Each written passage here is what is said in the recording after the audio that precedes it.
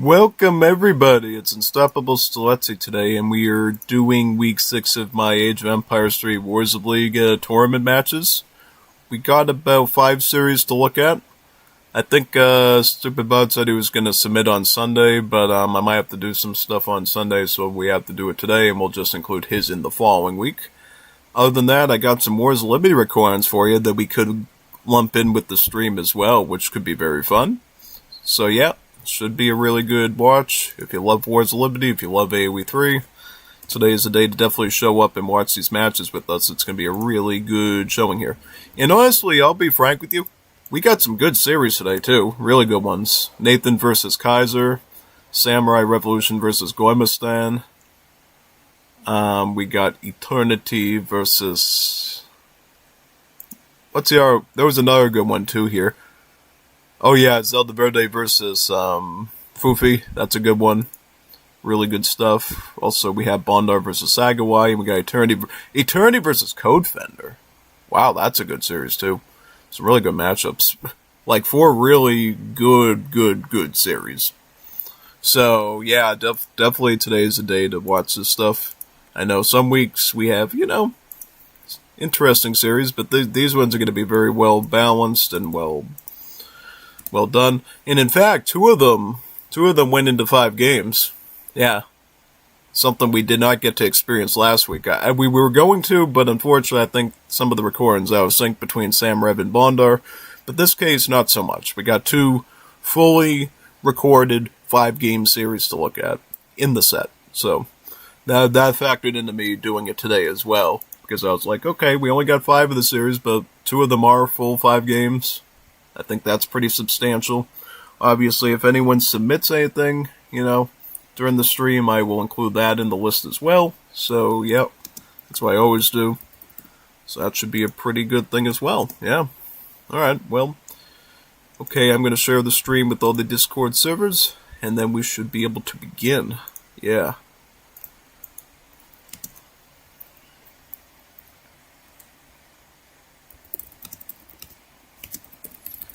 Hopefully you all got some good rest today after last night. Did our first casting of AoE 2.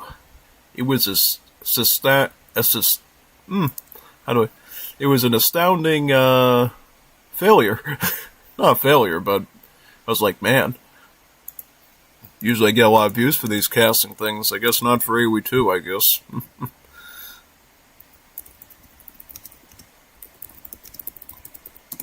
So yeah, that was definitely something, but other than that, it was actually pretty interesting.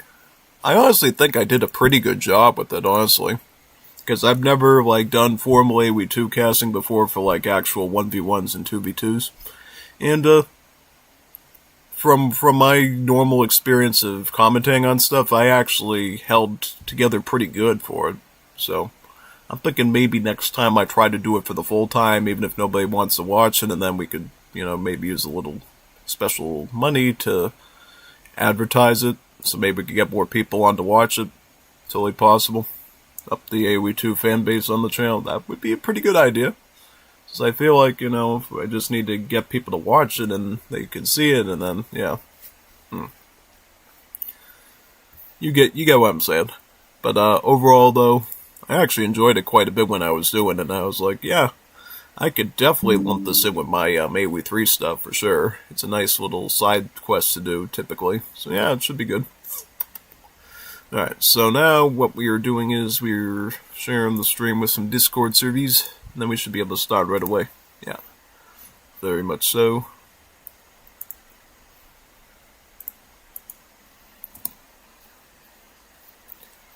I don't know which series of the 4 ones I mentioned I'm going to be most fascinated with, honestly, because they all look pretty decent, actually. Yeah, no, they all look rather good. I mean, I've seen these people play, many times over the years, some of them, almost a decade long. So, yeah, no, they're going to be bringing some interesting stuff to the story, for sure.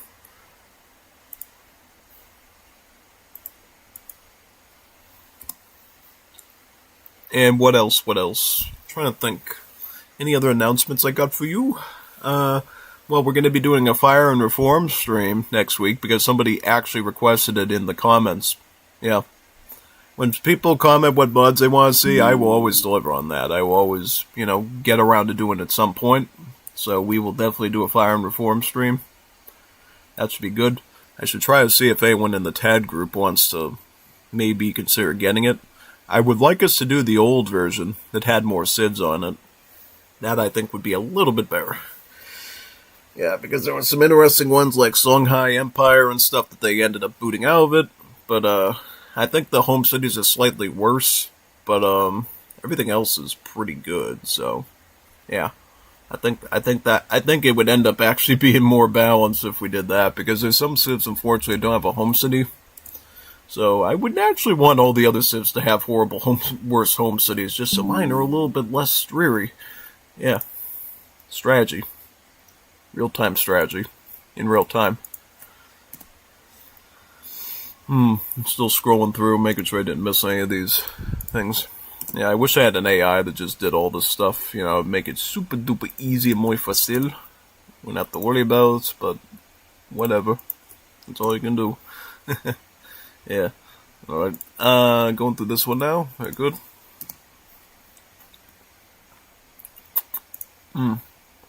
Oh yeah, people are working on Hyrule Conquest again. Got some announcements about that. If they come up with like a formally good version and people start doing multiplayer there, we will probably start doing that as well. A lot.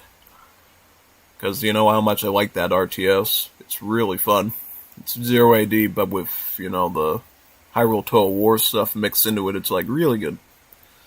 Really different experience compared to most RTS stuff you do. Yeah. Also, checking on the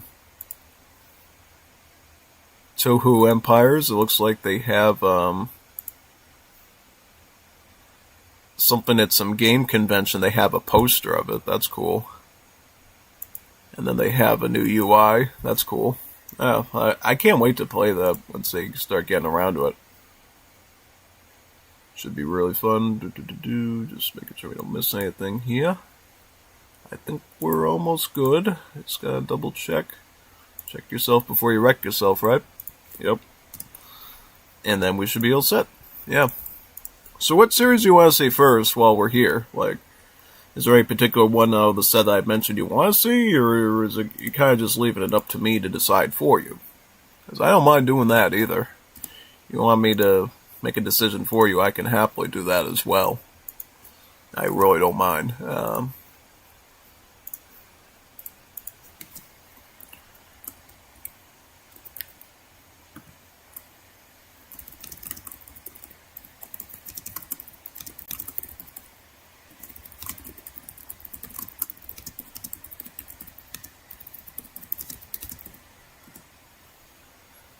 Alright, we should be right now, so let's put the rabbit into the hat and make a decision. Alright? Okay, I might ping another server actually, just to make sure people know that we're live. What are people doing? Are they eating lunch or something? I don't see anyone here. But I guess I'll have to just start talking to myself again, which is totally fine. I like that. I love talking to myself. Let's see here.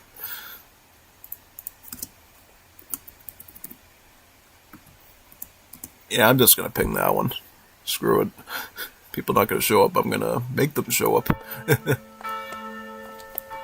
I'm kidding. But anyways, of the series we got, I could open my file explorer just to see which ones we have here. I think personally we should do the 5-game series first, since those ones are probably the most nerve-wracking ones, and then we touch on the 3-match series after that. What do you think? You think that's a good route to go? I think so. I think that's what we do. I think that's the route we go with, honestly. Yeah. Alright, so we will go Kaiser versus Nathan. I think that's a pretty nice one. I know both players pretty well. Nathan's more of a newer one. Kaiser's been around a lot longer. Overall, their games should be pretty intense, honestly. So let's see what they have to offer us today.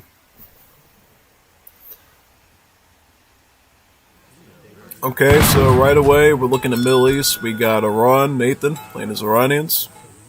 and then we got Kaiser playing as Afghans. So we got Iran versus Afghans. Now, this matchup is a pretty fascinating one. It's two of the new Middle East civs they introduced in this patch. Should be a pretty interesting matchup.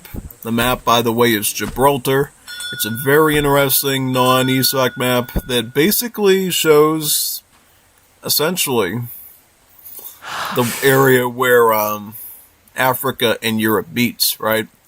The Strait of Gibraltar, where you have the tip of Spain and the tip of Morocco. Right down here is sort of like Morocco. You can sort of see the African commodities, African animals, African stuff, and then up here you got Europe, and you got like actual deer up here, you got European trees and everything, and European natives. So when they get all those natives working and stuff, you know, you'll be the only map where you have both European and African natives on it, depending on which side of the pond you're on, which is pretty interesting, yeah. Other than that, though, Afghan versus Iran always leads to some interesting results. I think the big thing you always have to worry about in this matchup if you're Iran is you're dealing with a Civ that really specializes in their long-range infantry. And that's one factor that can give your Genbazan a bit of a problem. So I feel like you have to be a little creative, a little flexible. You perhaps need to add some Tofunctian. You might need to add a Forgin with some Nizam Adli cavalry just to offset the imbalance there. So yeah, no. Obviously, every time you play Afghans, you're always going to open up with your first blue Madrasa tech there, Memnestia. And he's going to be going with the Badakashan Lapis Lazuli mine. That is a great play to do, especially in competitive. So there's a reason why he's sending this in. Essentially, it gives you a prospector to build a mine, a Lapis Lazuli mine. But that's not all. Your villagers will actually be able to mine from that thing 50% faster than normal. So way faster than the two mining upgrades from your market will give you for a standard mine. That's actually really good because you know what it does? It allows the player to cycle through the red Madrasa techs that cost all coin a lot faster.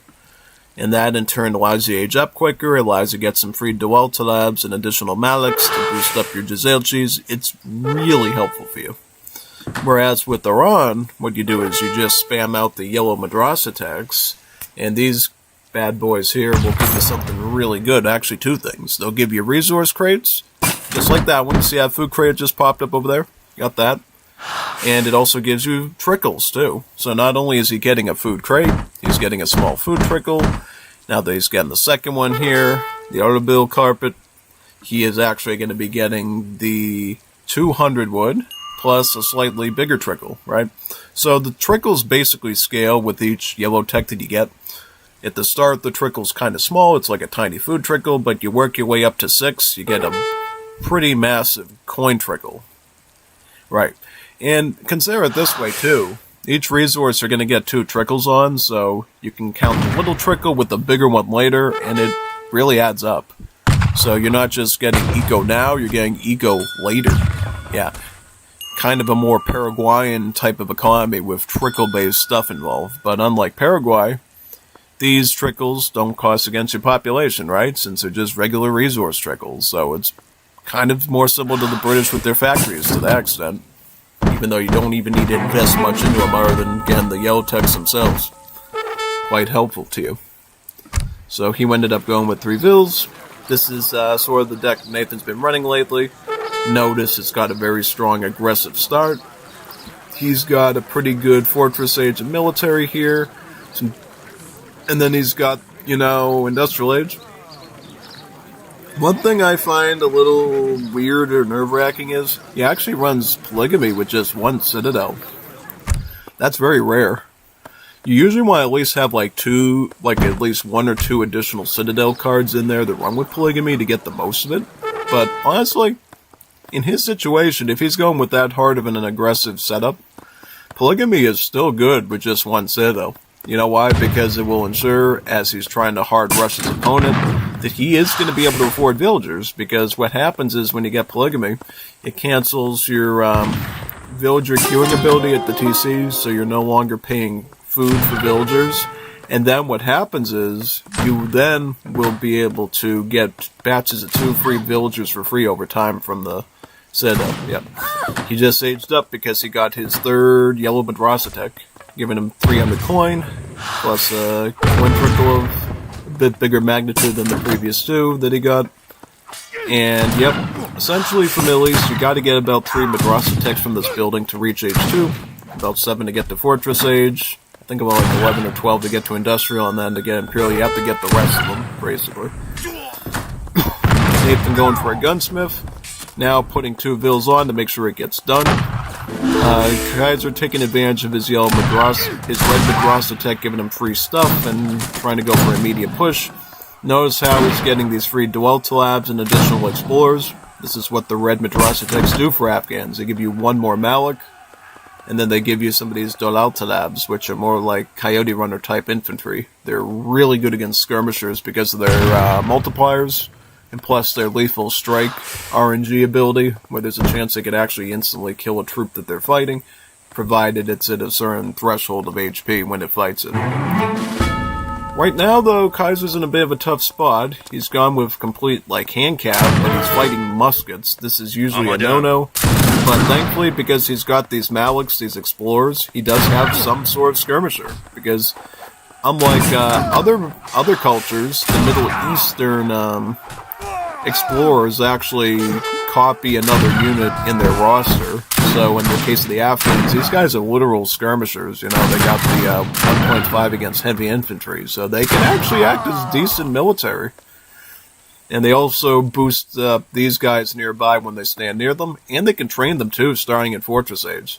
So they act as like little mini daimyos for just like 1 unit, and that's it. Kind of a fascinating. It's kind of like if you took a daimyo and an Indian Mansabdar and you combined them into 1 sort of unit class. That's sort of what the Middle Eastern Explorers kind of do, really. That makes any sense. Obviously, they can't receive shipments. That would be OP, but they can do everything else daimyo does, I guess.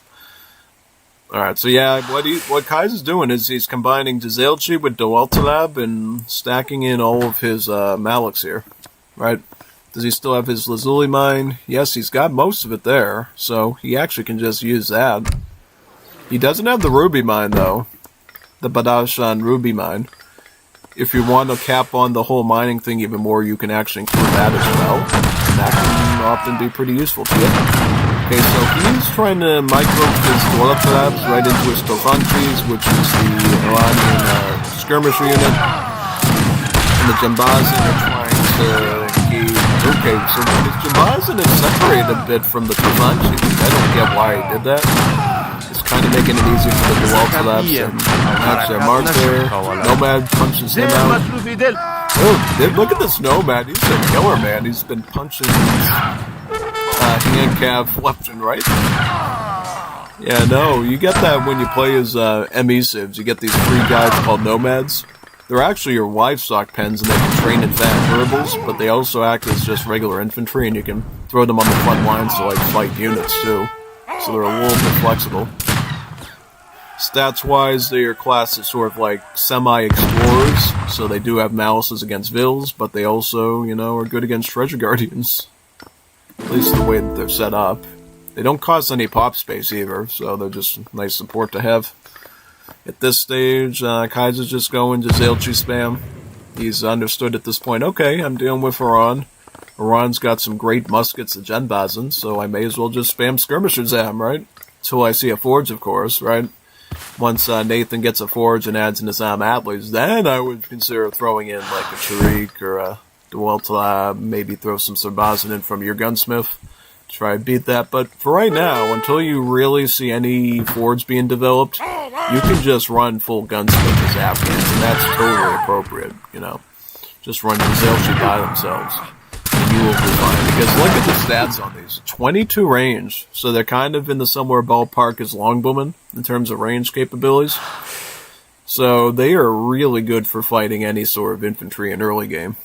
Gives Afghans a pretty distinct advantage in these outcomes. And notice, too, you get this cool, thing called a Giselle attack. Essentially, you got a normal range attack of 15, and then if you get into this extra range bracket here called the Giselle attack, then it actually does more damage. And in the case of the Giselle, it's actually more multipliers, too. So here it's more like a crossbowman in terms of the multipliers. And up here it's like an actual skirmisher in terms of the multipliers. Ends up becoming slightly better. So, yeah, basically Giselches could be thought of as just like regular skirmishers, early game skirmishers, depending on what range you're shooting from. And you always try to max out the range to get that second Giselle attack effective for the unit. Wood-wise, we got ourselves some 700 wood. Very good. Okay, so for Iran, that means usually a couple of things. Whenever you see 700 wood coming in, that means more Mahalas are going to come out. Usually that also means you're going to see a forge be developed. At this stage, I think Nathan understands. Okay, I need to get a forge, I need some Nizam athletes, I need some sort of anti-skirmish unit here. Because if I don't, it's really in Afghan's best interest to just spam their skirms at me. You gotta punish that somehow. You gotta push back on it. Just going Tofangchi Janbaz not gonna work against an Afghan mix like that. The main problem is the Zealots are just such an effective skirm. Running Musk skirm against it is usually gonna fall flat on its face because neither of your units are even gonna reach the range of them, so they can just do all sorts of tricky micro tricks on you. Hence why you need the scout unit involved. Yeah. So many allergens today too, by the way. I don't know what's up with that. Here comes a Nizam Atlas though. These guys are pretty nice because they do about 40 hand damage in start of the game because they have multipliers. And, oh lordy, what did you do, Nathan? I'd have walked into that one. Oh god, what a devastating. See, raids like this are devastating for a player. That's enough to kill right there. Losing that many bills. Because how is he going to be able to maintain an expensive unit like the Nizam Adli if he's doing that, you know? They're just slightly cheaper than Hussars. That's how pricey they are. So in order to maintain that to deal with this, he's going to have to like keep his Vil safe or something, you know. Does he have the infinite? Yep, he has. Okay, he at least has this. Okay. So that's making me feel a little bit more confident for Nathan because if he wasn't running this card, I feel like he might have some real problems because what this does, it allows you to constantly ship in 4 Vils. It's your only antidote to raids like that, to the point that you won't actually completely be screwed and dead, you know? Because you can actually grow back your Vil numbers with each shipment, which, as long as you're like battling your opponent constantly and fighting and stuff, it actually will make a huge difference.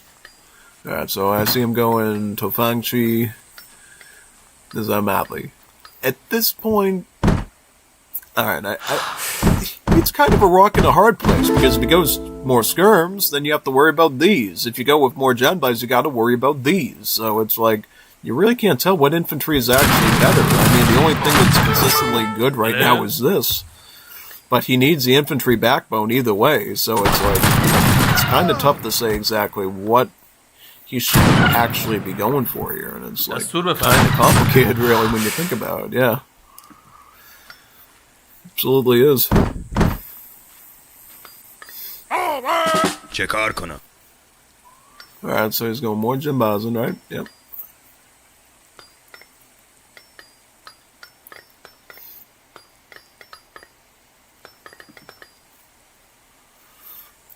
This is a death ball right here by Kaiser, by the way. This is very dangerous. When you have this many dual clubs and details, your fighting capabilities are pretty dangerous. The only thing that we have to watch is what these guys do with his ass. Because if they get a good hit on his Giselles and they get uncontested, that's the only thing that pushes us back for Nathan.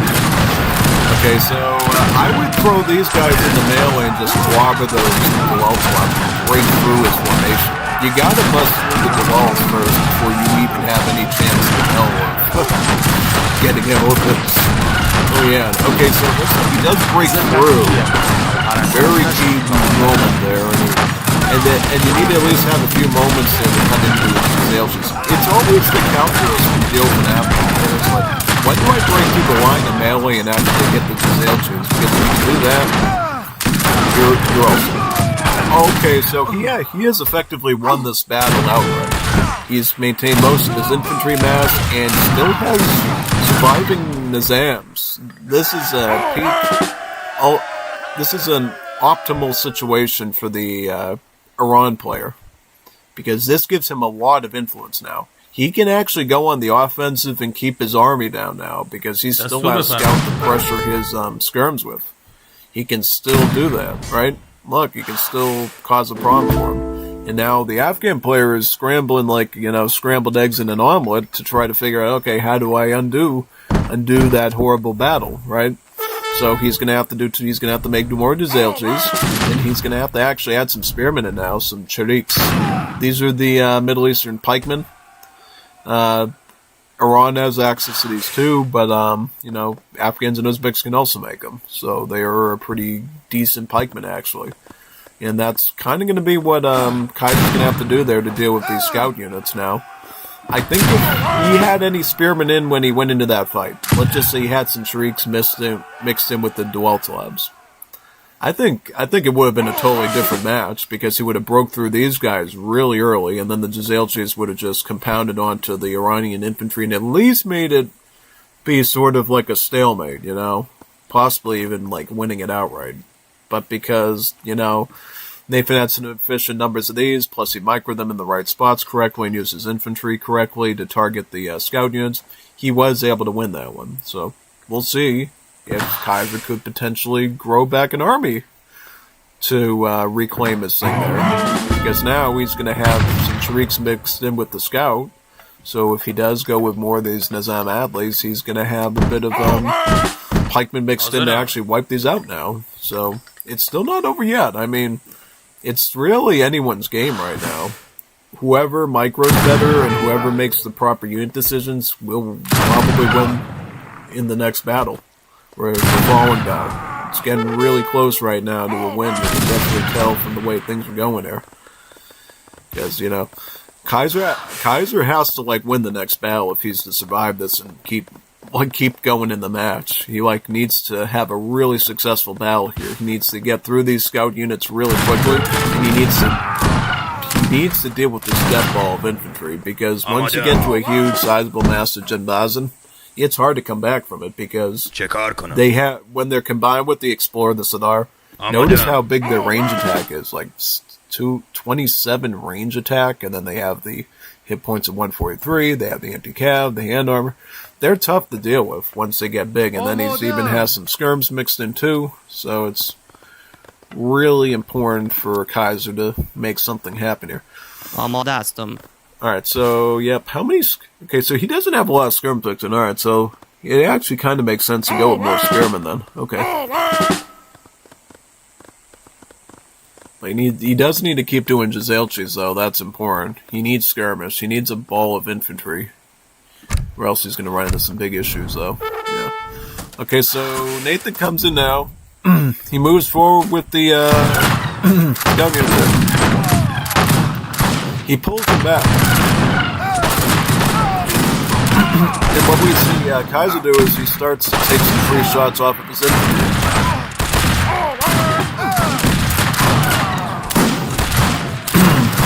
And look at this now. Mixes the spearman right in. Connects with them. Very nice for Kaiser. He's sparing him a little bit, but for the most part he's sneaking past the spearman, which is a big problem. Spearmen do find their way into the scout units, but unfortunately he's dug himself in really deep there, so it's going to take a little bit of work to get him out. Does he have enough spearmen to even get him out? I don't know, because now he's grouped his infantry in deeper so he can actually shoot the spearmen and shake them off of the scout. So now they're covering each other, which is perfect. Pretty ideal micro to find yourself. So the scout units are dead. How much infantry does he still have? He still has this much? Hey, I can tell he hasn't gotten a lot of Madrasa attacks in the blue area because these guys don't have a range attack yet. So yeah, that could have definitely been something to help him out, maybe, just doing little bullets of damage here and there to some of these infantry, but it's a little too late for that, I think, at this stage. Yeah, he's got some Dzalchis still, that's good. Take some free snipes if you can. I mean, every Janbaz you can kill off is great. If he uses the Dzal attack, he'll most likely take these guys out on one hit, which is good. And now he's got the scout units, and now you don't have any spearmen. That's where the real problem lies. One for these guys, I think, yeah, you could, like, stall out for a bit. He's gonna forge in the back, too. Okay. Yep, Citadel shoots all the time. It's Garrison, so that's definitely a defensive thing Kaiser can rely on. Here is Middle East. He's having a Citadel constantly shooting at his scout units. Yeah, no, I mean, okay. Still being pushed out. Have a problem.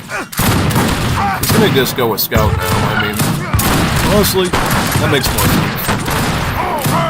Oh. Yeah, because you want to just deal with the infantry threat and probably beat out some skirms here, while the Jazales deal with the jetbacks. Okay, more Nizams arrived though, so it's kind of a bad... Alright, so he is basically dead, because now he's got his whole point and through line here that's completely getting butchered here by this infantry, and that's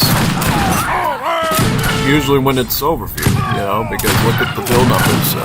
How many builds? He has 41. 41 and Nathan has 45. So actually, the builds aren't the problem. It's the fact that he's idle and he's no longer able to produce anything. That's the problem. And it looks like Nathan just has just enough army there that... Oh, and look at this. His builds are out of stuff up here except for this mine, and now he's got scout units pinging on him up there. So it doesn't matter if your build number is still mostly intact. You're losing numbers, and their builds are just unable to gather stuff. They have to go all the way over here just to find gazelle hunts, and it's over.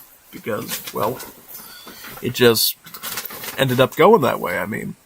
And then notice how Nathan did his own Chariks, because he was ready to start going into a formal siege, to start taking out all these structures. So, yeah, typically when you're ready to start sieging your opponent, you will typically start adding in your own spearmen, the Chariks, just to take apart the building. Because notice how a Jimbaz 20 siege, these much cheaper Chariks, 28 siege. So if you're going to be taking apart buildings, these spearmen are usually recommended for that.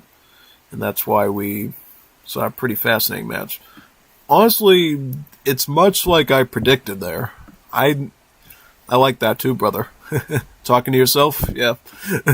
It's funny how I didn't even, I just read your comment. I knew exactly what you were talking about there. It's so funny. Yeah, well, whatever.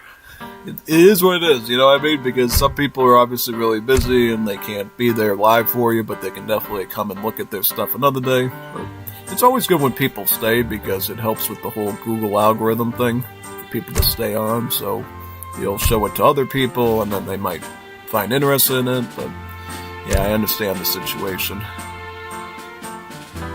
Alright, so now we're going to look at Game 2. And yeah, I mean, I think in general Game 1 went kind of the way I expected it to be. A very close matchup, where there was a bit of a question of who was going to come out on top, because really, if one thing went wrong on either side, I think anyone could have possibly won, you know, the given game in that series, so it was a really fascinating one to say the least. But here we are on Game 2, Hawaii. Now, this is a fascinating map. It's a big map of the Hawaiian island. Here, I think it's the main one, Honolulu. And it's a pretty big water map. You got a lot of fish and whales on it. You also have the land. And notice there's actual molten lava. And if you walk over, notice how his hit points are actually getting burned. He's actually burning when he's walking on the lava. Right? Pretty interesting. Plus, you got these, little, native things on the map as well that you can capture as well, which is pretty interesting. So, yeah, a lot of fascinating stuff, for sure. But I think in general, we're going to have to see what Kaiser Civ is, because British is a really tough Civ to deal with. So we got a Haudenosaunee versus British. Now, that one, I kind of don't know what's going to come of that. And you know what? I think I know why Kaiser's running Haudenosaunee. Because in the previous week, he did some Asian Dynasties games against Nathan, so he probably thinks, because he was able to dominate against Nathan so good with his gameplay there, playing as Native Americans, he thinks he can do the same here. So, yeah, playing a plain old vanilla Native American against the new British Civ. So that should be fun. Yes, the new British Civ. I said the new British Civ. Because British and Wars of Liberty are like a totally different beast. Essentially, they no longer have their manor boom. They no longer have manor houses, so no more free villas. But arguably have something better, which is the ability for their explorer to build factories, starting in Age 2. They can build up to 2 factories in Age 2, and then they get these really cool cards like this one, Laissez-faire Capitalism, Liverpool-Manchester Railway, and then the Manchester Ship Canal that ups their build limit by 1. So you can have up to 5 factories by the time you get to Industrial Age. Pretty nice. Also, they have a fully unique infantry and cavalry roster at the barracks and stable, with some really cool stats on their troops. Also, they have special age-ups called marriages, where instead of having a normal age-up reward, they literally just steal a civ bonus from another European civ usually, but also some from the Anglophone civs as well. So that's pretty cool, huh? Yeah, no. It's not always a full bonus, though. Sometimes it's just, like, something related to that country. Like, the Indian one that just gives you, like, a Mansabdar and some sepoys. But, some of them do give you, like, full civ bonuses. Like, the Belgians giving you access to their Congo native units. Russians allowing your redcoats to build forts. Some of them just give you some limited numbers of their buildings, like the Swedish giving you a sawmill, or the Swiss giving you a bank, that sort of thing. Yeah, because if you didn't know, banks are no longer part of the Dutch civ either. They're actually more linked to the Swiss civ now, so if they end up adding the Swiss to the game, which is planned in the future, they're going to have banks.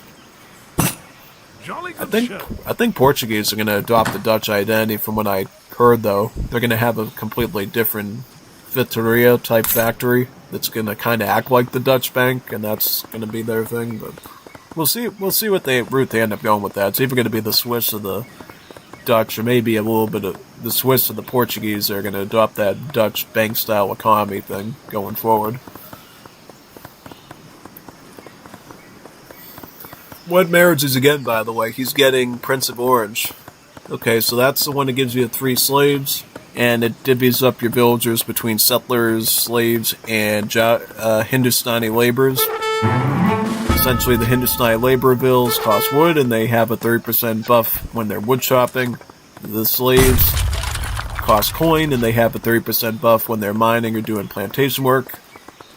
I don't know if the settlers get the 30% mill buff and berry buff that the Dutch civ has for their settlers, but I don't know. It definitely doesn't say in the unit description. I don't think they can change that stuff, but I would have to look at the code and look at that myself to see that, which I probably should do at some point. Yeah. Ooh, Outrigger canoes. Yeah, you start the game with 2 of these on the Hawaii map, so you can feel free to harass and mills with it if you want.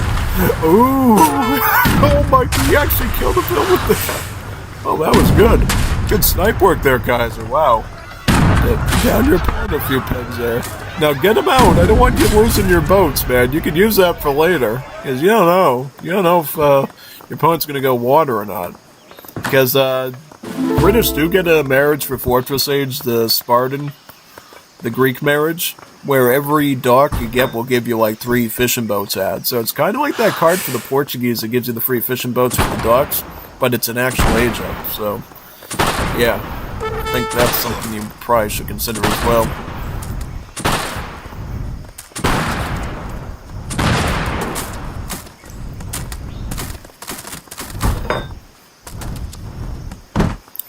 Alright, so, ooh, why did that happen? Okay, so Nathan's going to go Redcoats, but look at what Kaiser's doing. He's already ready with his forward war HUD, and he's already pressing him deep with Tomahawks. This is ideal Haudenosaunee conditions right here. Having your war HUD out super early with the Messenger Age up, and already pressing your opponent deep with the Tomahawks. Yeah. He's killing bills, stuff out. But look how Nathan's putting up his first factory. He is trying to not fall behind on his build order at all. Even if you're getting killed a bit up front, you still need to get those factories out. It's the only way you're going to survive economically against this hard Haudenosaunee pressure.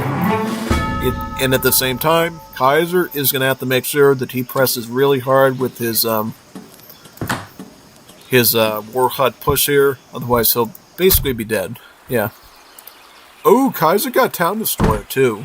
This is big, because what Town Destroyer does it makes it so that the war chief has a siege of 232, making him into a siege monster. Literally a town destroyer, a destroyer town center. Because look at the TC, look at how much hit points the TC loses when the war chief attacks him once you get town destroyer. It's such a gnarly build, and honestly, this is such a smart idea. I did not even think of that at the start. I was thinking, what? Maybe he's just playing HOTS because he likes Tad now or whatever. No, it's because what he's going to do is he's going to use the town destroyer so that he can actually kill the factories that Nathan makes using the high siege on them, and the town center too. Hence the name Town Destroyer. Look at how quick he's melting this town center with the town destroyer, with the war chief's 232 siege. That's like a mortar. That's probably even more than like a mortar or a falconet or something. That's huge. Takes out his towns. And basically at this point, Nathan can't even recuperate fast enough. He's going to try to get some green jackets and try to fight those tomahawks. Because, oh man, what a good trick by Kaiser there. That was a good trick right there. That was so smart. See, what he did was, he knew he was going to build a factory, and because he was going to build a factory, he had to spend 400 coin, because a factory costs 200 wood and 400 coin. He played him so hard like a fiddle with that, because he knew if he was building a factory, he would not have enough coin to make green jackets to fight his tomahawks. It's the only unit that could have possibly fought them off. If he thought that level of calculus on top of the town, that's like Albert Einstein right there. This guy should be helping us fly to the moon or something. Yeah. And notice how peak Kaiser planned it too, because not only did he have that going on, if you look at the homestead, he also shipped in about 4 of the Kanye West Horsemen too. So, supposing he did get green jackets out, they would have been wiped out by the hand cap too. So that was just timed just beautifully by Kaiser. Nathan had really no escape from that. That was actually really efficient. That was really peak what he did to him there. That was really well executed. I honestly think that was very well executed. Because typically, I think I've been watching Livione's sort of Hashai gameplay. I always get a bit concerned when I see Hashai gameplay. I'm a little worried if it's going to be good or if it's going to be competitive. No, Kaiser used Hashai the best way possible there. Best way possible. And I think, too, another factor in going with something like that, like a forward-based type strategy, is because of the lava on the Hawaii map. Because if you note that the lava on the Hawaii map will burn your infantry's feet and stuff and cause HP damage, you're going to want a forward base on their side of the grass so your infantry don't keep getting killed, because essentially at that point Nathan would have a pretty good fortress to defend himself with tons of factories and eco, and then every time his enemy has to walk across the hot coals of the lava, they're going to be lesser HP and allow him to actually fight them off even easier. So Kaiser took a disadvantage and overcame it to give himself an advantage, and that was peak Gateway 3 gameplay right there. That was really nice. Let's check out game number 3 now. Let's see how this one looks. So it's 1-1 right now. Clearly these people know what they're doing. Clearly these people are really well matched for each other, and that's why I wanted to start with this one. So we got Nathan playing Germany. We got Kaiser playing Belgians. Overall, in this map, I would predict it would actually be a German victory. Not that I want to put down Kaiser or anything, I'm just saying on this particular map situation, you have a pretty big advantage as Germany. You know why? Because really, Belgium is best used on maps that have a trade route on it. Sure, you can collect all the native sites, and that could potentially end up becoming an advantage if you can make it work. But I feel like, with Belgium, your easiest, quickest advantage is when you have a trade route. So you can put those free trading posts on the trade route and get that extra XP or get it up the stagecoach and start bringing in resources. That's where Belgium feels peak. But honestly, in this situation too, Kaiser can effectively collect up all these Indian native sites and then use that against him too. So you gotta consider that piece. Because what is Belgium? Belgium is a European civ that gets a cool civ bonus where every Egypt they get a free frontier wagon that they can make into an outpost, a saloon, or a trading post. So they get free trading posts. And they get one at the start of the game as well, and that's why you just saw him build on the Udasi site there. Yeah. So I think we gotta watch this one very closely here, honestly. I'm gonna be looking at some key factors. Because one thing you gotta note about the Udasi site in Wars of Liberty is the chakrams that come from this. Chakrams in Wars of Liberty actually have multipliers against all infantry and not just heavy infantry. So if you do skirms, if you do anything that is in a skirm or a musket, it just has an infantry tag, chakrams will do bonus damage to it. Pretty fascinating stuff, huh? Oh yeah, no, it's really, really fascinating stuff. So it should be really interesting. Yeah. But at the same time, you're talking about Germany here. Guess what Germany has? White's Kaserne. A German manor house. More expensive than a normal house. So when you build every time you build one of these houses in Germany, you get a free villager. So essentially Germany now has the British manor build. Britain sort of moved on to factories and stuff, and Germany now does the whole manor boom functionality. Oh, not bad.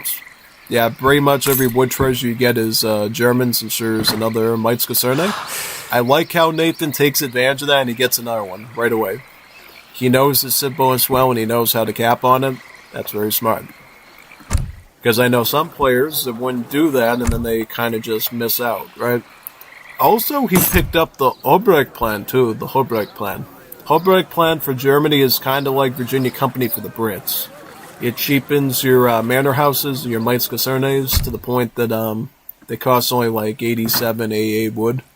88 wood, yeah. So they go from being super expensive houses that cost 135 to 88. So now you can manor boom even faster. Yeah. I noticed how Nathan played a bit of British when he was on the Asian Dynasties last week, and I see he's trying to transfer over that skill over to here with the German civ, and I think honestly it could work very well for him. The thing I'm mostly worried for Nathan is going to be like the early game, because I feel like if Kaiser gets out an early batch of chakrams and punishes his opponent deep, that could be kind of a concern. Yeah, absolutely. Let me look at Belgium's deck, though. I'm kind of interested in looking for a particular card here. Oh, he has Colonial Recruitment. See, that's one I was worried about, because basically what this does, it allows you to get a free batch of native warriors from each allied tribe. So, basically, if he can get his frontier wagon with his age up here and put that onto the Sufi site, he's going to have a batch of free chakrams, and he's going to have a batch of free dervishes. Because Wars of Liberty got rid of the war elephants for the Sufi because it didn't make sense and they gave them dervishes. Dervishes are, Sufi halberdiers, so they have halberdier type stats, which actually makes it more well-rounded because now you're going to have a way to kill cav and you have a way to kill infantry with that native batch, yeah.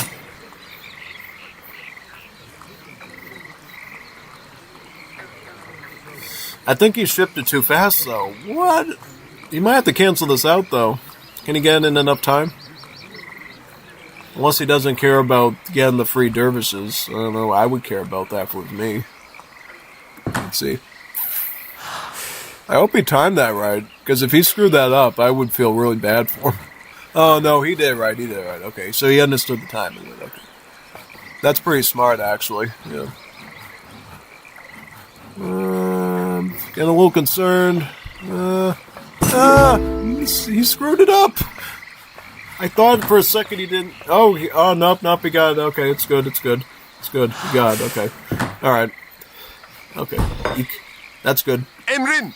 Alright, so he's got some dervishes and now he's got some chakrams too. Alright, so as you see here, the dervishes, essentially like halberdiers in terms of their stats, they have these cool axes called tabardiers, as they're called sometimes. These big, giant pole axes that they hold over their head like that, and they swing at you, and then they have the chakrams with their anti-infantry multipliers. Yeah, it's anti-infantry now. 3x, actually, so it's even better than the chakrams in DE. And this itself is a pretty daunting army because he's going in first with natives, these don't cost any pop, but now he can back him up with an army of line infantry. So he's going to have a nice mass of muskets on top of all these cool natives, and he's going to have a pretty strong push into Nathan's base, right? Yeah. The problem is, though, Nathan is being too greedy. He's treating this like Asian dynasties, and I think he's going to get slapped real hard for that. He's not getting any barracks, he's not opening line infantry. Typically, when you play Germany, you want to get the barracks early and start at least doing a little bit of line infantry. Unfortunately, now, he's completely vulnerable. These dervishes are going to slap their tabarders right against his vills and just start smacking them hard there. Cutting right through them. Yeah, no, he just lost 2 settlers because of that. Okay, he's going to ship in 6 line infantry. Fine. But you got to get barracks up. You got to get barracks up. I think in this case, you probably want to go skirmish. Get volunteers. Or now he's going to get a second barracks too. Good. Okay, he did lose 2 settlers though. Just keep note of that. Because that's one way that Kaiser is effectively closing the gap a little bit in vills, but not entirely. Still, if Nathan gets all of his Marx Casernes, he's still going to be... Okay, got them all, so he's like 18 vills ahead still. So that's still a really good situation. But, whoa. Get your vills out, get them out, get them out. Okay, close one there. He almost lost more vills. And see, this is a bit problematic, too, with this map. He doesn't have any backup hunts in the back. So he is forced to, like, fight him out and kick him out of there just to keep his hunts going. That, I think, is where this map sort of becomes a pain in the neck. Okay, he's chasing with the dervishes. That's very good micro on his part, because it's making it hard for him to actually hit the range infantry that's really stinging him good. Alright, he's getting an outpost up here. That's good. Because here's the thing. Because he's been collecting so much wood for the mana boom, now he can start using that wood to actually put up towers and force him out that way. But he still needs an army, though, to, like, back the towers up. So he has to make sure he retains these line infantry and he doesn't let them get killed off so easily. I think he'll be fine once you get, like, a number of towers there, like maybe 3, 4, 5 of them. Alright, he's getting another one now. Let's put it right here. Okay, so he's literally kicking out Kaiser just by tower spamming, which, very good use of the mana boom, actually. That's really good thinking there on his part. And what does he go with now? I'm assuming he's going to go 5 settlers. That's what I would do as Germany, just widen the Vil gap even more. Oh, he could go Hussar too. He could go Hussar shipping as well. Yep. That's a big difference between Germany and British. British Civ, obviously, you wouldn't have a Hussar shipment in H2. Germany gets that, so it's definitely something they can take advantage of that the Brits can. If he's careful, he can use those Hussars to weed out the chakrams, but I still think that's going to be a bit of a difficult task. At the same time, though, Kaiser is now training up chakrams from his native site there, which is really good. He should keep... Does he know about this? Okay, he knows about that. If he wants to be sneaky, he could grab that site with one of his frontier wagons. Is it far enough away from the TC to get it? I believe that it is, but I'm not totally sure. Because if he could get that and get even more chakrams mixed in with line infantry, Germany is going to have some real problems. He's going to really be cooked. He has his own Hussar shipment too, it's Belgium, that he could add in to counteract Nathan's as well. So that's another option here. I think the main thing is you have to worry about killing infantry. That's your main goal right now. Because at this early stage of Germany, they're mostly just spamming line infantry, line infantry, line infantry. Maybe the occasional batch of volunteer skirmishers, but mostly line infantry. It's not until you get a little bit later with Germany's established eco that they can afford to put a stable in and then go like musket Huss like the British do. But yeah, no, pretty much. That's another way how Germany sort of adopted the British identity. They sort of just play must cuss, because they actually get Royal Guard on both units. So it really behooves them to play that sort of way. Yeah. At the current juncture, though, I don't think really anyone can push yet. They're kind of just massing up their stuff. Kaiser getting coin. He's adding in dervishes, too. What do the dervishes cost, by the way? They cost food and wood? Okay. I thought they cost coin for some reason, but yeah, that's honestly better. Because then you can use that floating wood a lot easier now. Definitely dervishes will be a good counteraction to hussars that Nathan does, assuming he doesn't get a ton of them when they fight. At this point, Kaiser's going to try to take out an outpost, I think. I don't think Nathan has the army to fight him yet, though. He's actually retreating back, trying to get a tactical positional advantage. Runs the hussars in now. Gets a kill on the chakram, or is it a line infantry? Hussar gets a bit of snare work done for his line infantry to take a free shot there.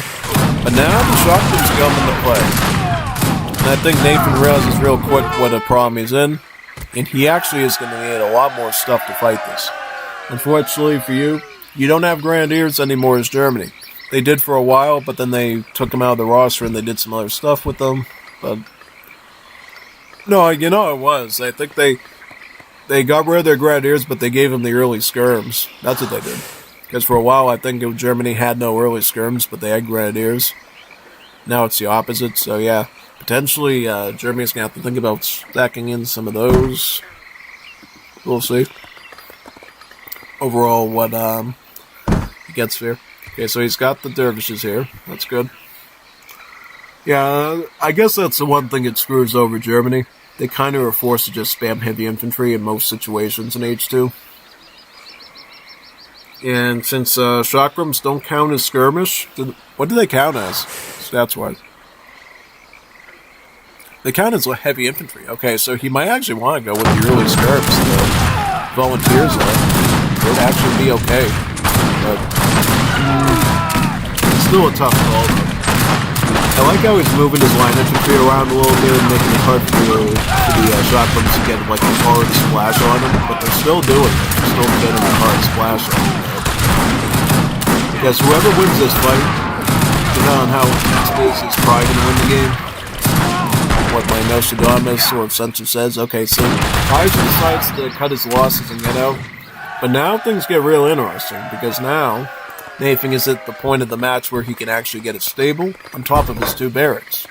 So not only does he have to worry about double barracks line infantry, but he also has to worry about Hussar coming in and cutting into his anti-infantry units, too. That being said, Kaiser does get his Hussar shipment out, so he does have some scout units on the field. How many villas is Kaiser on, by the way? 33? Yeah, just remember to keep queuing stuff up, man. Because you're dealing with Germany, of course. Any major puncture in your economy, more than it already is because of the Mare boom, is just fatal for you. So you gotta just make sure that you don't let that happen at all. Because it could get really bad, yeah. Alright, Dervish is attacking Explorer. Very nice.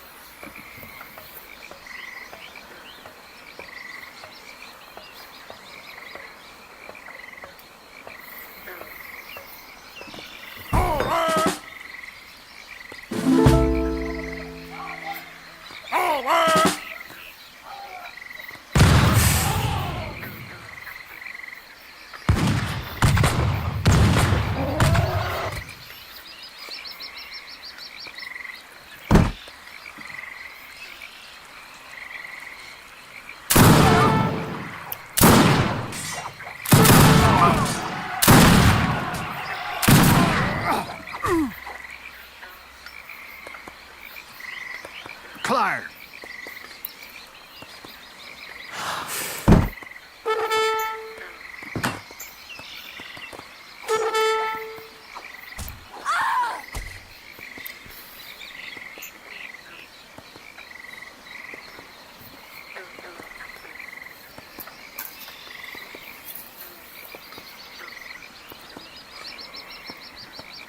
What's this?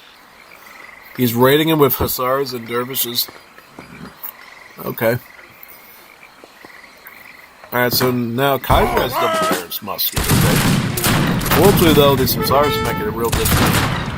Okay, so the hussars are diverting his attention and stuff, and they're going to meat shield like crazy here. And that's going to be a big issue for Kaiser.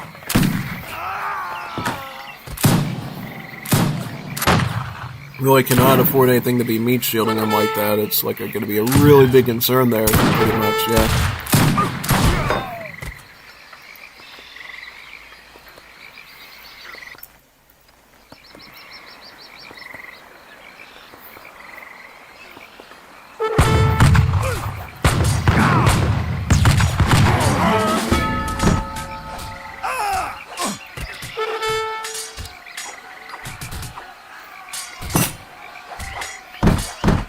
Yeah, see, these dervishes are pretty good stats-wise. They're actually beating the Frosulaire Spearmen pretty easily. Yeah, the hand attack on these Frosulaire Spearmen is actually pretty bad, but they get a good rate of fire, though, so they do a lot of frequent attacks, making them a bit different.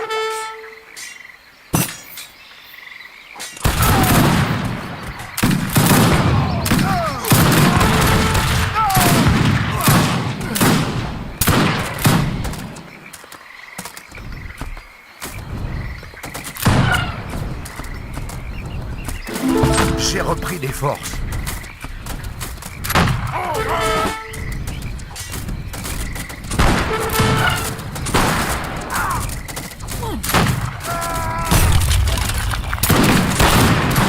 Je suis blessé. Je ne peux pas bouger.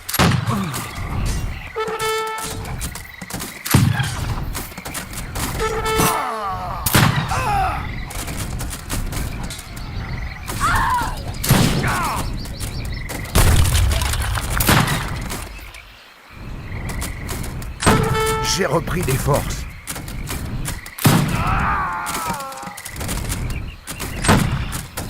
Je suis blessé. Je ne peux pas bouger.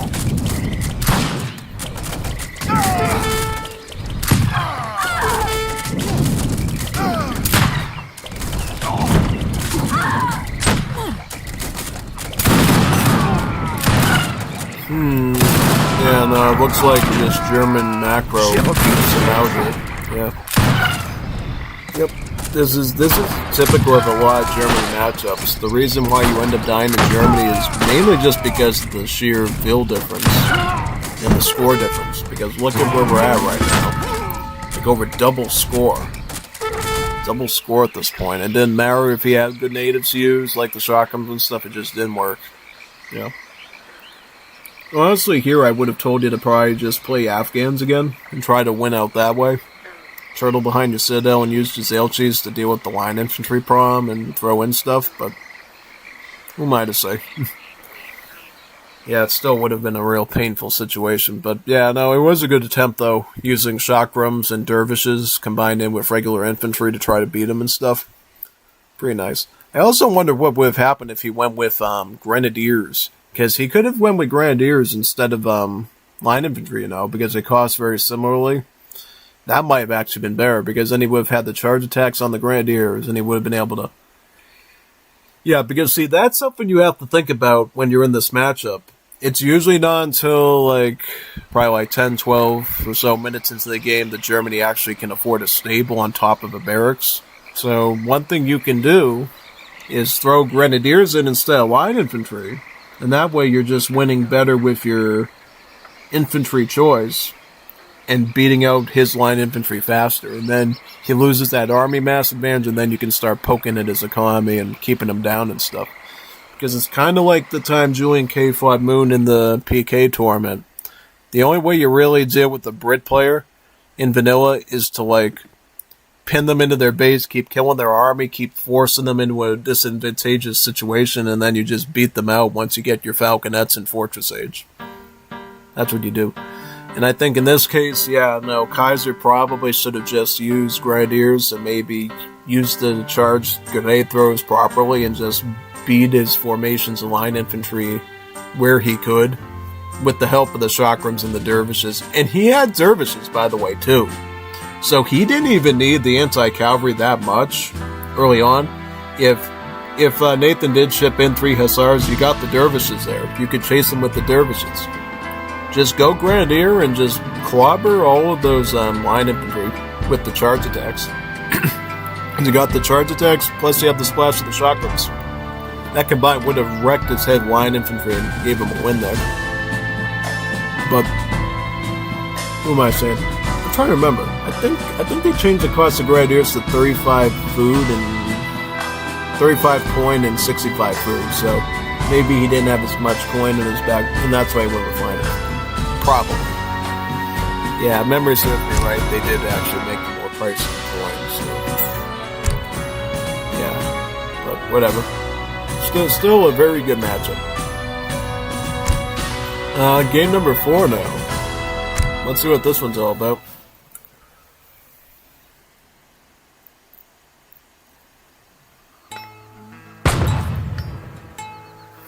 Alright, got Nathan is India.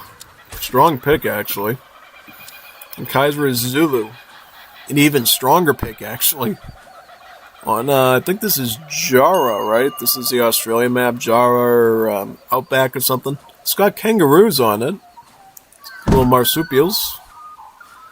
Little boxing animals. It'd be cool if these guys were actually the treasure guardians and they'd start boxing your villagers and stuff. That would be pretty funny. But yeah, overall, Zulu versus India, a very, very tough matchup. Because I think in this one, Zulu has a real chance to be really annoying with India. As you know, I think at least for Wars of Liberty in Asian dynasties, the Wonder age-ups are a bit delayed typically compared to other Civs age-ups, at least if you set up the standard way.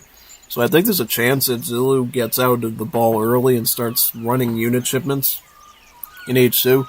They could really catch India off guard, or at least really put them in a more turtled situation. Because I think in this case, if you're India, you're kind of walked out of going Karnamata and you probably should get an aggro for it to defend yourself.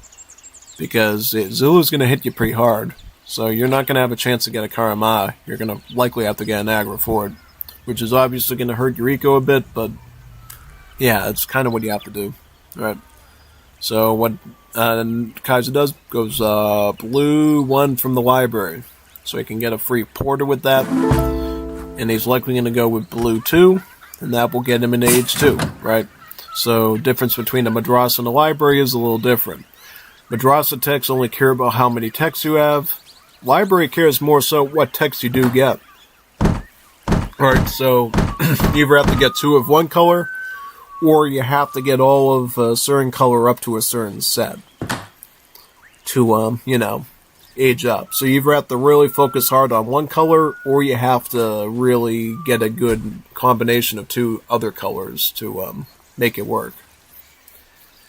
Yeah, and also for Africans, the library also unlocks stuff too, on top of the age up. So it's not just that you're basically aging up through these techs, you're also literally unlocking stuff like access to military, access to buildings, access to technologies. There's a lot more intricacies to it, and that's why the African culture is one of the hardest to play, because it forces a lot of thinking of the player and planning, and you can't just randomly do stuff. With Middle East, you can grab whatever Madrasa tech you want, it's like, who cares, right? It's going to age me up, and it's not going to do much else. Africa, the library system, does depend a lot on what you're getting. Yeah, pretty much. Okay, so he's going to be in Age 2 now, and guess what he gets to do? He gets to send in unit shipments, right? Yep, from Pakity, he's going to raid him right away. Notice how Nathan doesn't even have his wonder yet. This is a peak advantage for a Zulu player. Because now he's going to have his unit shipping out long before Nathan even finishes his wonder. And that means he's already going to be able to start controlling the battlefield, start controlling things. Really good situation to be in. Now, I think another situation that's going to go kind of weird here too is the fact that Nathan actually chooses the Karnamata still. He still chooses the eco bonus over the defense. So now when his villas are branching out into food and stuff, he's not going to have a nice cushy place to hide his villas in from the clubmen. They're just about to ship out from Zulu. And he knows about the wonder he's getting now, because Kaiser's right here. He can see, okay, clearly this is going to be a Karnamata based on the shape of the building and the construction of it.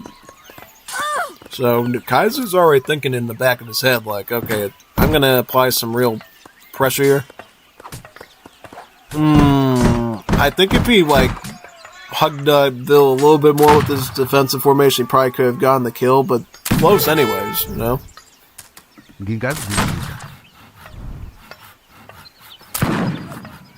See, Nathan's being smart. He's actually microing the town center to hit the scout units instead of hitting the explorer, which I think Kaiser was expected him to fall for.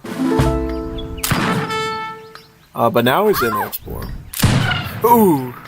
Yep, see, yeah, no, you gotta get out, Kaiser. He's on you now. He knows what you're doing. He knows exactly what you're doing. He's not gonna let you fall for that. Still, this is really good, because you know what this is doing? It's actually hurting Nathan's villager seconds. He's literally having to idle his villager population just to keep him safe. And it's giving Kaiser a huge gather advantage, because now he can essentially start gathering stuff like crazy while Nathan's hiding in his base. And not only that, he got the trade route. And now he's got stagecoach on it too. So from what it looks like, Kaiser actually went hard on wood early on, just so he could get these trading posts up, which is really nice. Really, really good.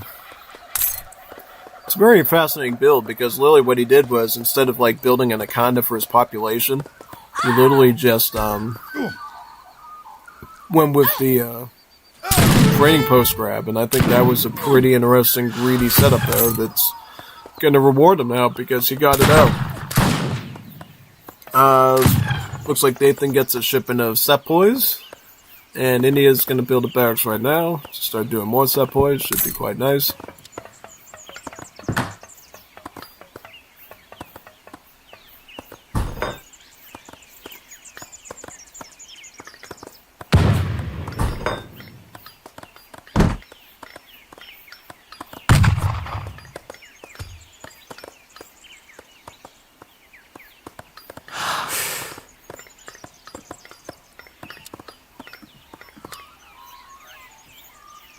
Gulungel.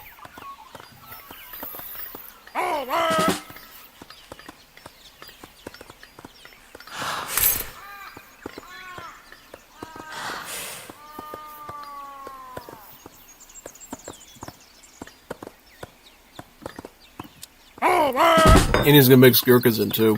Good idea. Because Gurkhas will be great against the MP here.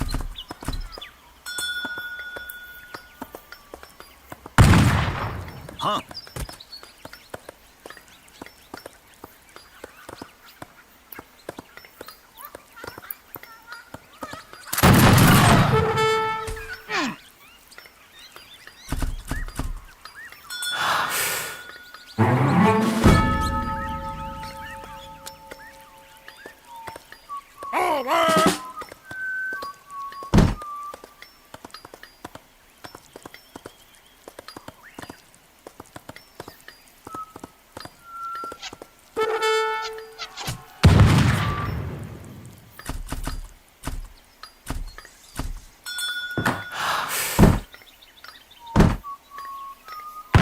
Alright, again, the Sawar shipment as well. Good.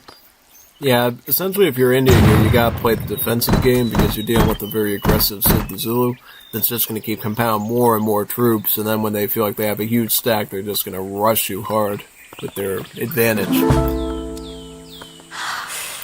Yeah, notice how Zulu players have a lot of unit cards in their decks. This is sort of the way the Zulu operate at, pretty much. They love to get huge unit shipments out and just spam. That's sort of the way their civ is pretty much designed. Is Ufunani. massing huge armies of different infantry to accomplish different tasks, and then capping on it to wipe you out.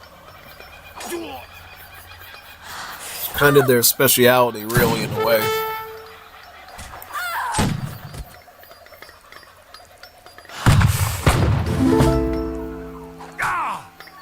I see he went for a raid there with the Impacadies, and I think he got one kill.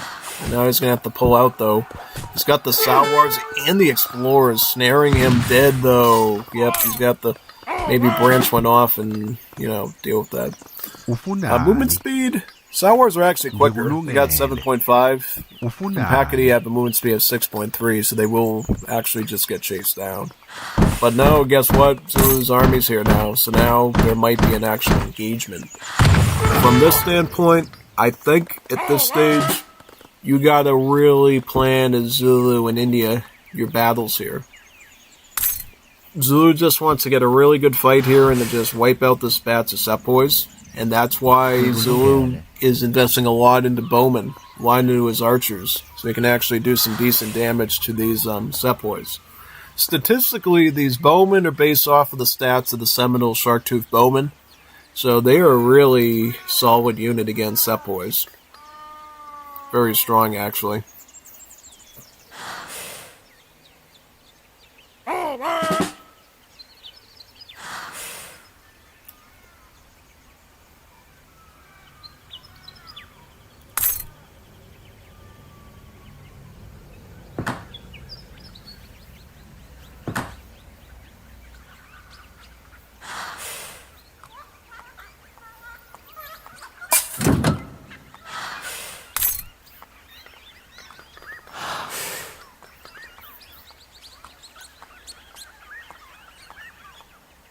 Ufunani.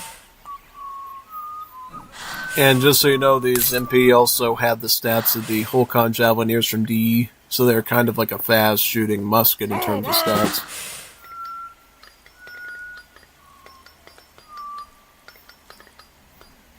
Rajput's coming in for the India player there. Very nice.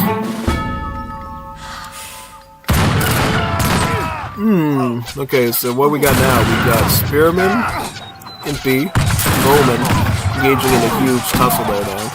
Very, very nice.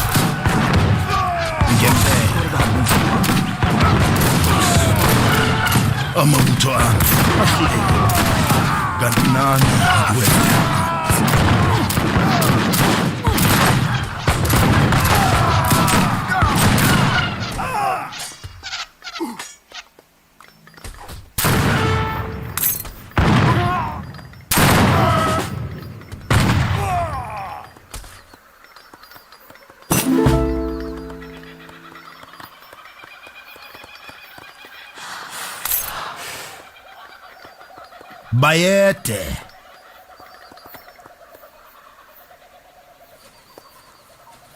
Ngikulungele.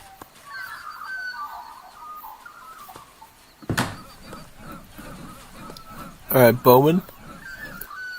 Yeah, I mean, at this point, mostly you have to deal with, like, infantry fighting stuff at the moment. Is he getting a caravanserai or anything? He's getting a consulate. I'm assuming he's going to go Ottoman. Does he have diplomatic intrigue? Nope. Not yet. I would get diplomatic intrigue before I do that, so that way I could get out, like, 8 Abbas guns from the consulate. That'd actually be a pretty smart play there, honestly.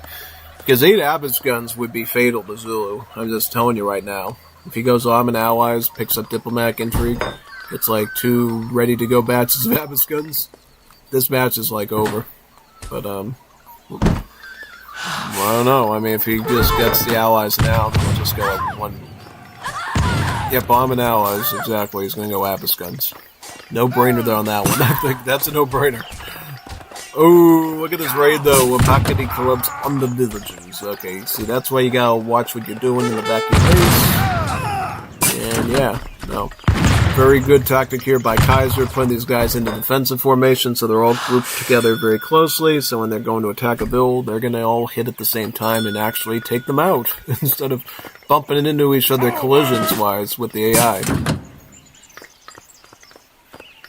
At this stage, I think, yeah, no, you get your Abbas guns, and then you maybe go for some sort of push onto your opponent. Because he could still get diplomatic intrigue, too, just to get another batch of Abbas guns. He could still do that. That is still something he can do. The only thing he missed out on doing that was, like 75 export. Not the end of the world, but, yeah. And also double barracks Gurkha, so he's going double barracks Gurkha, he's got Abbas guns. The only thing you gotta worry about is those clubmen. Those clubmen are gonna be the death of you, if you're not careful. And then depending on how many Kaiser guns. Okay, the battle starts now. He's got a pretty decent stack of the clubmen, or is he going to train more of them? Funani. He's moving his youths forward. I'm assuming he's going to get more clubmen. Also, let's look at the library. He's just got yellow library 3. I'm wondering which text he's missing. I'm assuming... I gotta look at the movement speed, though. Okay, so he's probably gotten at least red 2. Or did he get red 3 already? Okay, he's getting red 3 now. The only one he would be missing then to get to Fortress Age would be blue 3. Because he's going with the mixed library route. Yeah, he would just need to get blue 3 if he hasn't already, and then he'd be up to Fortress Age. And once you get the 3rd red library tech is an African Civ, then you can start upgrading your units at the garrison or your H2 military up to the veteran upgrade. So now he can actually start getting veteran upgrades on his troops as Africa. The only difference is it works a bit differently than the Europeans, because instead of having like Veteran Guard, Imperial, Africans upgrade their individual equipment and weapons. So, for instance, again, the shield upgrade will actually buff up all of his infantry, except for the gunpowder ones, with the shield. So it gives them all hit points, so it's like an upgrade just for HP for his whole infantry army. And then, if you get spear, it affects like 3 or 4 of their units. They have an individual cheap upgrade just for the clubs on these guys, as well as an individual cheap upgrade just for the bows for the archers. So, yeah, it's a kind of a cool, like, blacksmith almost system that the Africans use. It looks like he did not get library 3, blue 3 yet, because he's still unlocked in age 2. But at this stage, I would suggest you fight this out first, see what you can get done. He's also got more club in the back, so he did a good job of freaking out his opponent there and getting a good cap on him on that. Very good work, buddy. Not enough shot boys as well. The clubmen are having kind of an easy time here doing stuff. It's helping out Kaiser so much, yeah. Also, they can send his shotgun shipment too. That's definitely a bit bothersome as well for Kaiser to do. Yeah. Good news is that I think Kaiser's ripping through them though. He probably has like one left to deal with. His bowman firing into the back end. Okay, it looks like Kaiser does survive that one. And Kaiser, instead of going with blue 3, just goes straight up for red 4. Red 4, yeah. Very, very nice. Very, very good. So I'm wondering, okay, so how did he... oh yeah, that's right, because you have about 300 export with the first spice stall at the start of the game.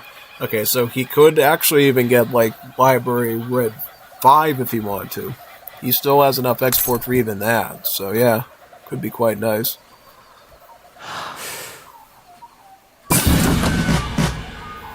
He's up to Fortress Age. He's probably going to go for his Scary shipments. He could also get Big Impy, Big Umpakity too. He's going to get 8 Ascari, 8 Fortress Age skirmishers from Africa. Kind of rendering this up poise, kind of useless. But what is Nathan up to?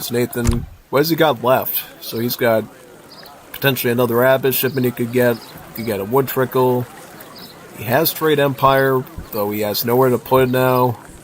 Unless he contests the trade route, and then he's got Dravidian martial arts there.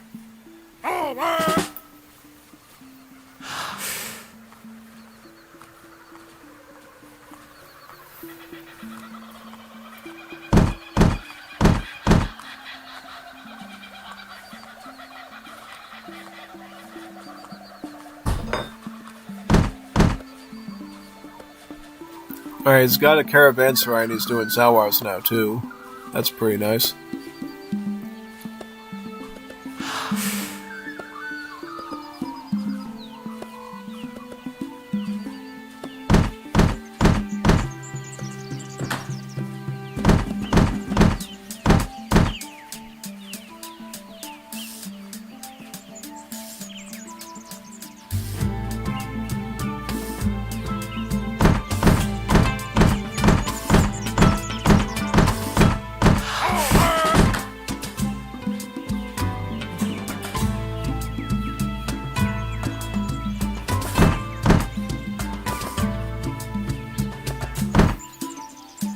So Sawar Sepoy? Is that right? So he gets more clubmen. Right. Now, does he go 7 Ascari next or 9 Impy? That's what I'm trying to figure out. Because if he is going Sawar, it would be good to have a little bit of extra line units in there, just for that. But, I don't know. I'm going to do the mathematics in my head. I mean, probably we could potentially see an Industrial Age Zulu here too, depending on what Kaiser's willing to allow. So he's got the Gunpowder Corral here. Now, what I'm wondering is he going to go for the revolving cannons at all? Revolving cannon spam? He could just take all his use to this corral here and build like 10, 20 machine guns and just like spray his whole army with them. If he does that, that's pretty smart.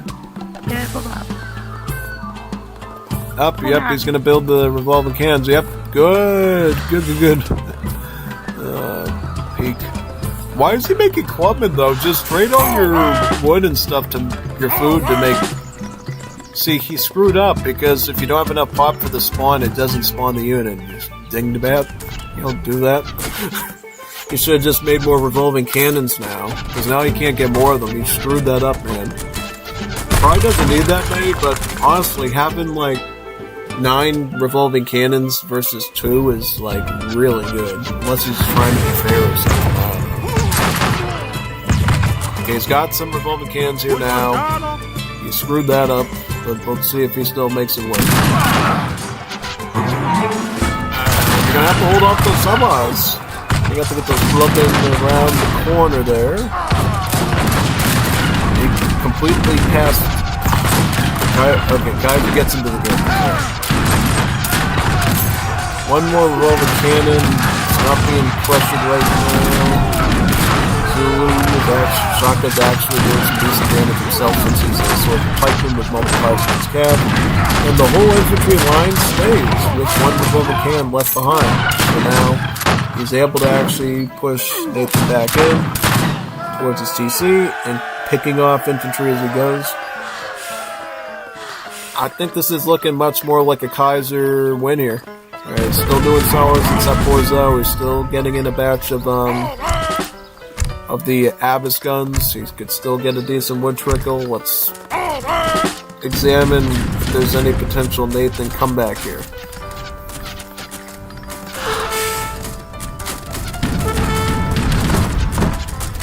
I mean, double group. Alright, so it's just barely able to afford these troops. It's no like real eco boon exactly yet. I mean, the wood trickle will definitely help with that because then he'll be able to take more of his bills off of the wood and actually put them onto like some of these bush tomatoes and food here. These wonderful bush tomatoes. Okay, the Sawars do connect with the revolving can and do wipe it out. So his biggest target is now dead. He just has to deal with the infantry bug. Right, and hope that the Impacities don't have much of an Impacity on his skirmish units. Yeah, no. But it looks like it's going. Alright, still has Impacities. That's like very worrying. And he pulls out his irregulars too. Sentry there. Alright, he just gets the clubbing off his back now. And then he starts shooting into his infantry formation. Good shot with the Abyss there.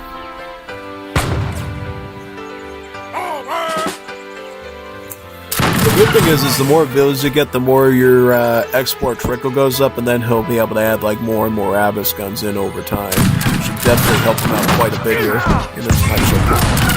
Okay, the Sawars connect with the Zulu infantry. It's getting a good fight here. Very nice. Good work, Nathan. He's keeping it even right now. But guess what? He's going to go more clubmen, though. And this is not what you want. This is not what you want, son. And he has, like, no muskets either. He's dead. He's dead. I was saying, oh, good, Nathan, good. And then you see the clubman. Oh, no, he's dead. Oh, yeah, no. Devastated. Oh man. Yep, that was a fun one there. You like that at the end there? I was like, yeah, maybe he could do something about it. But nah. I knew that on the back of my head. I'm like, yeah, no, he's just gonna keep running the scout unit advantage over his opponent and just cream him with that, and that's what he did. That I predicted. All right, so we got the last game now. It's 2-2 right now. We have no idea who's going to win this series. No idea. We literally have no idea. And that's the best part about best out of fives is you just don't know who's going to win. That's why I love games that go to the fifth game, because you just don't know who's going to win it. I forget what map this is. This is one of the snowy ones, yeah. It has a circular trade route and then these cool little cliff canyon things over here. Pretty fun map. I like it. Played it for many years. But what civs we got? We got Nathan as the French, and Kaiser is the Chinese. Triming Trufa Howda. The egg roll, egg foo young, Peking duck civ. Okay, that should be quite nice. Overall, this matchup should be pretty good. Can't wait to see what they have for us today. Yeah. Overall, matchup-wise, China and France are very good civs. Really good civs. China's whole thing is obviously massing tons of cheap junk at you and just spamming you out till you die. France is a very flexible civ with, just like Revnak says, they have a high ceiling. Yep, they do have a high ceiling. Like, they have a lot of stairs and escalators and elevators to get them up to their ceiling. So yeah, basically France can do whatever they want. And I think, honestly, to be honest, you know how Revnak always says French are such a good civ in D? I think they're even better here. Because over here, the French have even more unit options and even more flexibility with certain things. So honestly, I think French in Wars of Liberty takes the whole Revnak French theory to the next level. So, I mean, honestly, if you're going to fight any civ like the Chinese, which is like a real monster of a civ with their spam and stuff, better it be the French, honestly. Because you can get some cool stuff out as the French.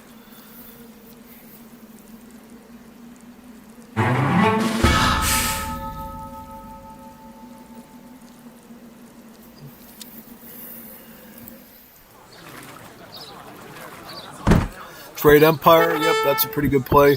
But honestly, from what I heard, Gormasan recommends for your deck you actually go with the Monastery, the Holy Refuge, because it's more of a safe pick on maps without a trade route on it, because then you'll be able to get the XP trickle from the Monastery. But I guess in this case, because Nathan knew that this map had a trade route on it, he handpicks for the Trade Empire so that he can get his trading post down with it. And also, if he wants to build more trading posts, it actually cheapens the cost of them, so it's actually pretty good. It's essentially advanced trading posts, but instead of giving your trading posts a range attack, it just says, hey, have a free trading post. Which in many ways is kind of better, because it, gives you something that you can build without having to have your explorer working on that. Your explorer can still work on scouting and getting treasures while this is going up, so it's pretty nice, actually.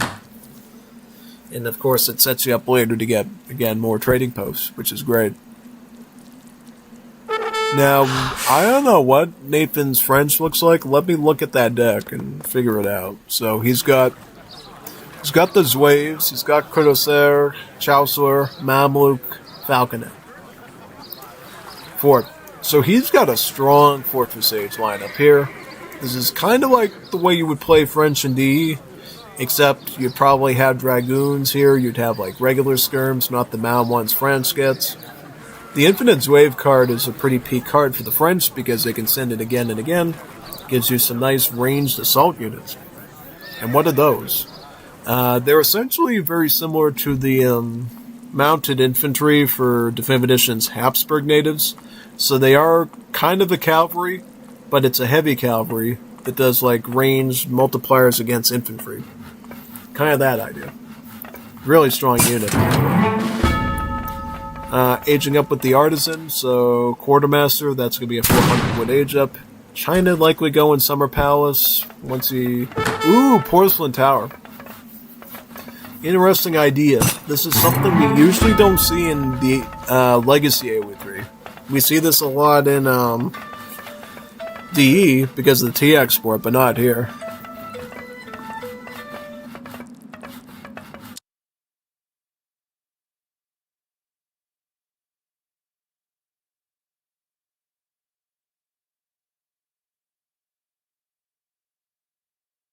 I gotta check something real quick down there. Give me a moment. Don't go anywhere.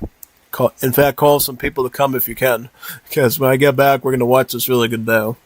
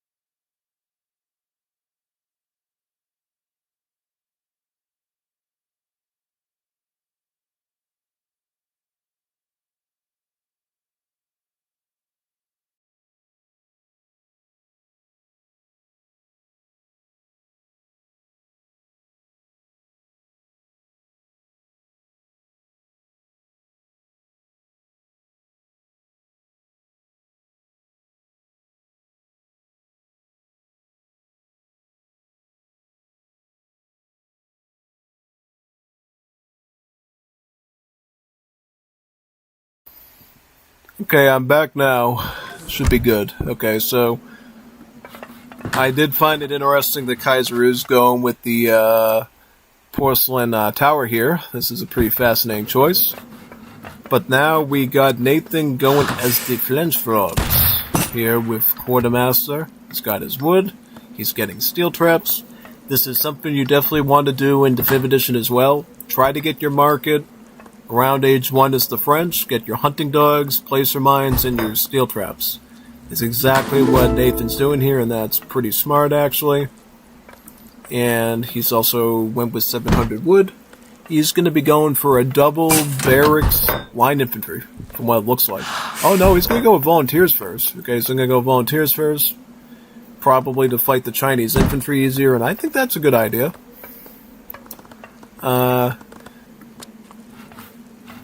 Now we see Kaiser getting his war academy up, is that right?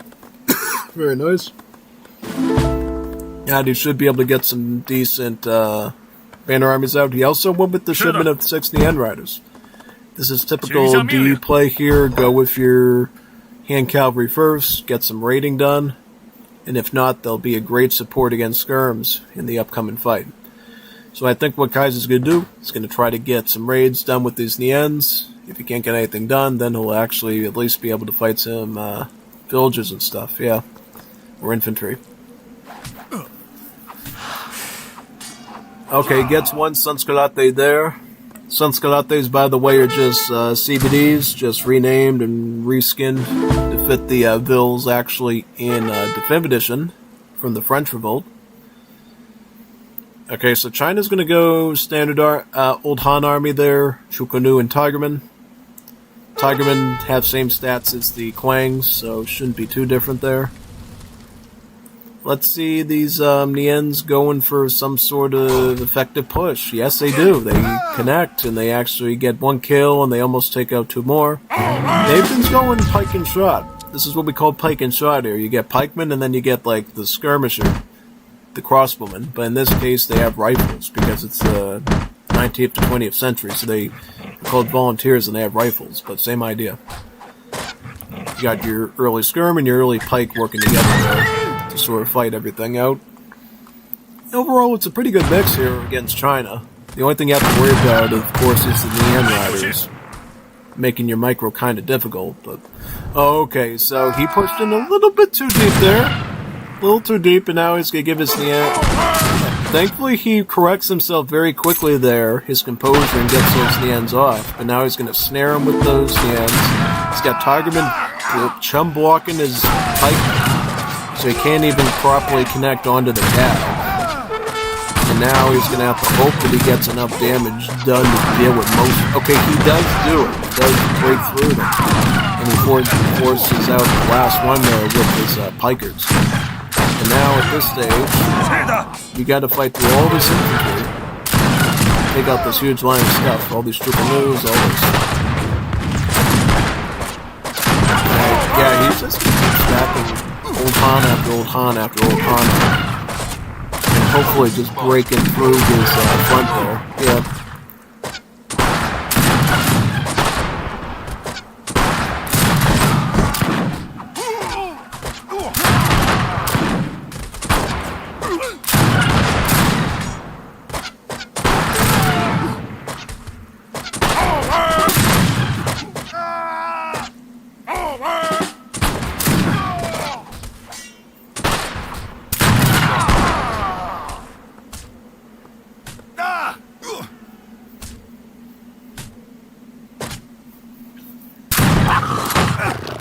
Je suis blessé. Je ne peux pas bouger.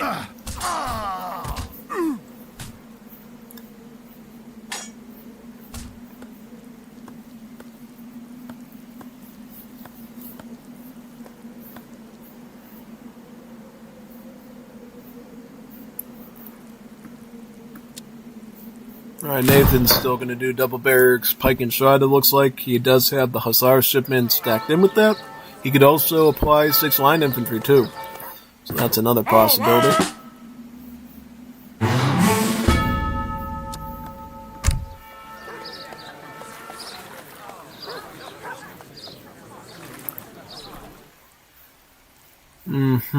Okay. Hussars coming down the south side there.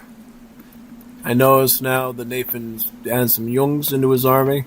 He does have the Boxer Rebellion card, so he does actually have the card so that these guys don't lose their hit points anymore, and they can add it as a nice supplement to his mass. So that's actually really good.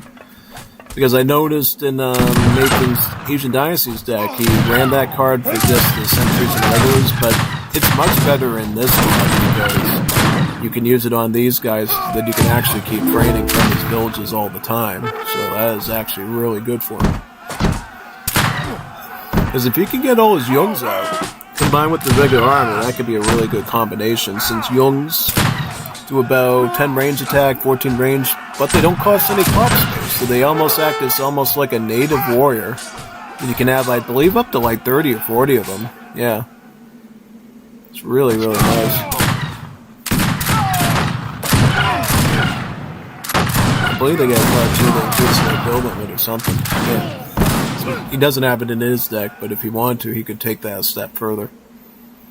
Hussars trailing his Chukunu. It's going to cut right into him in the backside there. Get the Shaolin Master there to distract him, and he does get a pretty good volley into one of them. Tigerman coming out. This is like a tight dance of the armies here. These people are really trying to take each other out, you can tell. And whoever's army falls completely and flat on their face is going to be, like, dead real quick. That's why you see them going back and forth, back and forth, back and forth. Because nobody wants to fully command and then lose their whole army and then get killed. So they're trying to go for little picks and skirmishes. But it's going to take a lot of tactics to make it happen.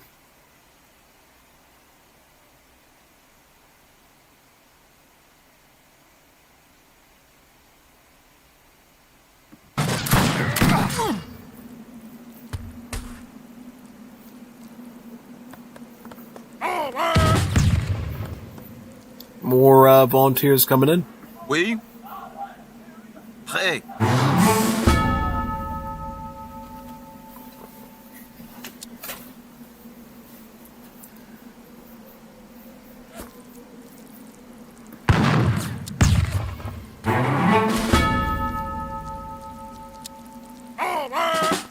Yep, he's going to get a Boxer Rebellion now, so he can basically start training a ton of Jungs to mix in with his formation there. Having a bunch of 40 or so trash units mixed in with this, pretty peak. What is their build? It's 15, okay. Still not bad, though. Having 15, like, trash units mixed in with the rest of your army to soak up the bullets, that can still be very helpful. Plus, he's training disciples from the Shaolin Master, too, so he's using another source of pop-free military as well, which is, again, going to be really helpful. Since these guys are sort of a hand cavalry, so they can actually do some pretty good work here against the skirmishers. Okay, his Tigerman is starting to connect to his units and snaring them while the Shukanu's catch up and start to volley. Now he's going to combine in the Jungs and has additional range support there to fight his opponent.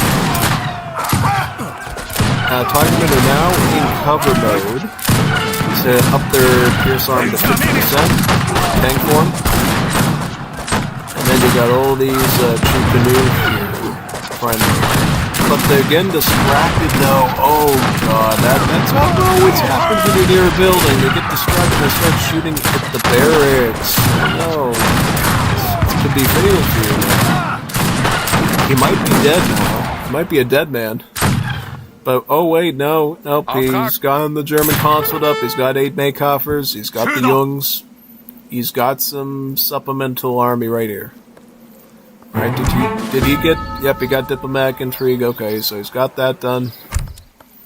Pretty soon he'll probably have like 8 more Maykoffers into the set as well. So, it's not looking like it's over exactly yet. He could still potentially group some stuff together and consolidate and make it work somehow. Especially if those Maykoffers make a huge difference there.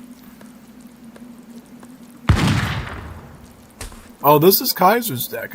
I thought this was Nathan running Boxer Bellic. Oh, I knew why he was running it. Oh, no, this is Kaiser running it. Got the names mixed up. I sometimes do that with the players, yeah.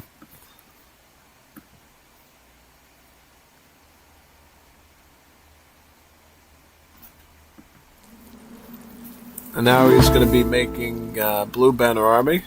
That is the scout unit with the skirmish unit. That will be quite good against the skirmishers, and he should be able to run those in the front and hit those volunteers right away.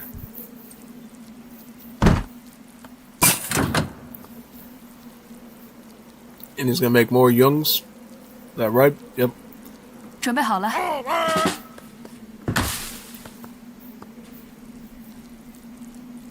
准备就绪。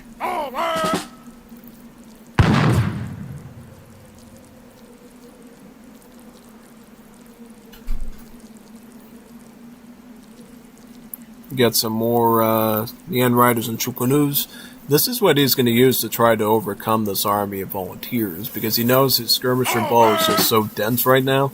He needs some scout unit mass there to soak up the range attacks and let his back army actually do its job. But at the same time, looking at Nathan's setup, he actually adds a stable in, and he's going to have Hussars. So this is going to get really interesting really quick, because Kaiser thinks he's going to just be able to walk over this ball of skirmishers with his Nians. But then Kaiser's, Nathan's going to have his own massive Hussars, which are going to be superior stats-wise by far against these government. Tigerman hits one of the... Oh, he's dead. Well, maybe not. Let's see what the Neons get then. If the Neons can get a good job done down here, and it sort of evens out of it, it could totally be fine. And we just have to, look at the difference in the battle. Alright, so it looks like Kaiser's Neons predictably fall short, but then Nathan's infantry cavalry also dies. We see another batch of scout coming soon. They're still both throwing cab at each other, mind you. These two canoe are just idling like crazy and walking right into a death trap there. He's got some Makov who's still poking at his Hussars are actually wiping out. And now it's pretty apparent that Kaiser's army is collapsing. It's collapsing, and he's kind of at his last straw right now. He's going to ship in the Rattan shields. He's going to probably get another batch of Makov for line infantry. Skenyuns. He can barely afford any banner armies in the War Academy, which is a whole nother issue. Yeah. The only thing that's keeping him alive is the Youngs and stuff. I don't know if Portland Tower's keeping him alive, or if he should have just went to the Summer Palace just to get those free banner armies of standard armies here. Maybe it could have made a difference here early on and maybe prevent some of this, but it's really tough to discern that, yeah.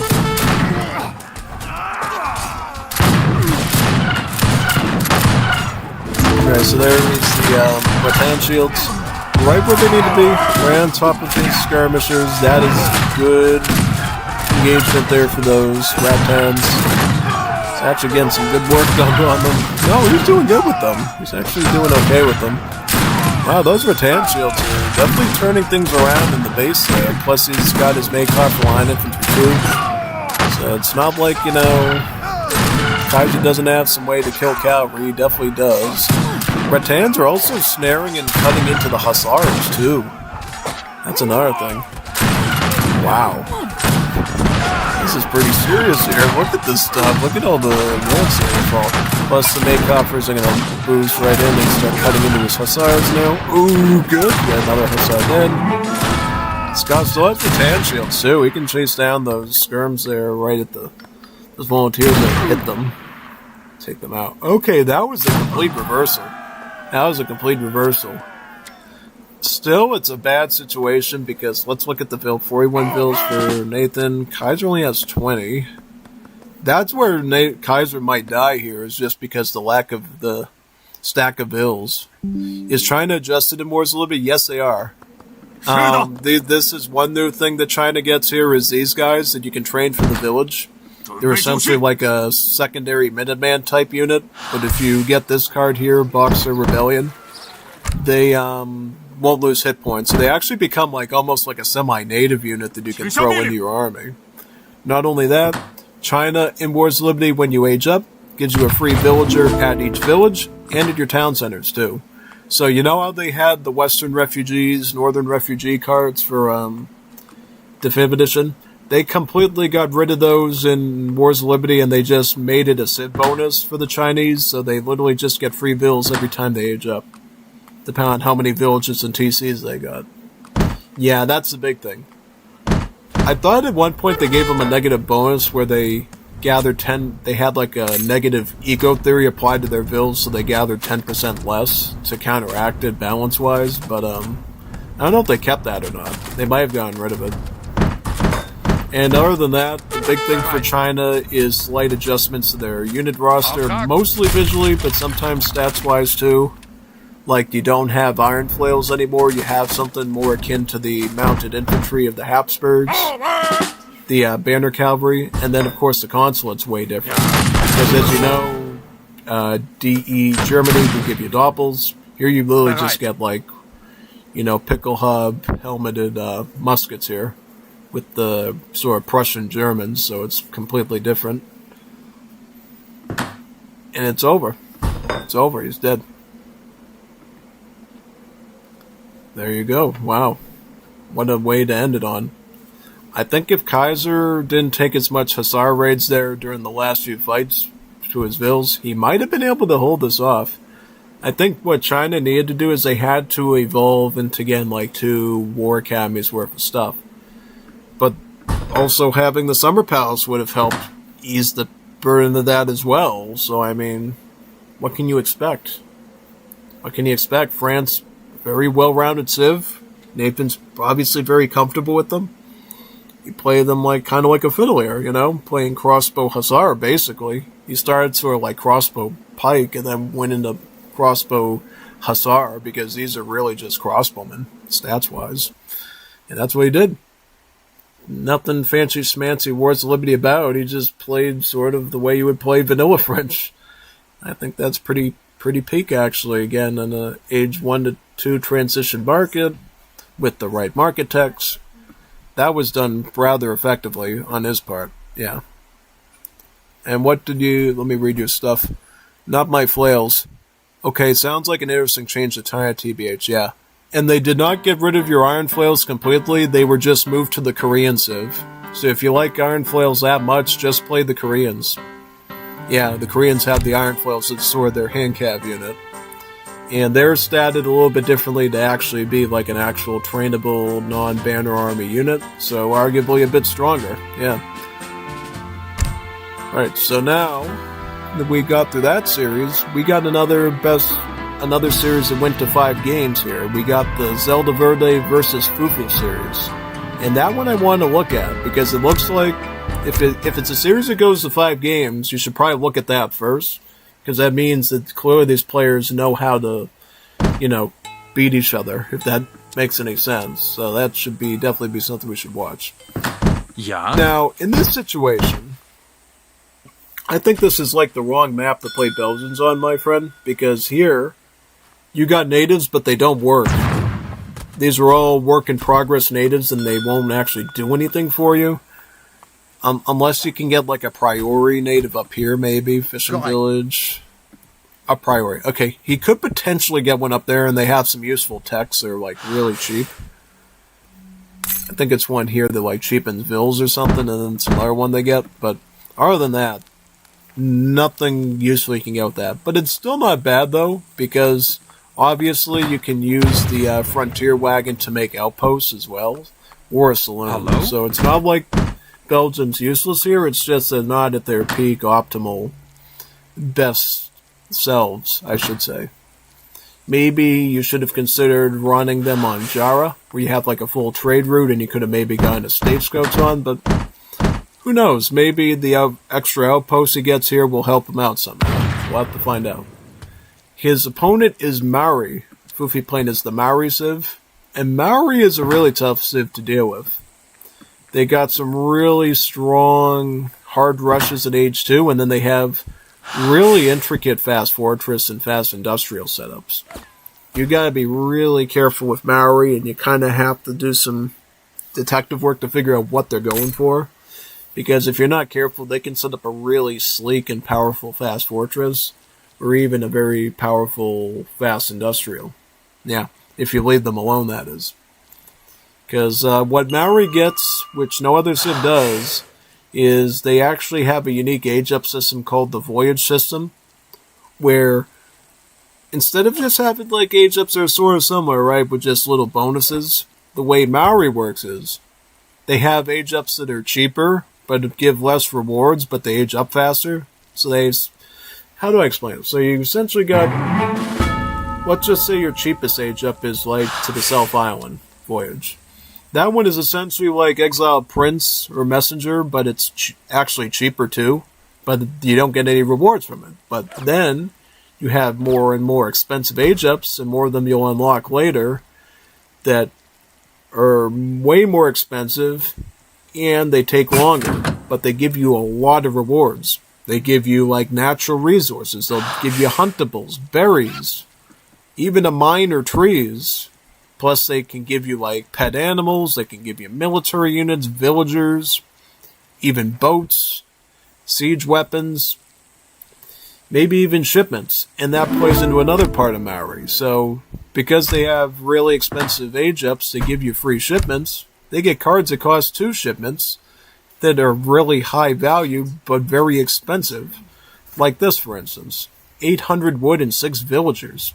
It's combining the standard 5 villager and 700 wood cards into one, and then adding 100 wood and an extra villager on top of that. That's a big shipment there, just like this. Notice the difference between this and this.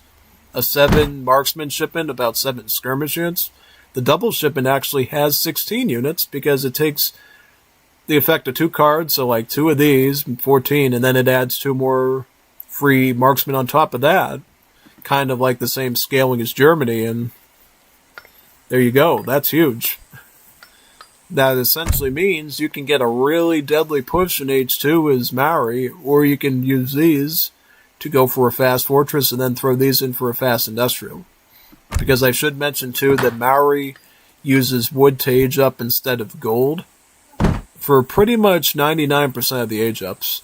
The only age up the Maori has that costs any coin is the most expensive one in like the Imperial Age, the voyage to South Africa. That's the only one, but that's because it's like a really special, really big age up.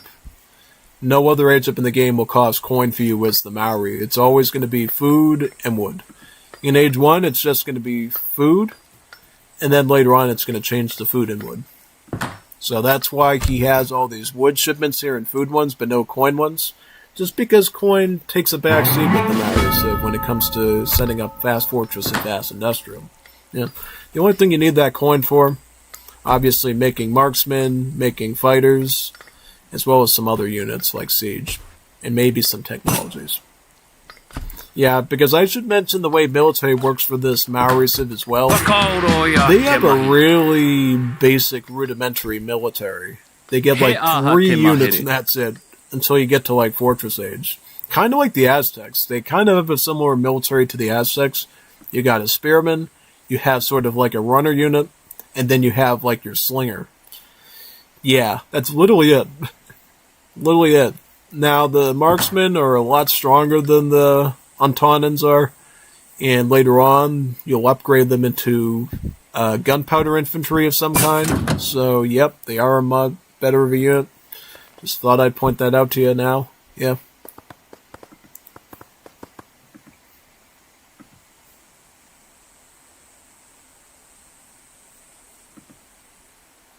Oh, yep, and by the way, I should mention, too, that with the Polynesian Civs, you also get to build a free boat shed from your Explorer at the start of the game. This boat shed is essentially a dock that you can put anywhere on the water. You can put it on the coastline, but you can stick it in the middle of the water like this, too. You can make fishing boats from it, plus you can make your war military canoes, or your wakas. It's very nice.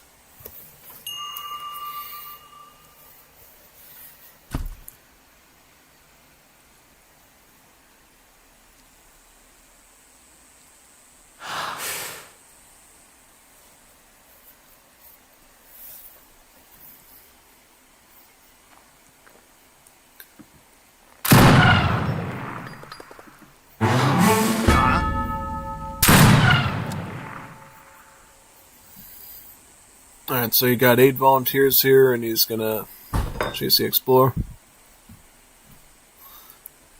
Yeah, see, one thing you can do to really mess up Maori is actually to kill the Explorer, because if you can knock him out, you actually need the Explorer to initiate a voyage stage up. So if Maori's plan is to actually do a fast fortress, taking out the Explorer actually denies him that fast fortress until they can either save him or ransom him from the town center here, the POV structure. Yeah. By the way, this POV structure can also train your infantry as well from the Maori. So you don't even need to build like an external barracks necessarily if you need infantry early on. You can literally just use this here to train them. Allowing Maori to play really basic with their buildings. Plus, they don't have houses. They literally get all their population from this structure too, so there's that part of it. Yeah, essentially Maori, most of what they do is just use POW buildings. Also, you just trained up some fighters to fight some of these volunteers here. These are your sort of coyote runners. They got some good stats. I mean, 20 hand attack, 110 on the HP. And notice with Maori this little radio thing under them. So when Maori kill units, their other troops actually get an attack bonus that last for a number of seconds that can stack up to like 15 times. So notice how now the fighters have like a hand attack of like 23, 22, 21, 22, 23. It stacks up to 15 times. So if you can kill stuff really quickly as the Maori, it makes the rest of your battle go much smoother because then your troops just get stronger. And notice how it went from 18 down to 16, yep. It's kind of the opposite of the Serbs. With the Serbs, as we examined on Monday, their troops actually gain more attack when their comrades die. But for the Maori, it's the opposite. Their troops gain more attack when your comrades kill their comrades. Total inverse relationship there of how it works, but it's the same reward that you get for it. And right now, it's pretty obvious Fufi is doing a great job here because Zelda Verde is trying to go skirmish against Scout, and that just doesn't fly. That just doesn't work. So he's going to have to probably pull back, maybe go back to this forward base, maybe give up this hunt, and head back to his position. Thankfully, he's got an outpost here. The outpost obviously will do some ranged multis on these fighters. He might be fine. I like how Zelda did try to go for the forward hunt there in his opponent's side, because now that's going to give him more hunts in his base that he can rely on later to keep himself going. See, that's one thing that I noticed in the last game was I think Kaiser was like actually running out of places to gather stuff when Nathan was fighting him here. Going onto your opponent's side to grab his hunts takes away his hunts, so he's going to be starving a lot quicker, and you're going to have more food by yourself to use. Yeah.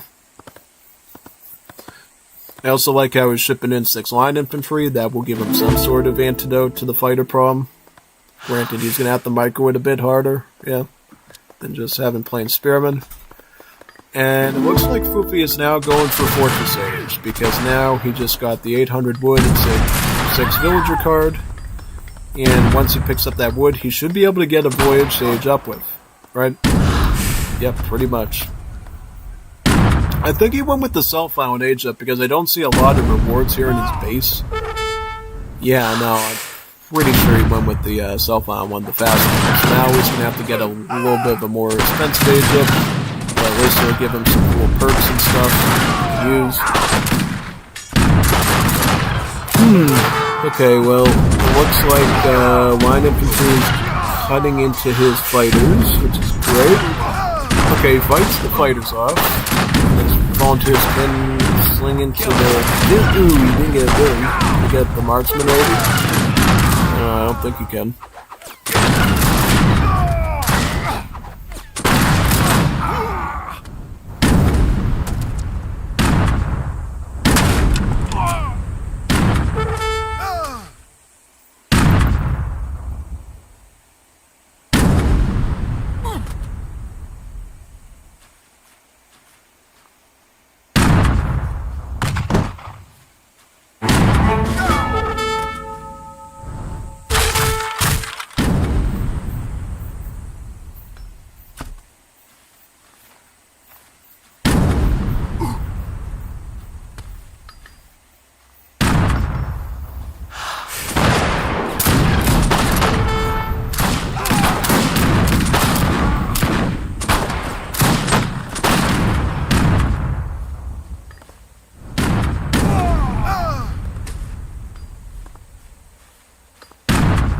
Je suis blessé.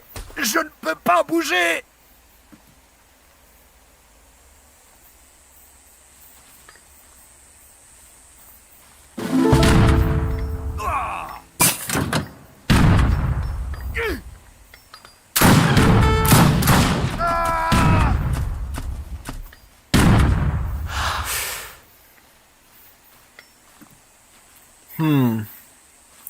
So what voyage is this? This is the Tasmania one, the Van Diemen Island one. So this will give him some free bush rangers, maybe some Tassie devils, and he should be able to fight his opponent with that, yeah. Plus we'll have a ton of resources to work with too there, should be pretty nice. Okay, he's getting that right now. There'll also be upgrade to veteran too, by the way, so he's got some like veteran bush rangers. These are Australian skirms, and he's got mixed in with his Aiglers here, which are British muskets. So he shipped in those, he's got some more here. Essentially, these British muskets are consulate-type troops, so they will actually shadow type things up. Sweet. Redcoats way on top of the hussars is needed. Bush Rangers might go down the infantry. I think if Fufi holds his position well, he's in a favorable spot. So you'll have like really strong static veteran Redcoats shipped in, and then he'll be able to start training some of his own troops too, ideally the Kurokuma marksmen. And that should basically solve it for him.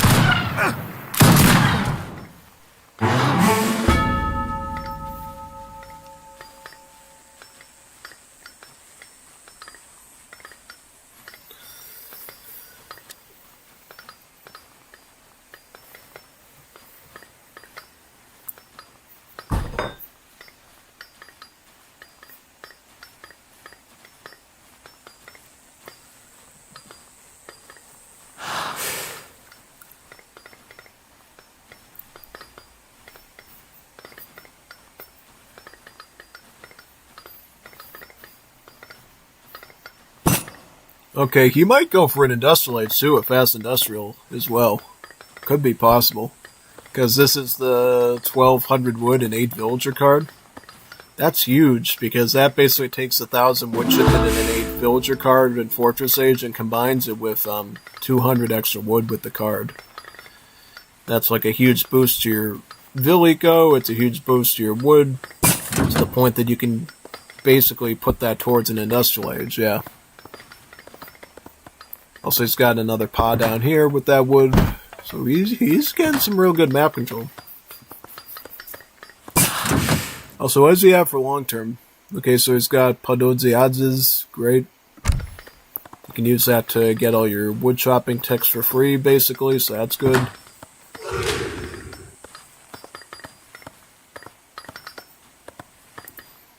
What else has he got here? He's got Porokumu Advance, great. And he has Tapar, so he kind of uses both, I guess, down the situation. Yeah.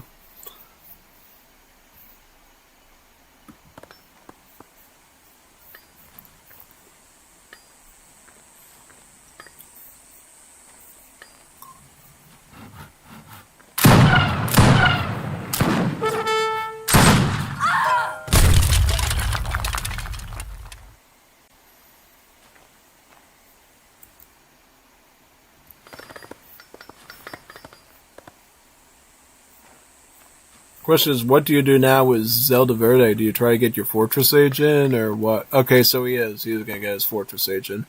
I like how he's implementing fishing economy, too. This is a really smart use of the map. It's basically the Strait of Gibraltar, so you got a lot of water to work with. Should really just be spamming fishing boats with all his excess wood. And basically keeping his eco on par with his opponent, who at this point is at about 3 town centers. Basically. Yeah, because 3TC is pretty peak booming potential when you're in AoE3, since you're often allotted only 3 town centers, so yep, pretty much. The thing is, though, Maori is a little bit different, because they kind of work like the Portuguese, sort of. So instead of having a fixed bill limit of 3 town centers, they get a +1 bill limit on their town centers with each age up until they get to about, like, Imperial Age. So really, if Fufi did get to Industrial Age, he would have a build limit of like 4 of these town centers. So yeah, he would actually be able to get a slightly even better TC output than a standard Civ. Which would be quite nice for him, yeah.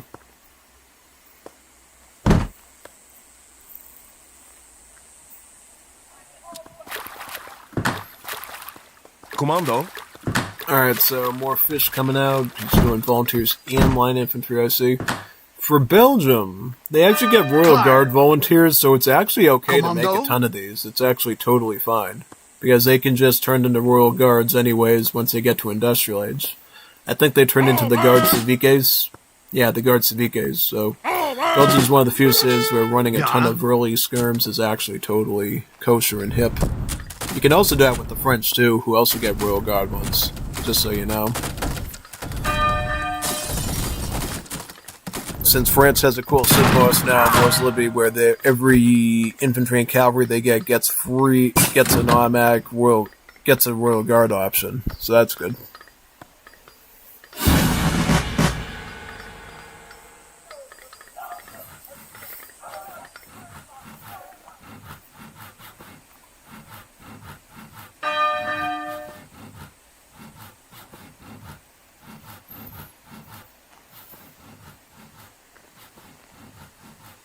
Now, what do you do now is Elderberry? What do you got?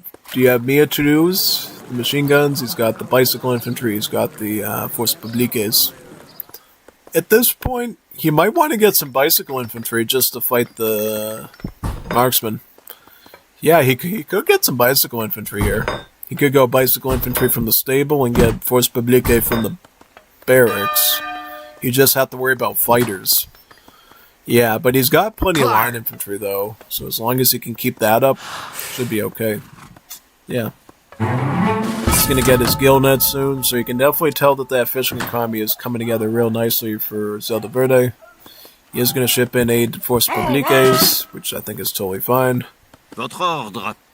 The one cool little tip about these guys, they actually have a multiplier against native warriors. So if you ever find yourself against a civ that's spamming a ton of natives at you, Belgium can shut that down right away with these Force Publiques, because even if they're like, skirmisher or cavalry-based natives, Force Publiques will end up doing more damage to them. The only one they might struggle a bit with is the assault ones, but even then, the multiplier does give them a pretty good way to overcome that malice. Because when you do the maths, even if you count this malice in, they would still be doing about, I believe, like 1.75 multiplier against even assault class units, so that's still pretty decent. Especially since when mass numbers, those malices start to mean less and less. He's got a ton of spearmen there, Fufi. He got the Tehedawa spearmen, right? The Tehedawa spearmen are essentially spearmen that does splash attack. Because notice how it looks sort of like almost like a little bit of a hook, and it area to do area damage. Zelda Verde throws some of his line infantry in there to hold back the spearmen, I see. I guess that's good because splash attack could be a potential risk, so it's kind of good that he takes that precaution with that. He takes out a Vil that happened to be over there. And now he's just got a big ball of skirms. He's got a big ball of volunteers and Force Publiques to try to fight this marksman with, yeah. Because basically with Maori, you have an option of changing your starting units into two different paths. You can either turn them into Porokumus or the Taparas. The Porokumus essentially takes them and turns them into a 20-range skirm, and then you can send the advanced Porokuma card, which you did, to move them up to a range of 21. So they actually can outrange other enemy skirms. Pretty awesome, isn't it? Yeah. Pretty awesome stuff. I think at this stage, Maori is just going to do better because of their Civ bonus. Because when they're getting kills, their Porokumas are gaining attack. So they're jumping up to like 27 range attack, between 26 and 27 range attack, which is really dangerous stuff, yeah. Big time, and they get even more kills with these Huara fighters, and look at how much these guys are going to cap on that now. It's crazy. Look at how much the hand attack goes up to like 30. Yeah. So the Huara fighter upgrade for the, fighters essentially turns them into this long stick clubman, and they gain splash attack of 1. So they essentially turn into like little mini cuirassiers almost, making them quite dangerous. Commando? Looks like Zelda Verde upgraded his volunteer as a veteran, and he's now got his shipment of bicycle infantry. He's also got some hussars, too. So he's going scout, anti-skirm, and skirm. Because these are anti-skirms. They have multiplier against the skirmish tags. So they're actually good at killing skirms. They also have multipliers against Vils. So they're actually considered a raiding unit as well. So he could potentially get some raids in there if he could find maybe some of his Vils with these guys. He still has some leftover Force Publiques, so mostly going skirmish, but a little bit of anti-skirm and scout in there to deal with the enemy, to Poor Kuma army, yeah.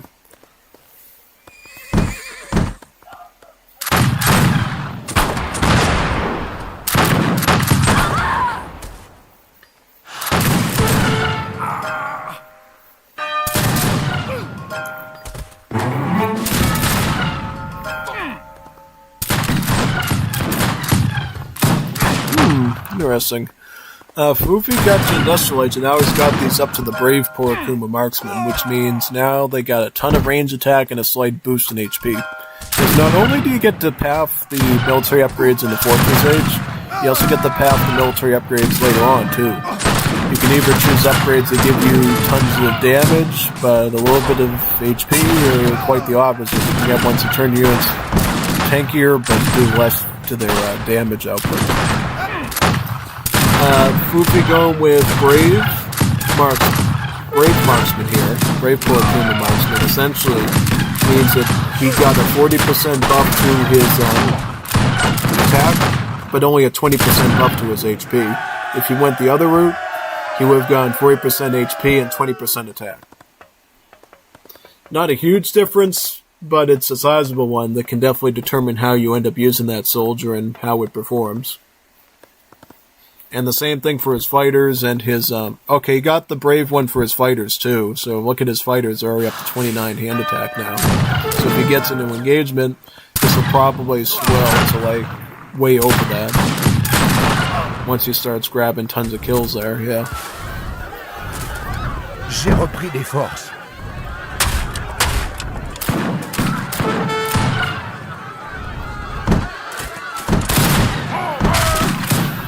Okay, the Horrifire is running right into the Dragoons and Line Infantry. You can technically do that sometimes because that splash attack is substantial enough, yeah.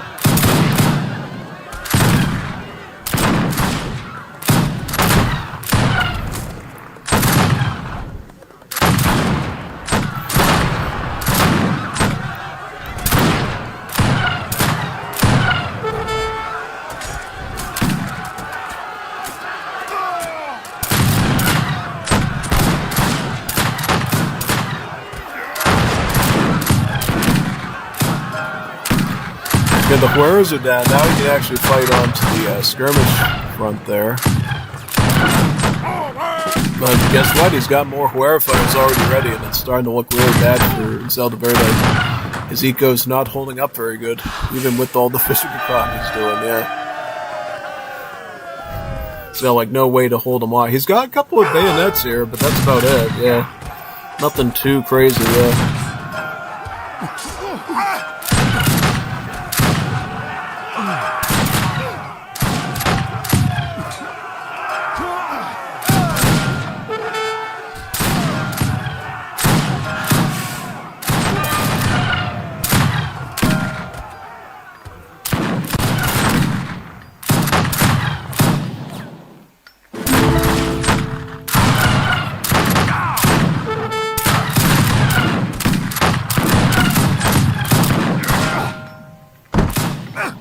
Oh no, he shipped it to the front lines. That's bad. Can't get his wood down.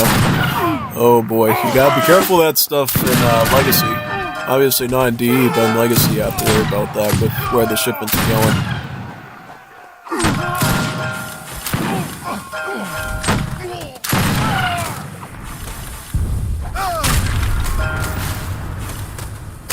Oh yeah, those Huera fighters, man. I feel really bad that he has to deal with those things. Oh, they're pretty scary. Pretty scary unit. Yep. That is definitely true. Claire. Oh, and he shipped in mortars too. Oh, the cohorns. Ah, wow. So they changed it. Okay, so they changed the cohorns because that's what they named them in the Dutch consulate, right? Yeah.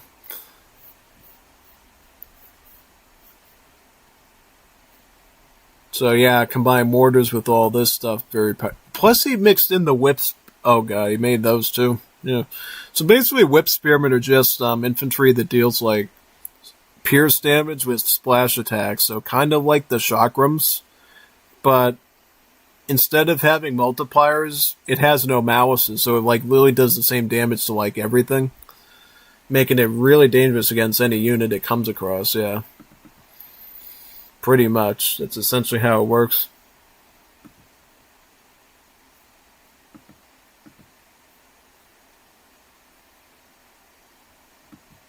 Alright, so we'll go on to the next one now. But as you can see, this is a pretty good matchup here. I do feel like Fufi was playing the better end of things, though, just because he was using his pause effectively and, you know, working things pretty good. But Zelda Verde did okay, too. I mean, look at his fishing boat count. Klaar. He got, like, 39 boats onto the water. That's a pretty good eco play. It's a pretty good eco play. Unfortunately, because of the way the coin works here, you don't have a lot of mines to work with, so he was forced onto a plant, which I think probably hurt him a bit. Other than that, good stuff. Good stuff. Can't complain at all about that. Yeah. Do Dutch get a bonus on their bikes? That's the Belgians. That's not the Dutch. That's the Belgians. The Dutch are a whole nother civ. Yeah, this is Belgium. Yeah, Belgian bicycle infantry do get multipliers against skirmishers, and they get multipliers against villagers. So they're good at raiding, and they're good at killing other skirmishers. But since they're themselves are skirmishers, kind of like the counter-Jaegers in D, they have a malice against scout units. Actually, all cav units. So, yeah, the best way to deal with them would be to just chase them with hand cavalry. Or provide your own anti-skirm units and beat them. It's up to you, really, how you go about that. Or you could use spearmen, because they're a shock unit, they're a cav unit, so you can hit them with spearmen, too. It's another option. Yeah, Wars Unlimited did some funky stuff with the tags and stuff of units, but once you learn it, particularly what scout versus assault is and what skirmish is, I think it's pretty easy to understand what's going on. You obviously have to change up your game, I think, in terms of how you do stuff, but other than that, it's pretty straightforward.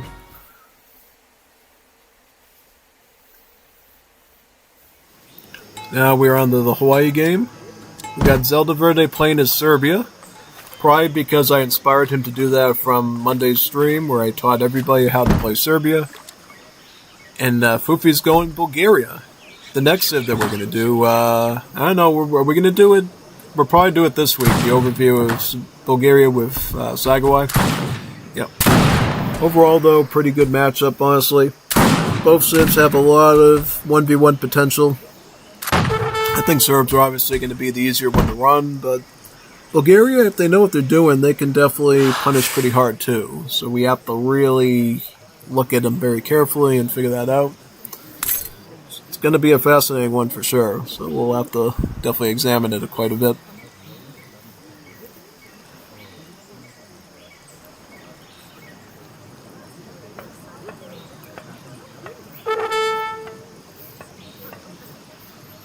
Oh, what's going on there? Yep, see, he hit the lava and his unit took some HP damage because of that.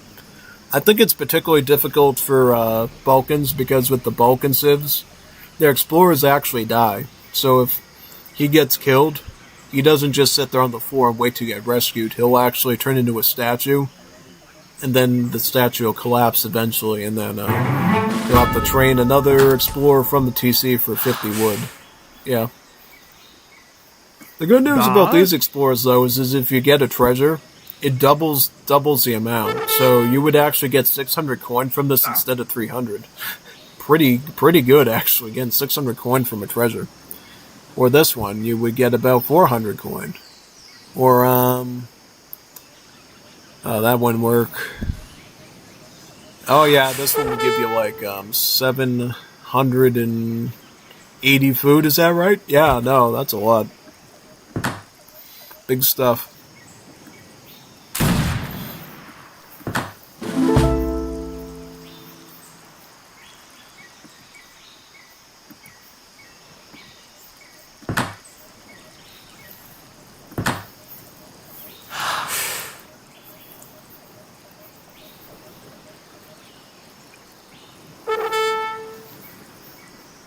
Good off some. 160 food. Very nice.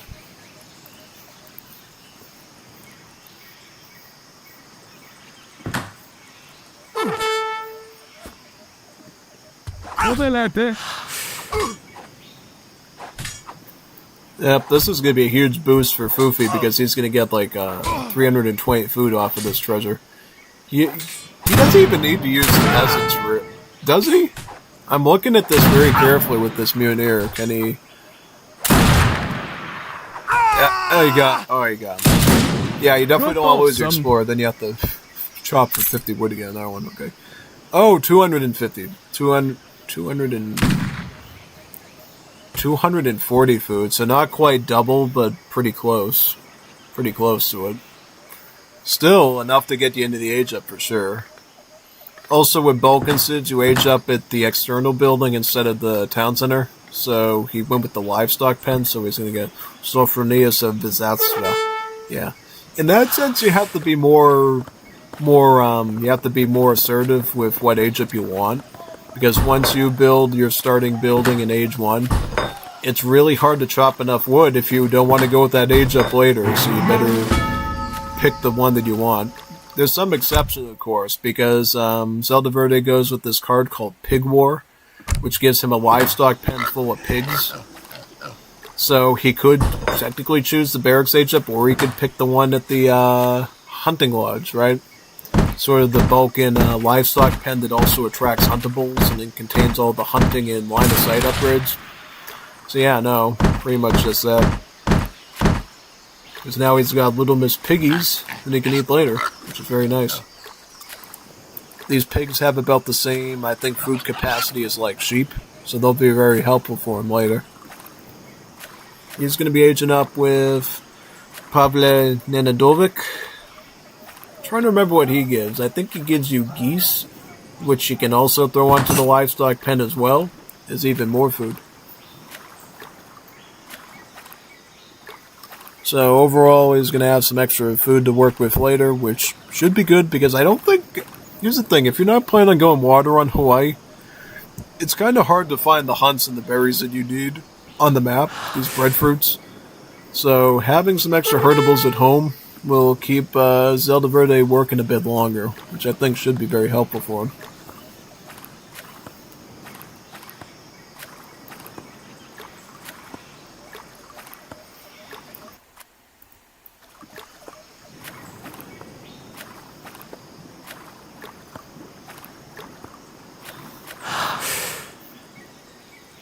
Also, what's his deck like, too, outside? So it's basically your standard Serbian aggro deck, which is typically what you want. He's got all the right upgrade cards. Good.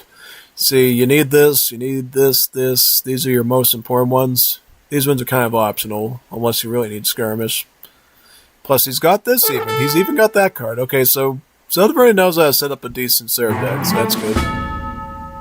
Very nice. I just wish he had like a...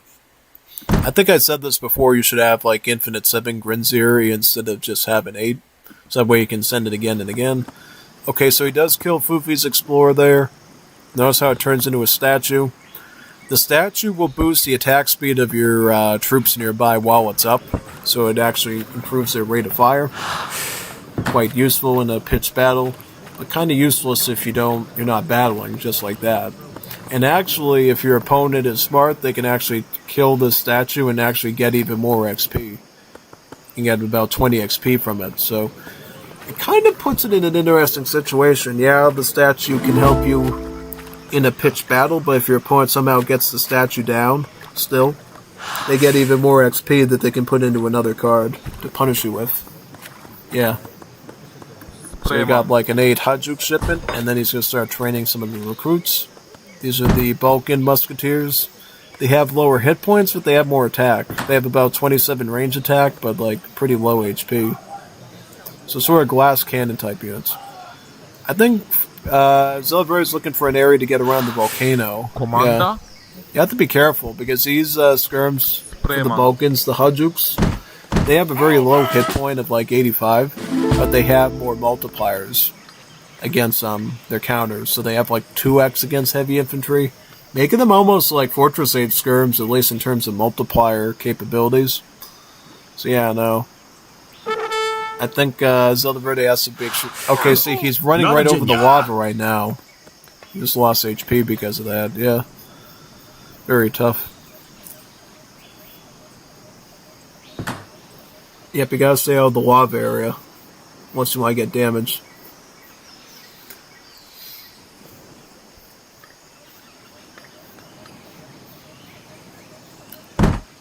And they both got 2 outrigger canoes, right? Yep. Sometimes one of them doesn't spawn in, but it looks like it worked this time. Notice all the tracking Zelda Verde has to go around just to reach his opponent. That's one thing I would say this map definitely tests you on, is dealing with the lava, because you either have to walk through the lava and lose some HP on your troops, making your fights worse, or you have to prolong the time it takes to get into a fight to walk around the lava. Obviously, one way around that is to go naval, get a boat, take the boat onto their shoreline and attack them that way, but that's provided they don't have a navy and they don't have the anti-ship attack on their town center blasting you. So, also, why is he not killing this last vill? Okay, he just killed them there. I was like, yeah, why are you keeping that vill alive? Must have been trying to scout out for more vills, I think. But look what's happened over here. Same thing's happened on this side. He's got awful scented infantry attacking him on this side. These awful scented infantry of Bulgaria are a musket and skirm hybrid. So they got both the heavy infantry and the skirmish attacks. They got double armor as a result. They got both pierce armor and they got hand armor too. So almost like an Age of Empires 2 unit. You know, just like AoE2 we watched last night. Same sort of armor situation. They got 14 range, so they're a little bit farther shooting than a musket. They also have full range damage with no malice. Hand attack, but as you know, just like a skirm, their siege is kind of bad. HP is a little low, not too low, but, you know, you get what I'm saying. And they're really the only unit you can train in H2 is the Bulgarians. To get another unit, you have to send something called the Samara Banner card, which I think he's got right here. That's about it. Essentially what Samara Banner cards do is they take your Opal Shened units and they turn them into a whole new class of unit. Basically converting them. You know, they convert them into a new unit type. So if you wanted to get like Scytheman or Hajuks this early, he would have to send a Samara Banner for that, which unfortunately Fufi does not have. And I think that's a big faulty part of his deck. So I feel like in a lot of Bulgaria matchups, having the Samara Banner options to turn to Hajuk or Scytheman is the difference between life and death. Particularly Scytheman if you're in a 1v1. Hajuk if you're in a team game and somebody else has heavy infantry. That's what I think you gotta do, basically, yeah. Pretty much it.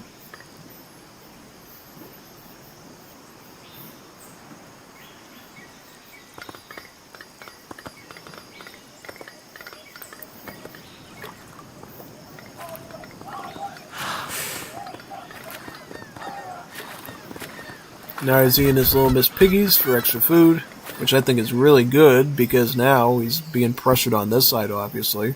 So it's reducing the amount of bills he can put down to eat the crabs, right? These guys. That's kind of forcing him into a situation where he has to kind of eat some of his herdables now. Plus he's got the geese from his age up too. So he got the geese and he's got the piggies to eat.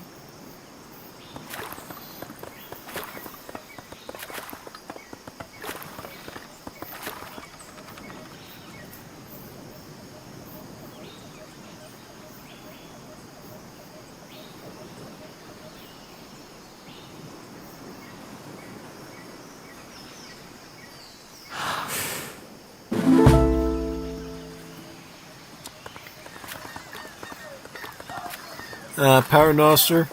Okay, so Zelda Verde is going to go water here. That's actually a really smart move. See, if he gets to like mid-game or whatever and he really wants to attack his opponent, he could actually just put up like a torpedo boat or maybe a floating battery or something, and then use that to actually a river monitor or something and just board that to actually hit him on the backside here of his base. That's one good advantage there for Zelda Verde. Yeah. But where is Fufi in terms of his setup? Okay, so he's getting a Fortress Age with Vasilevsky. That will give him, I believe, some more Opalshaned infantry. Yep. See, I think typically when you go Bulgaria, you should be thinking of either going with a stable age up or a artillery foundry age up for the fortress age. Because stable will give you a covered wagon, foundry will give you 2 silver mines, and make it much easier to turtle up. Going with the barracks, I think, is a bit of a waste. At least that's what I think. Yeah, Bulgaria gets some pretty peak fortress age up options, honestly, for the most part.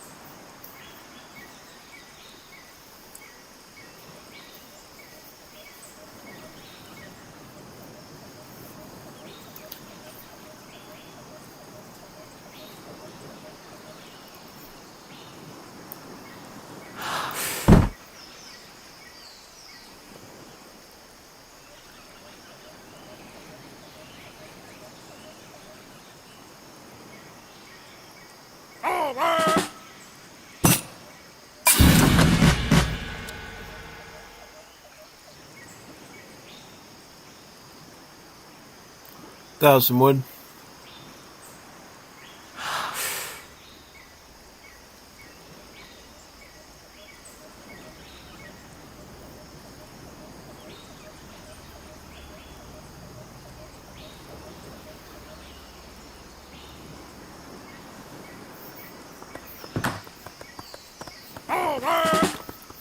But also Zeldaver's in Fortress Age 2 when he's actually going for a big stack of Grenzerias.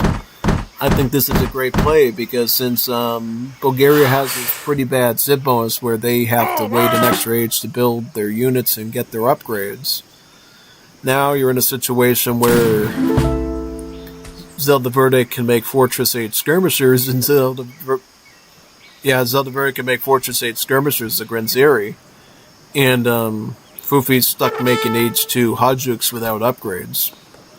Pretty sad, isn't it? Oh yeah, no, it's absolutely sad. Very, very sad indeed. Yeah. Big time.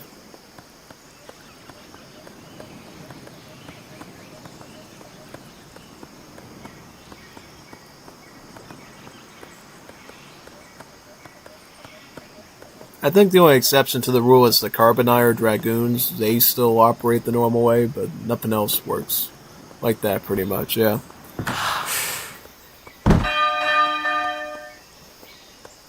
Got these up to veteran. In general, with the Appelschat infantry, the longer you get into the game, the more cards you can put on them, and they actually end up becoming really good, flexible infantry. But yeah, he's got. Does he have all the upgrades for him? Yep, he's got all the partisan ones. He's got Appelschat combat. He's got Danubian combat. So he's got the necessary cards to make him work. So that's good, at least. He's also added in a stable to get the Appelschat cavalry. Pretty much the same as the Appelschat infantry. They're a pretty basic, kind of a low ball statted unit that you can use some Samara banner cards to turn them into other stuff. He's got a veteran upgrade on them now, so they got that going for him, yep.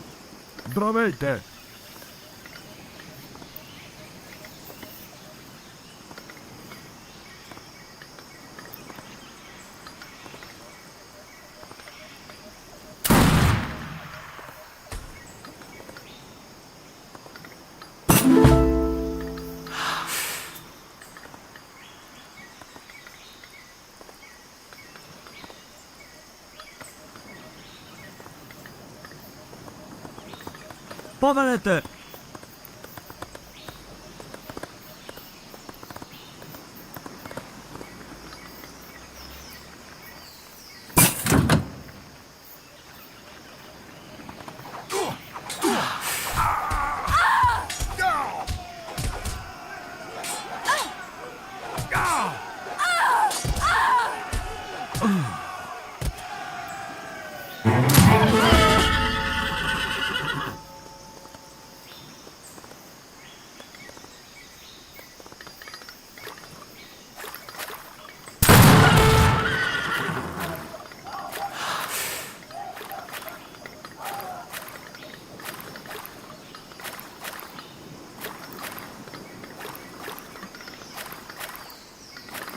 Yeah, one good thing about the Serbia Civ 2 is they actually get Royal Guard Hajduk's, so they actually can get them upgraded into the Industrial and Imperial Age. With the nice Royal Guard called the Bakari, which actually adds more range onto them and more hit points. Or is it more range and more attack? Yeah. Essentially, these Hajduk's end up having the same range as like Fortress Age skirmishers when it's all said and done, giving them a really good late game usage.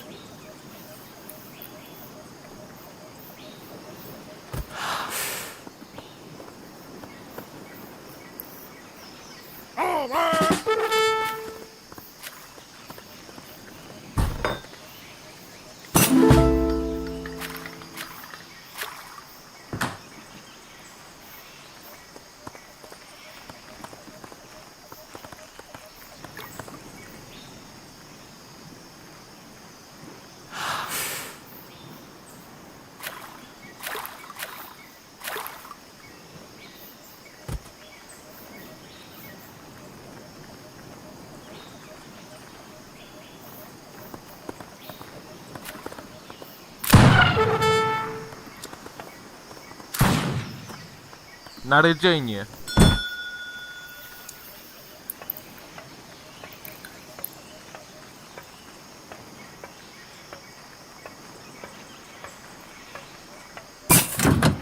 Domestic hits. Oh, and now he's getting the Iron Regiment. That's going to be the really good card for the recruits. Because basically, as you know with Serbia, when their units get killed, the other troops gain a nearby temporary boost in attack and stuff to revenge the comrade that died.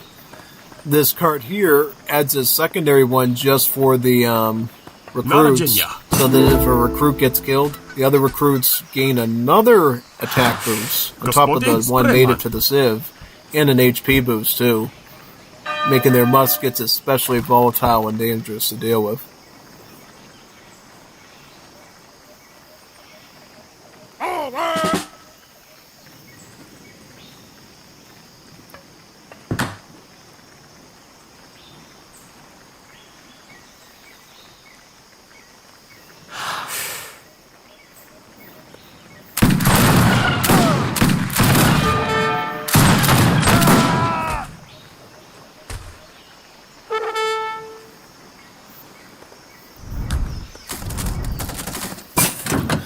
Zelda Verde built a wall for himself, but now he's trapped.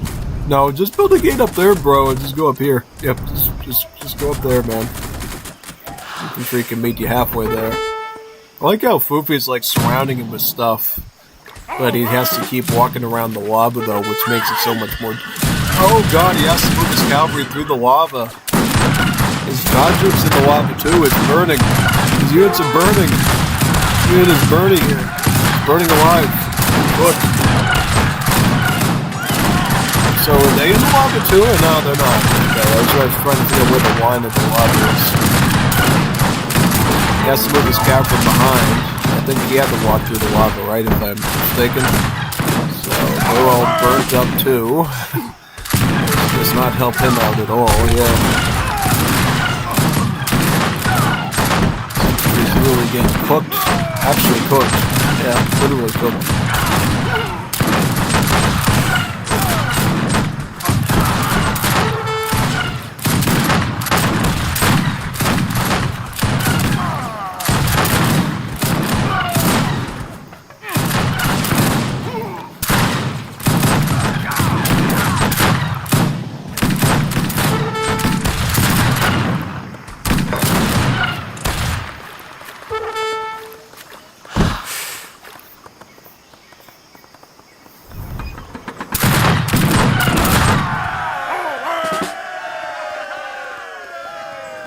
He has to ship in the R guards. That's good.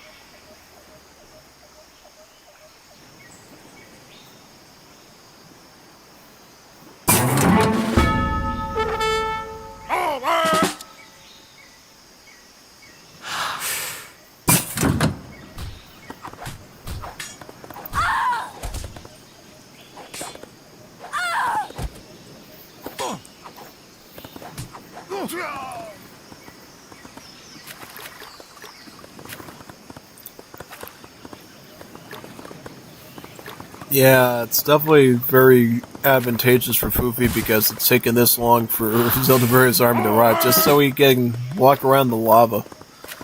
Yeah. Because sometimes that 5 to 10 HP difference can make a big deal. So he does kind of have to walk around the lava and avoid getting burned. Though it might feel tempting sometimes just to walk over the lava and just take the heat for it. Yeah.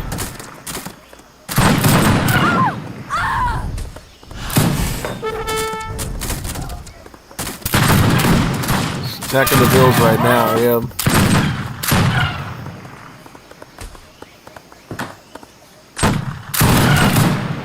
Now he's got a big stack of Hudgens there, yeah. Look at those Hudgens there, he's got a big army. Did he get, No, he didn't Samara Banner them. Like, how did he get them that quick? He must have just trained them up, yeah, he must have just trained them up that much. So now he's going Hudju. Almost send a cavalry to deal with this army of recruits and Hudjus. Bring his base.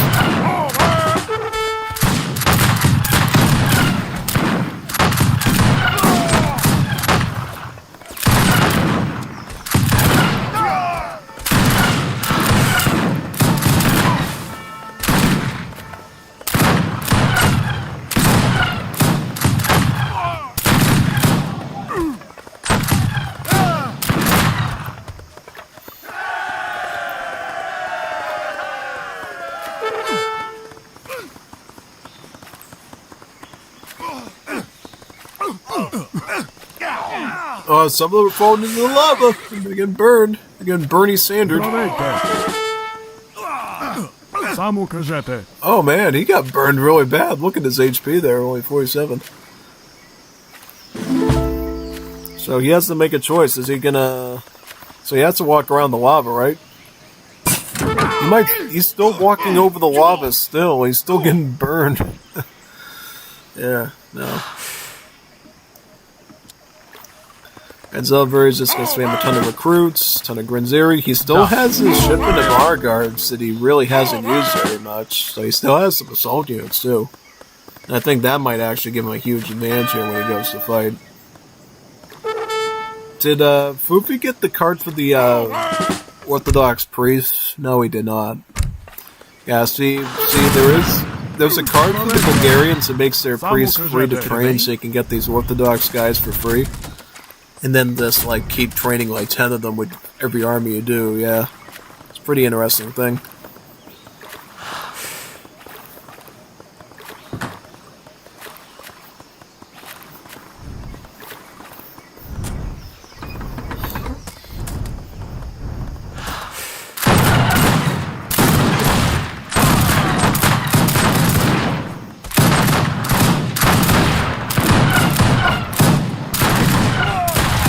Yeah, no, these recruits become pretty crazy when they get Iron Regiment. Look at that range attack. They got like over an Imperial Musket, 52, 50, 55 range attack. More than an Imperial Musket. Like up there with like a British Redcoat. Big range attack there, folks. He lines out everything he does. Yeah, Bulgaria just can't handle this stuff with their weak stuff. You know, Serbia's like military when they do their recruits, and Bulgaria just doesn't have the military to handle that stuff. It's really just not there. Yeah, it's just not there.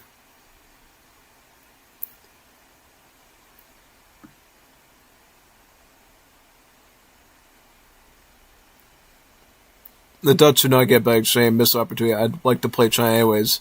There's so many civs to play in, and pretty much all the old civs are strong. But you can always play new ones if you want to try new stuff. Yeah, no, I recommend you play the new civs in Wars Liberty personally, just because it's just such good variety. You'd be missing out on a lot just playing vanilla civs. Definitely try Africans, Balkans, Latin Americans, Middle Easterners. There's so many good cultures. Polynesians, you name it.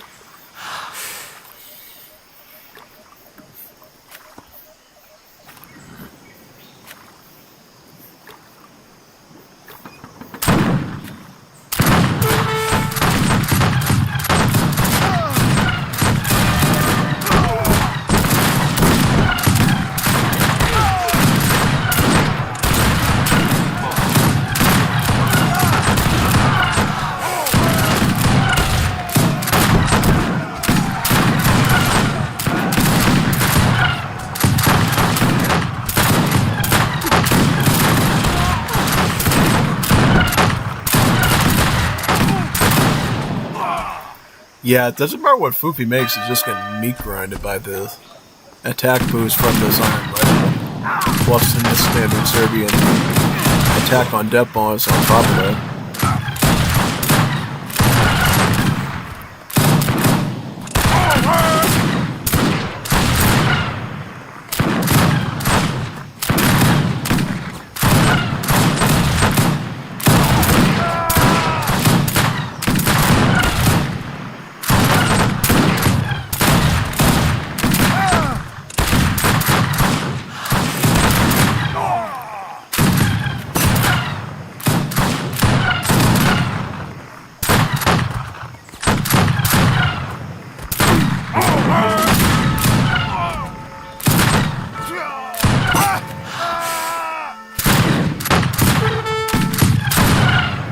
Alright, double fishing boat from Fufi now, so he's starting to do the fishing economy as well. But a little bit late to the party, because at this stage, you got Zelda Verde's fishing boats overlapping with his. So clearly, Zelda Verde's fishing start early there definitely helped the Zico shine. Big time, yeah. Also, I like how Zelda Verde added a lot of agriculture cards to his deck, too. He added, Gold Standard, Refridge, Greenhouses, Sun Curing, and then Crop Rotation. Yeah. So you got all the good stuff you needed there, pretty much.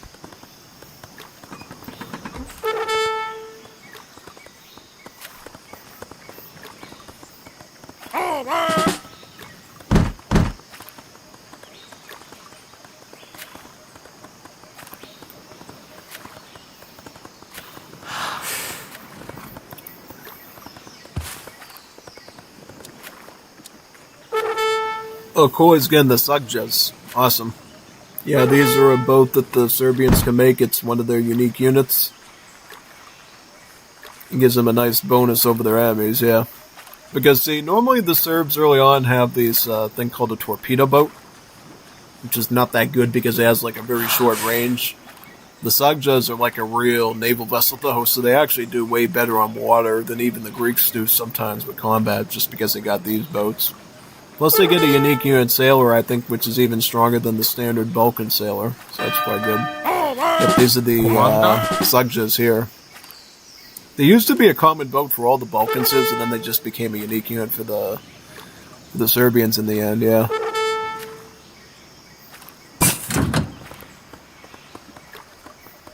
Pretty cool unit, actually.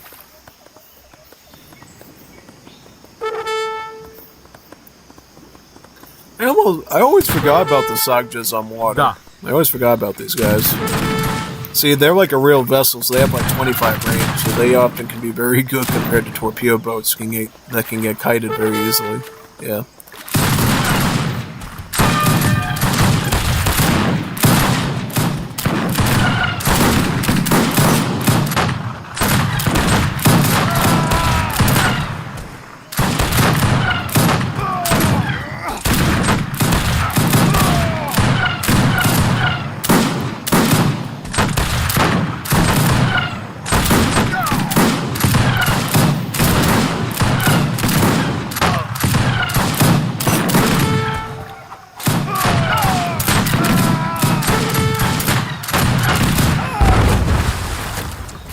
This is the torpedo boats. This is what they're like. So they do more damage, but it's like short range of range of 3. So yeah, no. If you're like not a micro navy, you can actually. Oh, they can outrun you too. Oh, okay. So that's alright. So they're not as bad as yeah, still having a range of 3 is kind of a bit abysmal, I think, if an enemy can micro and maneuver around you. Yeah.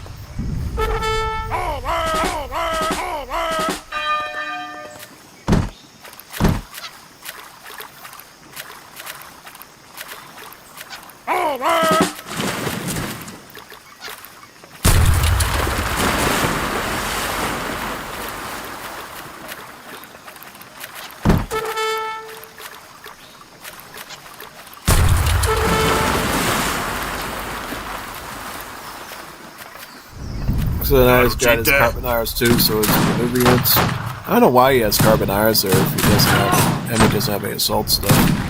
Serbia now aging up with their politician here, Prince Milos the First. To get even more, I believe, infantry, right? Yep. Big stack of Granziri. Now he can start pulling in Sakabulai if he wants. That would actually be not a bad idea, so he has some tablets then.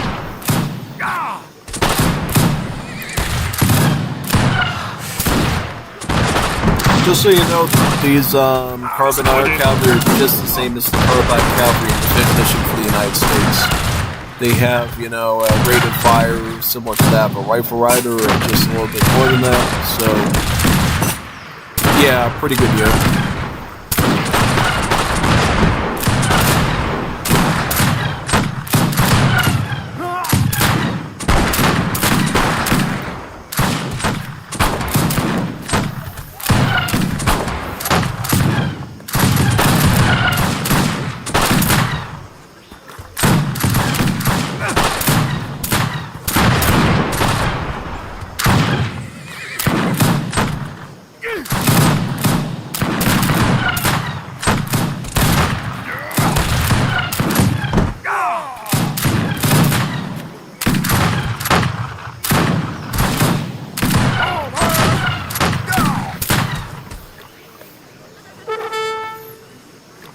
More maneuver units. I don't know why he's doing maneuver units though.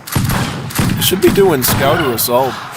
Okay, now he's making assault. I see R guards HQ there, but if he did R guards instead of Carbonars, I think he'd be in much better shape. Like, no, Bulgaria can't make R guards until industrial age because they're whack. Okay, it is industrial age, but is Fupi gonna get R guards? He should. He should be getting them out of the stable right now. If he knows what he's doing, yeah.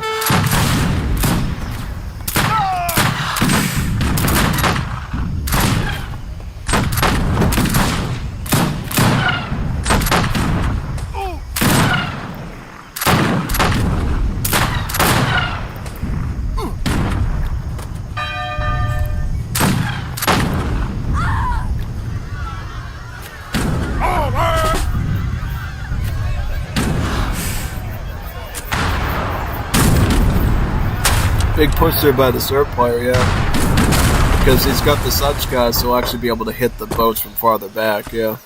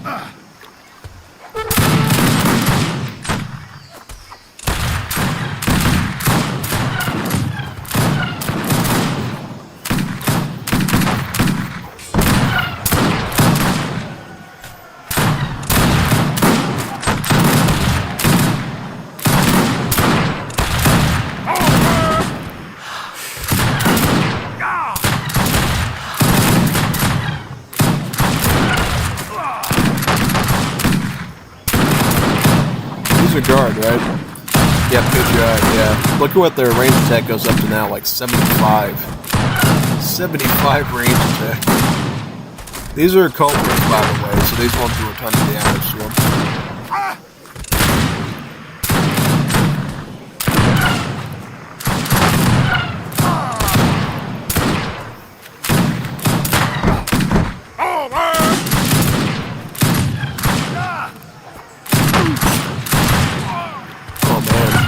Crazy what's doing on that. Tell me about it. Brutal. Absolutely brutal.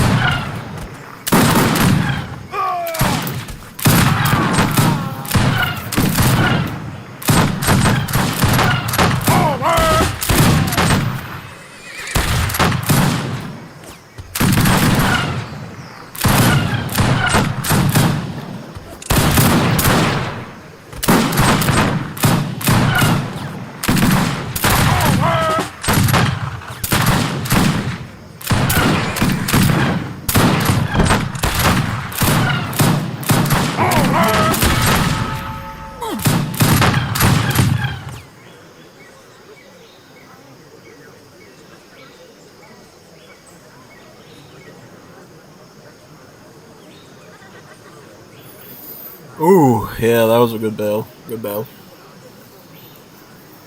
Good stuff. Yeah, as you could tell, the theme of that battle was definitely how Serbia's military is clearly better than Bulgaria's on every metric, especially with their SID bonus they're working for them. It's really peak stuff, yeah. It's really hard for them to overcome it, basically, yeah, pretty much.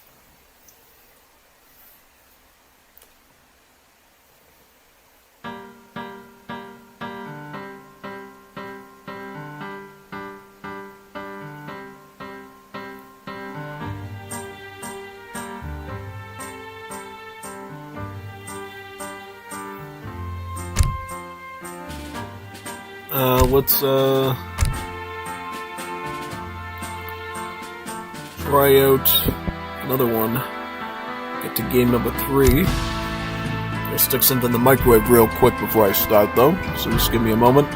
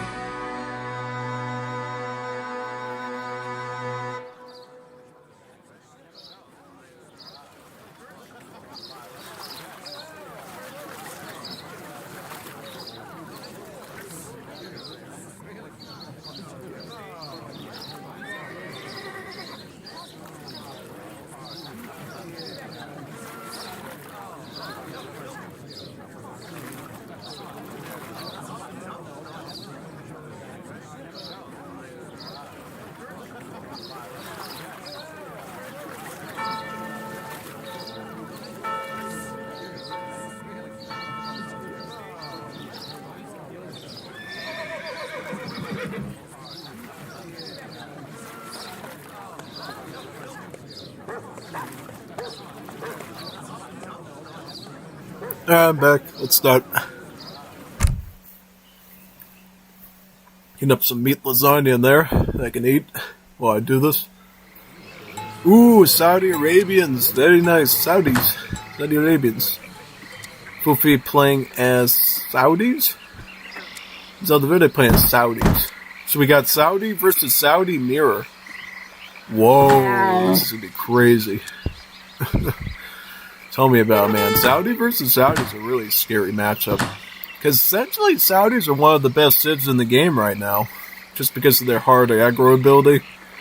And they got builds that are just actually so bad and scary that they're actually banned in this tournament. That's how scary they are. And even when you take those away, they're still a very spontaneous, dangerous civ. Yeah. But since they're both using it, it won't feel as crazy because they're both doing it. What you want to do pretty much right away is get a Madrasa caravan and then start training tons of ills. So the big thing you'll notice right away with Saudis is instead of having buildings, they just use caravans instead, which are just mobile buildings, really. They are obviously nowhere as strong as an actual building, so you do have to be careful, because they can be killed rather easily, especially by melee attacks, so definitely watch out for that. 100%. The only buildings they get is like their citadel here, the Oasis Annex they can build next to their town center, as well as, things like docks and stuff like that. Yep. So not quite as crazy caravan-like as, say, the old Egypt civ was, but pretty much a very mobile civ that's easy to move around the map with.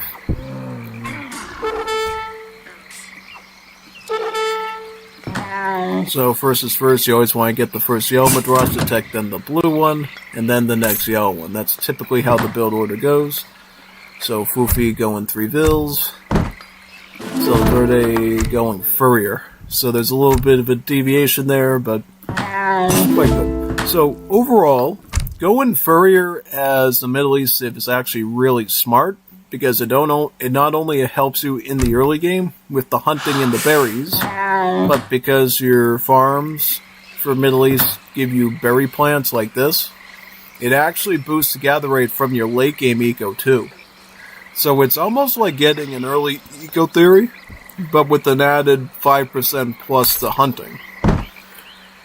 So yeah, no, it's like a really good early game card, and it's a really good late game card too to get as Middle East, because it helps you with your early eco and your late eco.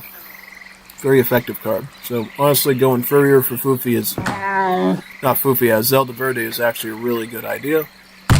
Whereas Fufi going with 3 villagers, that's good too. Bisht, Imams increase the gather rate of nearby servants. I'm not really a fan of that one, because it means you have to get a mosque caravan and train healers, but I guess it could work out if you're into late gamey stuff. Also, instead of nomads, Saudis come with these Bedouins. The Bedouins are essentially Mahala caravans, Mahala caravans that also have the duties of being nomads too. So that essentially means that they give you housing space, they have all the Mahala technologies, plus they can fan and train herdables, plus act as combat units. Yeah, that's a little big mouthful, but they do a lot of stuff. Your town centers will produce them for free over time, but you can also train them too for, I believe, 150 food. Try not to lose them. If too many of them get killed, you get killed, because then you won't be able to have a pop to do anything with. But just keep in mind with the caravan, the Madrasa caravan, researching yellow Madrasa techs will actually give you free Bedouins. So if you need Bedouins fast, maybe consider picking up a yellow Madrasa tech, and that might help save your tail. Literally, your camel tail. I'm just curious how they're going to do this combat. Are they going to go gunsmith? Are they going to go foundry? Are they going to go forge? Usually you want to go gunsmith. That's typical Saudi setup. So he's going to ship in about 12 Mutawins. I'm assuming he's going to get again a gunsmith caravan right away. Again, because your buildings are caravans, you can put them anywhere. You could take your gunsmith caravan and stick it right underneath their town center if you want, and literally rush them under there. If it works, then you can do that. Yeah. Just be aware, of course, the town center can obviously shoot at your caravan, and that could be a problem. But overall, it's an interesting strategic situation. Yeah. Of Gormistan looking to play with people I see in Wars Liberty server. نعم سيدي. Probably trying to practice for his next series. Yeah, we're gonna love this. We might do his series next after this one. Gormistan versus Samurai Revolution. Yeah, and then Eternity versus Codefender. Yeah, those ones should be pretty peak.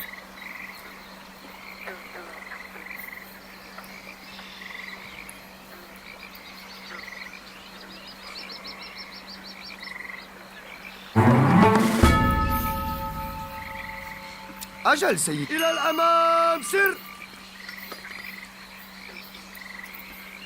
Oh, he's getting Jihad as well, so he can mix in his, Oh, cool. Now we can mix in his, Mujahideen from the Citadel.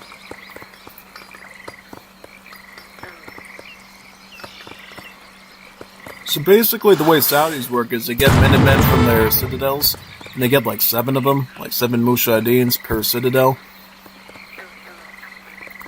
It's actually pretty strong. But if you get this card here, Jihad, the Mujahideens won't lose hit points and they become like a permanent part of your military. Which is quite helpful, yeah. Because they essentially, I believe, have some decent range damage plus multipliers against siege troops. And then you can get another card called Fistabilia, which I don't think he has. Will actually give him plus range on top of damage too. So it's kind of a double effect, really.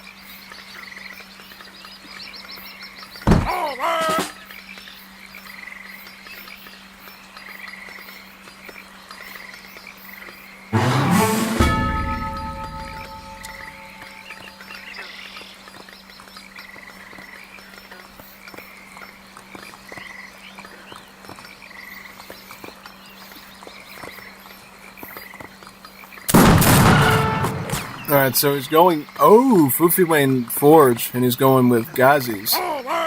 That's cool. Yep, the Ghazis. That's nice. Yeah, the Ghazis are essentially a coyote runner for the Middle East Civ, and they have multipliers against villagers. While they're not that good at like performing hand cavalry rolls, they certainly can, but you need a lot of them. Also, the elephants attacking him. Oh no! Yep. Elephants can attack you in this if you try to hunt them, by the way, so you have to be careful. But yeah, no. Compared to the, say, the odds of the Afghans, the Ghazis are not that great at, like, fighting scrims and artillery, but you can do it. You just need a lot more of them to do it. Yeah, pretty much. But they are awesome at raiding. Yeah, I know they're awesome at raiding. Because if you look at the multipliers, they do like almost like 30 damage to villagers from the get-go. So they're actually really good for raiding units. Plus he shipped in 6 more of them, so yeah, he's going with mostly just scout here. The problem is though, is because Zelda Verde went with the double gunsmith caravan setup, this means that he can spam out Jundis on him, the muskets, the Middle Eastern musketeers here, the Jundis. So you gotta be careful pretty much. Could be very dangerous. He's picking off his vills so far too, which is looking a little concerning, yeah. He's got his Jundis right in front of the guys he's there to stop them in their tracks, and he has to run right around them, go right into his stems there. Yeah.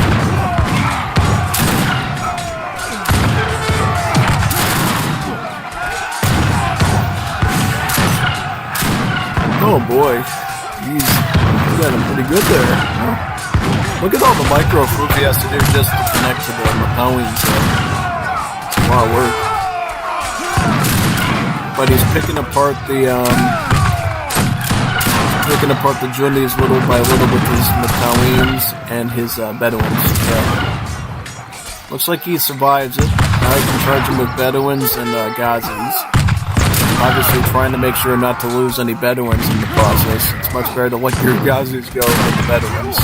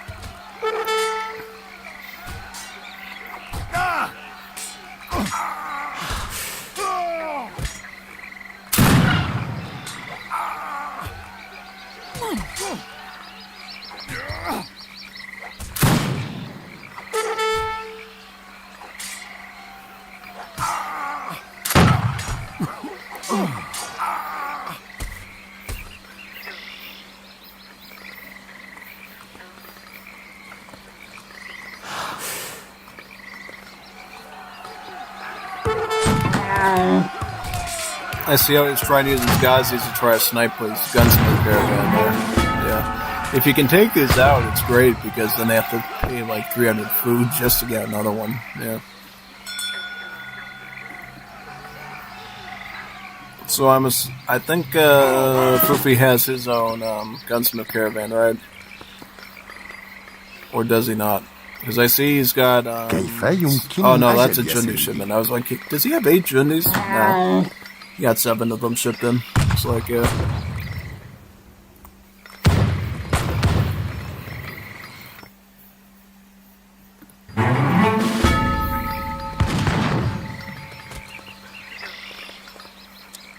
Kind of a tough situation right now, because it's like, what did these guys do? Because I think right now, Fufi's in a bit of a tough spot because he's stuck using a forge here and has no gunsmith. Gunsmith overall is going to beat forge in H2. Because in H2, all you can get from the forge is Ghazis. Oh, you can get Jamals. I forgot the Jamals, but Jamals and Ghazis are not going to be able to beat Jundis, though. Jundis can kill both rather easily. So I think that's a big area where, you know, Fufi has to think long term. He might need to get a gunsmith out and at least do some Matawas or something with his shock units. Because if he doesn't, okay, yeah, he is getting a gunsmith caravan. Very good. All right. Yeah, because what Saudis get in H2 is they get the Ghazi, which you already know is sort of the raiding Coyote Runner, and then they get the Jamal, or the Jamalun, which is a Camel Lancer. It's literally the same camel riders we saw in Age of Empires 2 last night. They're cavalry that's good at killing cavalry. That's really that's all you need to know about them. So, yeah, pretty much.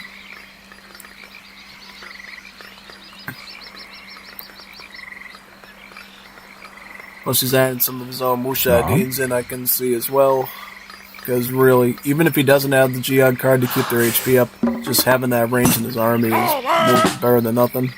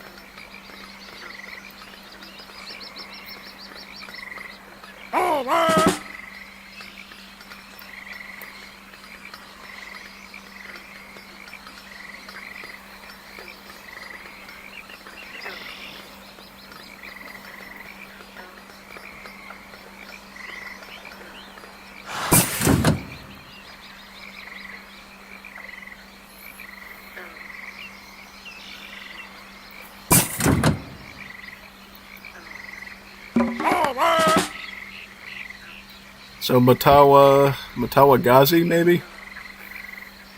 It could work if he micros it correctly, but if he doesn't, it could be problematic. Okay, so both get the Fortress Age. Zelda Verde decides to go Schwartz. These are essentially like Middle Eastern Reuters. I don't know about that, honestly. That one's a little bit tough to justify, yeah.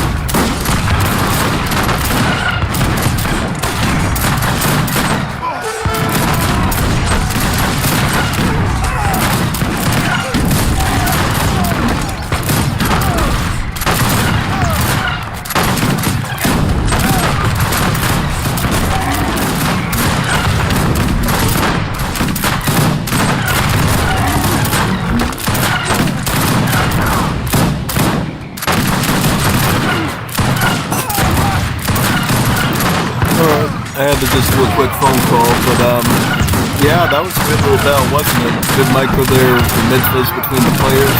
It's a really tight skirmish here. I mean, look at how close it is in terms of matchup.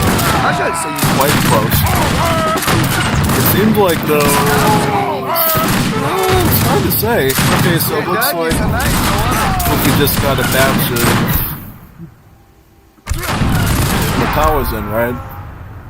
Yeah. Plus he's got two midgets here too. Oh, watch out, he's got the Bedouins in. Yeah. This is where the cookie can crumble if you're not careful. So yeah.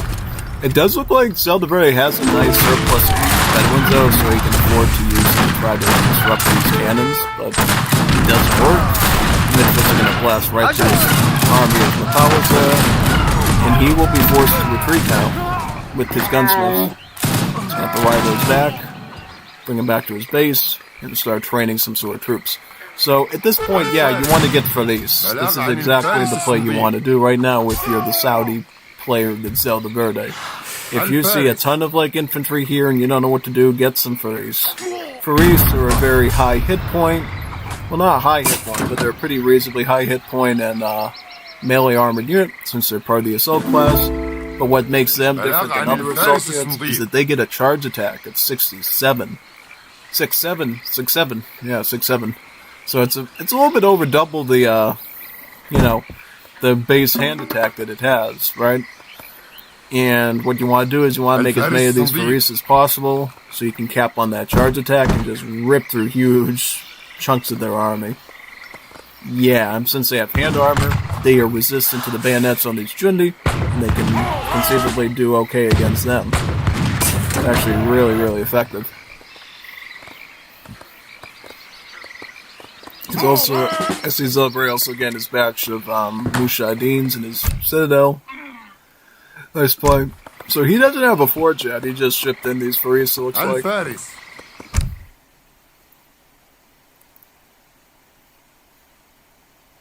I'm trying to see here. He should get a forge, but he doesn't have a lot of food for it, though. That's where I think, let me see where Fufu's at. Fufu's about similar. Notice how they all have date palms here, so if they need the food, they got it there. It's not a question. Yeah, that's a good thing about Saudis is because of the way these oases work, is they produce batches of bushes in 5. They start out 1, then 2, then 3, then 4, then 5. And then eventually you're getting like 5 date palms on each spawn. So that's like really helpful for you. Because you get so many trees, you don't even know what to do with them. It's so helpful for you, yeah. How many of these does he have? He has 37 of them, yeah. So he's got a huge stack of those, yeah. So it's like he'll never run out of food now that he has that. And the card he got before there, the Furrier, actually helps with the food rate on that. Plus he could get date syrup and that would also help too. So maybe he'll get that. I know stars. Okay, so he does have a forge. He does have a forge. I see more Faris here. Right in the back here. Okay, so he's going Faris with Matawa and Jundi and whatever, yeah. This is exactly what you want to get, yeah. نعم. ما هي أوامرك؟ نعم. More Matawas, right? He's also shipping in Jamalun, so he's going to have some mounted spearmen as well. So that would be helpful against the Bedouins, yeah, since the Bedouins have shock attacks. So he could, like, butcher Fufi's, like, Bedouin remains there and then depopulate them. That's, like, a huge risk right now. A huge risk, actually, yeah. Pretty much, yep. Totally.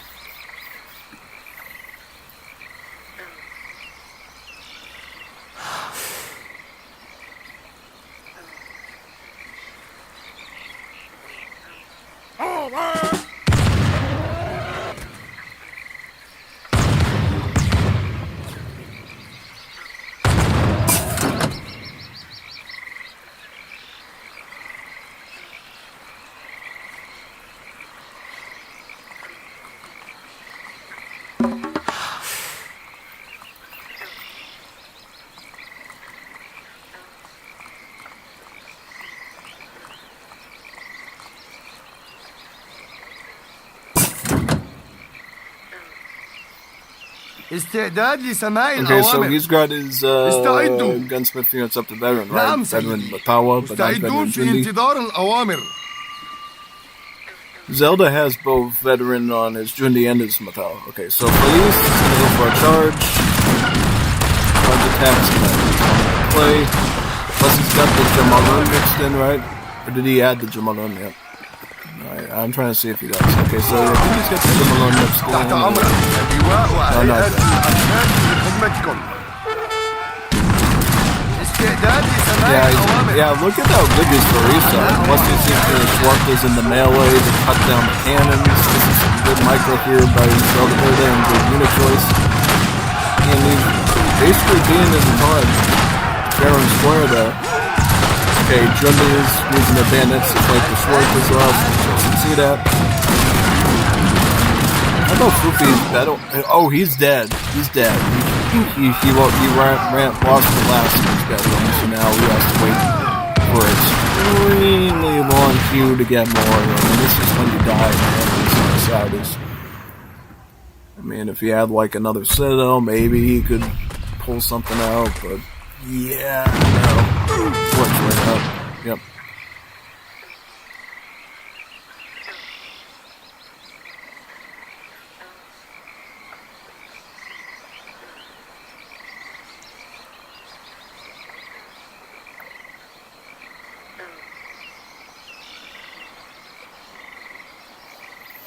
I don't know.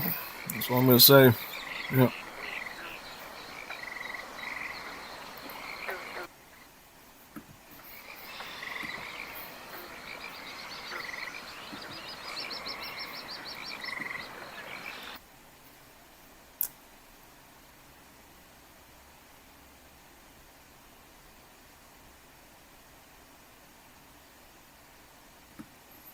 Alright, let's go to the next one now. Somebody's pinging the age of the world. What's that? Suggestion box. Hey, somebody pinged me.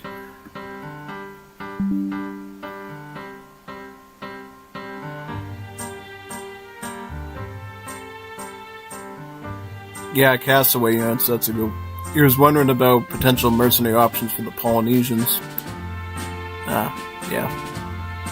That makes sense.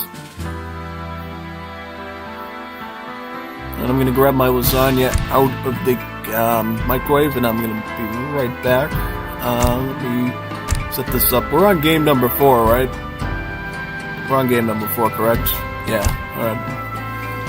Good game by Zelda Verde, by the way. He clearly has a better, I think, mastery of the unit classes of the Saudis, and he knows how to mix and match stuff a little bit nicer, and I think that's what ended up helping out Zelda Verde.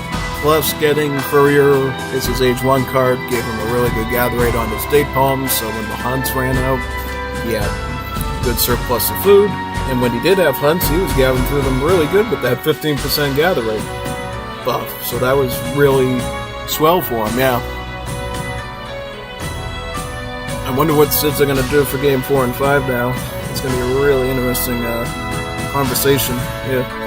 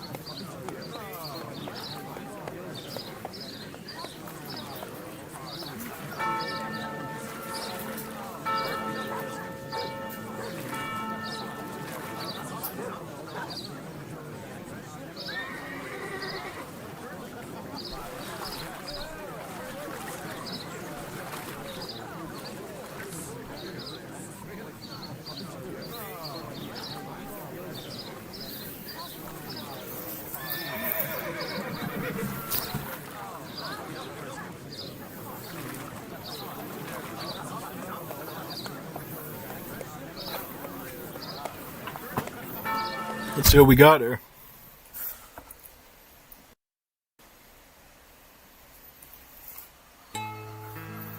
Zelda Verde playing French, probably inspired by Nathan. Fufi going Hadashani, so we got a vanilla matchup here, folks. I don't know about... I'm trying to think, have I ever seen Zelda Verde go French before? We might have seen him once. Can't recall. We definitely seen Fufi do Hadashani a lot, though. This could be very interesting. I think Fufi takes a bit of a greedier approach to the Hadashani, though, so I don't know how he'll do against a French player, since France is pretty flexy on stuff. We'll have to check this one out pretty well.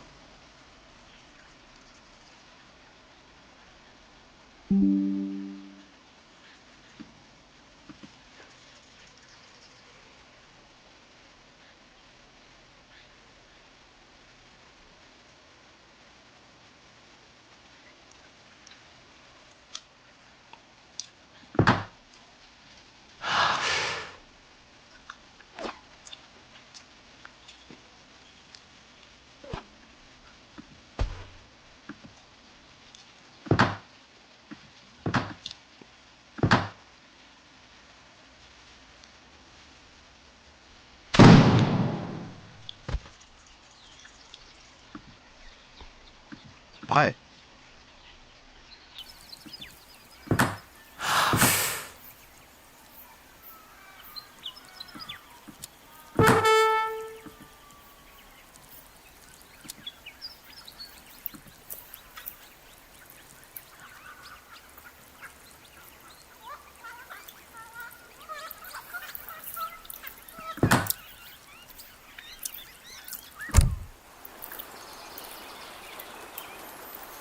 It's weird how he has High Chief, but he doesn't have Town Destroyer. He should run those two together to get the maximum, like, peak War Chief stats for his stuff. And you saw what Town Destroyer did in the Kaiser versus Nathan series. It was, like, pretty peak. Yeah, I know. It was absolutely very strong to go for, but we'll see what he has here. I mean, he's got Kanye West Horseman, he's got Coin, he's got Bills.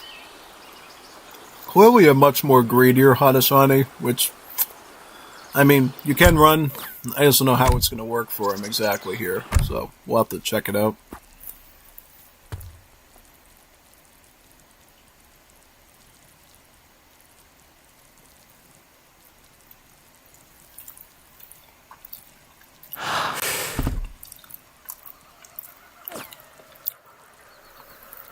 How about French, though? How's his French looking?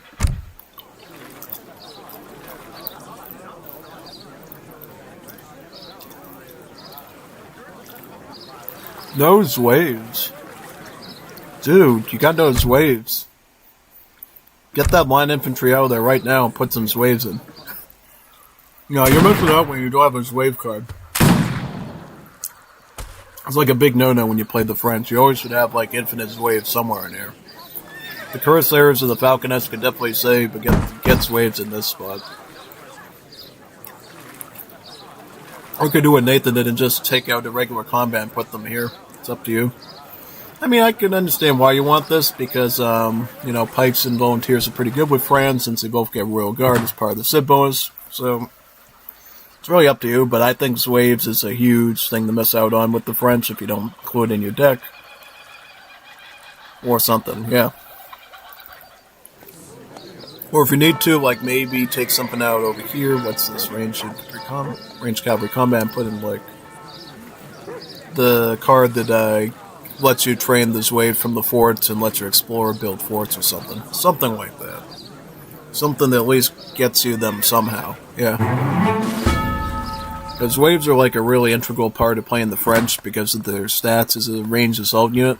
So when you don't include them there, it can be a big problem.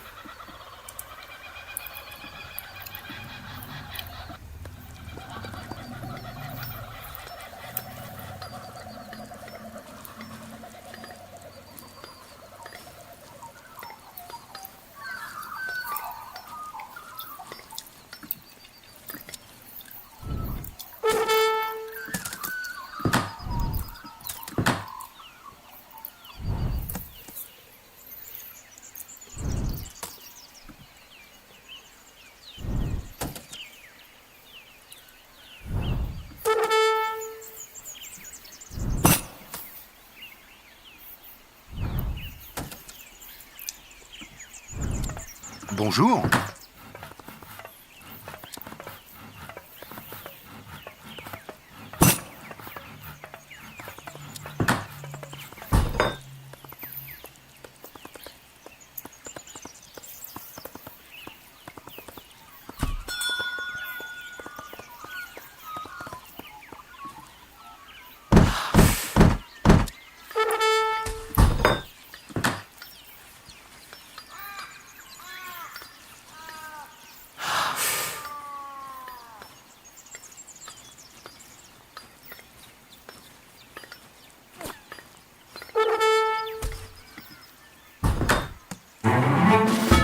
Wow, that's some pretty good greed there on the trade route by Fufi. Again, 2 trading posts.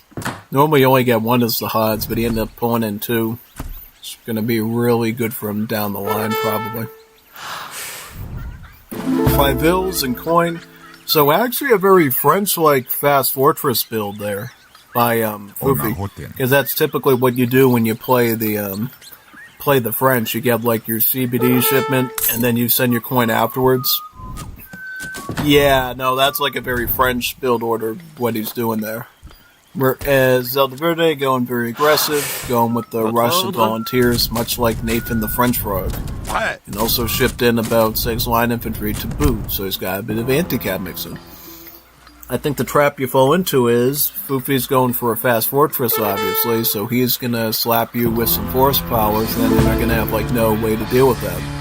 So Fufi's using a very basic Hadashani trick there to fool him, I think. He's also shipping in some Kanye West horsemen too, so he'll have a bit of scout, which he can supplement with the skirms, be able to win out on the battle and force him into his base, and then, yeah, puts him in a higher position.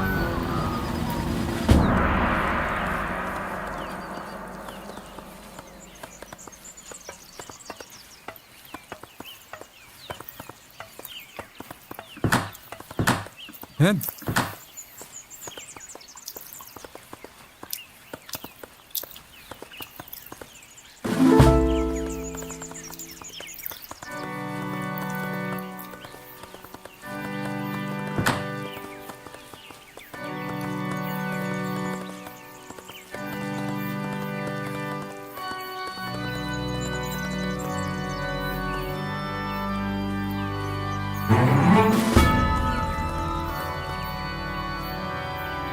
Waktahawi. Waktahawi. Yin. Waki.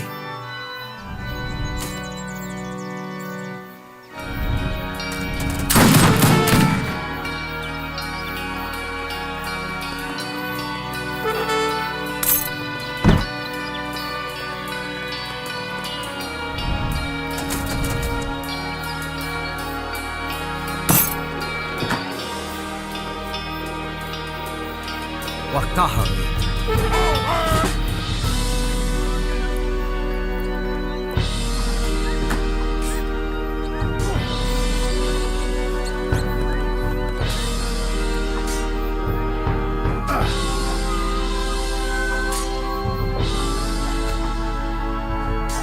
Je suis blessé. Je ne peux pas bouger. So he's going to train up probably a ton of tomahawks, and then he's going to back him up with force powers. That's what natural convention says. And then he could also get the Renegade French. 500 gold for 5 veteran cuirassiers is really good. It's like really, really good. Super good, actually, yeah.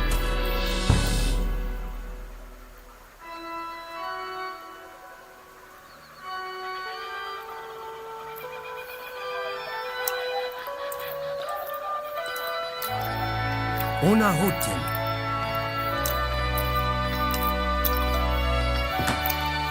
Waktahawi. Waki.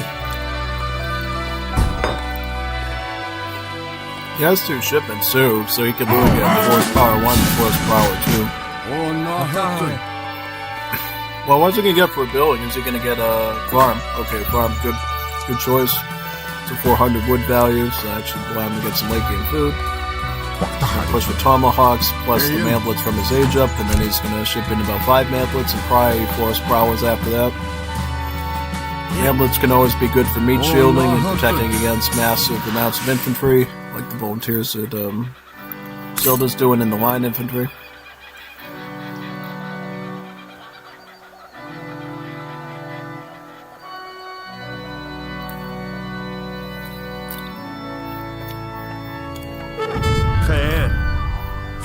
Sieging away from train posts. I like that Zelda is trying to be active on the map, trying to do damage where he can.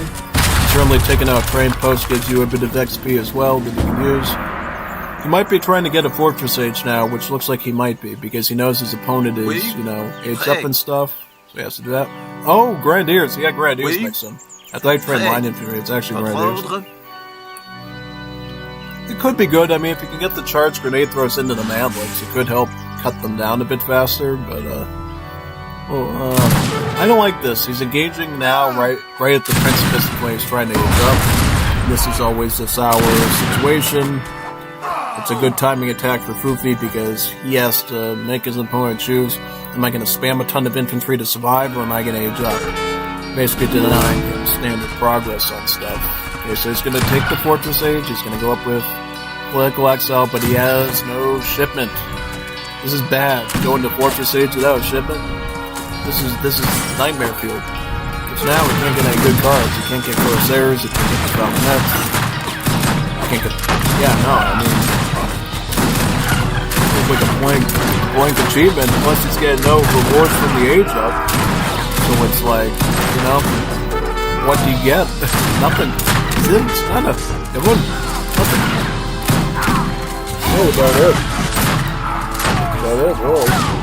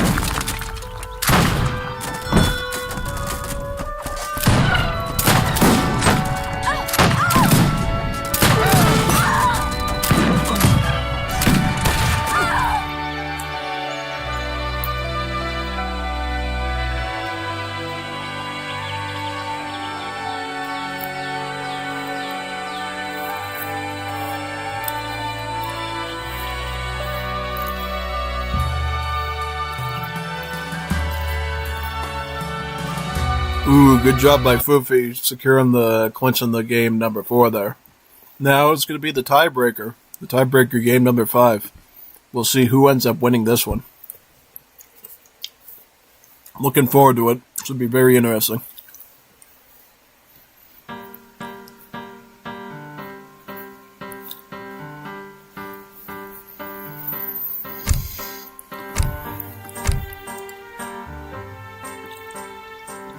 Game number 5, here we go. This is the last one of the series. It's anybody's game at this point. We don't know who's going to pull out. Well, we'll see how this is. Okay, so Austria-Hungary, Zelda Verde. Decent civ. Sweden. Another good civ. Truthfully, this could be anyone's game. I mean, I would put a bias towards Sweden because they have some good economic stuff like the sawmills and certain cards that they get and stuff and units. That's just going to be me. But if you're a good, solid, consistent Austria-Hungary player, you could easily do something yourself. I mean, yeah. I think the main difference is that Sweden has all sorts of cool economic stuff and cool extra techs and buildings with the whole annexes and allotments and stuff. Whereas Germany, or I should say Austria-Hungary, Austria-Hungary has a lot of the old bonuses from the vanilla Germany civ, like the free cavalry with your shipments, that sort of thing. Plus the scaled up villager shipments, the scaled up mercenary shipments. Pretty much that, so. They don't have settler wagons. They used to have settler wagons. Then the devs said, you know what, we're just going to give you more settlers. We're not going to give you settler wagons. And it was like, whatever. They wanted Austria-Hungary to feel less unique for some reason, so they're like, we're going to strip the extra royal guard units, we're going to strip the settler wagons, we're going to limit the Trabants to like the home city. We don't want to make them as vanilla and bland as possible, and that's what they ended up doing. Which, I mean, it's okay, but yeah, it used to be a lot more unique in the old days. So yeah. Still a very strong civ, though, because they get a lot of good upgrade cards, particularly towards their cavalry. That's really where they shine, I think, honestly. Plus, they get some good statted grenadiers, some good statted line infantry. They have a lot to look forward to.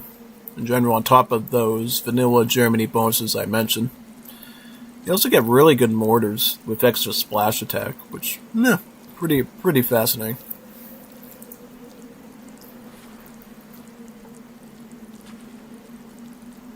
Självklart, kapten.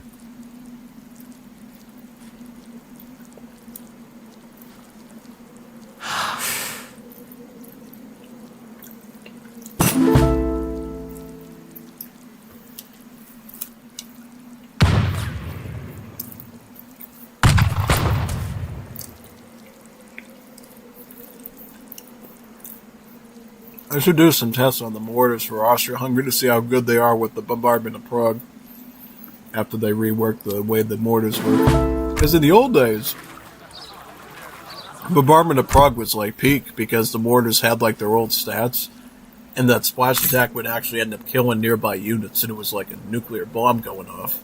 Now, because they're sort of watered down in the culverins, bombardment of Prague is actually, it's still good, but it's just limited in what it can do compared to the old days.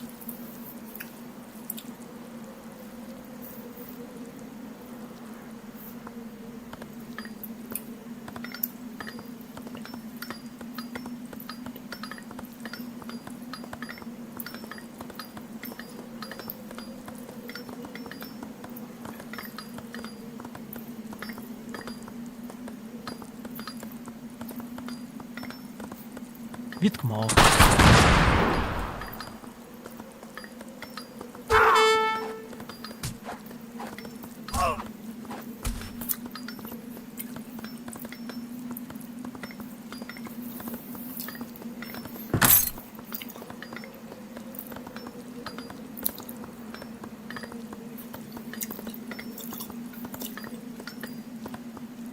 Went up with the Artisan. Good pick.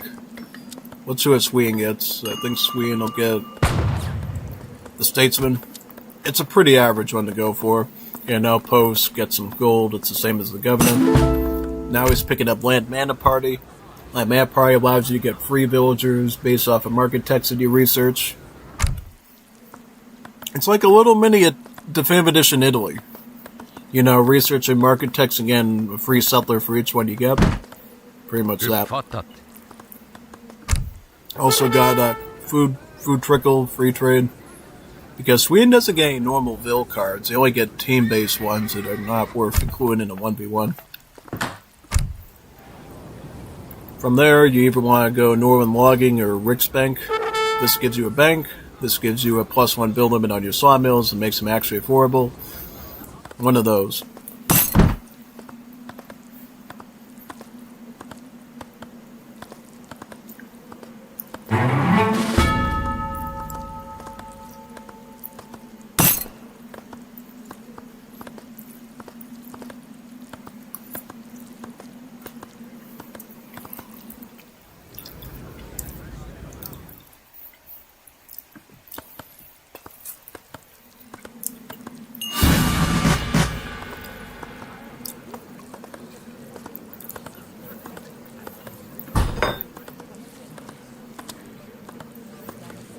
Riksbank coming in. Yep, gang saw sewing machine. These will all give them free villagers. One free settler per tech. Yep, see that? Free Billy. Here comes the Banky too. So they're very going to go for a forward barracks. He's going to rush them with likely line infantry and grenadiers, which you can make from the H2 barracks. He also shipped in about 10 Hajuks. The Fliko, Sakin, Lodomerian Free Cossacks. Yep, Austria-Hungary does get a Hajuk shipment of about 10 of them that they can use. It's a pretty big card, and it's a great supplement to go on with line infantry.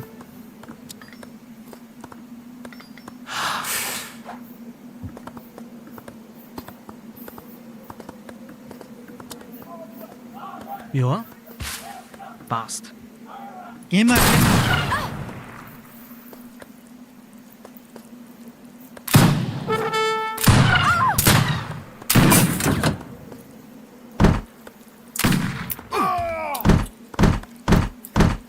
Now he's going to have to pull back to his barracks, get some grenadiers.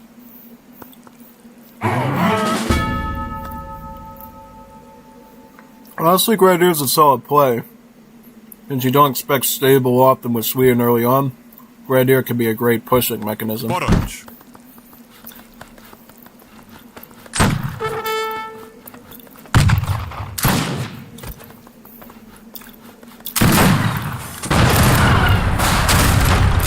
Gonna try to push on his outpost first. Sweden's getting up a barracks right now. He also has volunteer shipment, so if he needs that, he's got. Plus, he can ship in always some new towers with frontier defenses.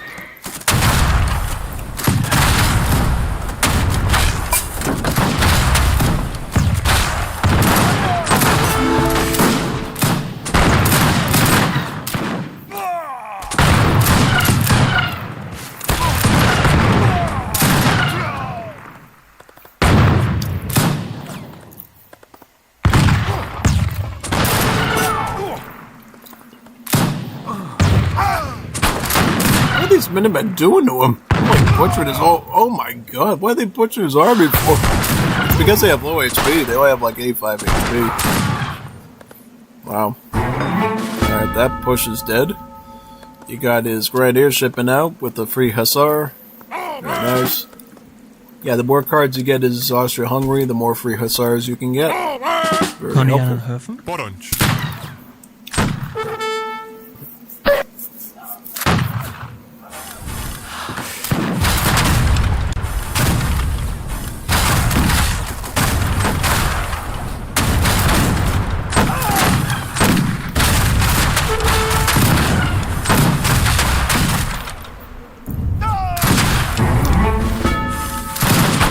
After my screen there, open up.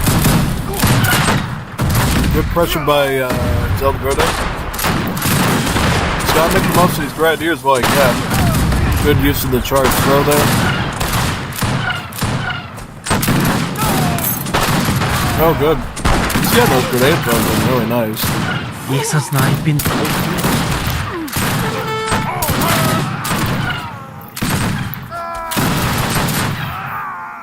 Just make sure those grenade tossers hit the infantry. I want to pull back, yeah. Back to here.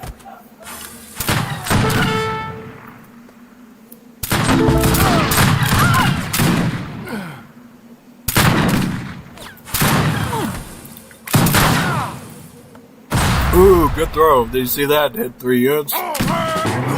That's what Grenadiers are all about, getting good tosses in like that and just wiping out large things, this stuff there.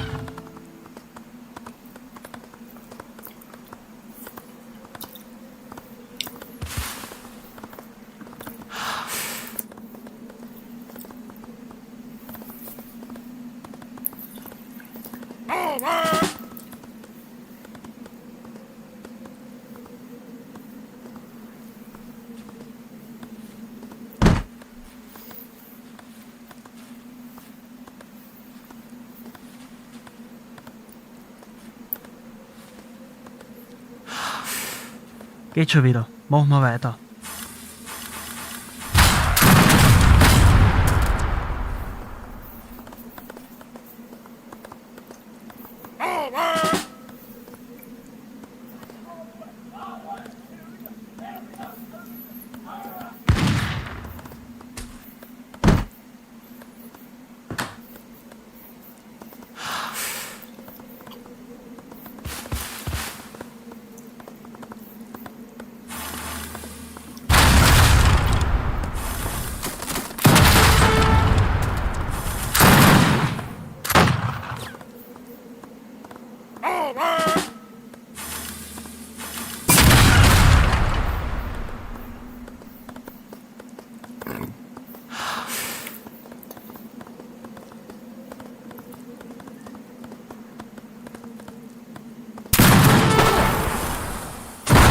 Ooh! Wow.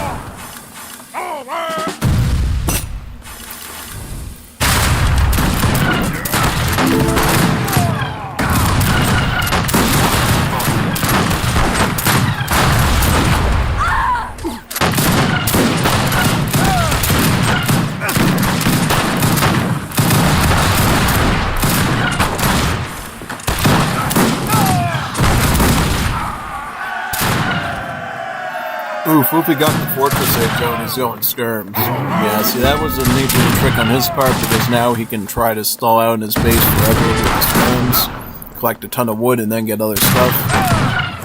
It's a really potential strategy there. Does he have more shipments? Yeah, he's got Hussar, Dragoon. Okay, so that was a skirm shipment, right? Okay, so skirm shipments there, these are from the gunsmith age up, right? So now he's got pretty decent mass of skirms. Should be able to clean this up rather quickly. Is Austria hungry? I don't know. Now he's getting Dragoons, so he can't even go with Cuirassier either. Does he have a Cuirassier shipment in his fortress age? No. Oh yeah, no they don't. They don't. He can train them though.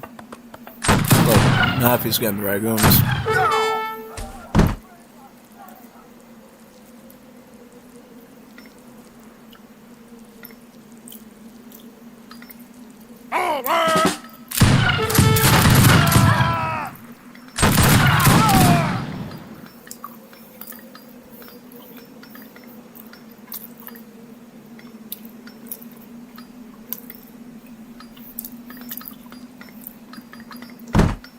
He's got skirmish and maneuver, so he can kill heavy infantry, dragoons, and heavy cavalry. So assault.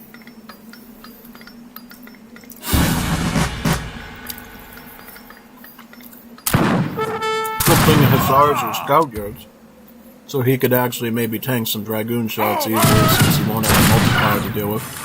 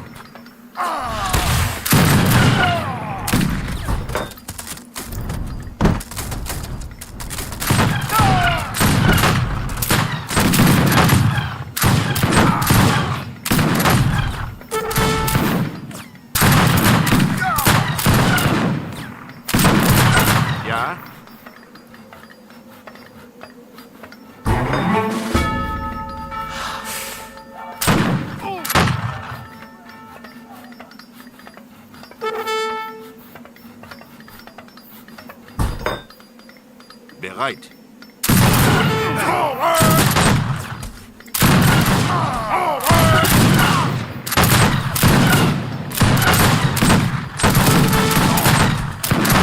Here comes the assault units, the Hashitrupe.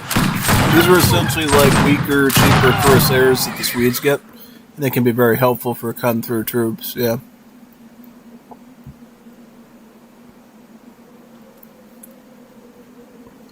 Good job by Fupi there, turning the ball around against his opponent.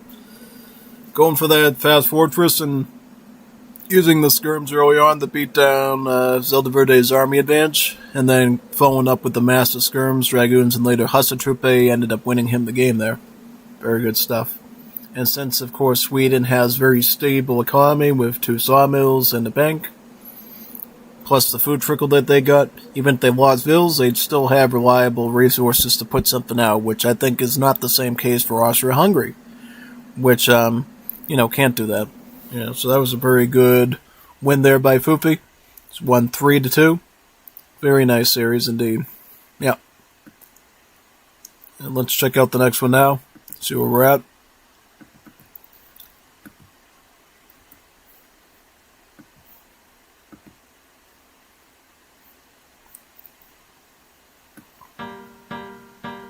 So what series are we looking at? I think I said we wanted to see Samrev versus Gormistan. G versus Samrev. These ones here. Because I feel like these are 2 pretty behemoth opponents. And that should be pretty good. I don't like Hawaii. Your units get killed by lava. Hot fire. Hot fire. Fire bad. Fire bad. That's what I feel like you think of when you're in Hawaii. Yeah. It's kind of hilarious, though, when you think about it. It forces players to be more creative. So I don't think it's necessarily a bad thing. Ooh, okay, so we got Gormistan as Inca versus Claymore as Afghans. Alright. So, just so you know, when you play on Gibraltar, sometimes you'll actually spawn in on the European side of the strait, and sometimes you'll spawn in on the North African side. All it does is determines what the landmass size will be. So whatever landmass size you generate on will look like this, and then the other one will look like a little stub like this. So if you spawn in North Africa, it'll look more like this shape. But if you land in Europe, Europe will look like this shape, and then North Africa will look like that shape. So yeah, it's a pretty diverse map, and I think that was honestly a good pick by Nathan for this week. So I'm glad he did. Anyways, Afghans versus Inca. I believe we've seen this matchup before, and it is a very nuanced, kind of an interesting one. Because while Afghan does have some superior stuff, Inca Huamaka spamming is like a real crazy issue. Especially since they're like very cheap, affordable halberdiers in their roster called the Huamakas that they can literally just stack on top of you. Yeah. We'll see though. I mean, we know that Samrev's Afghans are actually really good. I mean, we've seen him run like Sarbaz and Sepoy builds and stuff with them, and they're really solid. Really solid. He understands the Afghan civ like really good. Samrev like mastered them pretty well, so we'll see how he does with this stuff. He's gonna open up with the wood trickle Loda Tree Hadith. It's about the same as like the European wood trickle distributivism. And there's a reason why he's getting that. It's because with the Afghans, their blue madrasa texts actually cost wood instead of food and coin. So wood is actually an important resource when you're the Afghans. Alright? And the blue madrasa texts are in particular useful because they give you free villagers. That increases with each tech that you get. First one's going to give you like 1 vill. Last one's going to give you like 6. So try to get all those blue madrasa texts done so you can get the most of it.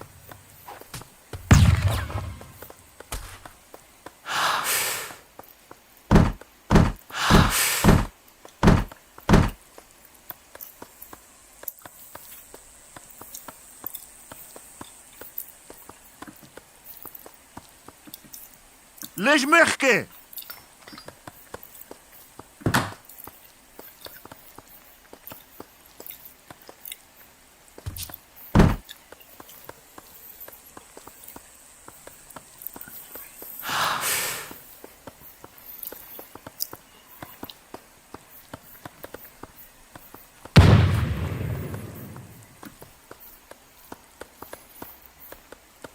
Yeah, I see Samrev's trying his best to herd the deer in, which can be a bit daunting on this map because they start out so far. So you have to do a bit of legwork for that. And at least for right now, he's going to be able to get the second blue Madrasa tech, so he'll get 2 free vills with that. So his Vill Eco is coming along quite nicely, which is really, really good.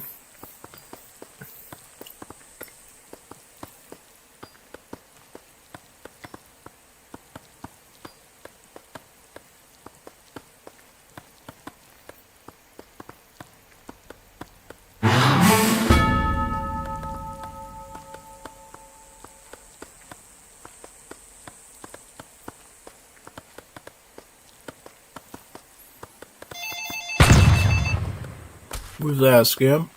Yep, Scam. Dynata. They've been calling my place for years with new scams. I don't know why they keep calling there. Crazy. Alright, so Gormistan, so he's aging up, right? No, we are not available now. Or will ever be. Market, Ushnu. Yep. So you can actually build your military building in age 1 ahead of time, so you have it ready to go once you get into age 2. It's called the Ushnu.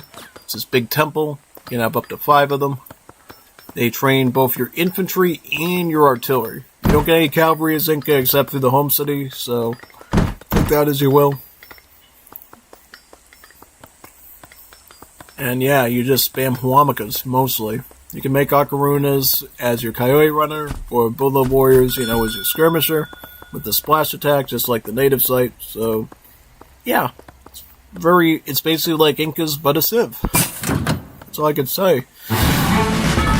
Also, good textures once you get to age 2 on it. Looks like a beautiful temple.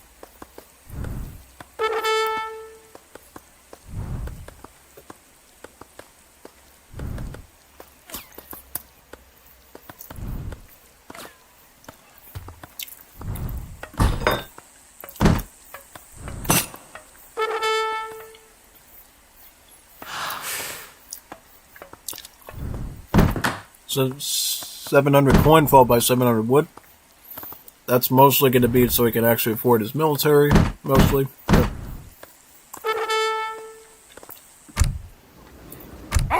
Also, with the wood, you're not only going to be able to get Okarunas from the Vishnu here is your Coyote Runner, but you can also put that into your market and get your gold auto gather tax too. Because with Inca, instead of getting mining ticks, they get auto trickle on their villagers when they gather. So when your villagers are like chopping wood, hunting, whatever they're doing, even mining or whatever, they're actually auto gathering coin as well while they're working. Kind of like the Asians with the export, but with coin. And you get techs at the market to actually upgrade the trickle even more. So now the trickle's up to 0.19. It was 0.16 before. You can bring it up like 2 more times as well. And then you can bring it up 1 more time in the Imperial Age.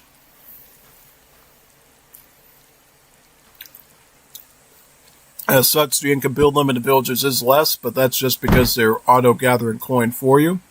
Which means you need less vills to maintain the same eco amount, which is quite nice. Means you can actually build bigger armies and still have a full economy as Inca.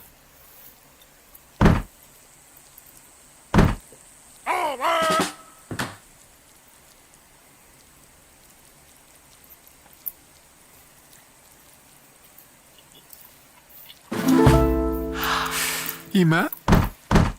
Ya, Chakusha.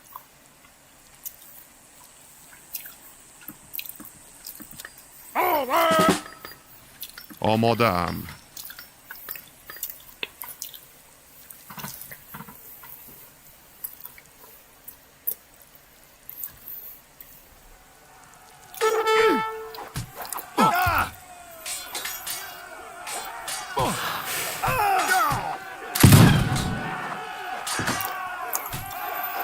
زه ټپي یم او حرکت نشم کولای.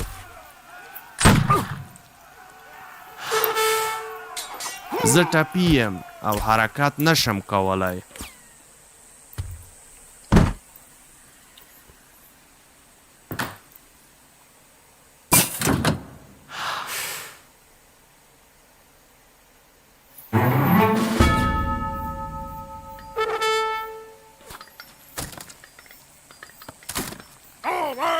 با چی نیاز دارید؟ سلام.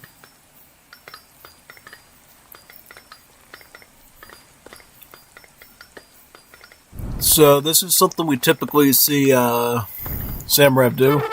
He loves to go with the Sarbazin.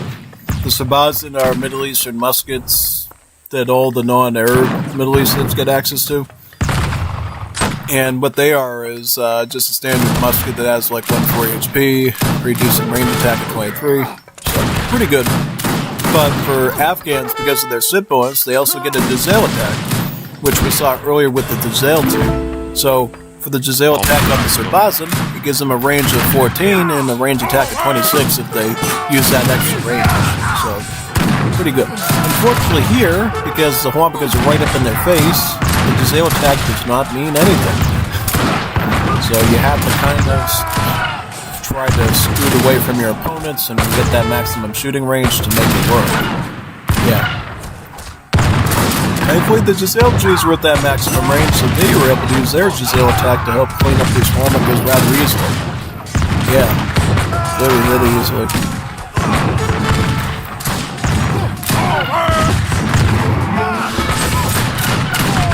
Oh, he's clapping him good. Look at that. Awesome.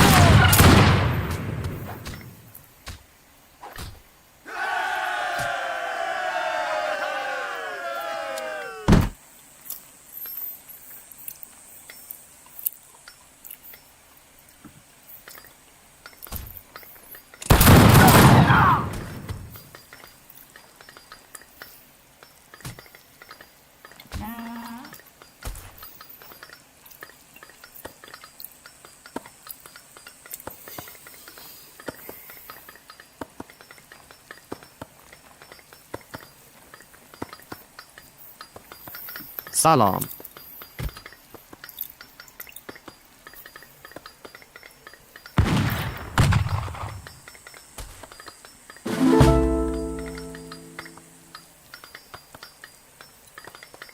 بله.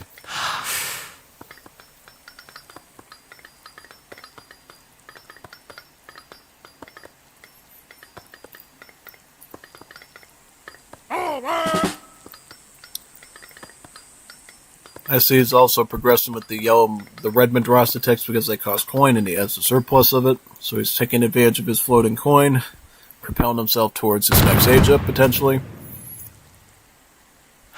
Which is very nice. He's already on his 4th blue Madrasa tech too, which is really nice. Should help him out quite a bit.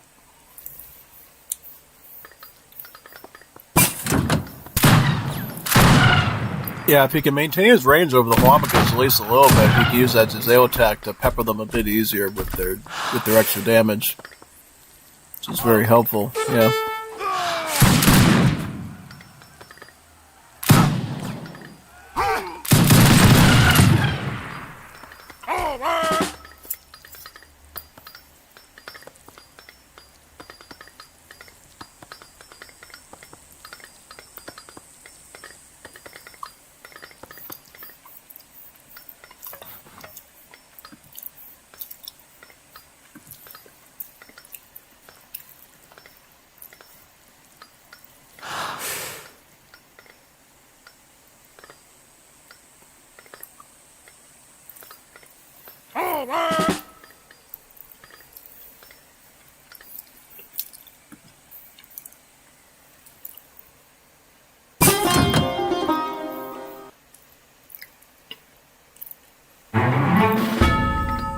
So right away he's probably going to get a Midfish ship into Nokara and an upgraded Sarbaz into the Baron upgrade. That's what he goes for.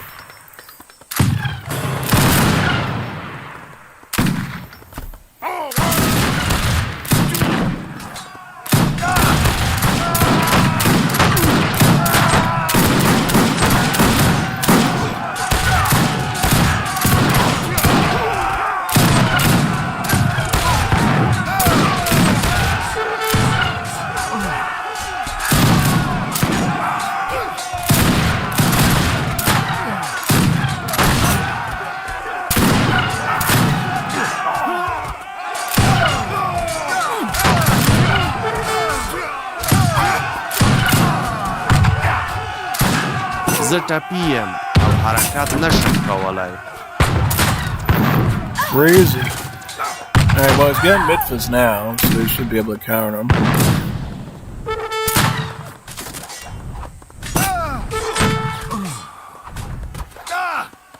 Just shows you how safe these Wambakas are. He's got cannons, he's got all this stuff, and it's nothing. چی نیاز دارید؟ Absolutely clapped.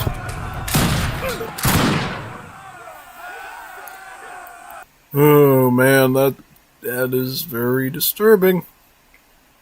Very disturbing.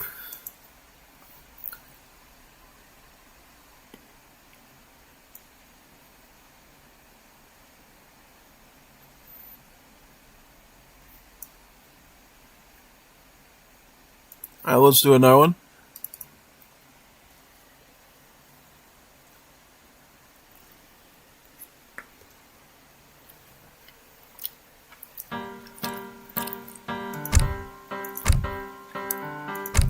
Game number 2.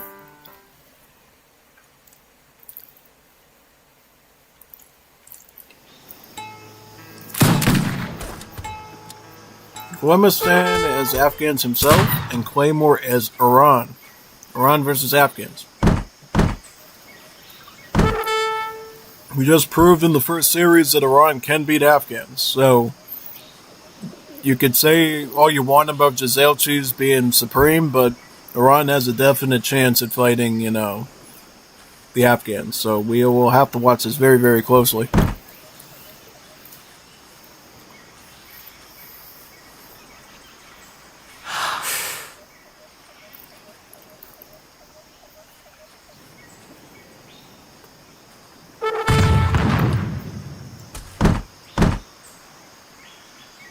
I mean, overall, I think it really comes down to how good you are with your micro and your military choices as Iran. Like, if you know they're going full Jazelchi, you better have your scout units out in time for it, or else you're going to have a real tough time. Because that's what rode on the last time we saw Iran versus Afghans today. Basically, what happened is Nathan had to get enough Junbaz and Tofangchis to actually beat through the line of Dewaltalabs with the scout units, and then the scout units actually had to survive long enough to hit the Jazelchis. Because if your Nizam athletes died before you get through that big line of scrimmage with the hand units, you're dead. But if they break through, then you're alright, because then you can hit their skirmishes and they have to run for their lives. If the Jazelchis kill your scout units, fine, but at least you grind their army down. I feel like Afghan always becomes a death blow of gradually growing Jazelchis, using that Jazel attack just to rip through stuff. Like, the most important thing in a battle against Afghan is always making sure you keep the Jazelchi numbers down by reaching in the back and at least killing some of them. If you get them all, you might win. But if you can get some of them down, you at least stay in the game. Because if you only beat the melee stuff, and he has a big army of Jazelchis running around, it eventually grows and grows, and then eventually you can't deal with it anymore with your standard economy and production billings. And that's what I think it comes down to, really, when you think about it, yeah.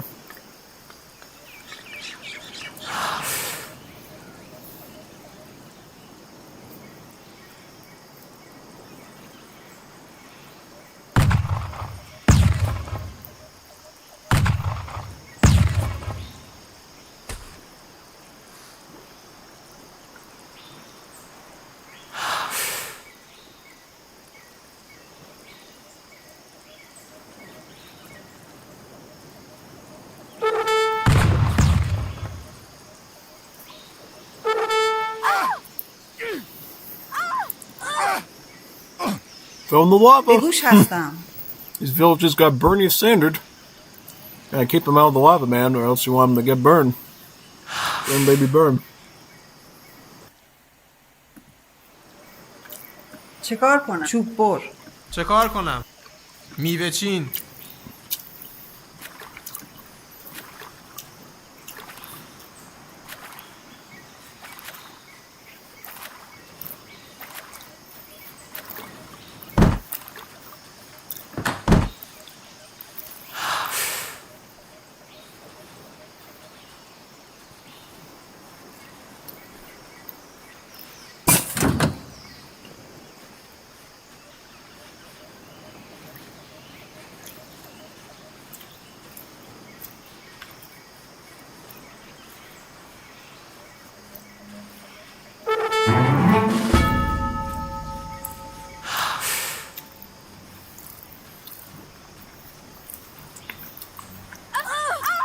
بله.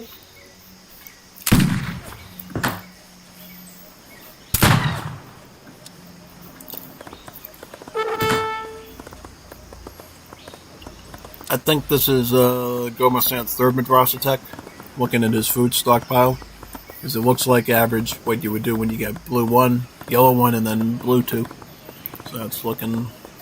Well, that's the build I do nowadays. I used to do all blue.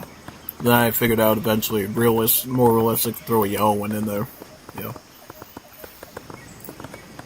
All the yellow techs do is they give you coffee bush, not coffee bushes, they give you the poppy bushes, the gold ones, and then it increases the inventory, which means they have more in them. So when you get around to using founds later, and you put them on poppy bushes, those bushes will last longer, and thus you won't have to wait as long for them to be replenished.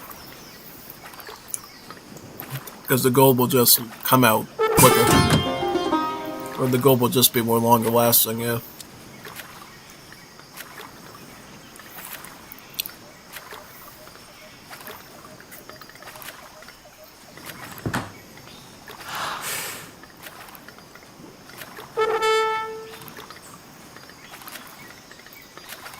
$700 wood.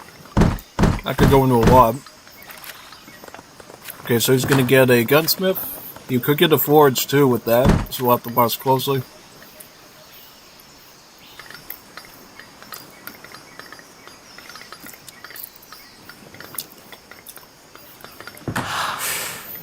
He's only on Artabil carpet?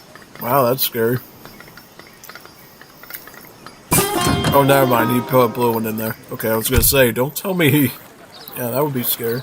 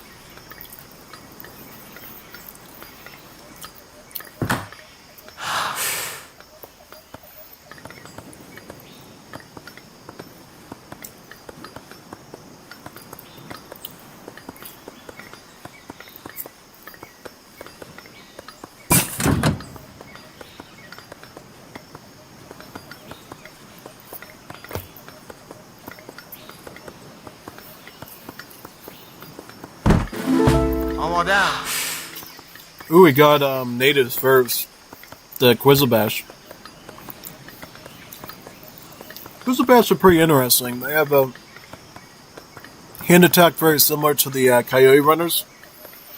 But the multipliers of 5. So they end up doing a killer amount of damage to skirms. You end up like 60 damage to skirms. I reckon I'm really good against the Zailtus, yeah. Good counter to this, yeah. You may just ride them through the lava, maybe.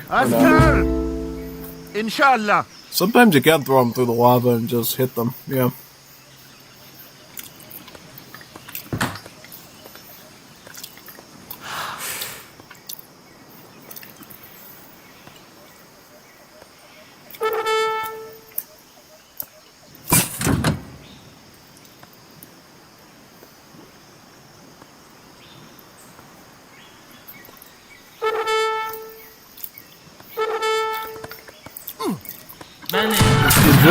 Is the fourth bird in the lava?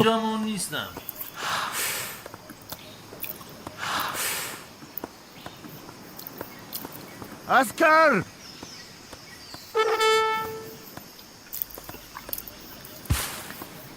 See if we can get them in the right spot. Don't go for the veil. They have not that good hand attack. You gotta go for the skirms.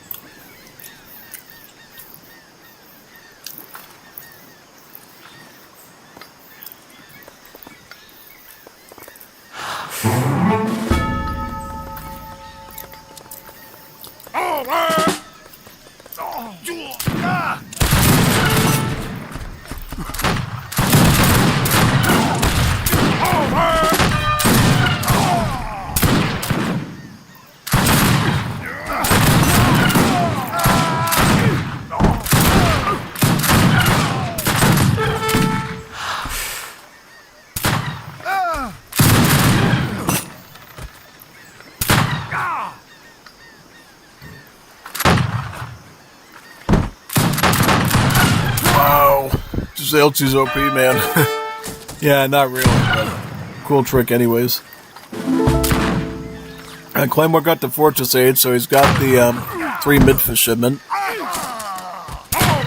He wants to build to the lava! Bill burned to the soldier burned to death in the lava. Wow.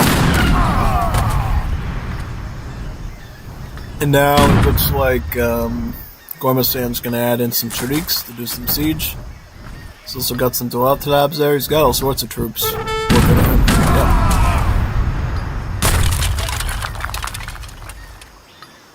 Yep. Good hit of his midfield there too. Very nice job with that.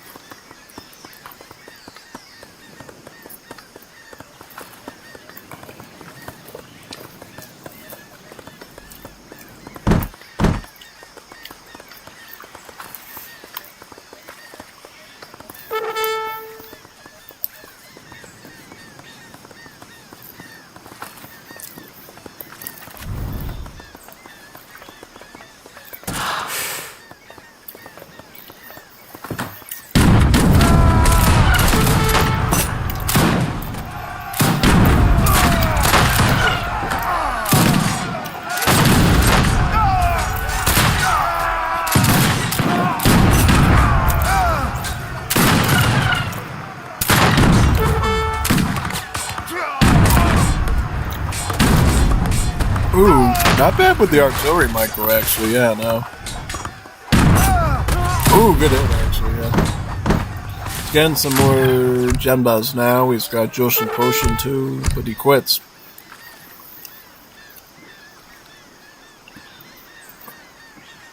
I don't know about that, though.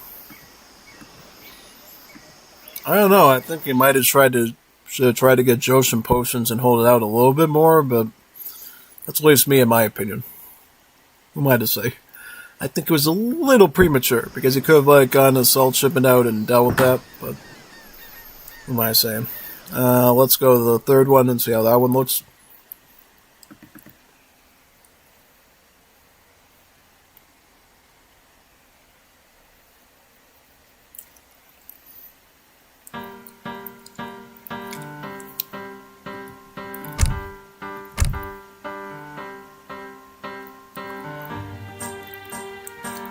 Game number 3.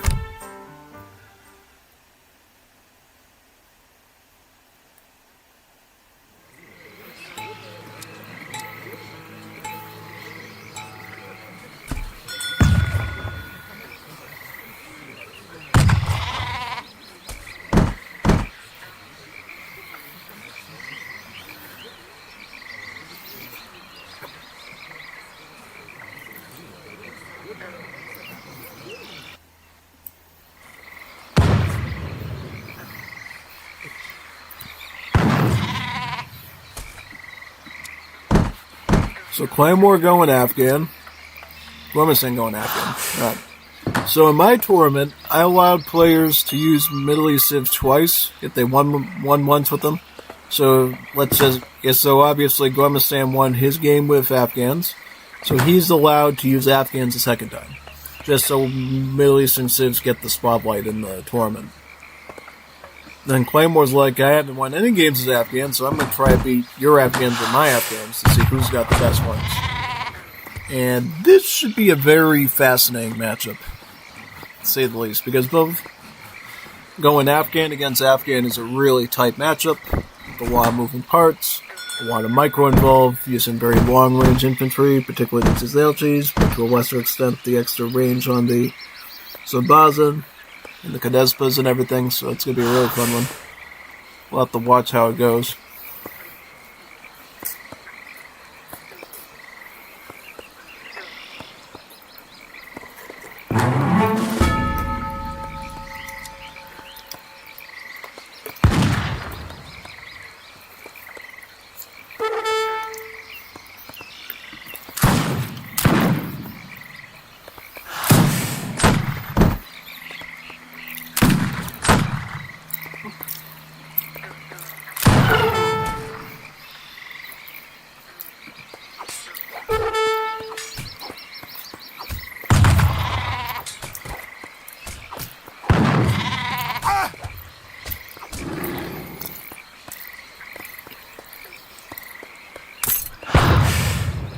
London Trey Hadid for Claymore.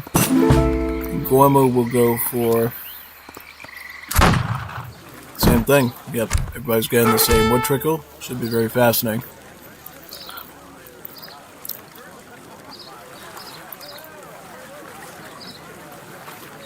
I find it interesting how Guemu likes to use the Infinite Chakram. I think that's a pretty powerful card. You could include the Infinite card for Quizzlebash too, since Afghan gets that. Could be a good idea, actually.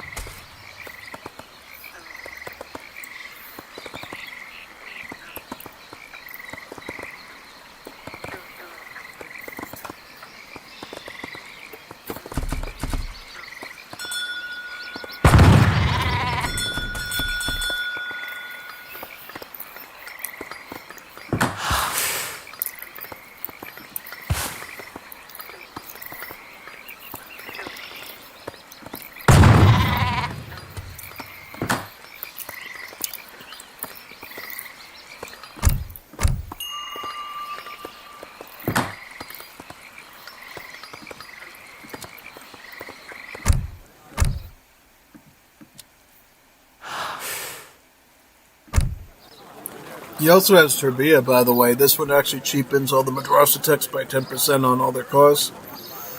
So this too can be sometimes a good consideration if you're playing as a melee civ.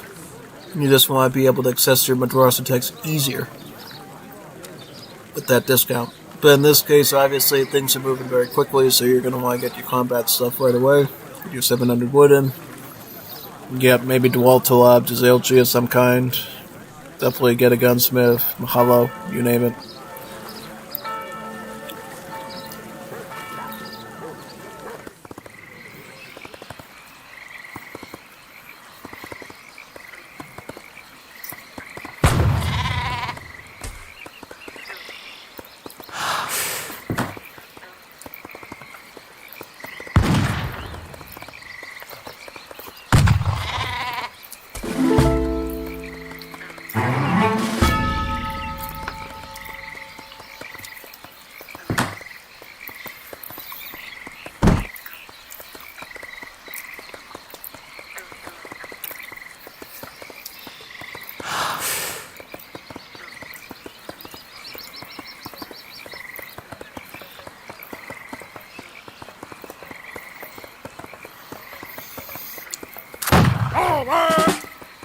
Alright, so it looks like Claymore's gonna go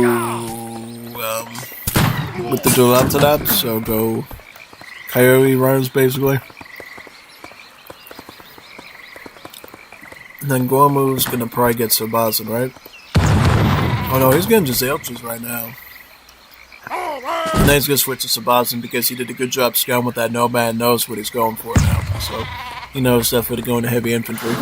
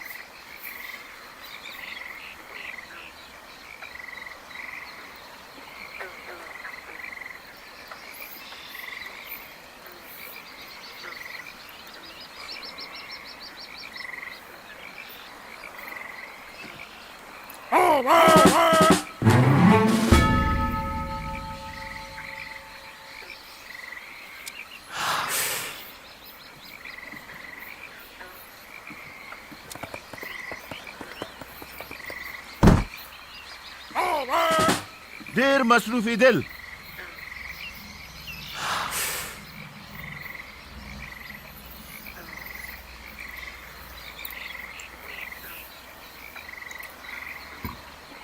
Yeah, Master Wall Twabs can be a great thing. You just have to be careful with those Chiriks and Sabazin, though. If you get lucky with them, I think you can make it work, but, yeah. See, with these guys, you got the chance of the lethal strike if you hit fall within 30 HP. So, yeah, you sometimes can get the RNG. They're both getting lethal strikes. I mean, they're both landing them. Yeah, he actually breaks through the melee line. Okay, he doesn't break through this here. He's got more. Zatapijem, al harakat nasham Yeah, he can bring in some Sabazin to himself and some Zers. Zatapijem, al harakat nasham kawalai.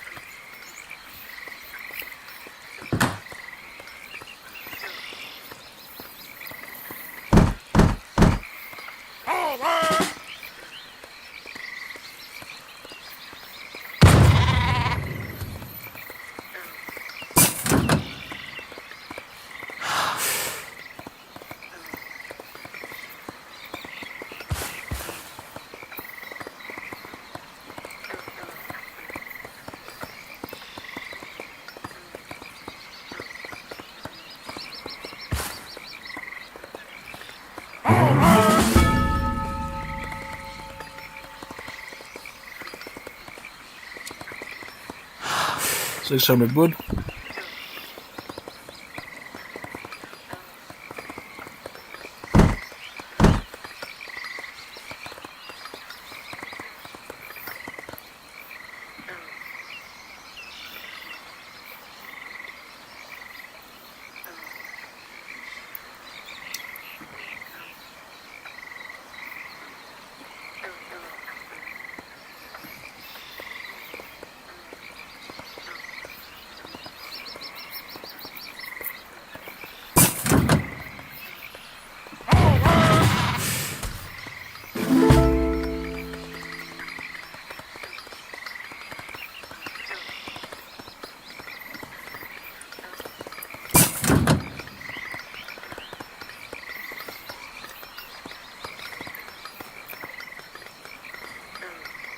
دير مصروفي دل إن شاء الله.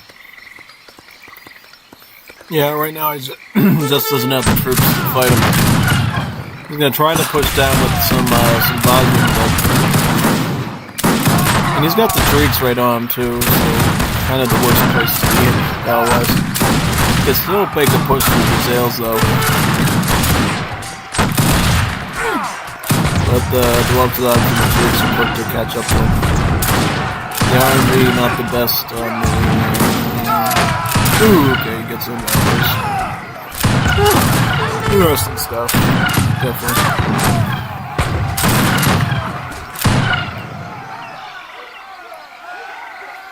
Oh wow, nice. GG Moon. Good series. Good series so far. That was really nice. So now we gotta watch the Code Fender versus Eternity one, I think, and then we got Sagawai versus, I think Bondar one. Yeah. Let's boot it up and see how it looks. Eternity versus Code Fender is gonna be a fun one since both players are super duper good.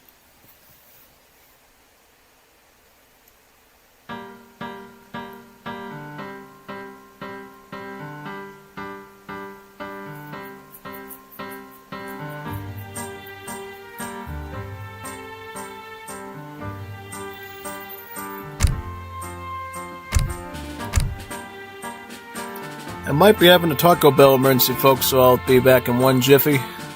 Give me 1 second to deal with that, and I'll be right back.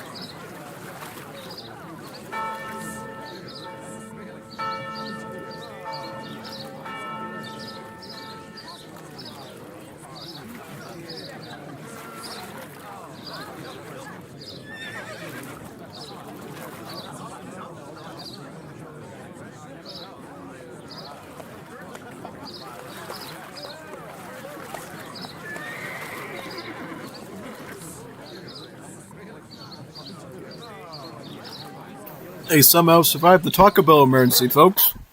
I'm back, and I'm better than before. Alright, so I made it.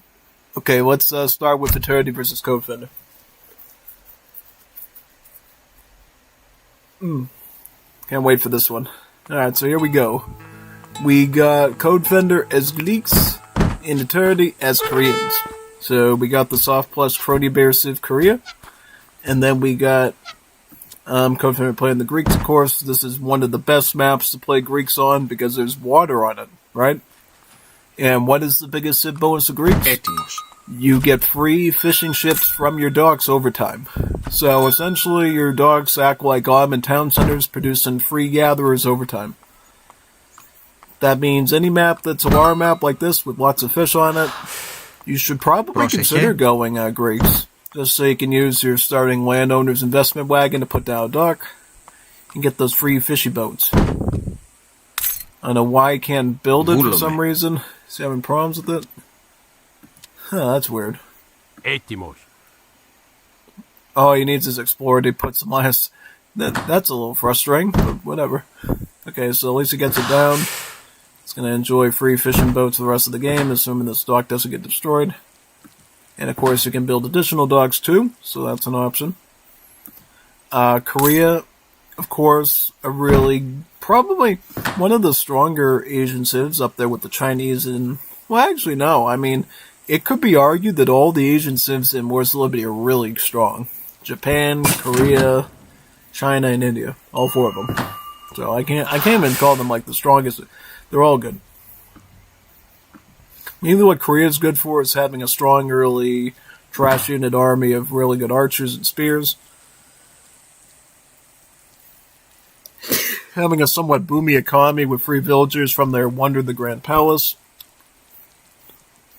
And some other side perks like that. Also, one of the best micro capabilities in the game for military, because what they can do is they can take their military and garrison them inside of most buildings. So you can hide them inside of a town center or a house, barracks, stable, castle, and I think a couple of other structures.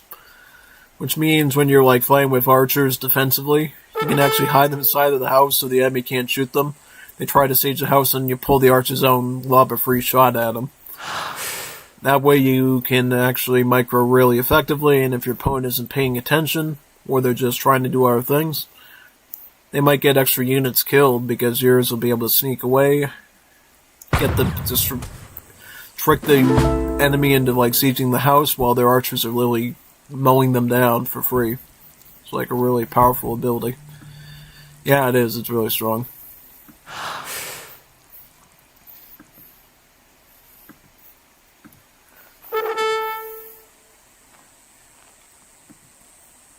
And let's see what the decks look like.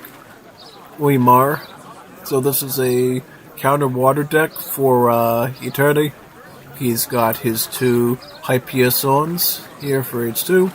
And then he's got 3 Hypiozones in Fortress Age to counteract essentially whoever is going water, which in this case would be the Greek player, because the Greek player in this match is obviously going to be having a ton of free fishing ships. They even included rendering plant to cap on that eco. But Code does have a destroyer here, plus naval combat to, ensure his navy survives. So it's not going to be that easy if Eternity tries to run some counter war cards. You have to deal with this big heavy boat here that could fight back against him pretty easily. Because it's the heavy boats in Wars of Liberty that have the broadside attacks. So they will be able to rip through light ships pretty easily, assuming there's not too many of them.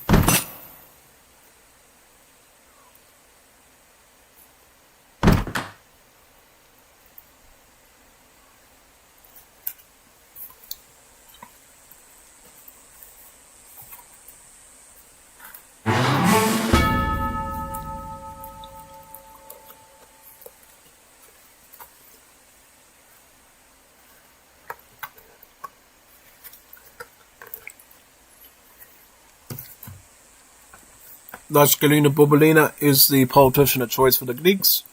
Gives you about 2 free fishing boats. And it ups your build limit of fishing ships by +5.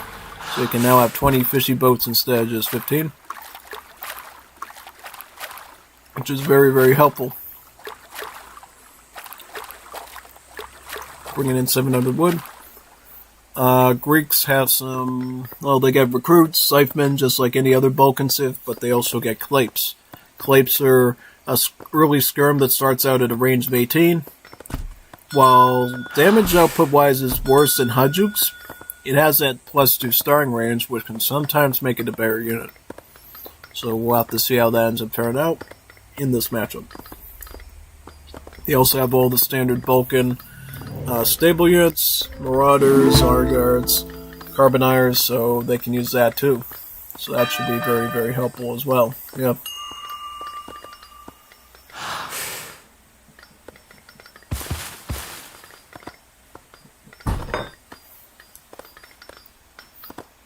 And Grand Palace for Koreans, right? Yep.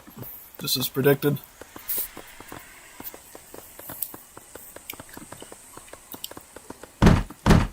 He's gonna get barracks up, do some thing past spearmen, I see. Yep.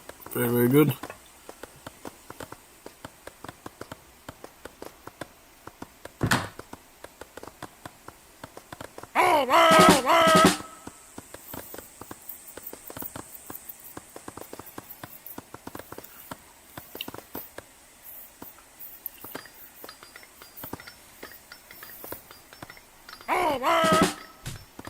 And since he does get free villagers, he can technically not have to train vills as much because the Wonder will kind of cover him a bit there, so he can get a stronger push. In this case, Eater is going to be going for a strong spear push early on, ideally trying to kill some vills, maybe take out a house or two, really disrupt his opponent. Because with all those extra free fishing boats, if you could take down a house or two, you could deny your opponent a lot of military just because most of their population is going to eco early on between land and water. Yeah. Look at all the houses he's getting too, Code. He is getting a lot of houses there to ensure that he has enough pop space. Even if he tries to siege him and all. Spearmen do take out one build. Tells the opponent to cover mode to stall a bit so the tigers can nibble at him a bit as well. These tigers are for free, by the way. Went through a card called War of the Mounds that allows your monastery to produce them for free over time with the build limit of 5. So it is military he can afford to keep pushing at his opponent with. And tigers are meowing their way through his wow, look at that. Way through his recruits. Very, very nice.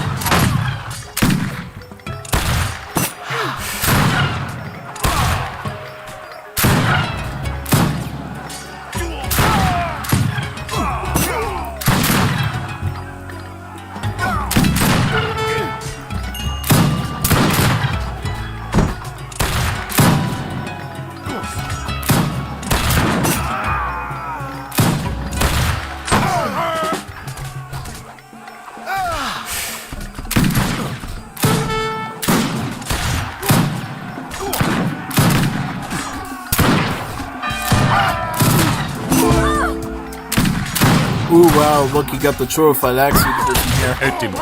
These are an elite musket that the Greeks can get that have extra range, extra HP and stuff, and they're a pretty strong badge. The fact that he's getting these will allow him to maybe shoot away these tigers a bit more, so maybe he can get the spearmen out of his face. But interestingly enough, the Spearmen are actually pressing pretty good. Actually applying some pretty good pressure here. Even the hammer on these recruits is not protecting them. You know why? Because recruits, as I told you before, are sort of like glass cannon type muskets. While they do more damage, they have less hit points than an average line infantry. So this allows spearmen, which are normally horrible against muskets, to actually kill some of them off. Yeah.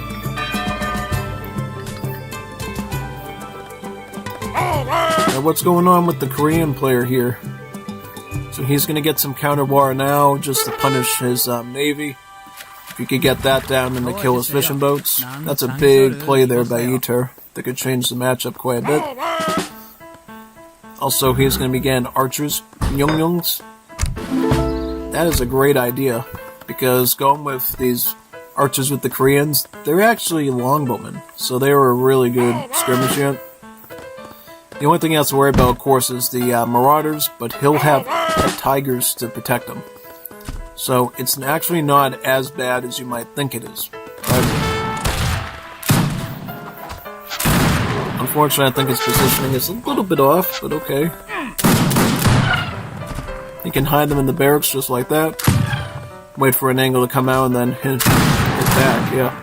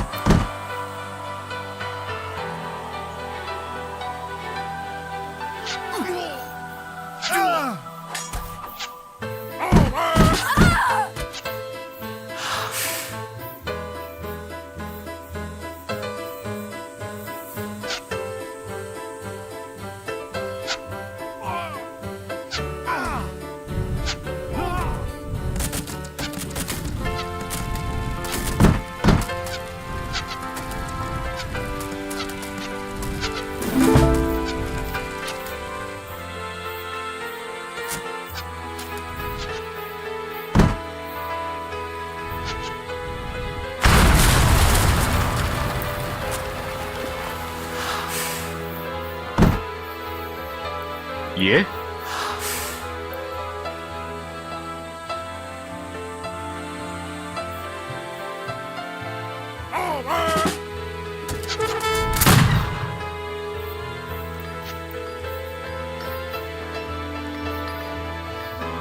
대기 이동.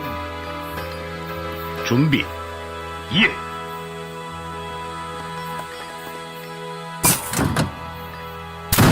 Ooh.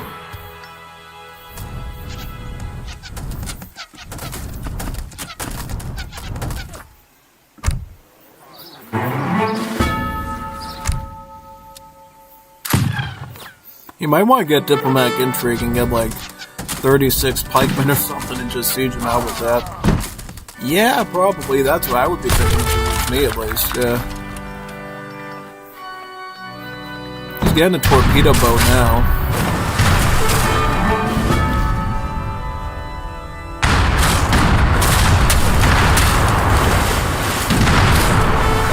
Oh yeah, these are old boats. They have the broadside attack still, right? Yeah.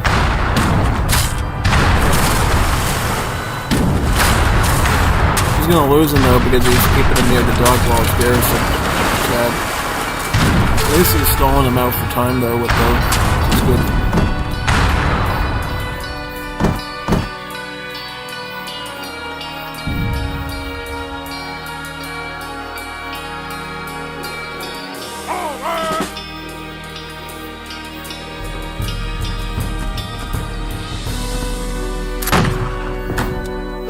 TC's getting sieged now.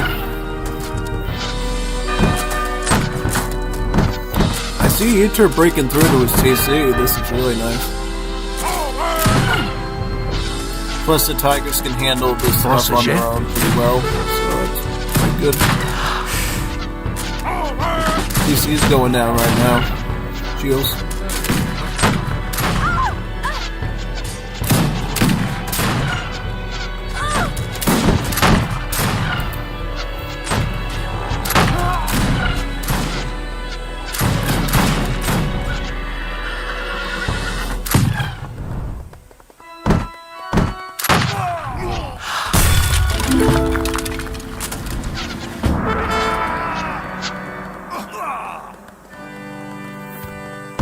They can push him into this direction now.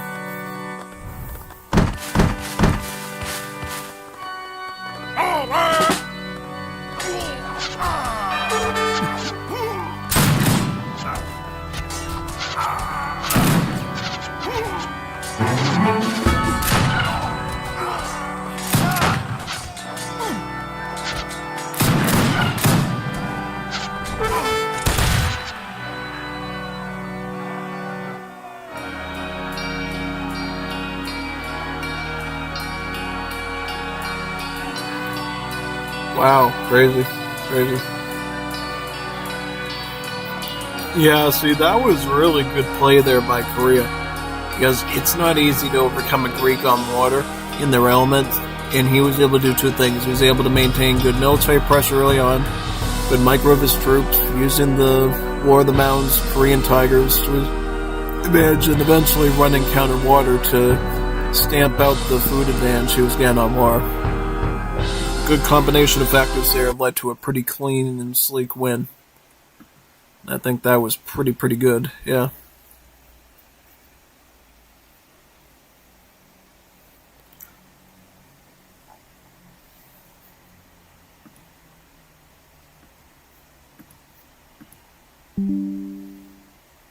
Let's restart and see how game number 2 looks. It's already looking to be a good start, I think, honestly. I think we couldn't agree more. Let's load up the next one. See what we got.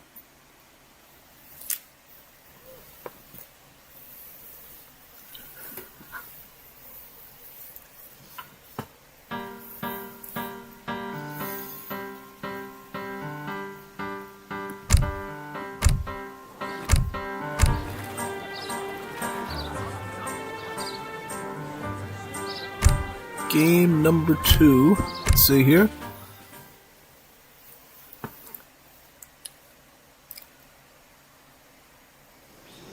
The Hawaii one. We got Code Fender as Sweetie, and we got Eternity as Ethiopia.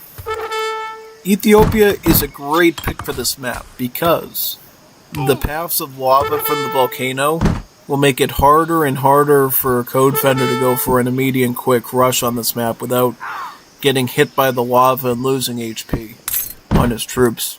So, honestly, because this map has so much deterrence to a direct path to attack someone on, having a turtle civ like Ethiopia that benefits more from a delayed attack from the enemy is a great way to set up on this map. Eternity will ideally be able to get to at least his Fortress Age potential with Ethiopia and really start to take advantage of Goa migration as well as having multiple TCs through the various Ethiopian cards that let him do that. This should be a really good, clean setup, and I think this will work quite well in his favor. Yeah, no, it should actually work really good, I think, honestly. Yeah.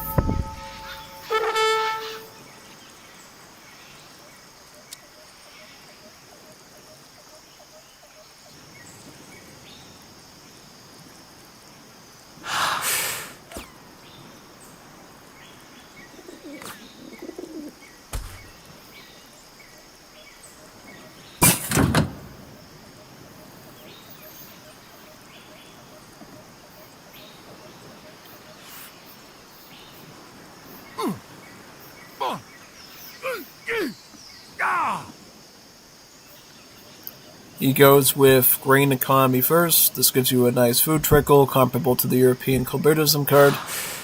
From there, Ethiopia will be able to get a very robust eco going forward. One trick that Eternity learned, I think, which is a pretty good trick that we should all learn, maybe, is this one, the feudalism trick, where essentially you try to build as many apartments as possible, and then each one will spawn a villager once you send this card. It's very, very powerful.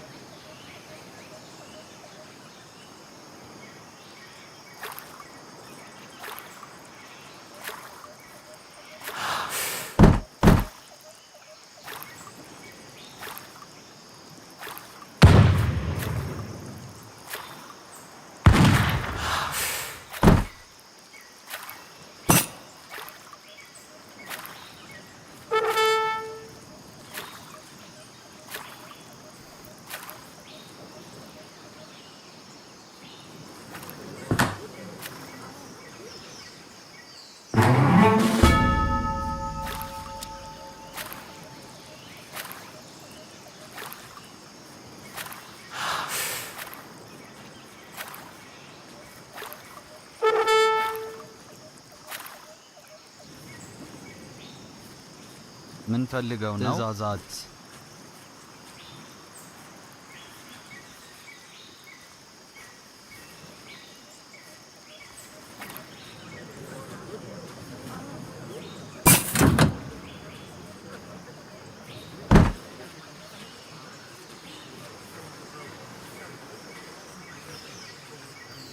Alright, I'm back. So, what you're seeing here is a very common tactic by Ethiopia players to spam the yellow library text.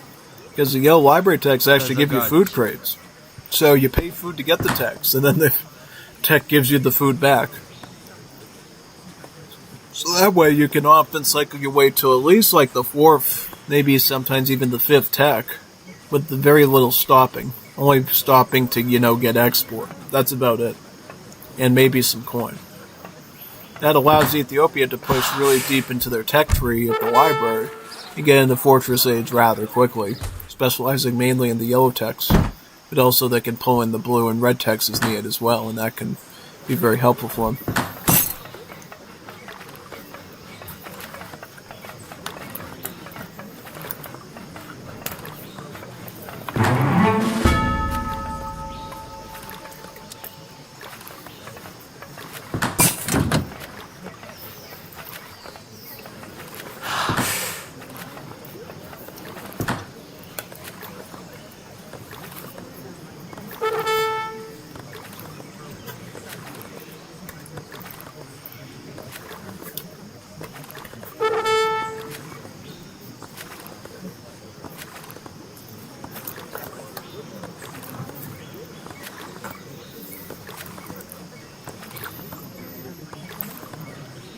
Also, again, extra wood is Ethiopia is always good because you can get more apartments, and then he can run feudalism to get those free villagers. So, build limit wise on the apartments, your build limit is about 10. So you can have about 10 of them. Once you get all 10, guess what? You get 10 villagers with the feudalism card. Very helpful. It's even stronger than like a Fortress Age shipment of vills, so put that into perspective, yeah. And of course, the rest of the wood you can put into other things like military buildings, you name it, just to survive.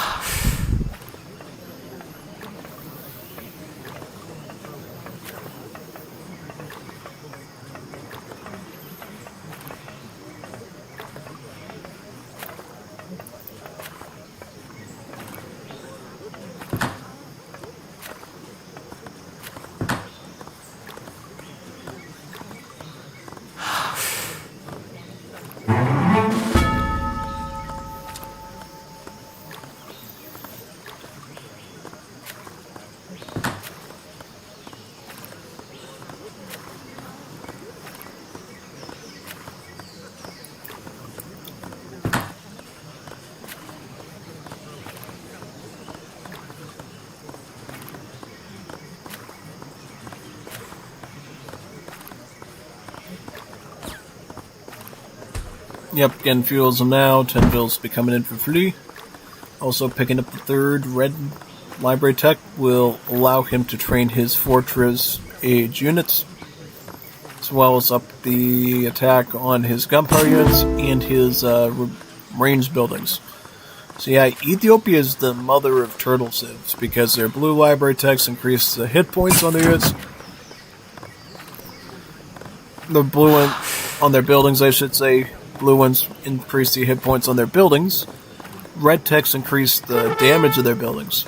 So, like your towers, your town center, your forts, everything, get more attack. And then you get the added bonus of the red techs also affecting, say, your muskets, skirms, and dragoons. Anything that's listed as gunpowder will get buffed by it. So that is very helpful.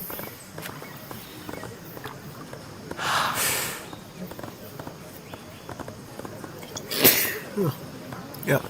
All boosted by the fact that he's on a map that's literally surrounded in molten lava, making it really tricky for the Sweden player just to run around and hit his base directly, because pathing-wise, math-wise, he would have to either come all the way up here, run all the way down this way, or he has to go, I think he has to go through here, go around, come up this way, or he can go through here.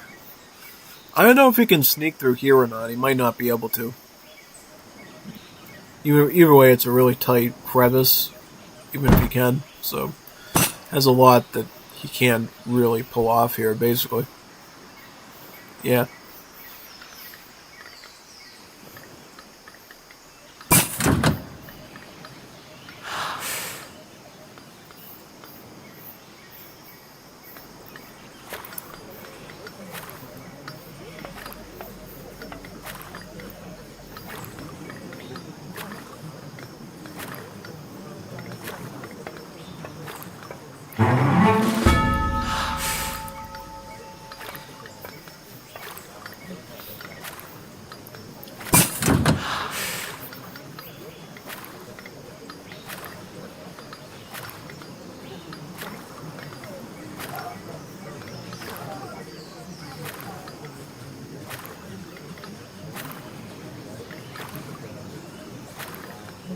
So it looks like Sweden is going to go with Beverlingar spam, but he also went to Fortress Age and he's also going to be training up Falconets too.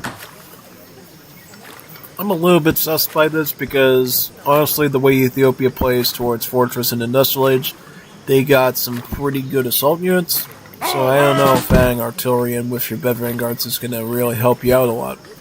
You might just want to get more Beverlingars and use that extra movement speed to take advantage of his Ormos and wear them down and hit them. Going with Falconets might give an easy target for his Ormos, potentially even his Mihail Safaris in Industrial Age. So you do need to be very cautious with that, I think, in general.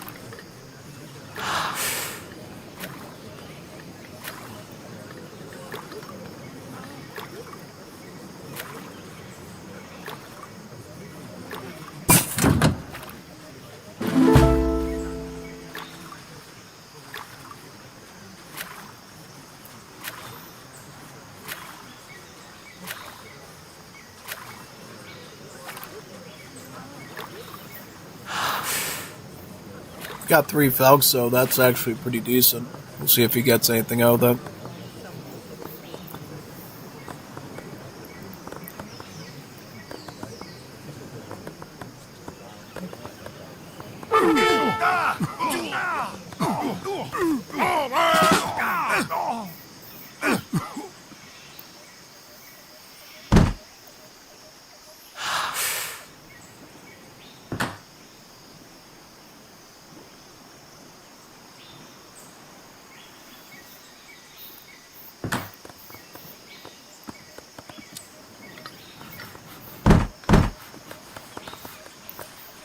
Ooh, Eater hasn't even gotten a military yet. He has the Ormo shipment available. He's also gonna... Oh, he's gonna go Ascari.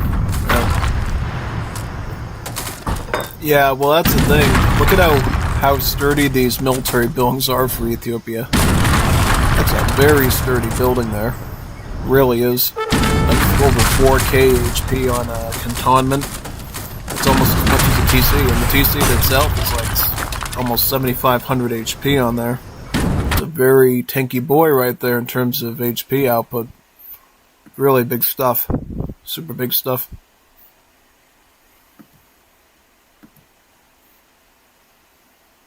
People are already giving me the series for week 7. It's always good to hear. I think some other people already gave me week 7 stuff as well, so that's very optimistic. It means that we're already going to be covered for week 7. I mean, there's some people that haven't been submitting much, but it's been pretty low, I think, honestly.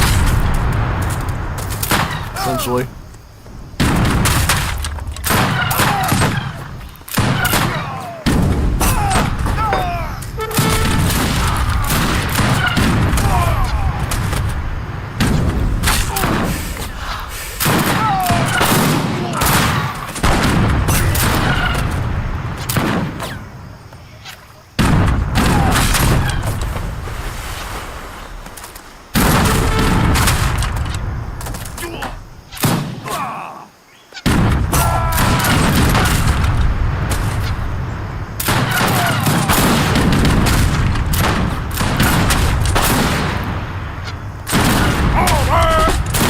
Ormos, there he goes.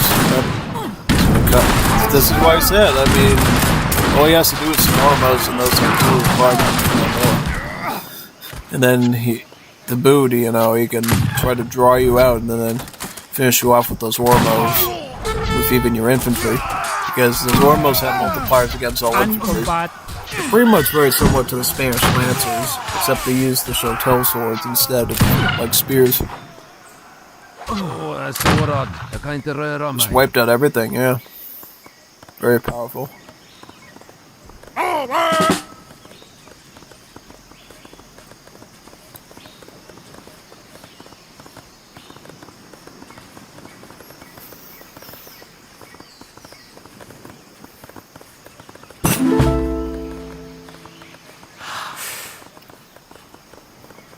या मोती माल बर्बाद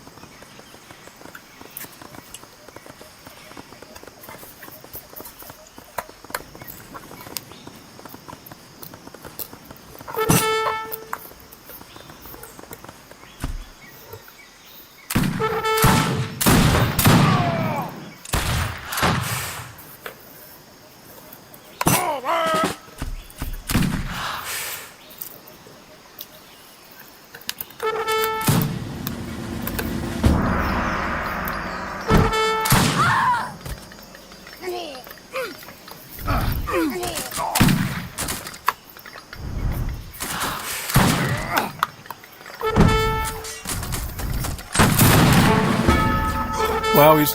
Ooh, look at that. Full forward town center and cantonment by McCurdy. Now he can pressure Sweden's villas, which is even better.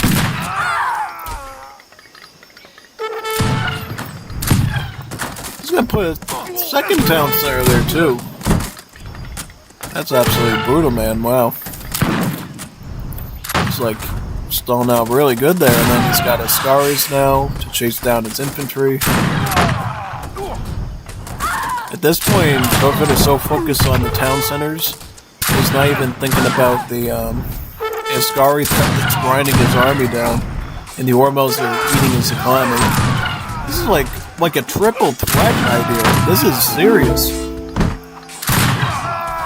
This is like a triple trifecta. You got the skirmisher thing going on, you got the Ormos up there raiding, and then he's trying to stop town centers from literally popping up in the middle of his base all at the same time.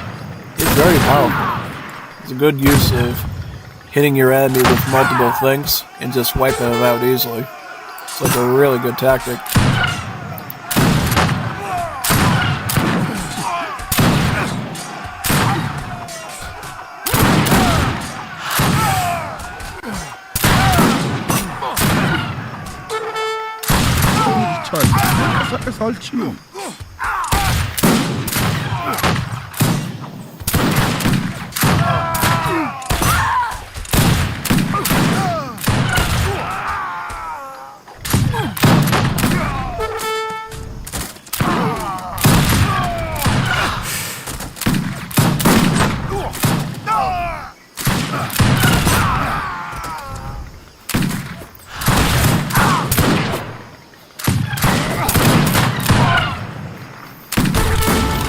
Wow. Insane.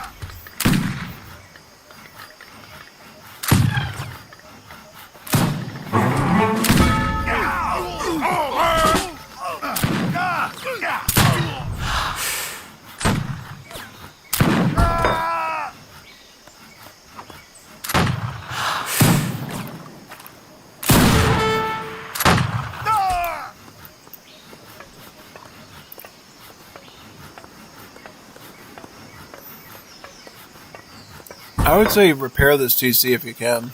Yeah. Oh boy, he's getting Scramble of Africa now, right? Scramble of Africa. Oh, pink map. Pink map makes it so that his porters come out faster from the TC over time. Yeah, on top of everything else Ethiopia gets, they get these porters that spawn at their town centers for free over time. Porters are just trap laws. They can build any building you want as Ethiopia. They're like really good. You can build towers with them, you can build military buildings, you can put down economic stuff, apartments, docks, you name it.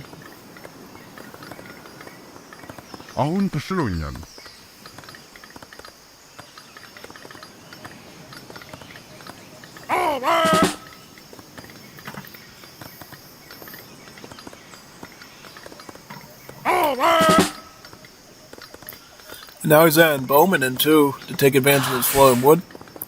Kind of a creative way to use that extra wood to your advantage. You could probably pick up the archer upgrades for the range and stuff if you wanted to, and make them even better. As a reminder, these bowmen have the stats of the Seminole Sharktooth, so they are pretty good against heavy infantry, since you know how good Seminole Sharktooths are when you get them as natives. The rate of fire 1.5, multiplier 2 against heavy infantry, they do a lot of damage.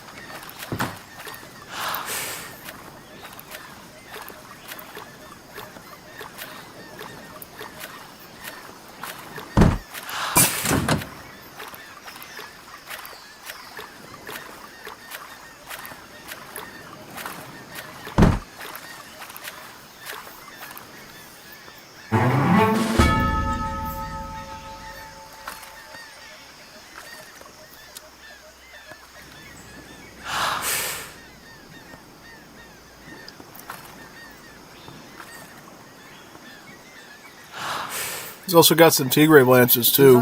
These are like a long-range spear. They of course have multipliers against cav, but because they do so much of a long-range attack with those long spears, they can be a threat to artillery, skirms, you name it. In the back of the armies too, so you have to be very careful.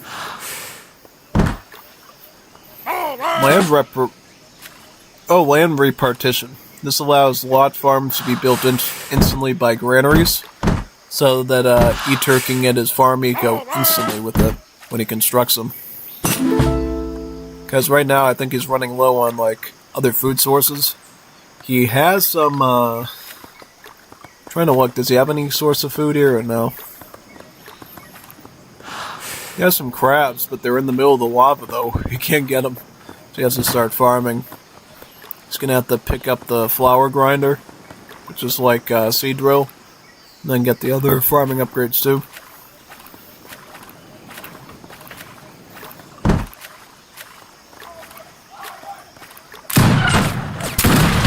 He also even has some firebrands. These are the siege troopers. They have a big stick that's on fire, and then they do multiplier damage against artillery, splash damage, also great at sieging. So they're really siege troopers, which makes them very powerful.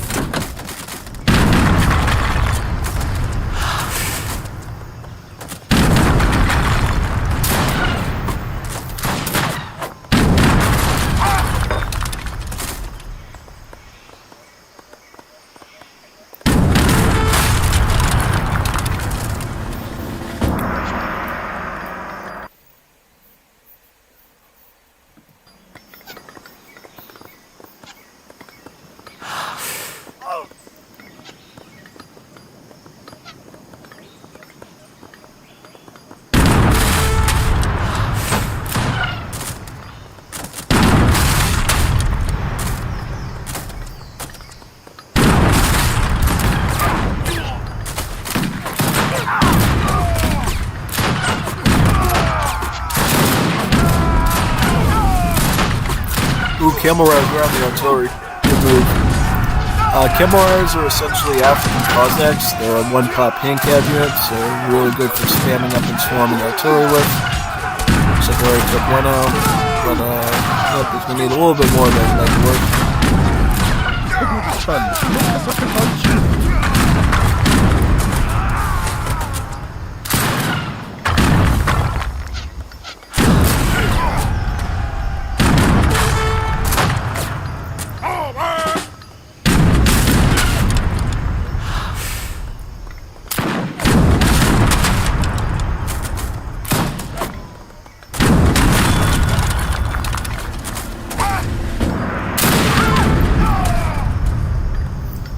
Hit there with his falconet.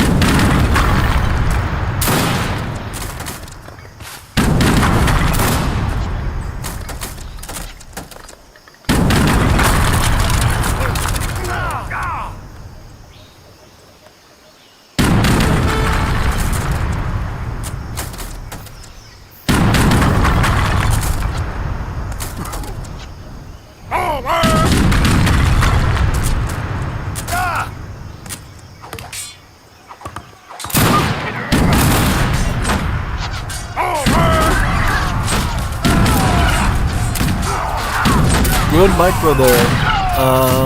Falconets are dead, right? Yep. That was absolutely something smart. Oh, he's got one falcon left. Probably take that one in and then be dead. Very good.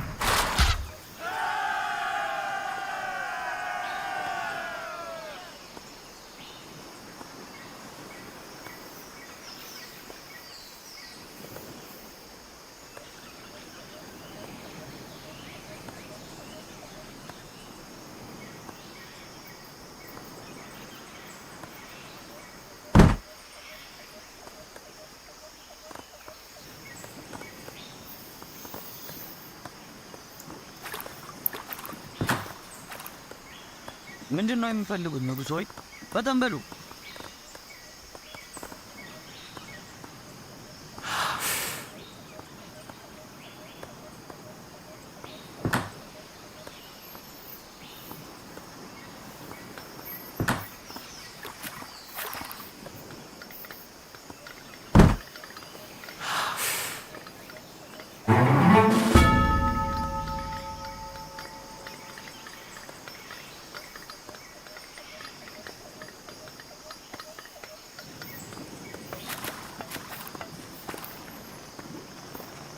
He's going to try to get him around the other side here, it looks like. But he's going to have to walk all the way around here, around the lava, to avoid HP damage. I think the main problem is, no matter what he tries, Ethiopia's buildings are just really sturdy. And it's going to take a while for him to get something down, and it's going to be so slow that Ethiopia's just going to be able to respond no matter what to whatever he does. Realistically, yeah. That's coming over here. Yep. He's got the rocks, he's got the watts. He's got the rocks and he's got the watts. Rhymes pretty good. Going. So his late game eco is already established. Doesn't have to worry too much about that, pretty much.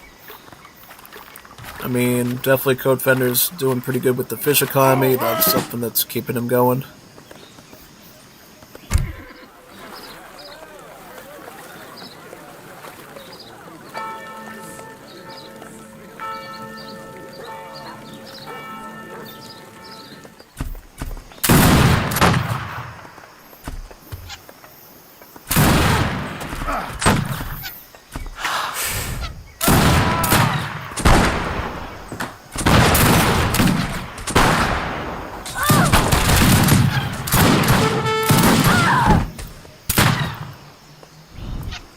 Again, got an upgrade for his rocks there so they contain more gold.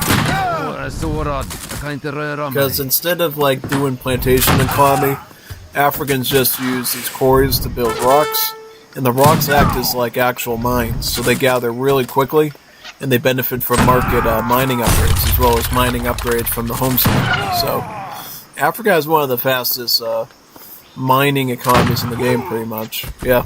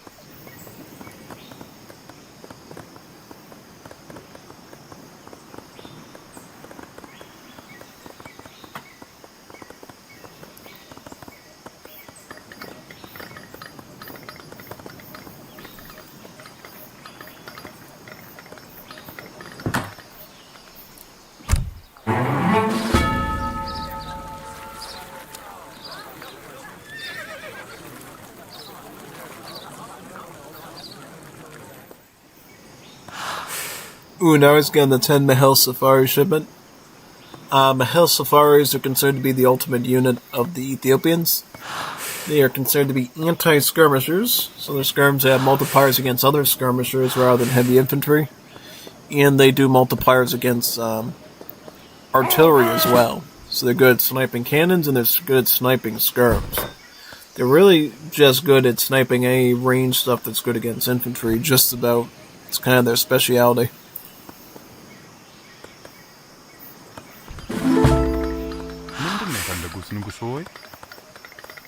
You do have a mouse against shock units, though, just so you know.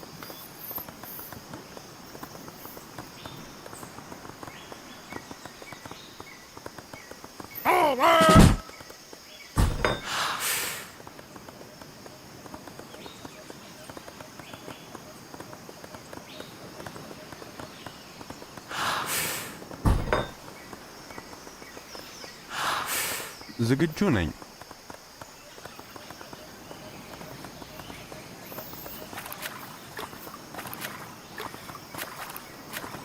I think Codefender's trying to get a push going.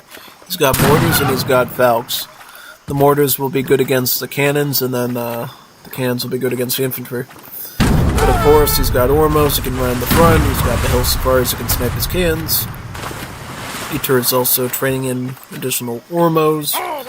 Depending on where he is with his library, he could potentially get the first helmet upgrade on him to make their HP a bit better.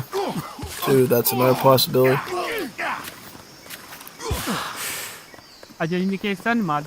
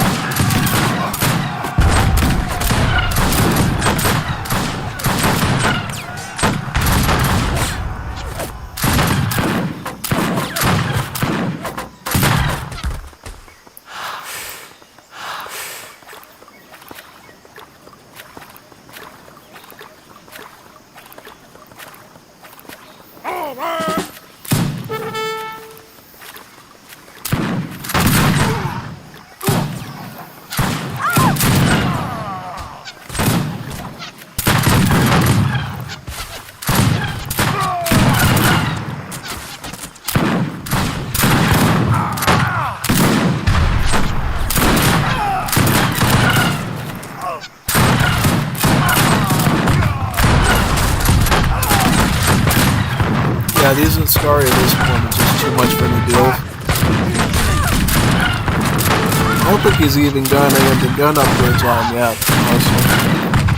If he started getting like the rifle upgrades on these Ascaris, not only will their damage increase, but their range will as well.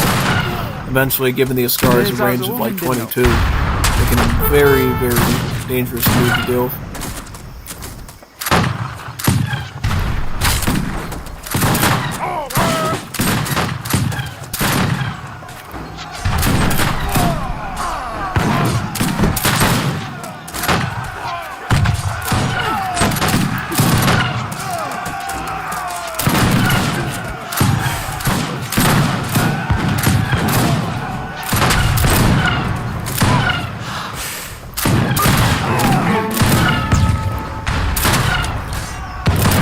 Again, an industrial age Julon shipment. All shall check the guard, but not helping out very much.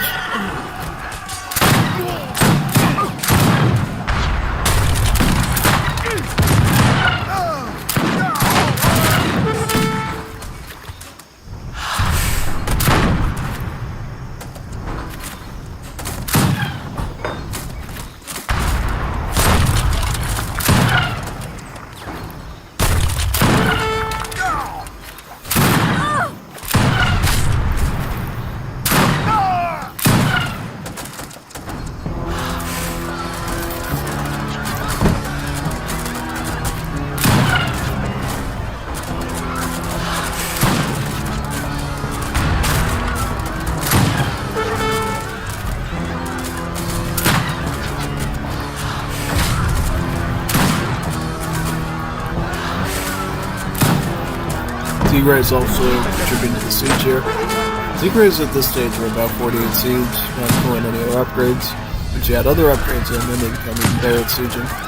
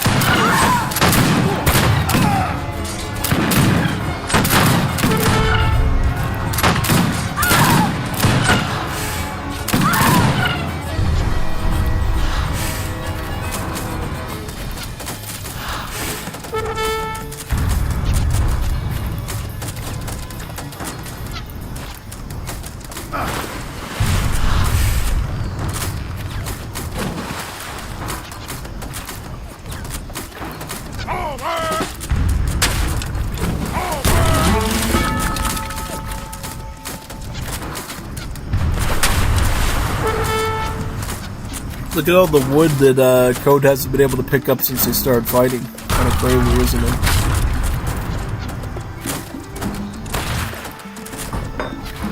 I wonder why he kept canceling this card, the Bombay Council. He kept playing together and then canceling it.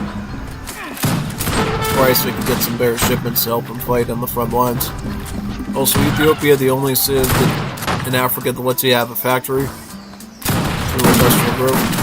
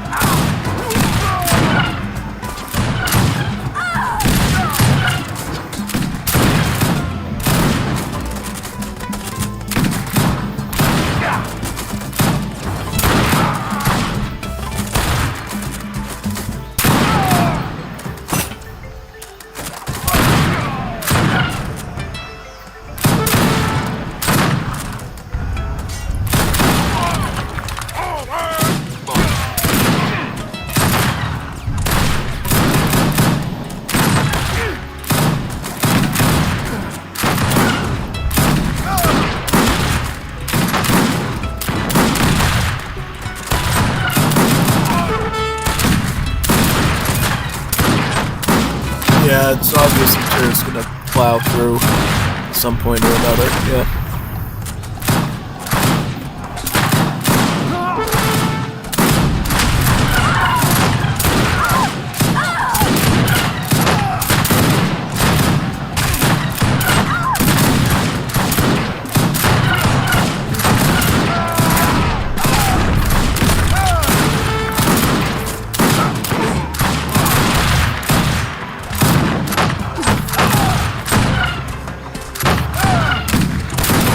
Oh, he's okay. Yeah, no, he's and see this is what you do too. When you take new land as Ethiopia, just use the border from your town centers and just put a forward base in there and just plow forward.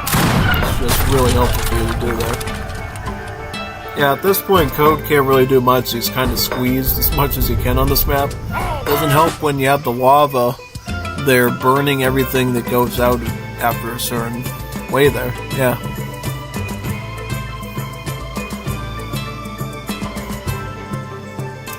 I don't know. That's all I'm going to say. As I said, this was like a perfect map for Ethiopia. Just use the little choke points that are forced on you by the lava, and just use that to turtle like crazy, and then boom out and industrialize with your better military. It's like a really smart idea.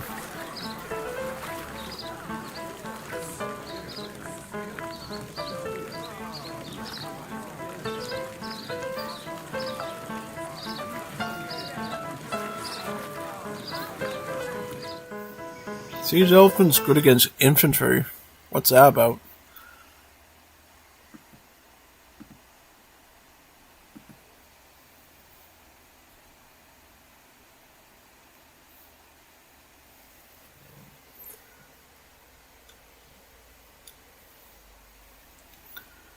Alright, let's go in the next one. Should be the last. What did you say in chat there? Hello, handsome gringo. Italy doesn't have the stud in gold. Horrible map. Yeah, Hawaii is a pretty nasty map to do, but it was Nathan the French Frog's idea, so we just went with it, I guess. Yeah. Pretty much. Went ribbit, just coming up with the idea.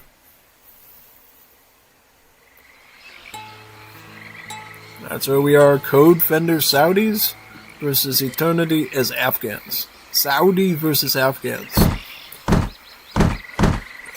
This one could go either way. It really depends on how you are as a player. Saudi obviously one of the quickest clear-jump civs in the game, very strong with their aggression. Afghans much more of a defensive civ that focuses on longer range infantry to get what they need. But well, we'll find out. It's going to be an interesting one. I mean, I will tell you. Like, this is a very spicy duel here between these two civs. And I have no idea how this is going to go. I really know. Anything could happen. Because here's the thing. Just because we only have 3 recordings of this does not mean that, Eternity wins. As we saw last week, out of sync Stern series do happen. And it's possible they did a game 4 and 5 and it just didn't, work. So, you don't know. So we always have to assume that it's, going to be the matchup. Yeah. You can tell by the timer down here on the lower right here, how it hasn't really filled that much. That means this is going to be a lengthy battle. A big battle. It's going to go into like Industrial Age at least. Probably maybe even Imperial Age or Great War Age. When you see the timer going that slow, that means that basically, Great War Age is a real possibility. Well, maybe not Great War Age, but at least Imperial Age. But knowing Eternity, you might pull a Great War Age just to troll. You never know. Yeah. It's a huge chance of something like that happening. It's quite probable.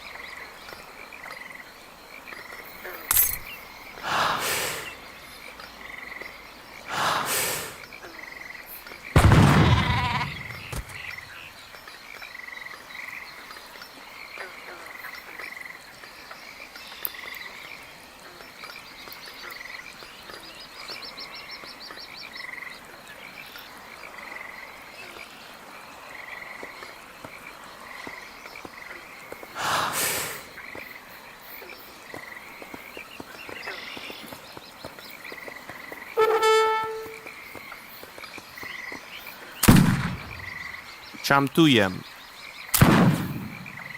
What treasures again, by the way? Ether. Is this a food one? Oh, 40 XP. Not bad.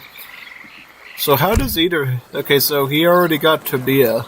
And now he's going to get Monetary Hadith, I'm assuming? Yeah. Well, that would be the logical step, knowing way Afghans typically work. So, Tabia, as a review, cheapens your Madrasa text by about 10%. So, instead of paying $250 on Tribal Dichotomy, he's going to be paying, I think like $240, $235, something like that. Slightly cheaper. Obviously, the later you go into the game with the more expensive Madrasa text, it's going to make more and more. But, yeah, it definitely helps you out early on, too, to plan your Madrasa stuff. But he's holding on to that shipment, so I don't know exactly what he's going for. He did get a Bazaar. He's picking up the first Sharp Axe upgrade for the wood, and Salukis for the food. Essentially Middle Eastern hunting dogs.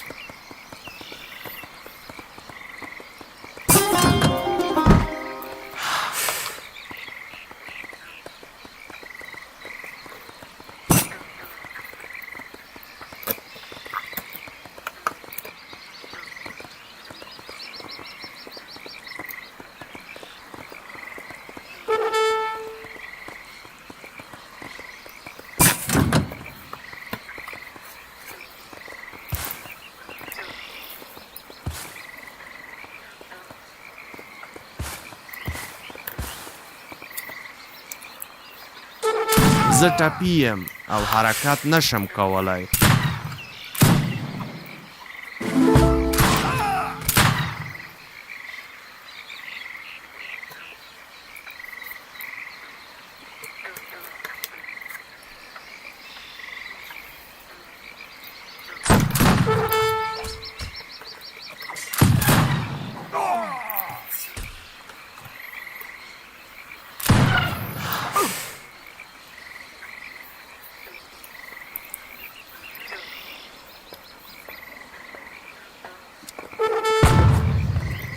Eter again, his second blue Madrasa tech here.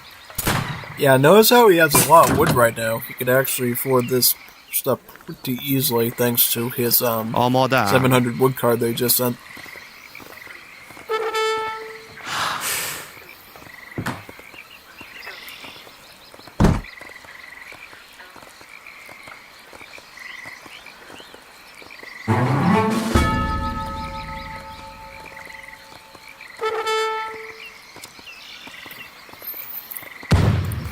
زه ټپي یم او حرکت نشم کولای.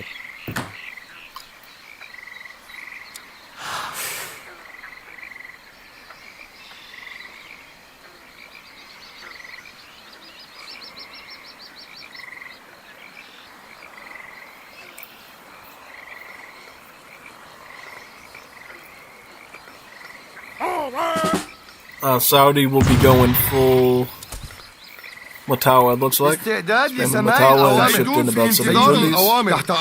Very nice.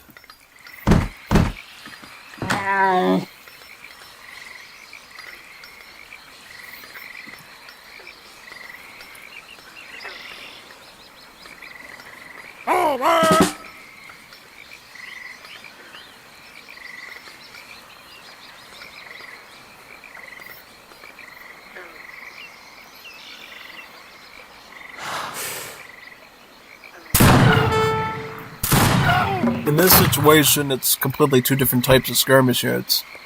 With the Giselle-Cheese, they do a lot of damage, especially in their Giselle range of 22, whereas Matawas are much more based off of the stats of Strelets. 8 damage, low multipliers. It's very similar to either Strelets or maybe even the Anton and Slingers and the Asianiases, so not a very strong unit. They are quite affordable, it's like 30 food and 20 wood. You can definitely spam quite a bit.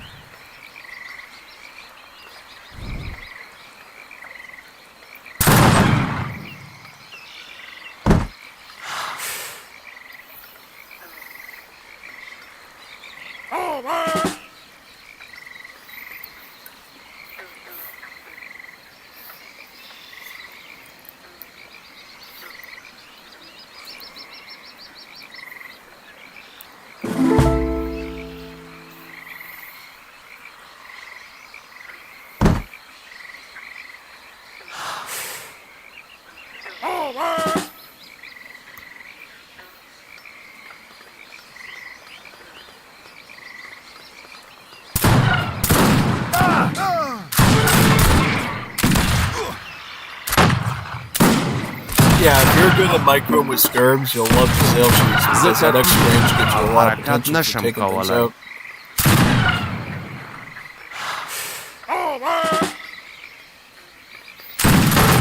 Quite helpful.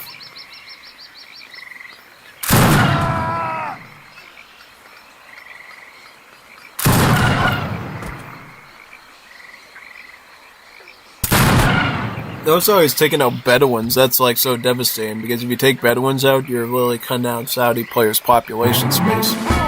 He has about 30, I would say about 3 more Bedouins to work with before he gets House, so he does have a bit of flexibility.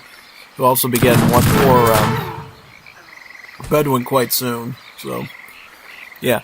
It's okay to use Bedouins to push, but don't try to use them too much, because like in this case, Jazale's can just pull back and snipe them one by one. Eventually you'll be so housed that you won't be able to get any more military. And that's when your opponent's going to press on you, because they know, okay, if I can kill that army, I win because you can't retrain it. And even if I leave it in the weakened state and come back with some more stuff, it'll be a clean sweep because you won't be able to get anything else after that, gap takes place.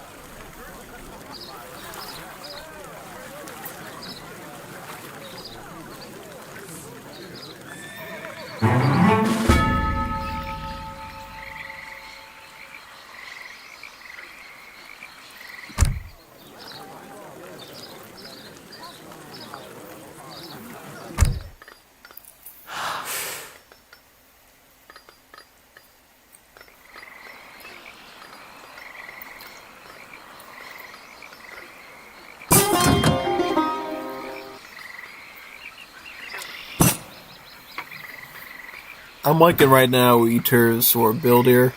Jazale was Thorbazan. Each with the Jazale Sid bonus applied to him, with extra range and damage. That will do very well against what Saudi's doing, which is just spamming a ton of Matawas and a couple of Jundis here and there. He did get some Jamaluns as well, but that's besides the point. If he doesn't have a ton of shock units, Jamaluns are not going to really amount to much. I mean, they are, hand cavalry, but notice how they have a malice against heavy infantry. Being a mounted pikeman. That's the only thing that will hold them back. I think is unlike Hussars, which you can sometimes use to cut down like a pikeman or two. Jamaluns, it's a little bit more complex.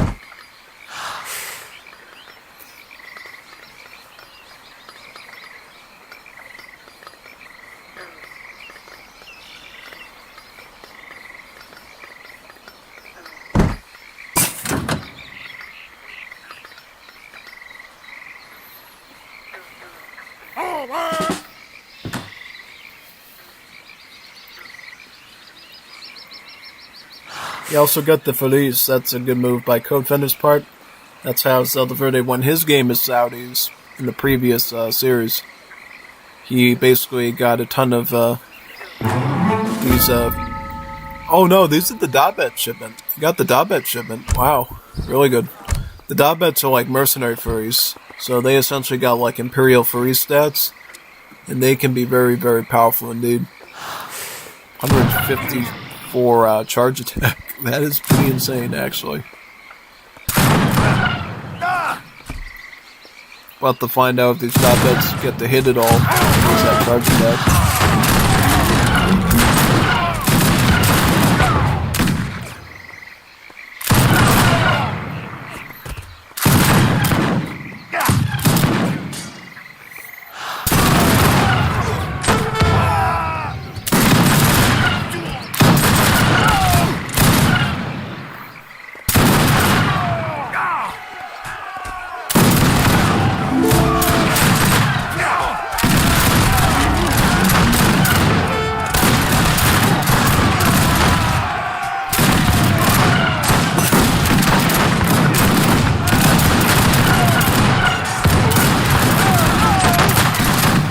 I'm just trying to see how the shot can. So if he can if it either beats the Bedouins and takes them all out, Codefender's got a big problem. He could like die real badly.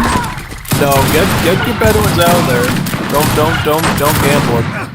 Don't gamble your Bedouin. Okay, so he's got some Dabbets mixed in some Jamalans, so he's hoping that they're going to take the brunt of the bullets. But you know it's not always going to be the case, so yeah, you have to be able... Oh yeah, so now the Bedouins are getting killed off. I think Code thinks he can win this somehow and Citadel.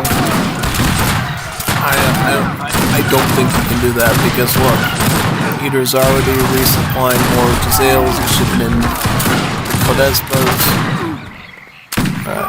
Yeah, like he's gonna have to leave. Unless he wants to lose his Bedouins, and then he'll be dead. Yeah, he's losing Bedouins right now.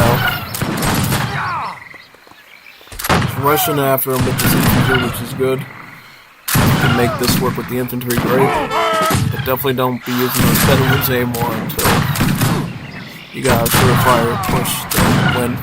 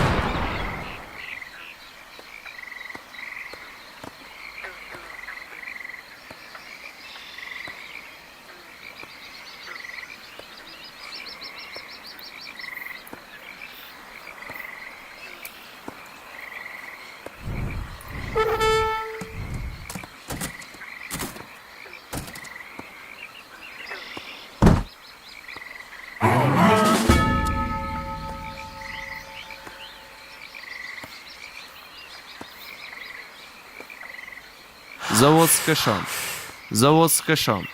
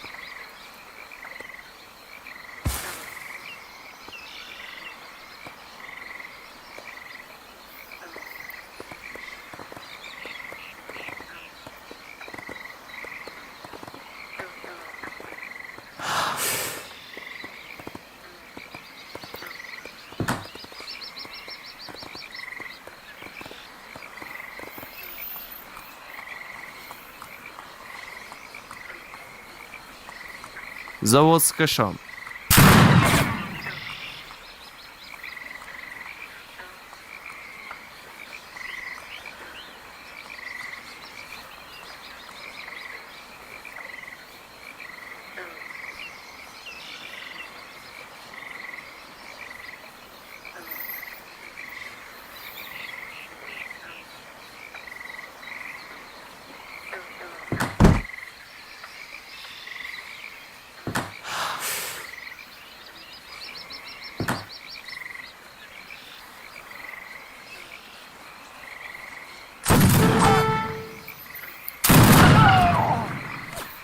So now he has to train actual Faris to compensate with his skirms, it looks like.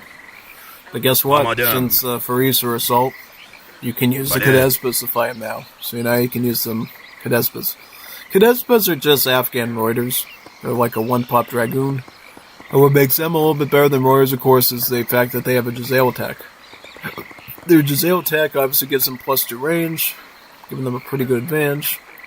But because the range attack is so low, it's not until later that you see a difference between the Jazale attack and the regular attack in terms of damage, and it's not by much. It'll be like 1 or 2 points. It's not a huge difference there. Yeah.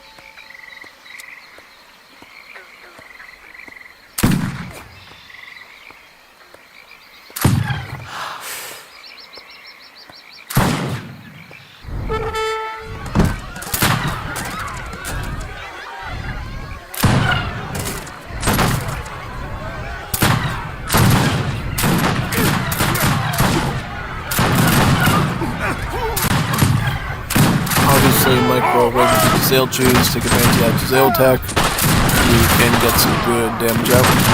You just got the Gandama Massacre, which actually improves the rate of fire on Jazale choose, so they'll actually shoot faster. This means that the Jazale choose rate of fire will actually be better now, and thus be able to fight through these troops a bit quicker.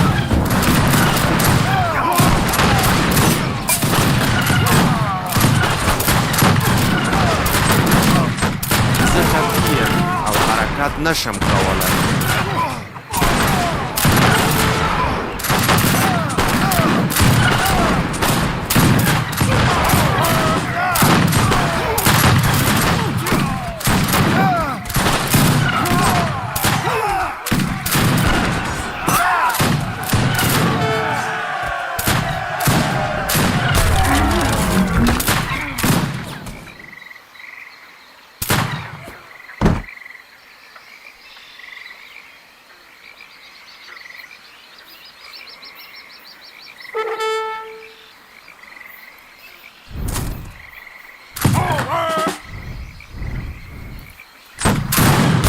Also, yeah, the sniper him for Jazale juice.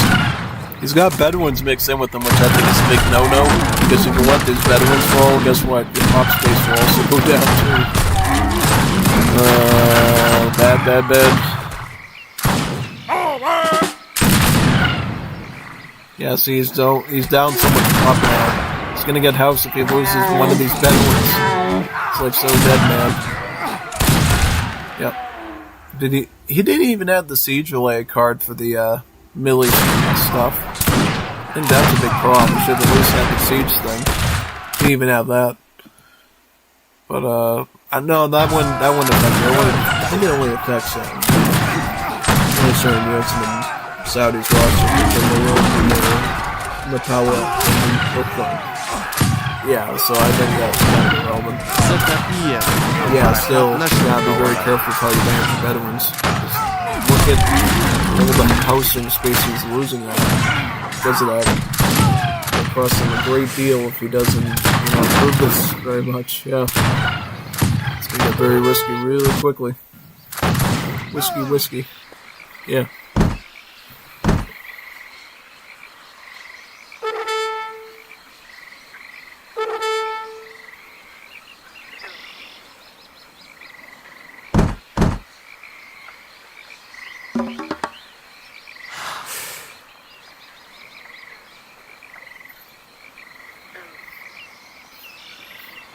الفارس صنديد.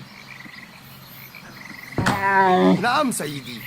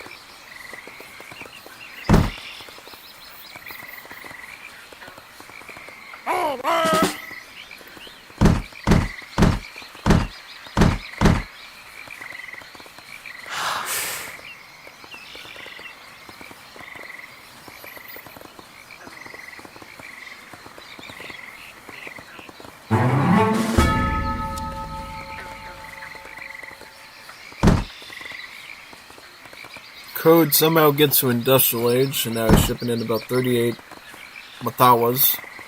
There's a reason why he's doing this, by the way. What he's gonna go for, he's gonna go for this card here.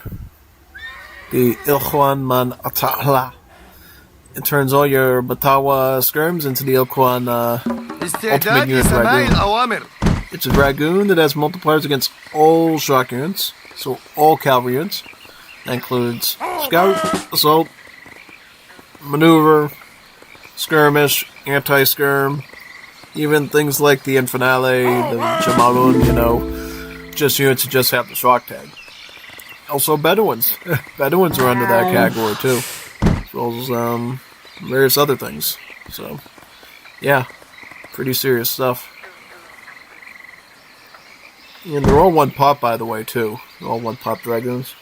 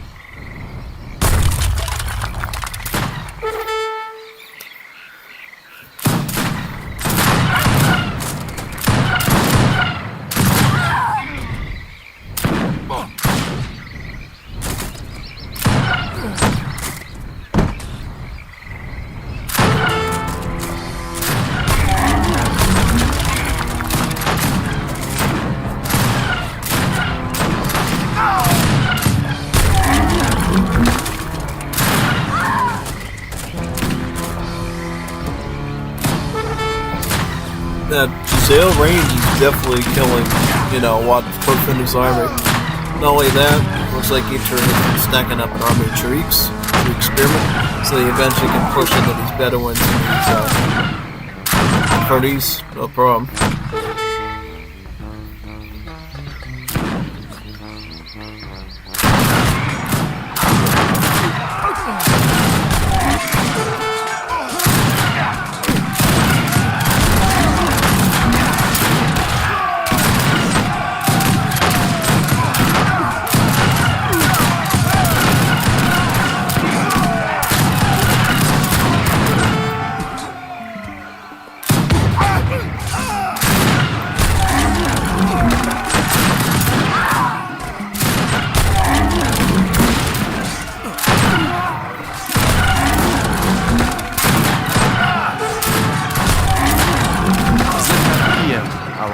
nasham kovalay.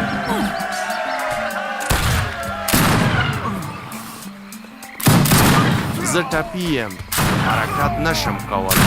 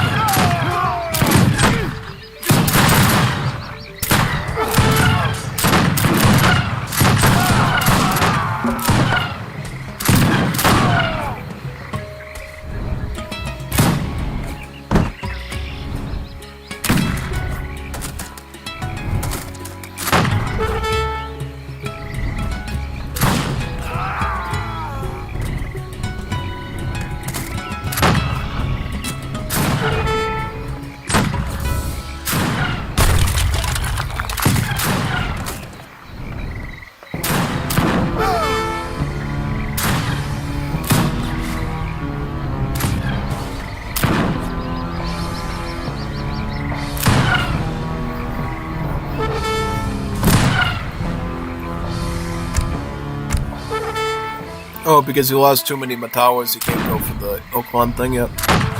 So he's instead going to go for Oda, which adds 10% movement speed onto his troops, so he can run a bit faster. هيا اللواءات.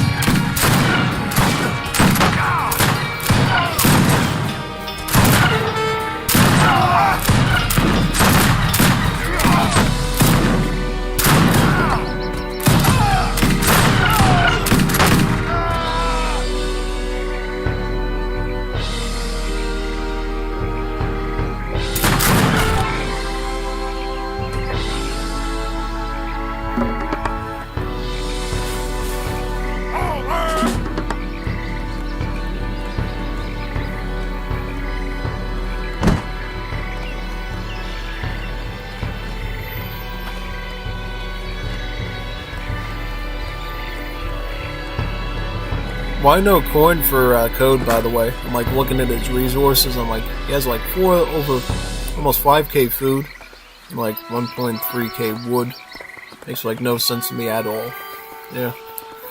Whereas Ether,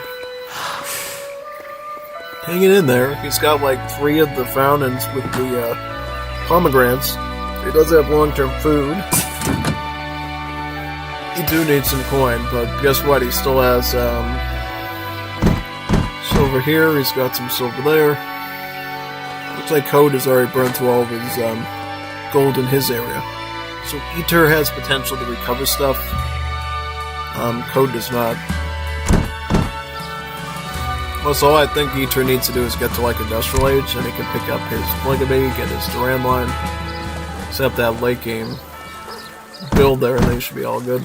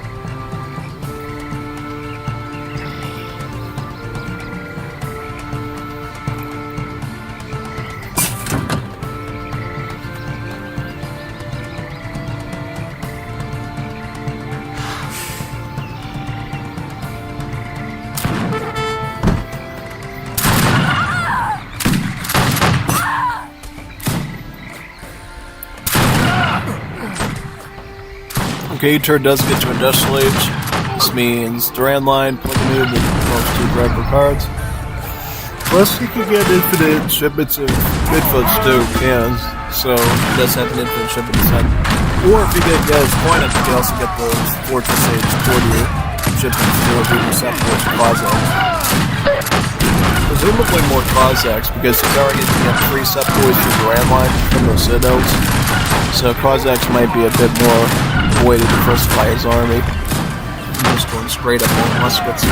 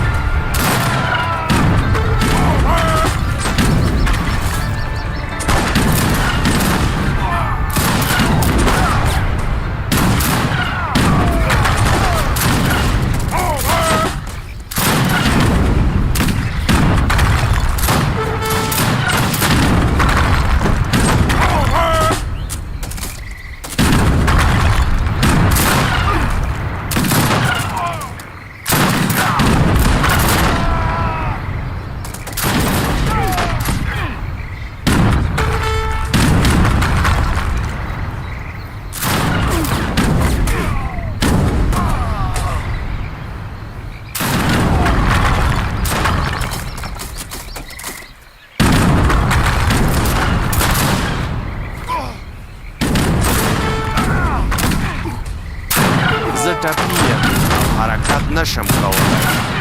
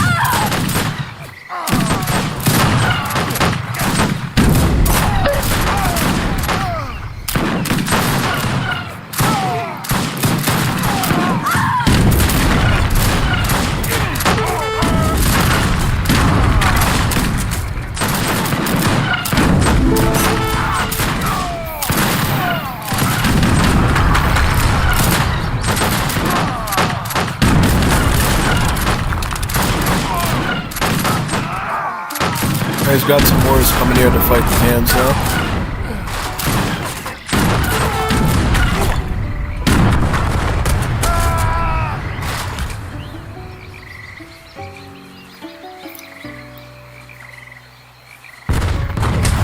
Wow, good micro there by Eater, taking out the whole cannon damage very quickly. And the scary thing is the Morris actually moves slower than the Midfas, yeah.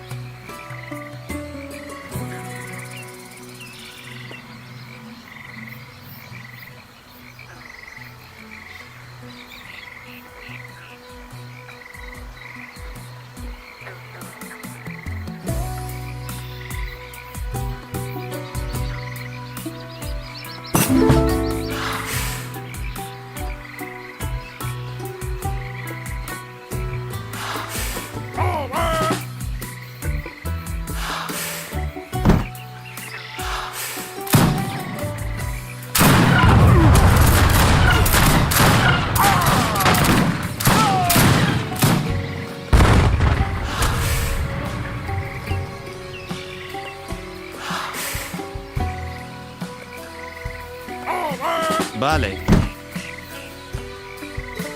So these aren't guard Giselchis yet, these are still veteran ones? Yeah, it looks like it.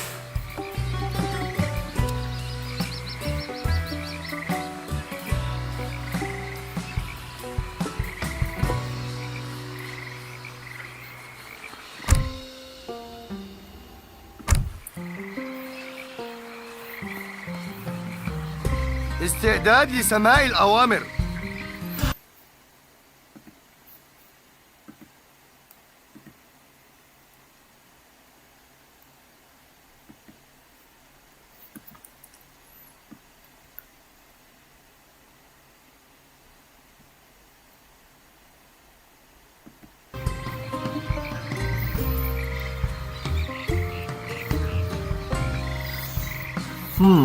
Why is he still sending the Bedouins in? You know, this could be a big belly flop. Try to just add more Faris and do that. Don't waste your Bedouins. You could die doing that, you know. Don't be dumb like that. Don't waste your Bedouins. Just let the Faris do the work with the towers. You need to ship in additional Faris to that.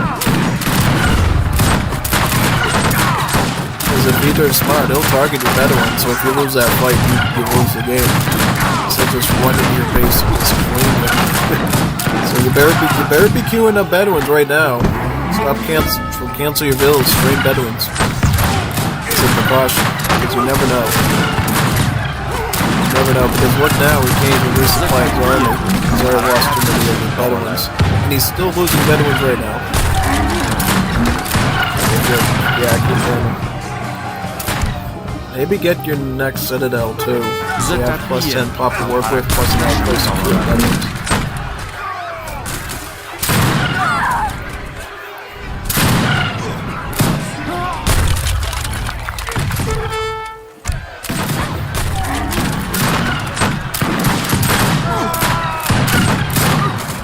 yeah, Matawa is just trash. So when it comes to playing the Zale just beat them out.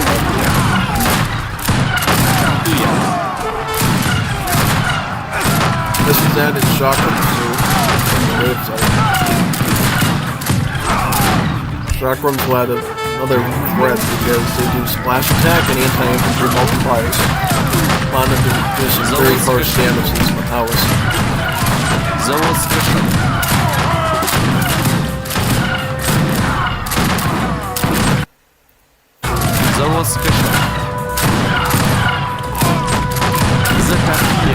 الحركات نشم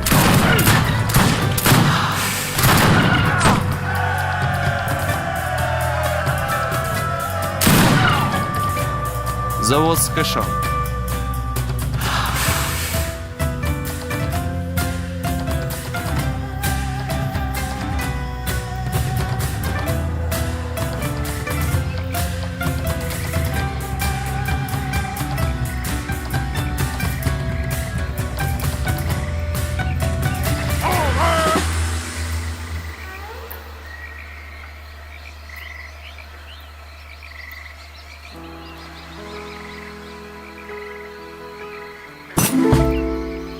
Oh, he's got Duran line, so now he's gonna have Fred's free set points coming out too.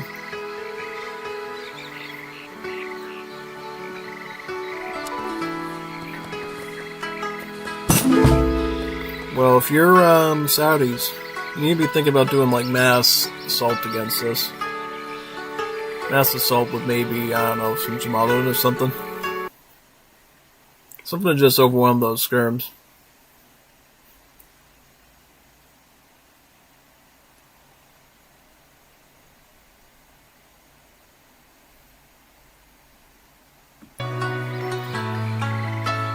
Did I name today's stream Samrev and Code?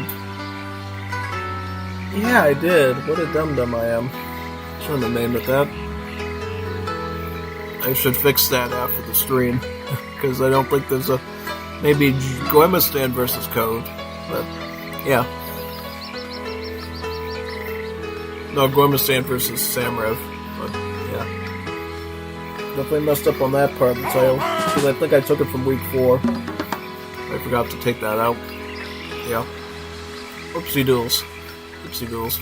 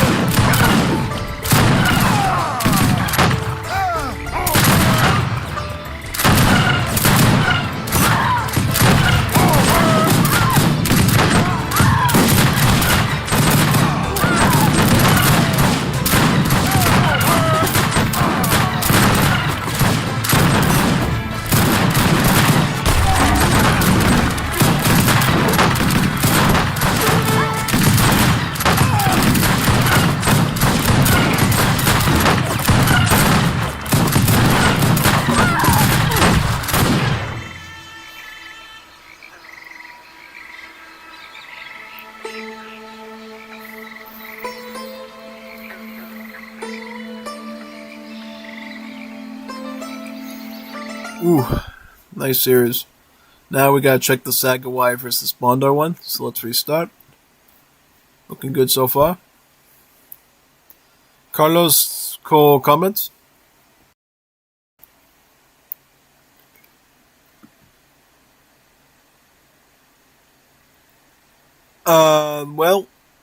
Well, you want to do co-comments, or, yeah, I don't know. Yeah. I don't know. It says here that the microphone is working. I can see it moving up and down, so I don't know what's going on. Yeah. Very sus.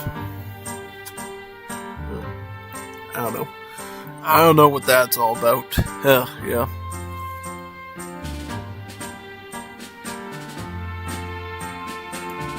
Well, let me take care of this tray. I might get something in my thing here, and then I'll be back.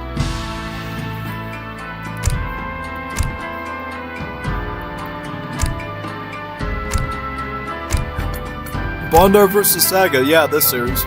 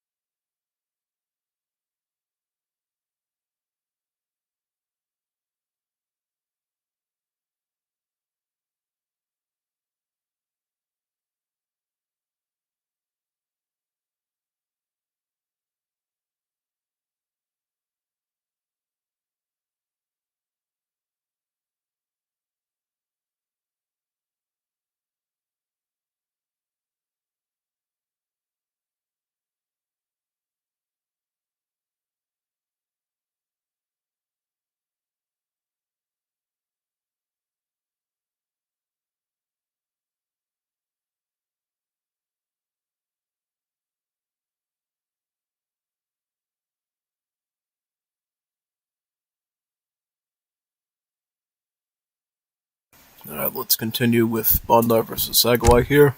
Since I'm going up to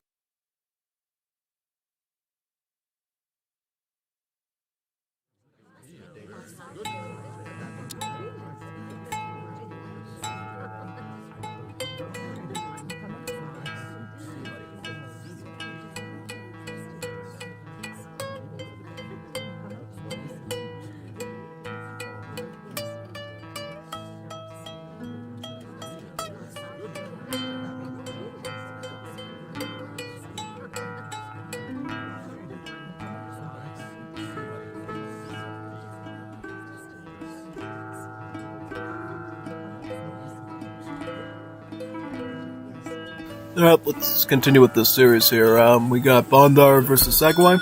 I'm going to provide Saga as much advice as I can, and on his matches, so we'll mostly focus on him. Here we go. So, Iran versus United States. This matchup, I feel like Iran has a lot going for it. Namely because you got a very defensive start with the Citadel. See, the United States is very basic in the way that they operate in this mod. They're very basic. You know, the only really one-trick pony type build order you can do with United States is the Louisiana Tiger build. That's about it. That's all you can really do. But outside of that, United States is not very good early on. Whereas Iran, you can go Tofangshi, you can go Genbaz, you can go Zamatli. You got some good starts you can run. I think if he goes Louisiana Tiger, what you do is you go Tofangshi so that you have the range to beat the assault units, which they are. I mentioned before what Zweids were, right? They're sort of like the Habsburg mounted infantry from D. Same thing with these Louisiana Tigers, but they're a trainable kind for the United States you get from the barracks, assuming you pick one of the CSA politicians. Because as an Anglophile Civ, you actually get to control what unique units you get with each age-up. You get two choices. You get a Union one and you get a CSA one. CSA one, the Tiger, is always going to be the better one. Except in cases where you're dealing with like mass artillery or siege troopers or something. Then you can go Union. But in most cases, CSA is going to be the best option. And what you do is the enemy, you want to go skirmish, early skirmish. So if you got Volunteer, Tofangchi, Escopetero, Hajuk, that's what you want. Because they have the best range, and since they're an early skirmisher, they have no malice against the assault tag. So they will do full damage, full pierce damage, which is usually going to average out about between, like sometimes closer to 10, sometimes closer to 18 or 20. And combine that into a huge stack, that can cut right through the HP of the assault units easily and shut them down. And that's exactly what you want to do as a run. But we'll see. I mean, I'm going to see what you're going to do, and I'll guide you through it. I see you've got your Mahala, your Madrasa. You're going for your first yellow Madrasa tech for the Bota Pound to get the 100 food in the food trickle. That's good. And you went with Harem Photography, which is even better. This is the Iran card that cheapens your yellow Madrasa text by 20%. That's a big discount. 20%. Because you did that, you will essentially be able to cycle through all those big boy yellow Madrasa texts that give you crates and trickles very quickly. Those are your best ones. That is good.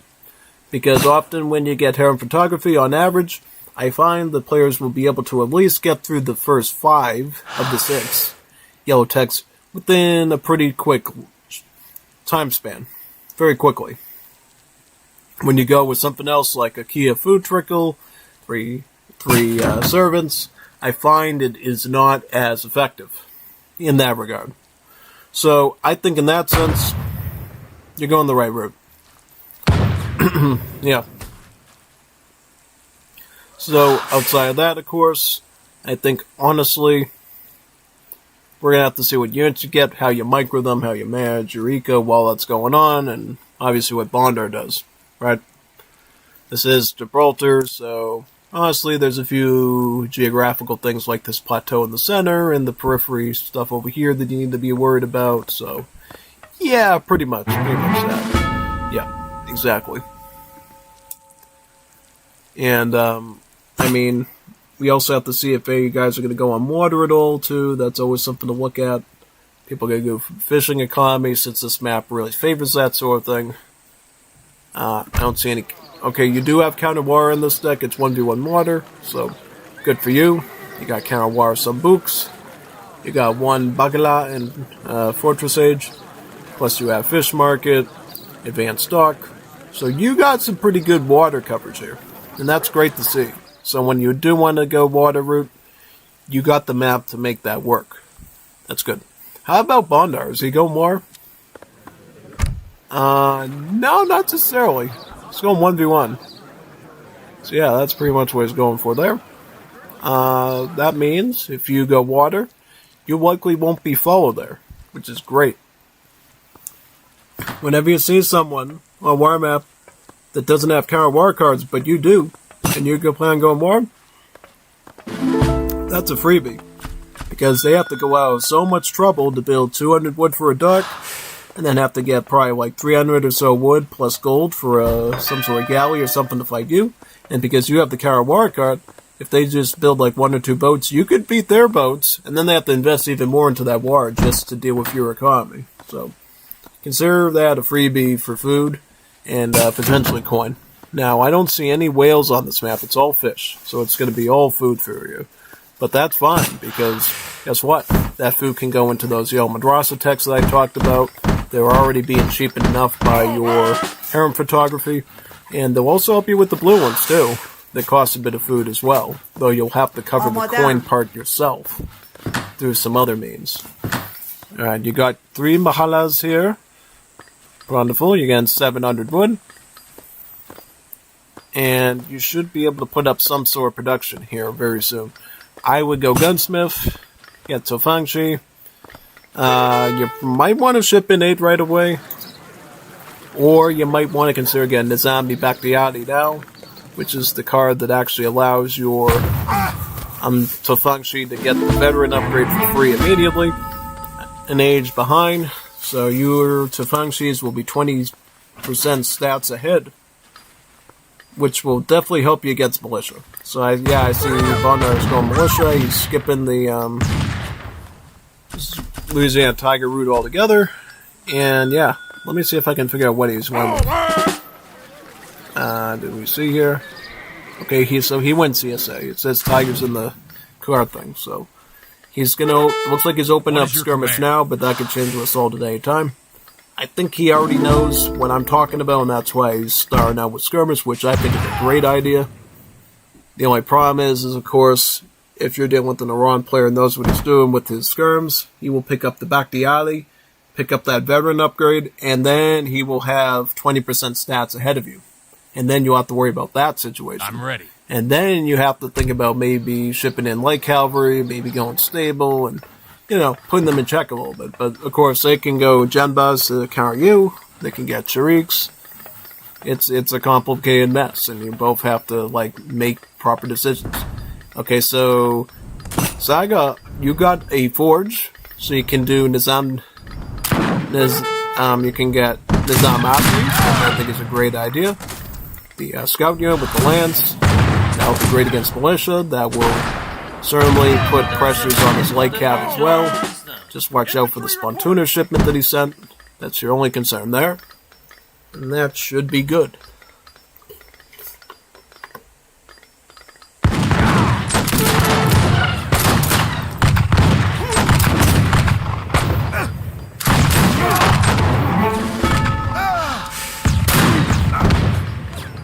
Okay, good move, good for you. Using a batch of Diljari to push him back. Very, very smart. See, this is something Iran can do. They can call the Ojari from their Mahala, and each Mahala produces about 3 of them for Iran. For most Philly civs that have Mahalas, they will get 2 of these, but Iran gets 3. And every time you research a red Madrasa tech, it starts over again where you can use the ability again. So this quick emergency ability allowed you to kick it out of your base, kill all the spearmen, and get a decent fight against his militia. That being said, you do need to get ahead of it. So it looks like your militia is running a little low, right? So you decide to ship Cossacks in, which, honestly, that's pretty good. This will give you about 6 of them. A shipment of 6 Cossacks is not bad. More than the standard shipment that the Russians get, which is typically 5 at this stage. So that should be helpful for you. Plus you got your first red Madrasa there, so if you need more Ojali, you can get more Ojali. Yeah.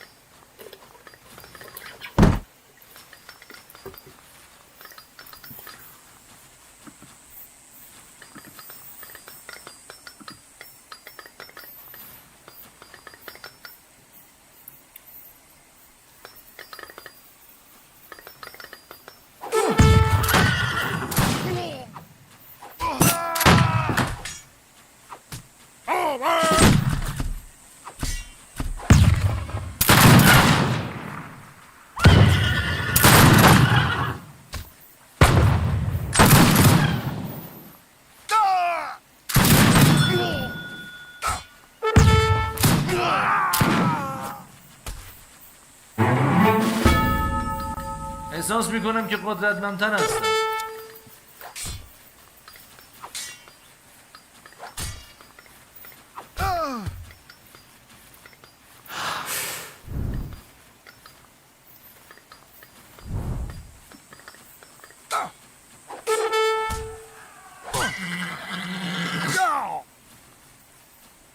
Alright, so you got into Zap now. That is very good. This is a really good scout unit that the Iranians get. It gets a multiplier against skirmish, so it actually does about 40 damage to skirmishers, while it only does about 20 damage to other units, kind of like a Cossack.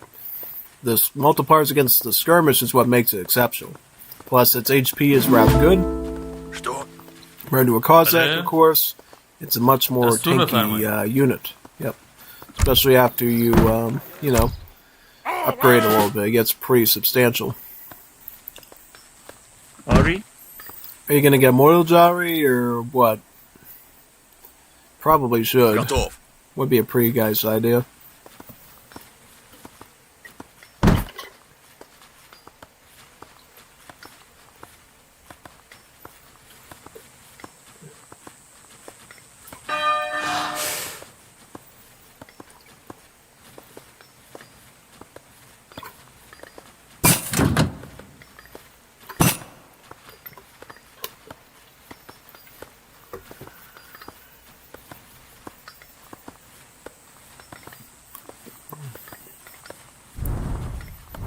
بله.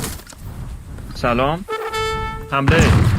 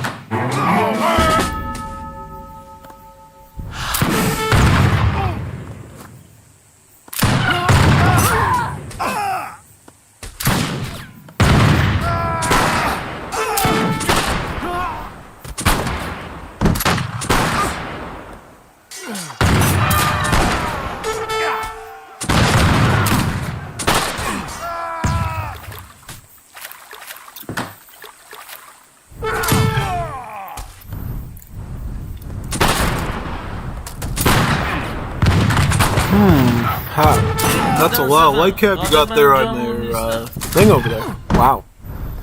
I see you're doing plenty of fish, which is great, but I will say, if you're in this kind of situation right now, you gotta be focusing on military units. Maybe make some Tariq Spearmen, maybe make some Tobanchi. You gotta do something about these light cap first. And then you gotta do something about that mass of militia. The problem with range infantry is if you let it grow too much, then it's impossible to get rid of later.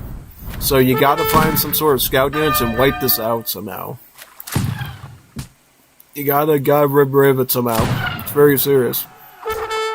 Also, if you're far away from your base like this and you think you might get pressed, maybe put a tower down or two. So you can garrison your bills inside, and then the tower will shoot at the cab and maybe scare them away, stall out a bit. Because it's very annoying and painful when you lose a lot of villager seconds just running around the map like this because he's got light cab. You should be making your base a little bit more protectable so you don't have to do that. That's one thing you definitely could work on, I think, for sure. Is just making sure you have a tower maybe around here. Also, I believe it would protect the coastline if he was doing fish as well, which he is doing. He is fishing. He is fishing in the Loire. He is fishing, so he actually did decide to do that, which I think that's a great idea on his part to do. Though you technically have the advantage because of your counter war cards. But still, احساس میکنم که قدرتمندتر it is what it هستم. is. Yeah.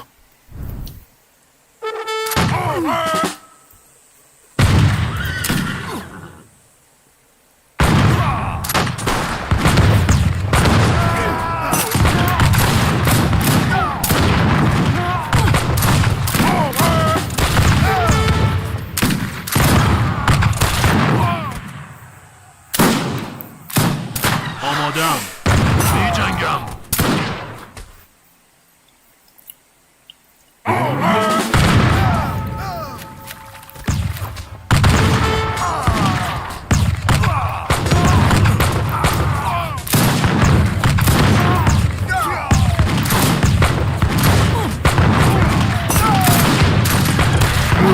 Yeah. See, this can be kind of problematic when you let the scout units get out of control like that, because then he has too many, and you can't really fight your way out of that box. It's just so impossible. Yeah, see, you did make the right step, I said, to Fangchi Tariq, but should have been out a little earlier and kept up with him. And maybe with the Cossacks, tried to keep them alive a little longer so you can go after the militia with them. Yeah. Well, I understand it is a little tough dealing with this mix-up, because Light Cav, for what it's worth, a pretty serious unit, you know? If I remember correctly, I think the Light Cav actually have more hit points than Hussars. I think they do, because if I remember, Hussars have 320 hit points, these guys have a little bit more. So they're actually a pretty dangerous unit. Yeah, no, most definitely. So you gotta be very careful with these guys. They're a very tanky bunch, and they can mess you up really quick. احساس میکنم که قدرتمندتر هستم. And that's especially bad because it'll take longer for things like Spearmen to get them off of your skirms, and you need to definitely be careful with that, I would say for sure.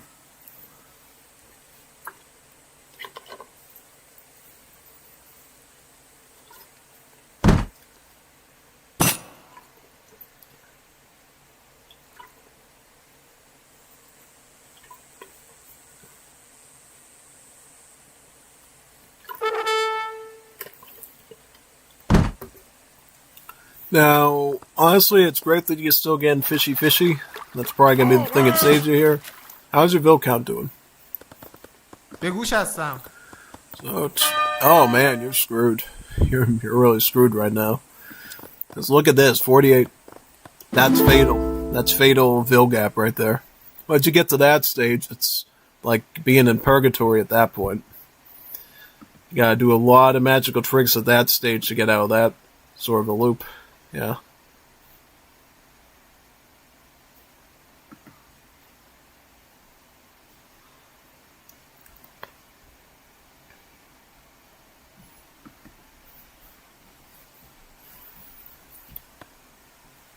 Alright, he's picking up a mining hammer. That could mean a few things. Could mean he's gonna get Louisiana Tigers, more light cav, get for a Fortress Age.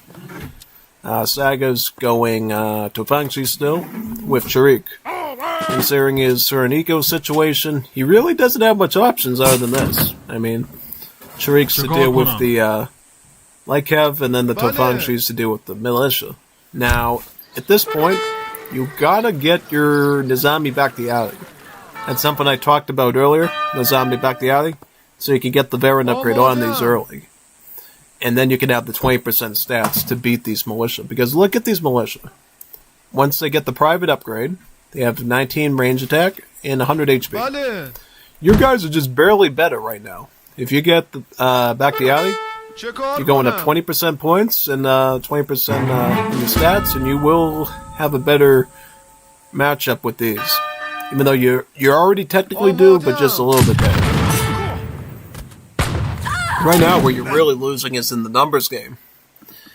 You got only 16 Tofangchi. He has how many militias? What is your command? 38. It's like over double. Doesn't matter what stats you got, you're still gonna have problems. Plus, you got the light cap factor too. You barely even have enough spearmen to deal with that. So, try to think of that stuff.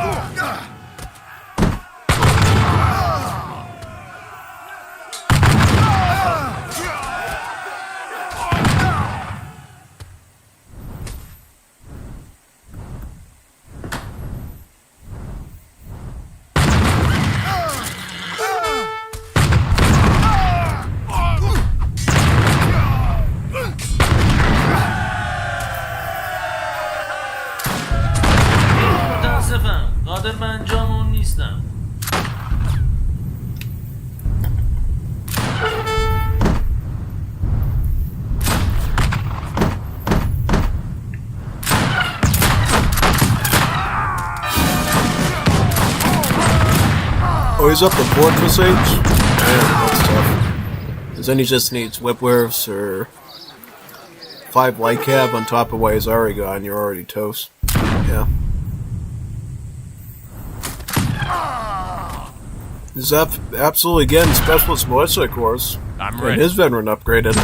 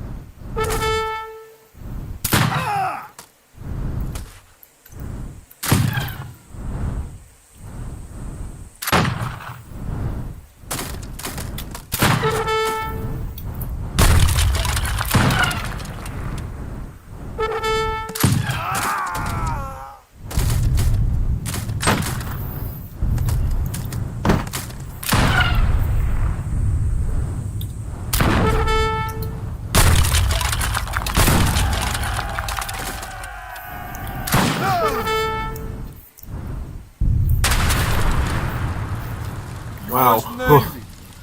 That one is tough. Definitely tough to see. I saw some good stuff from you early on, but you just need to learn how to deal with skirmish, scout comp from your enemy there. Yeah, no.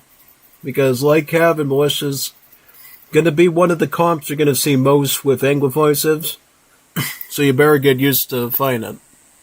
You know, you could have also run into this in Canada, sometimes Australia, but it's a little rarer with them since they got other stuff. But definitely Canada, United States, you gotta get ready for dealing with Light Cav Militia comp. It can be a very troublesome duo. Yeah, absolutely. So yeah, we're gonna go into the next one now, and we are gonna check out the next match for you. See what happens on Hawaii.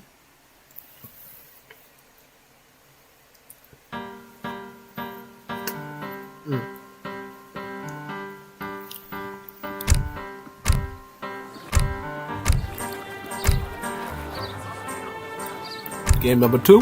Here we go.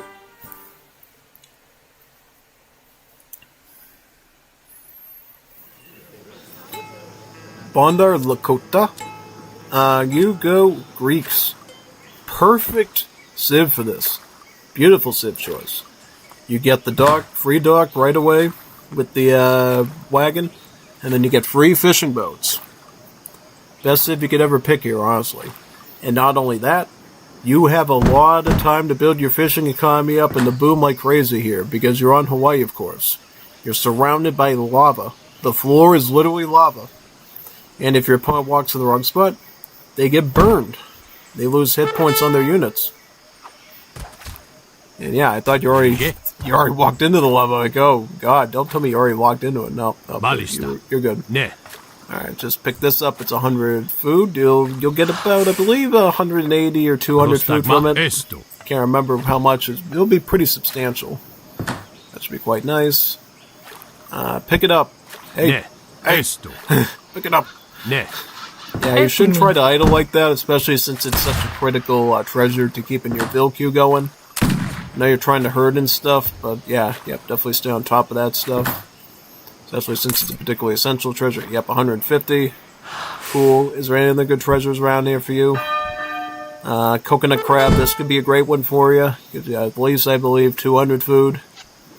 If you can micro the rats, which are, can be shot in with like one bullet, you could potentially get that one as well. And that could help you to get age up really fast. This is one of the best ways you play Greeks. Cap on the really big food treasures and buff up your age up time, but really good, right? Now, Bondar's doing something really gnarly, which is taking advantage of these outrigger canoes he starts with, and he's deciding, I'm going to harass and kill your fishing economy before you get to do anything. Yeah. Well, if you're running into this, try to garrison your fishing boats in the dock and try to fight them out with it. Yeah. Unless you can. Can you fight it with the dock, or are they too long range for that? If that's the case, that's like cringe, man, and I apologize. Because, Yeah, no. Can you garrison fishing boats and reach out to shoot these, or are they just too long range for that? Because that's the case. That's like evil. That's like psychopathic, in fact. Doing that to somebody. Yeah, no, tell me about it.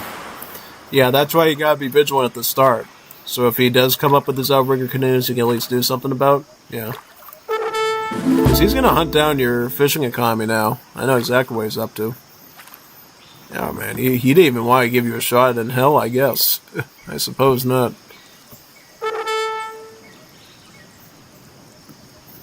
Yeah, I didn't know he was going to be on top of you that much. Wow. That's why sometimes you have to be super vigilant and ready to micro at any time with your Navy. And use that dock to your advantage. Maybe pull them in if you can and let the dock shoot down. You know? Yeah, exactly. Because it looked like you didn't even lose one of them, so you must have been idling like crazy or something. I don't know what you did there. But, deeply apologize for your experience in that situation. Now that you're dealing with that, I think now things get a lot more difficult for you. For sure. But at least you're doing good in the Treasury Department. That's good. You're doing good in the Treasury Department. If you weren't doing good in the Treasury Department, I would say GG. But you're getting every treasure that you could ever ask for, which is big food ones. Right? If you could get this one too, up here, that'd be great. Is there any other good ones you could get? This one? This gold one would be perfect for you. Then you could get some Marauders. Like 300 something Marauders. This would get you like 5 Marauders with that one. Yeah, no. Because you're facing the Lakota, right? You're going to want to get some good cav to fight his C-10 Bowman with. And since bow riders are kind of poop with the tag rework, you could use Marauders against them probably if you could stack them enough, you know? Okay, you're going to build another dock. Good. Well, I like what you're doing. You're building another dock because I think he's going to make the assumption that you're not going to build a second dock and you're just going to like age up with the market or something. So maybe psychologically you might get away with this situation, which would be great. But he's scouting you out still. This is like evil, man. He's not even giving you a rest at all. At least if you get to age 2, then you can run counter water and maybe make a torpedo boat and kick him out. That's what you should do. But, yeah. Hopefully you get time to do that. Even if you lose another dock, maybe you can eventually kick these little canoe guys out. And I can see him moving the other one around the water up the top of the mini map there. God, he's not giving you any rest. This is like evil. It's not even letting you play the Civ properly. It's not even letting you play the Civ properly. He's like abusing these guys. Try garrison your fishing boat in that dock and see if you can shoot back. You should be able to. If not, then that's like OP and they need to maybe increase the range on those docks a bit.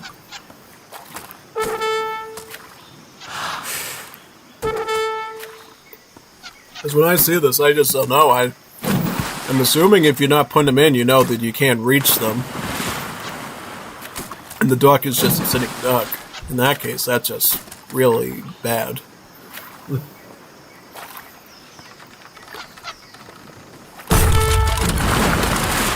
Yeah, no.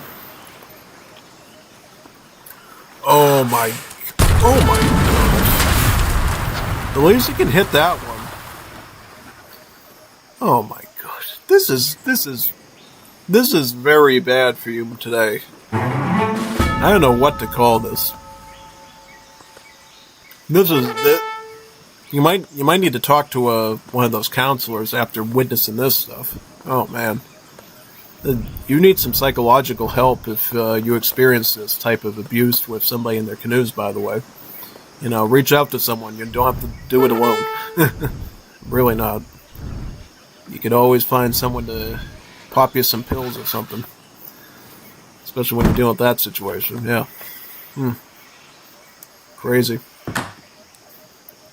But yeah, no, I mean, and I'm assuming he's already got a warhead out a corral. Oh god, he's gonna kill you off with axe riders. Oh my god, that is so bad. Oh, I feel bad for you dealing with this situation. Oh boy. That is definitely something to simp for somebody for, seeing that. Absolutely.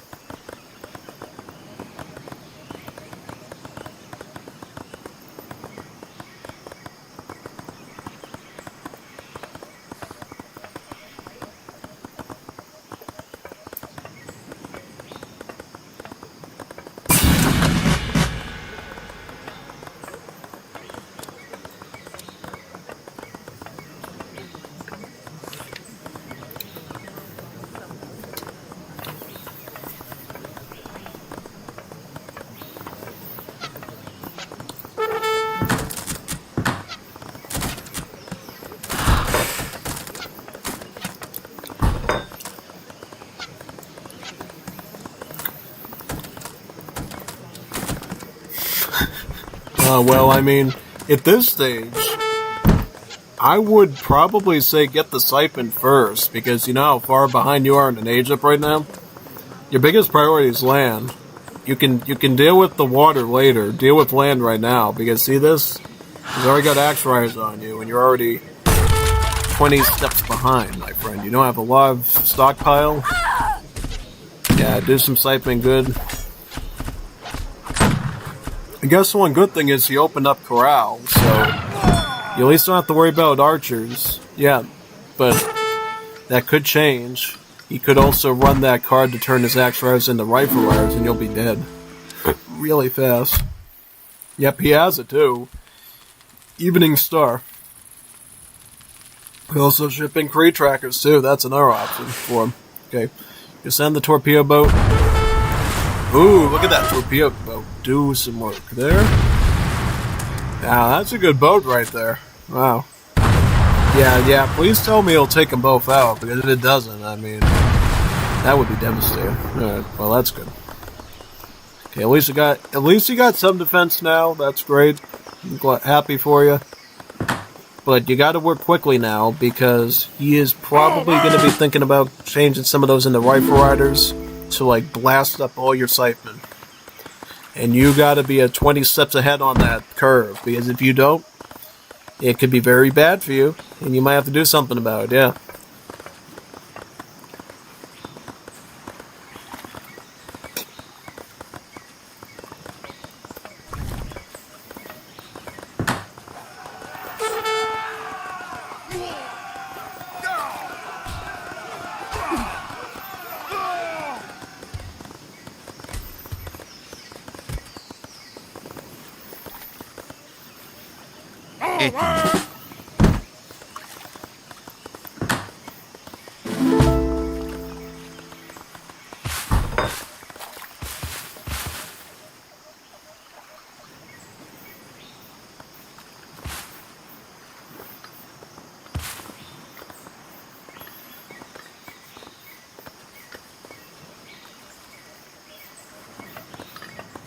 Procesie.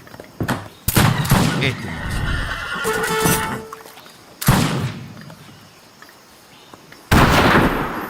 Huh.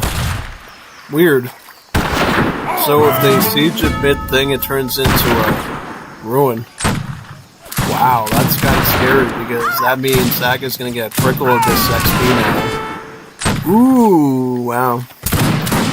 It's kind of a scary idea there. Yeah, I bet if you could get diplomacy in the team game, you could turn an enemy and siege their foundations, and then give them like infinite ruins, so they could have like 1,000 trickle of stuff. Because that was a big problem back in the day, people deleting their buildings and turning them into ruins so they could trickle XP. Yeah, no, that could totally be a problem, but I don't think anybody's that evil to do that. But maybe they are.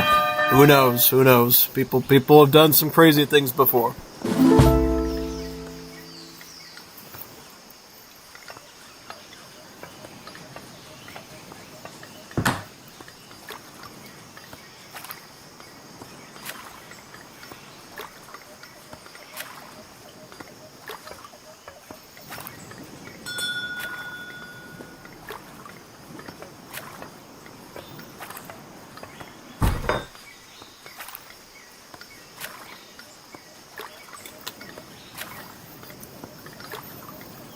For now, you're okay. I don't know how long that'll last, though.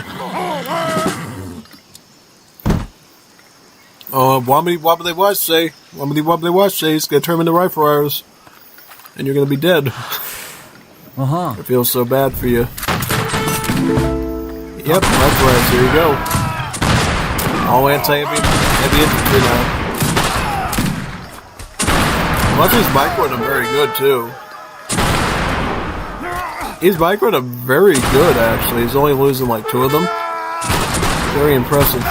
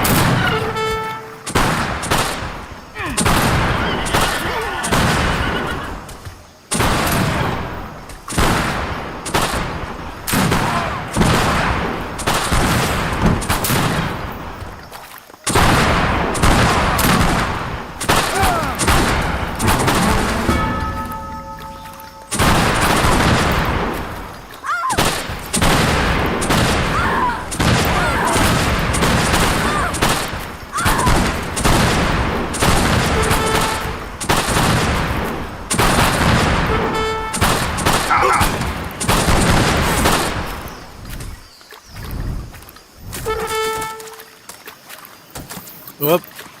Wow, that was a crazy game there. I think that's the craziest Hawaii we've seen all night, folks. I'm just saying it. I'm just saying it to be honest. That was the craziest one we saw all night.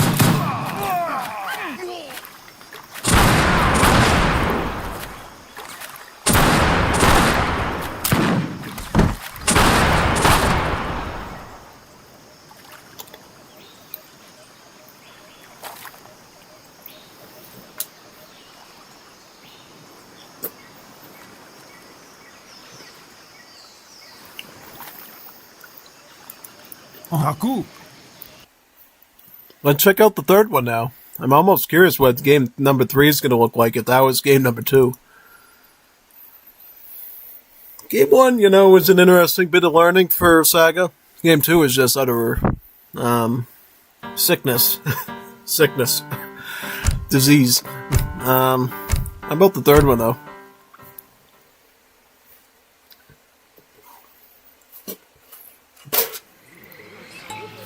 By no fault of his own, by the way. That was just the map being the map.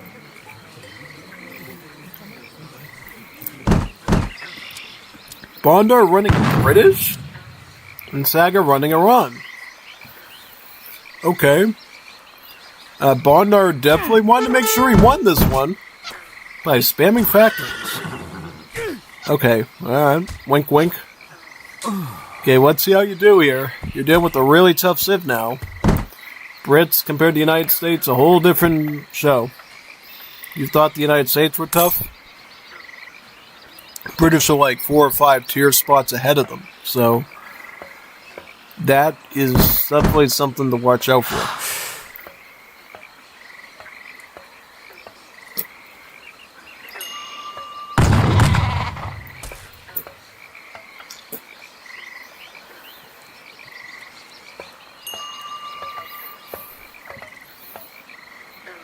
Alright, so you got your Mahala, your Madrasa, that's good. You got about to parent as fast as you can.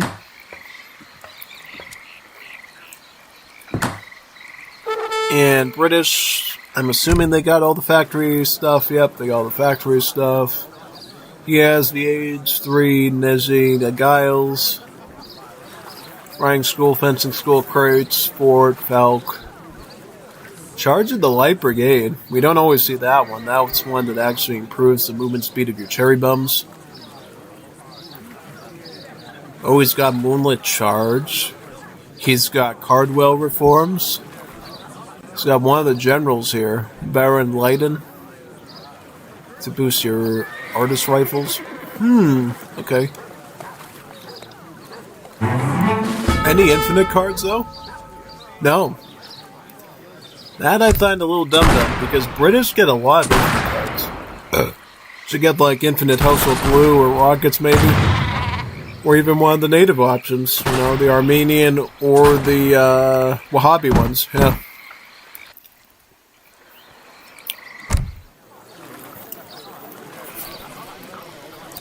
Any reason you're going 3 bills instead of harem photography this time? I don't know. I would have gone harem photography myself. I always just do that automatically.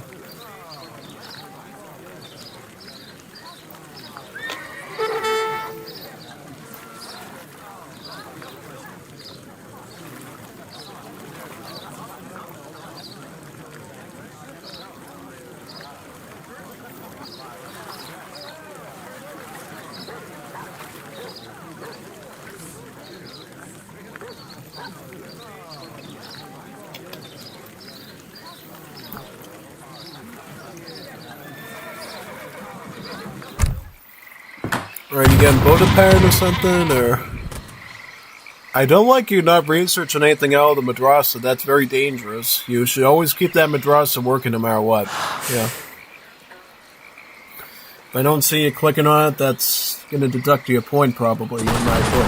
Because you got to definitely keep that madrasa working. Because honestly, Middle East does not age up that quickly. Unless you're like Saudis. So you got to make sure you're keeping the madrasa always working. If you can afford a madrasa tech, get a madrasa tech. Honestly, it doesn't even matter which one, usually. At least in age 1.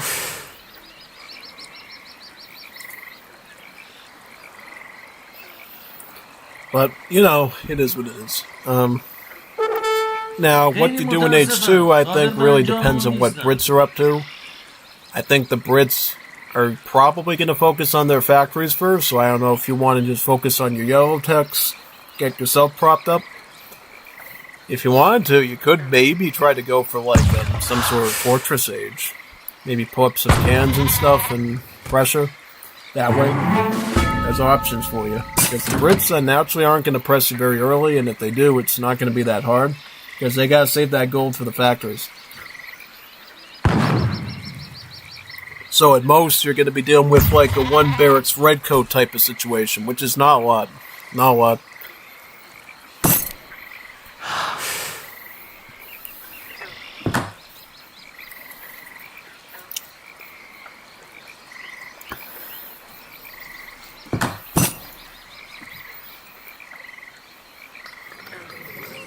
Hukmuna womana!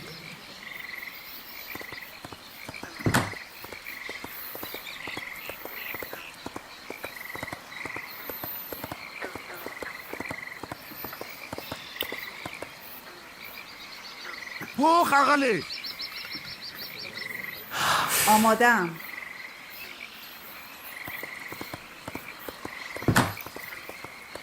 Yep, see, you are a little behind now because you idled on that second one. It's already up to age 2. And what happens is if you get into this sort of spiel, what'll happen is he'll have time to get his factories up while you're still doing your stuff. And then he'll be able to fully, integrate that factory economy into his military, and then he'll steamroll you. So you gotta, keep the stuff going early so that you can, maybe delay the production of those factories, or maybe keep him so worked up at his base that he can't use those factories' resources right away, you know what I mean? Just give yourself the timing you need so that you can set yourself up right for later. Right, and get maybe a strong Fortress Age to punch through them. Because you definitely don't want to fight British in, Fortress, Industrial, and Industrial Age, because at that stage, they're already on 4 to 5 factories. And much more vills, they're bringing in really good infinite shipments. You gotta stay 20 steps out of that if you want to, survive.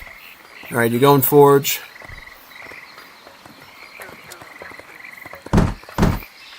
Oh, you're gonna go Spearman.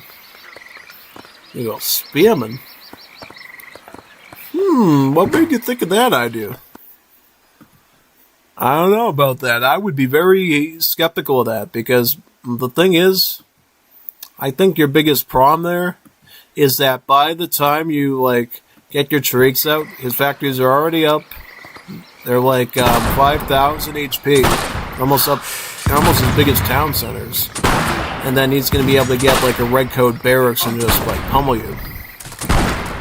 like he's doing right. Okay, you got one of the factories. All right, maybe I'm looking at this the wrong way. I guess. If you get one of the factories, I'll take it back. Let's just say that.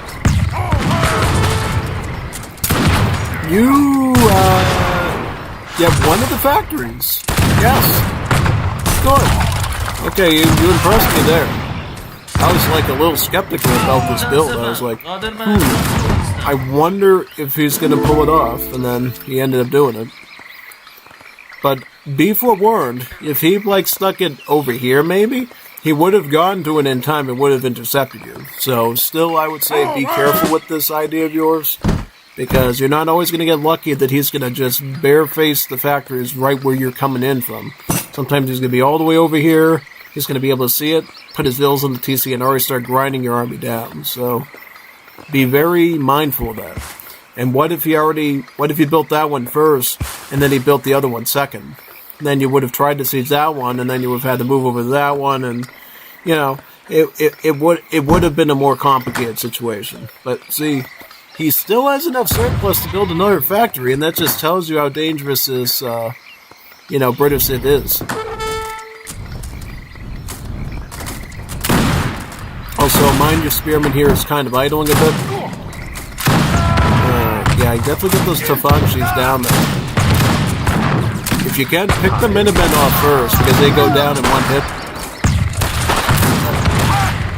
See, this is dum-dum on Bondar's part. He should actually be still targeting your spearmen. But you need to target his Minutemen. Kill the Minutemen, they're the easiest targets. So that way you can securely take out another factory. See, your whole build relies on you destructing his factories. If you don't destruct the factories, you're dead. And I think you're already dead. You screwed it up. You didn't kill the Minutemen first, you screwed it up. You gotta get them first. You gotta get the Minutemen first, and then you focus on the Redcoat. Because now, he has enough resources to rebuild that factory. Because you messed that up. You messed up that critical decision in the fight that cost you everything. And truthfully, he could go Fortress Age now. Or he could repair this. Yep, he's going to repair it. See that? He just punished your whole play there. All that for nothing. All that food, all that wood, nothing. Dead. You gotta be careful of that. Because now he can push onto your forward base and you got nothing to defend yourself with. He's got Redcoats, he's got Minutemen, he's got Green Jackets in the queue. If you're going to go for something sneaky like that, it just has to work. Okay, you're going in with another one now.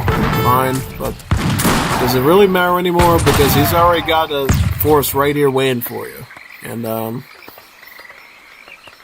it's not gonna fly. So I'm gonna say. So you're getting a gunsmith upgrade, trying to reinforce that position. At this stage, I would stop with the Chariks, because there's nothing you can use these for now. You're not getting anywhere near his factory. I'm telling you right now, he's going to shoot those on site. You're not going to get anywhere near a factory. I mean, you could now, I guess, but you don't think he's not going to patrol that stuff? He is. He's going to be patrolling back and forth, back and forth. Easy. He's not going to just come over here and siege and let you just run your spearmen around and burn another factory, because he knows what your game is now. You've already exposed your tech. You've already shown the cards in your hand. He's going to keep his factory security in the back of his mind, because he knows you're going to go after his factories first.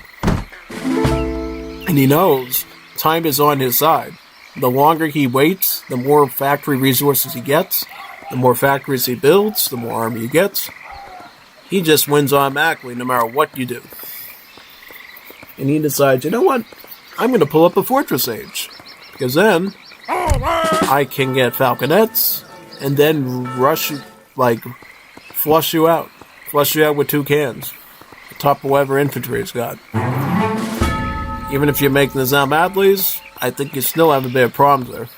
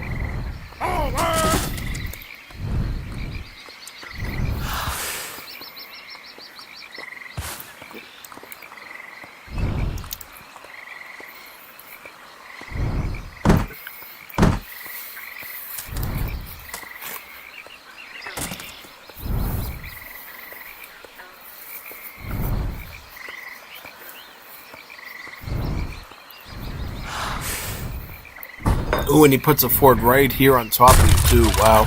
Fort Pono. That is pretty intense on his side, yeah. Tell me about it. Very, very good.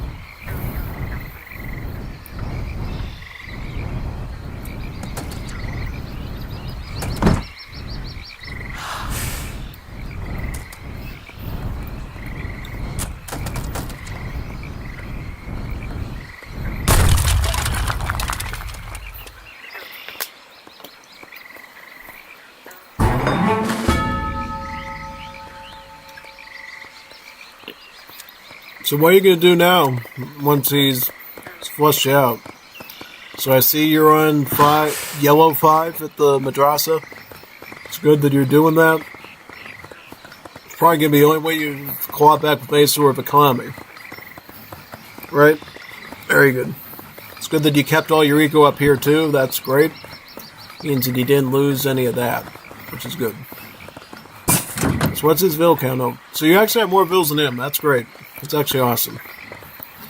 So that means, things are still looking okay. Ish.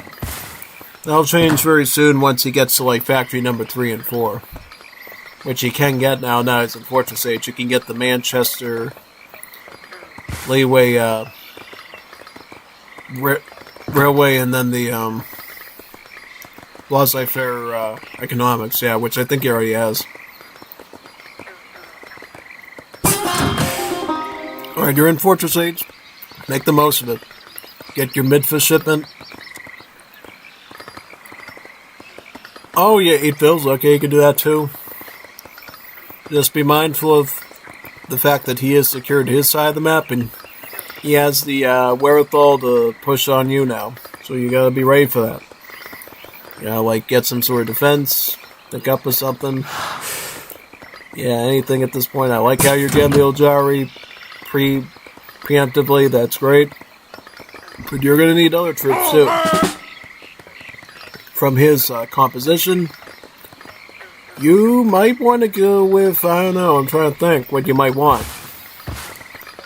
You could probably get some Tafachi, you could go Joshin Potion, you could go Mass Junbaz if you back them up with something, like your mid for shipment, great.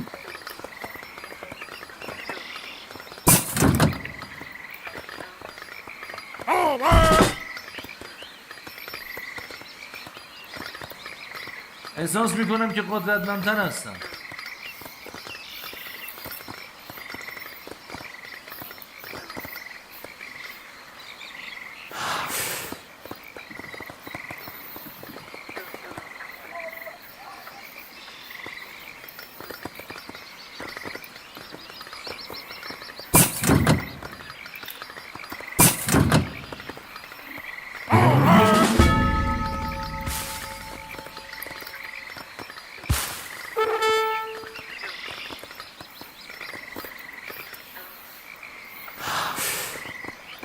ليش محكي؟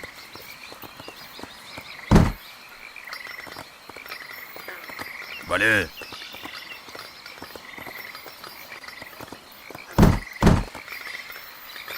چه کار کنم؟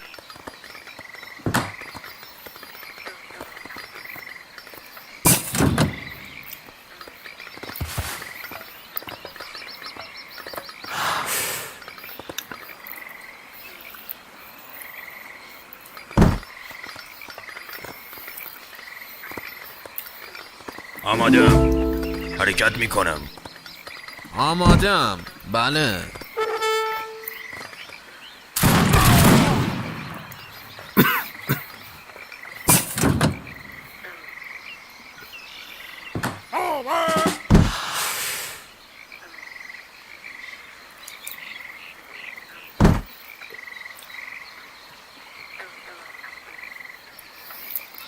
You could send in your...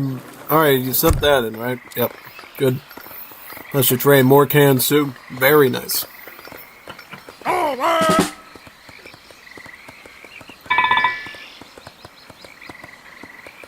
There's some Muppet trying to ping me for arena matches, probably.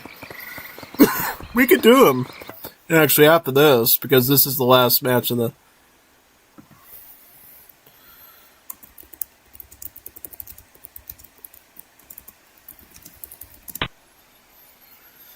Yeah, we can do arena tonight.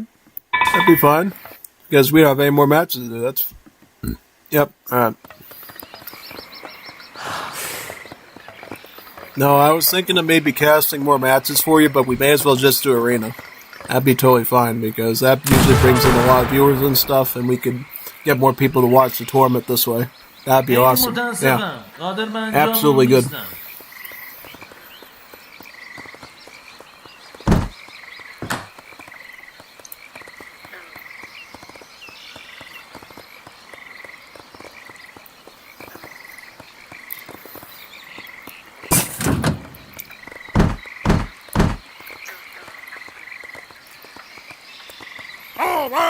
I see you got about 5 mid-fizz. That's okay. Watch out for those mercenaries though, the Agaios. Those are hand calves. You want those Minutemen to be right on top of them. Ooh. Oh, they're pretty good. I mean, they have 50 hand attack. God, they're pretty nice. Pretty close to the size there. Cossacks at least. So much for that. I mean, you got some cannons left. By far not even close. What do you decide to get? You decide to get the Gulams. Okay. Oh, we got the Russian, so he can build forts with his redcoats. The Russian marriage. Okay, we don't always see that. That's kind of nice. It's kind of a nice tactic there, honestly. It's kind of a nice tactic, honestly, so I'm kind of digging that. I think it's pretty solid on his part. Yeah, no, totally.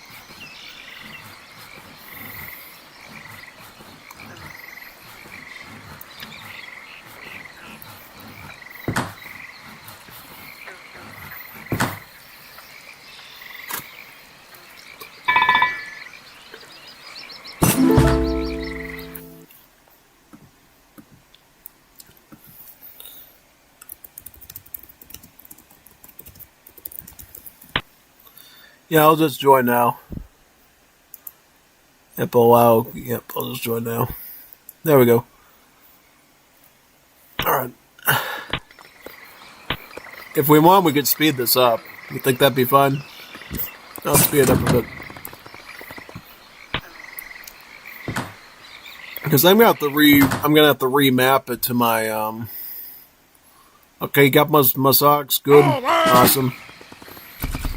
Okay, let's see. Okay, so you got red coats blast here. You hit the. You do go with the falconets. Green jackets spraying like crazy. Red coats go boom, boom, boom, boom, boom, boom. Alright, awesome. Okay, well, let me close this right now. And it looks like win for Sagawai. Cool. Awesome. GG. GG, man. Good job. Awesome.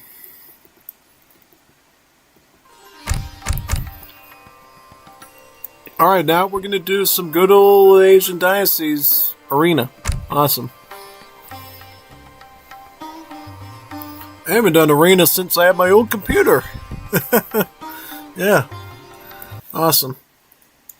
Very, very nice.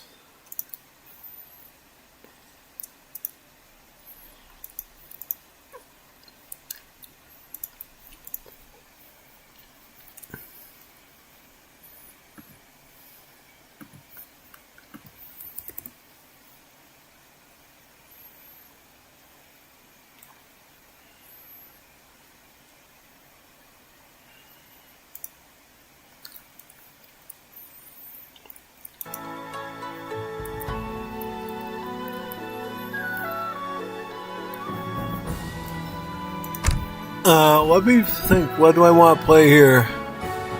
Spain. España. I'm always good with España. Let's do España. Ole, Santiago. Santiago.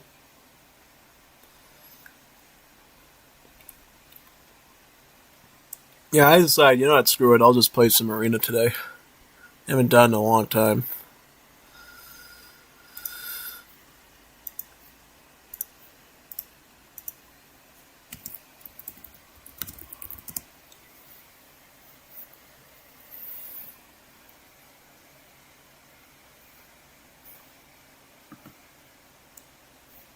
Now it's geared in. I'm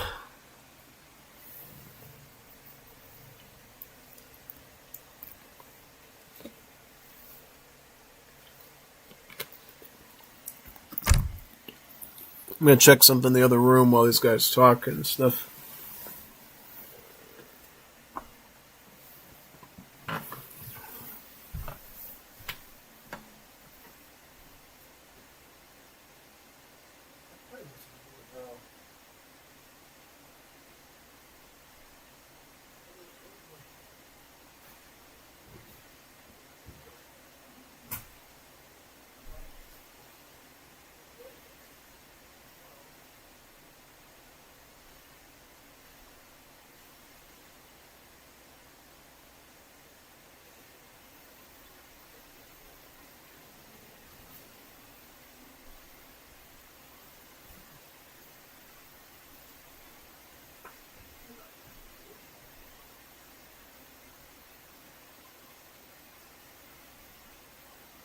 I need food.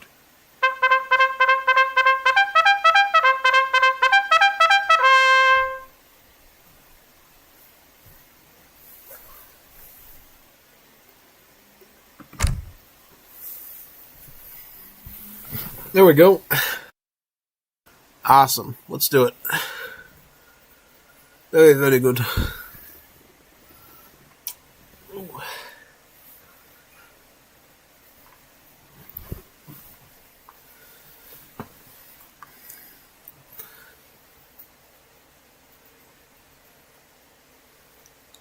I think I can keep this stream going till like 11:20, 11:30 or something.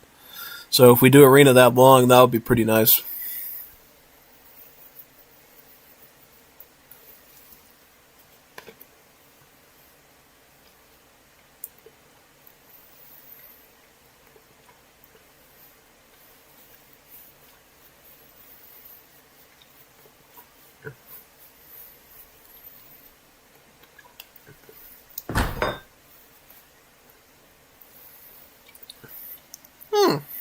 Cool.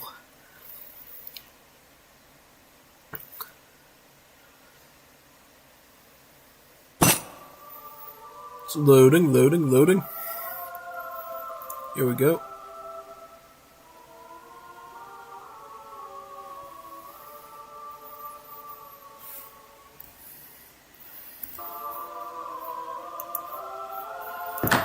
Some missionaries out. Awesome.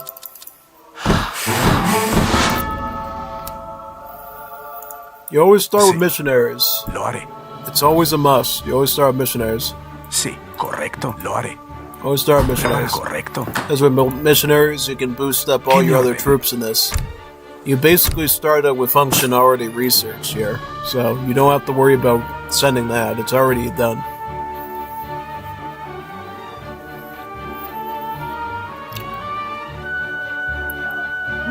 Should be a fun matchup.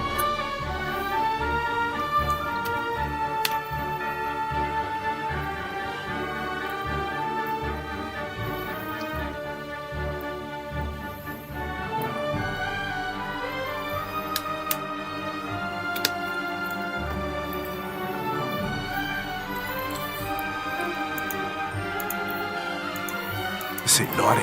Correcto? Correcto. Correcto. Lo haré. Correcto. Lo haré. Sí. Lo haré. Sí. Yeah, correcto. Good idea. Lo haré. Correcto. Lo haré. Correcto. Lo haré. Sí. Lo haré. Sí. Lo haré. Sí. Lo haré. Sí. Precorrecto. Sí. ¿Qué me ordena? Precorre. Sí. Lo haré. Sí. ¿Qué me ordena? Sí.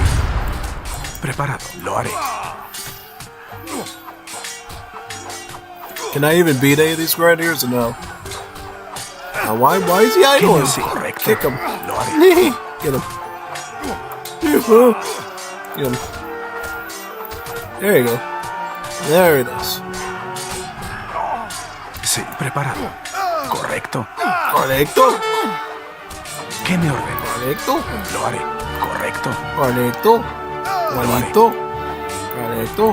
Juanito. Gio should be trying to fight with his missionary, by the way. That's kind of bad for him. Because he could have potentially helped his team out with that, but whatever. ¿Qué me ordena? Gio Punisher is punishing his team once again. Córrelo así. Let's hang out here. Let's win with the center.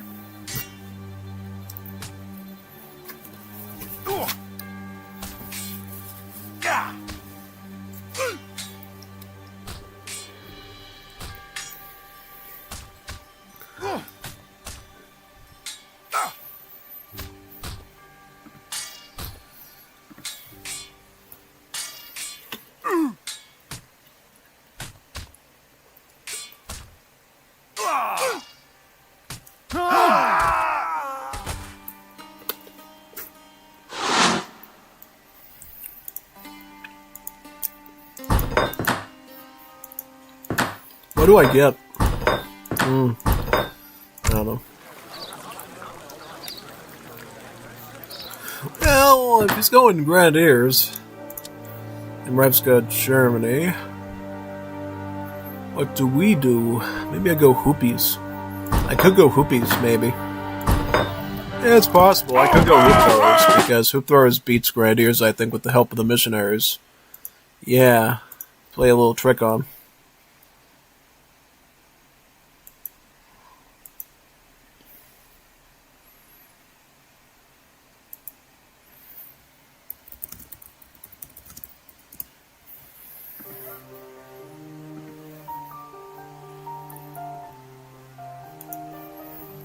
¿Qué me ordena? Correcto, sí.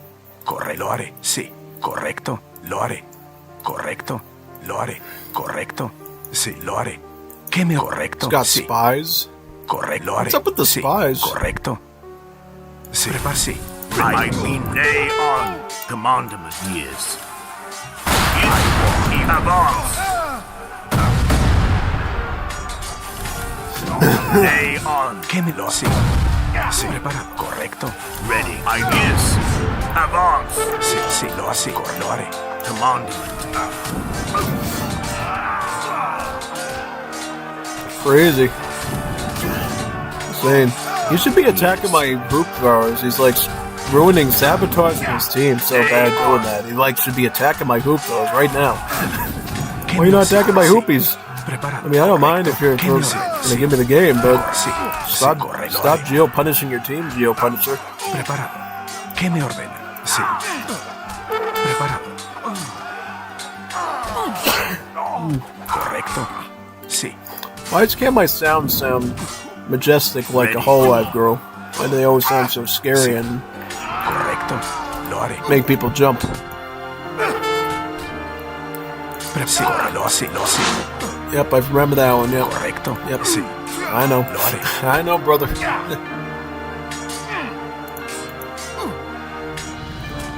Prepara, córrelo así, córrelo así, córrelo así, corre así, córrelo correcto, sí.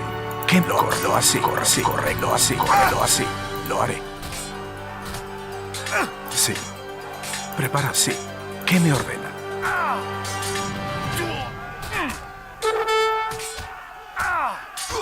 Sí.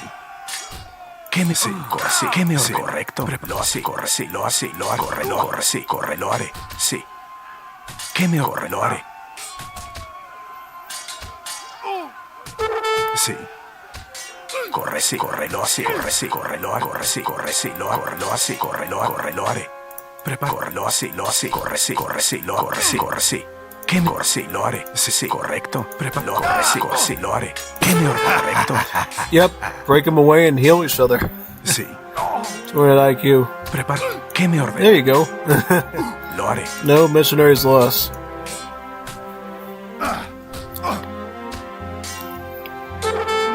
In like an advanced fight, you always do that. You always peel off your weakest missionaries and you heal them up.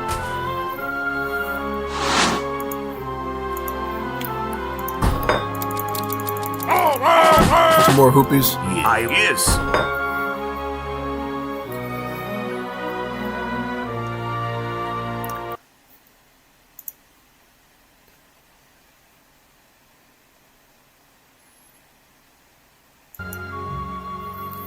Ready. I mean so.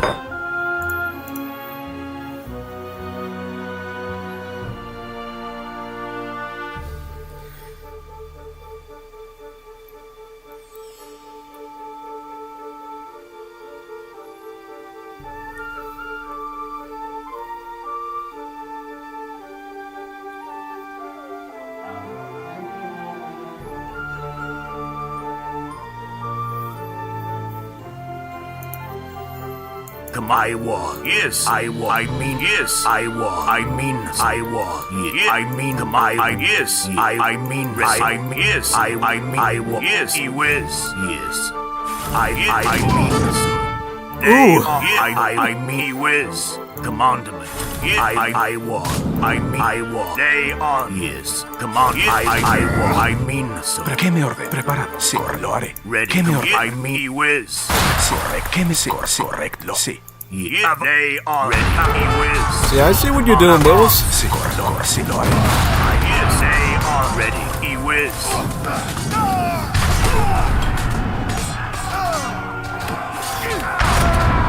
Alright, so they're going, Lombard. What's this we got? We got, India and Germany. Okay.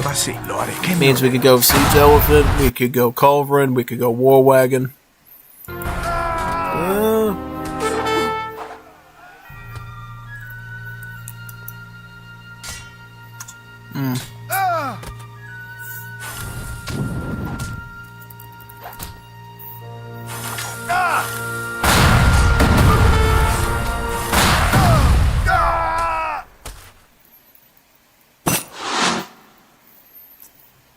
Nice. Yeah, I get that. Yeah, because the thing is, you don't just have to worry about the, I think the Grenadiers aren't a problem. We gotta deal with the Bombards. Kill the Bombards. I could deal with the Grenadiers myself. Because my guys get a lot of damage and stuff, and I can hold off cavalry and stuff. You just need to keep the, Bombard in check, and then you can take them out and you can put them in melee against the Grenadiers and help me out a great deal too. So, yeah. That is totally something you can do to help.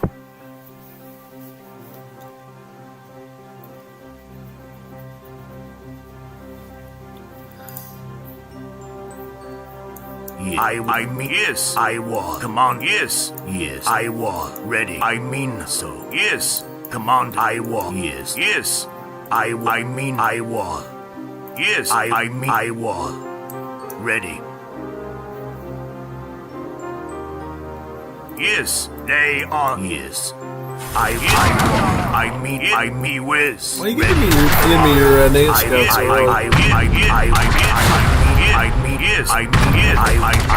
See, this is good because they were expecting us to go artillery. They, I mean, he will. Yes, they will. Ready, they will. Have on. Ready, have on. They have on. Have on. Yes, they have on. You gotta get up there, man. Tech is bombard right now. They on. Have on. Yes, have on. I mean, stay on. Okay, well, we need lances. Alright, we need lances. This is a pretty easy fix. We just switch into lancers, and yeah.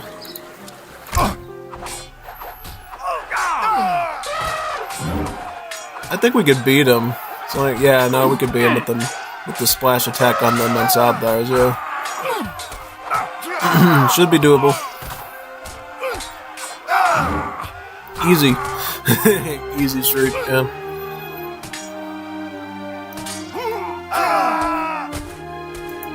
To that extent, I might get hit points. And then throw in some lancers, yeah. A couple of lancers. To, like, break up his grand ears a bit, yeah.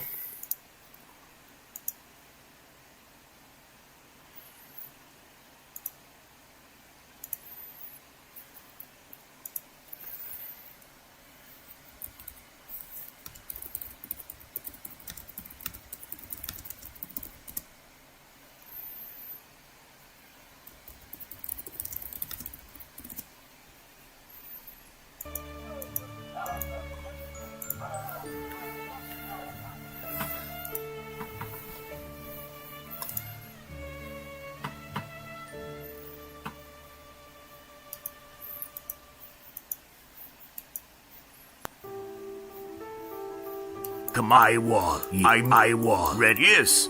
I will. Come I mean so. Ready? Yes. Come I will. I will. Yeah. I will. Yes. I will. Yes. I will. Yes. I mean so. I will. They are. Ready? He will. They are. They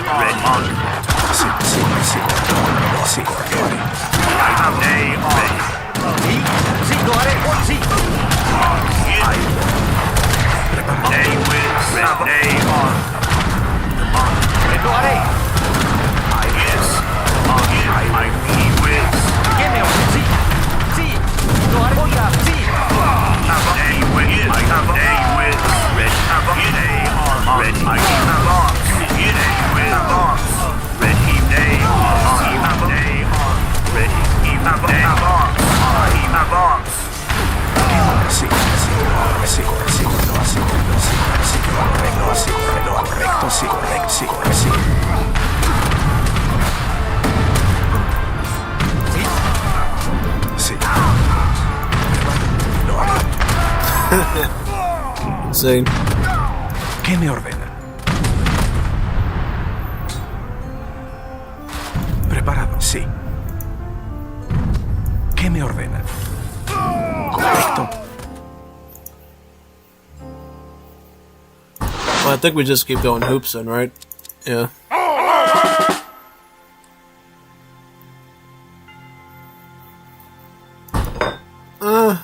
Should we get bone guards, or I don't know. You can get some extra lances too. Get this. Get line of sight. Yeah, that should be alright. Yes.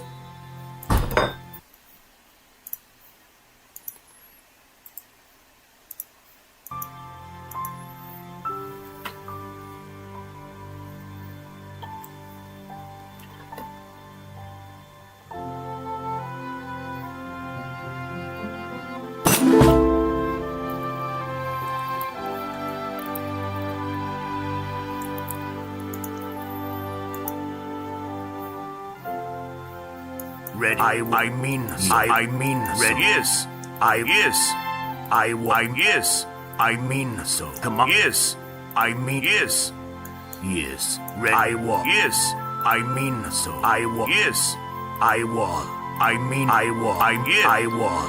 Come. I mean so. Yes. Yes. Ooh, we got Cheyennes. Oh, wonderful. Perfect. That's very good. Ready. Yes. Ready. Stay ready. Ready. Stay with. They are on the on. He will rest. On they are.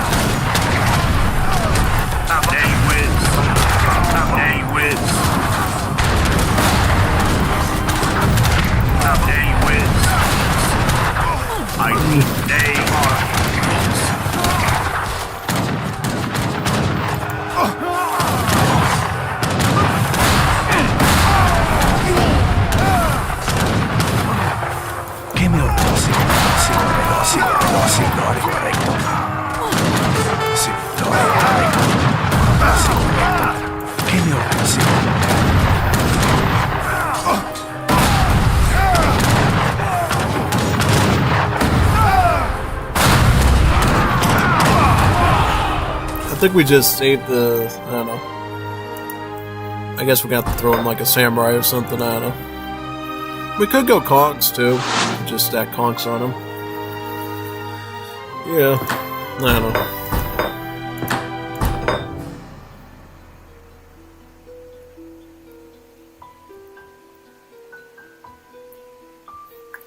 I don't know. Well, we don't want to go that because we got spies, right? So I guess just... I don't know.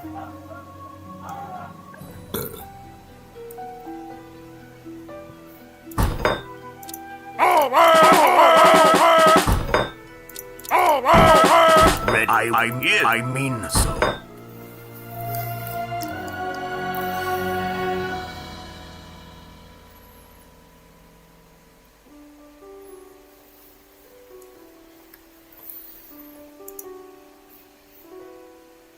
Commandment. Yeah, I mean, yes. Ooh, he's got Fusiliers too. That's ready. Good. I make will. That Yes. useful. I will. I mean so. I will. I mean yes. Yeah. I mean yes. I mean yes. Come on. I yes. I yes. I will. Yeah. I mean so. They are. I will. Have on. Have on. They with. They with. See, I'll pull his conks from here, and then he won't have any to use later. We can throw our lances in once the conks are there.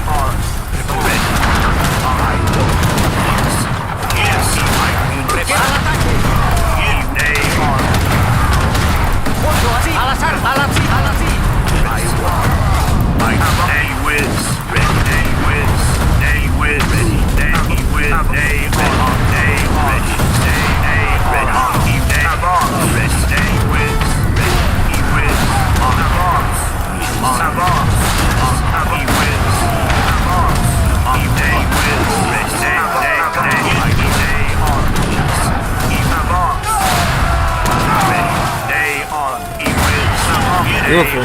Really good. I think Geo Punisher punished his team with that one by throwing his conks in the front. Honestly, that was a big belly flop on his part. I will.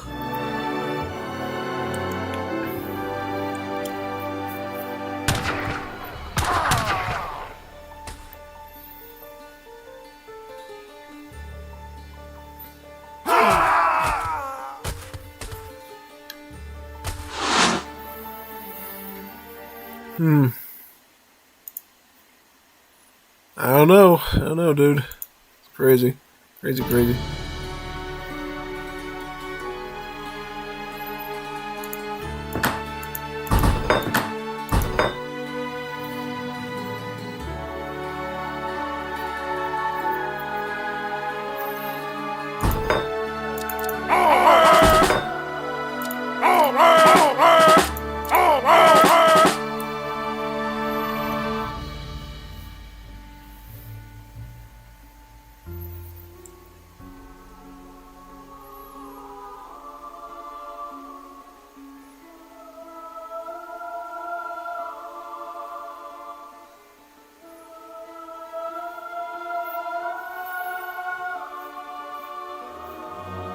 Yes, ready.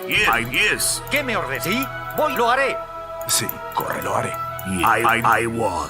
Ready. Yes, I will. Come on, I mean so. Yes, I will. I mean so. Ready. ¿Pero qué me ordena? Sí, corre, lo haré. Command. Yes, I mean so. Ready. Yes, I will. I mean I will. Yes, he will. Sí, lo haré. I will. He will.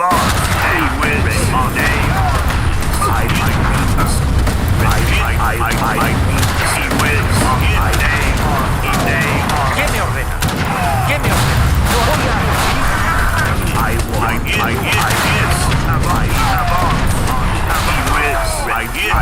¿Qué me ordena? Preparado. Lo haré.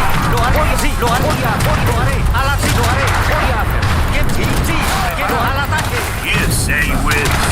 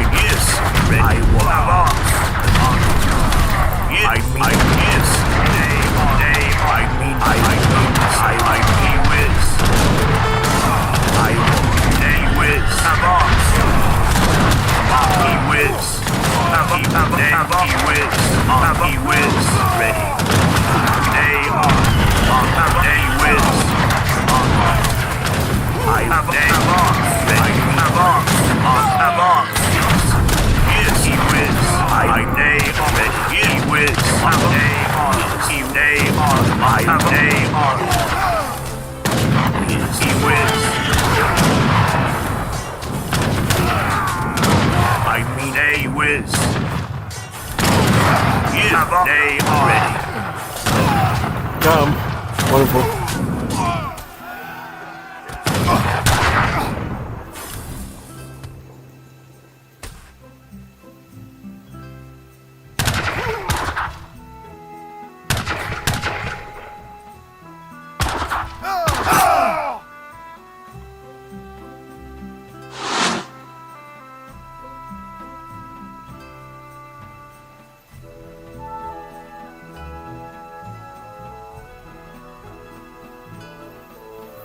I'll take that trade. I'll take that trade.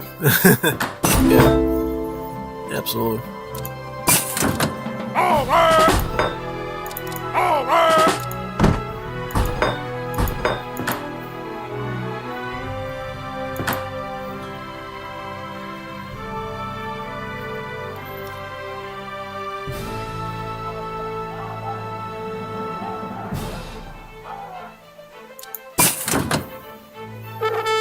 Yes.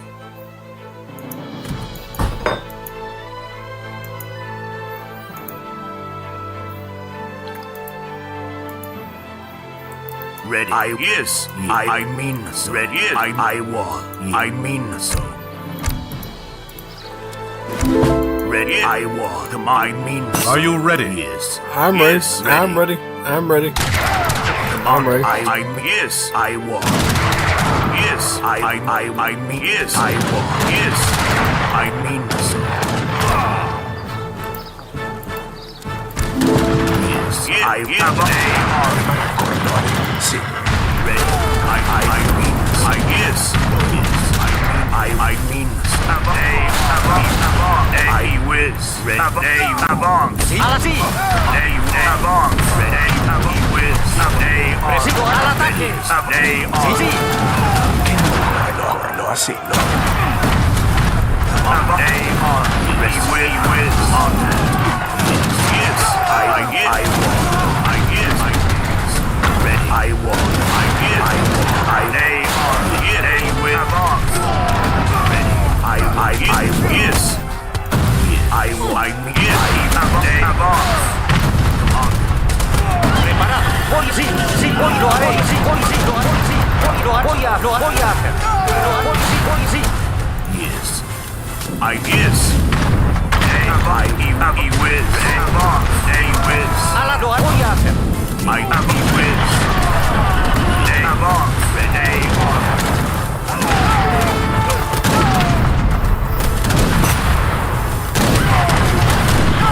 Yes.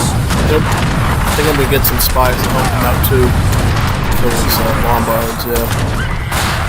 Good as well. Give me a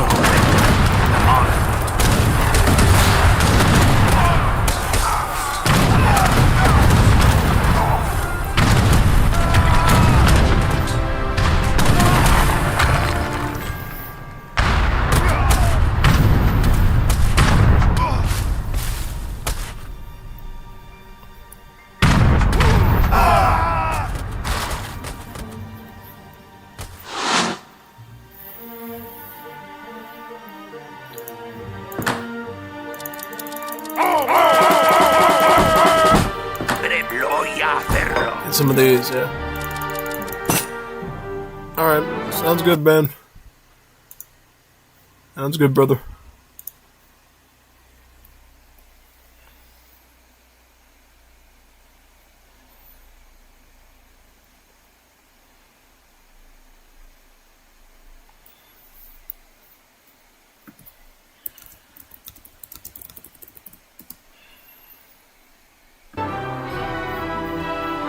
¿Qué me ordena?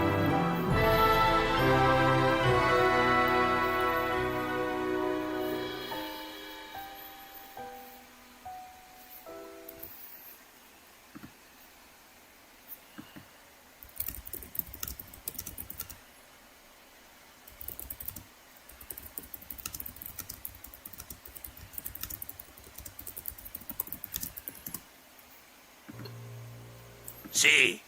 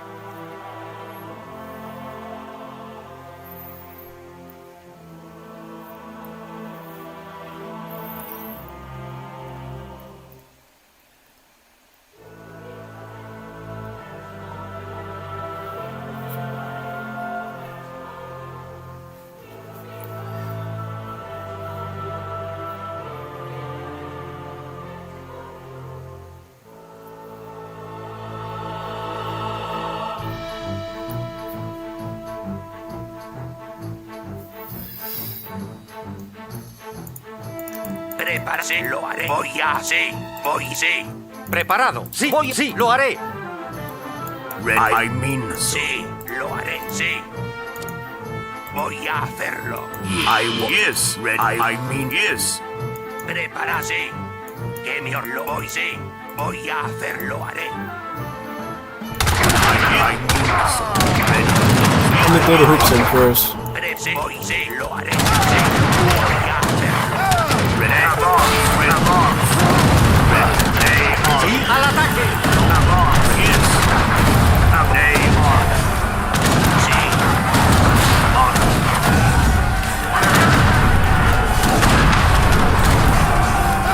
Day on. Day on. Sí, voy a hacerlo. Day on. Sí, sí, sí, sí, sí. Al ataque. Sí, sí.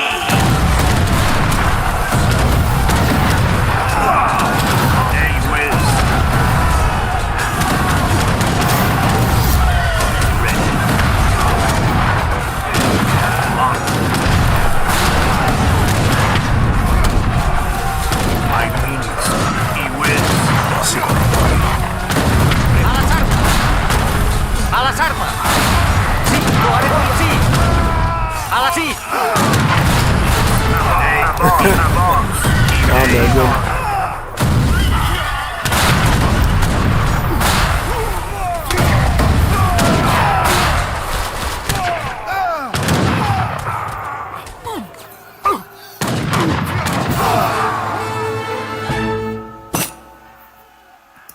Yes.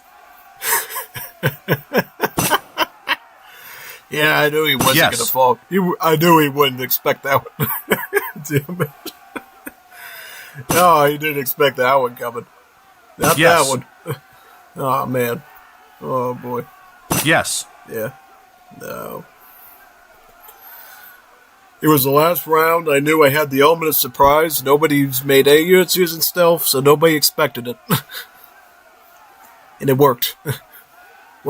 I just wish I paid attention. I did it a few seconds earlier, and we would have had even more units to spare, and it would have been really, really good. Yeah.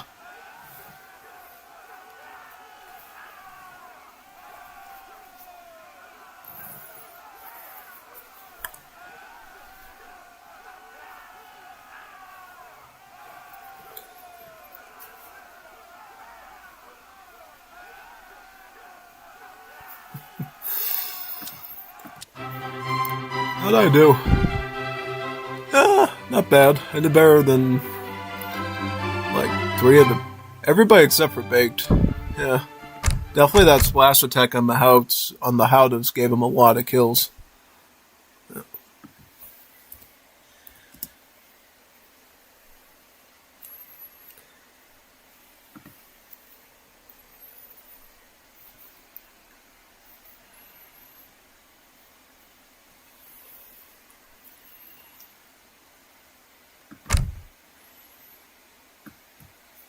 I'll go with another Spain.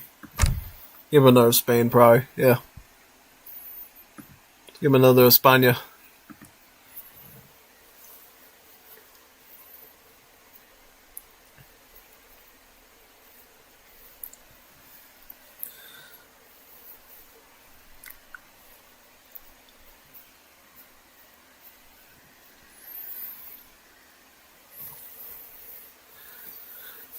Yeah.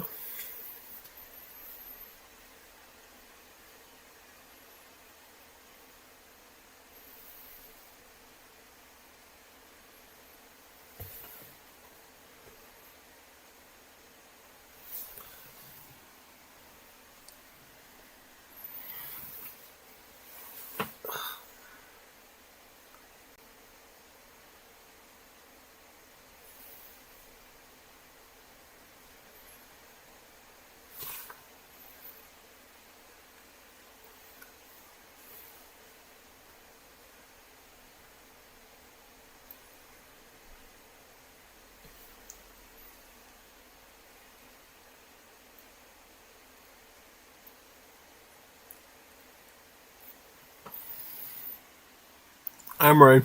I'll start.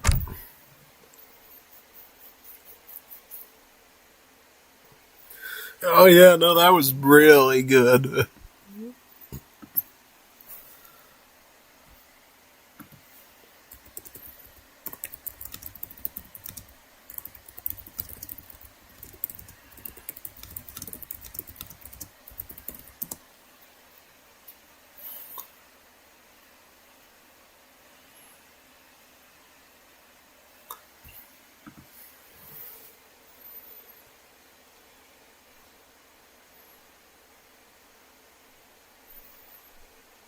Are you ready?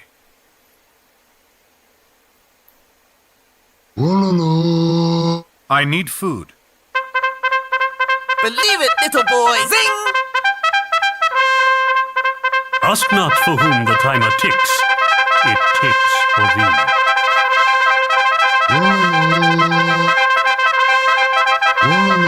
Ask not for whom the timer ticks. It ticks for thee. What are you doing, Baked? Is he baking a potato? Ask not for whom the timer ticks. He must be baking a potato or something. Wow. It's taking a lot of time, man. He must be baking a potato. Baking a potato. Ask not for whom the timer ticks. It ticks for thee.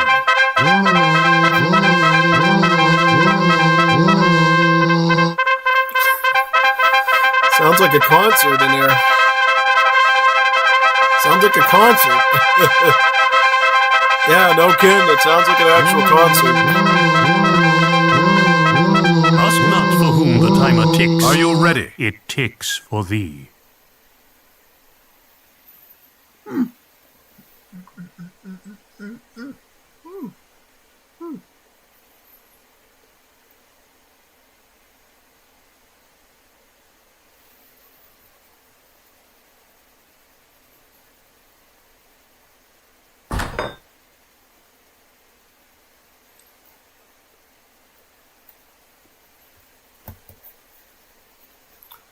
Ooh.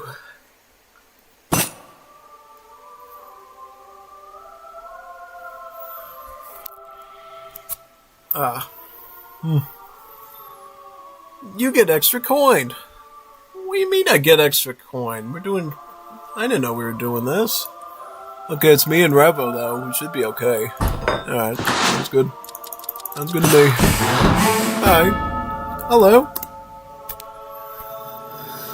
Hello. What do we get? I'll get like one Lancer maybe. Something basic, rudimentary. Yeah, sounds good. ¿Qué me ordena, Corloarsi? No idea. I'm just making one Lancer for now. No idea why I'm doing it, son. No idea. No idea. Start with this for now.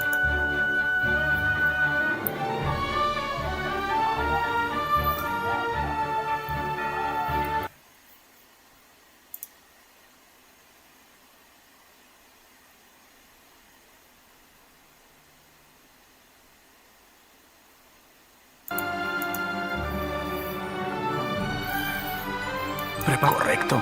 Sí, lo haré. Sí. Correcto. Lo haré. Sí. Correcto. Lo haré. Sí. Correcto. Lo haré. Correcto. ¿Qué me lo haré? Yeah, Sí, correcto. I mean, it could be a good idea. Correcto. But it has to fit. The boot has to fit, is what he said. The boot has to fit. You can't just do it just because you haven't seen it in a while. It actually has to work. Lo haré, sí. Otherwise, you get Gigi Murray. Preparado. ¿Qué me ordenas? Sí. Lo haré. Preparado. ¿Qué me ordena? So which one is he attacking? I think we can overwhelm him with this, yeah. Cool.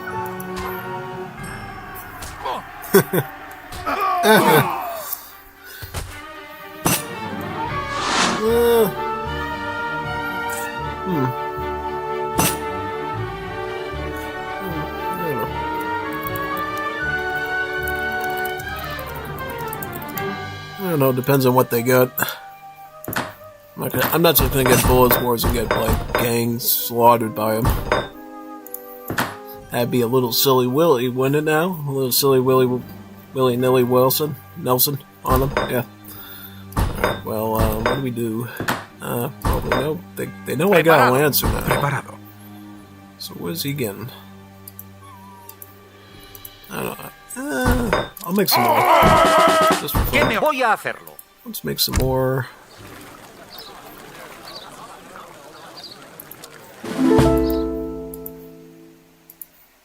Let's make a couple more Lancers and see what they do. Lo haré. Correcto. Sort of fish them in a bit and see what they get. Lo haré. Sí. Yeah. Sí. Correcto. Lo haré. Correcto. ¿Qué me ordena? Lo haré. Sí, lo haré. Sí, lo haré. Sí, correcto. Sí. Sí. Lo haré. Preparado. Preparado. ¿Qué me ordena? Sí, correcto. Sí. Correcto. Sí. Lo haré. Sí, correcto. Baked potato has to go baked potato. That's unfortunate. Sí, correcto. Sí, lo haré. Sí, lo haré. Sí, lo haré. Lo haré. Sí, lo haré. Sí, voy, sí, lo haré. Sí, lo haré. Voy a hacer. ¿Qué me? A la sí. Preparado.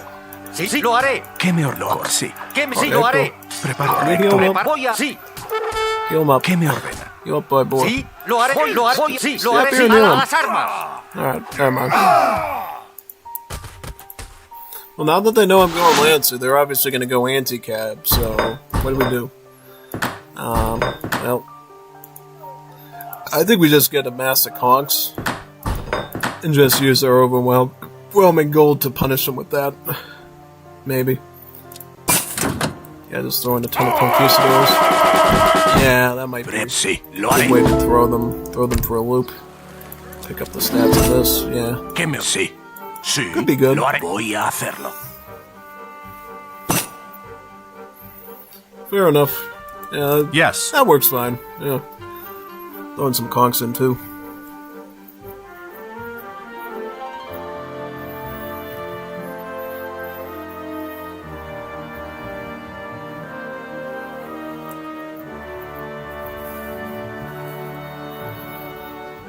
Lo voy a hacer, sí, lo voy a hacerlo.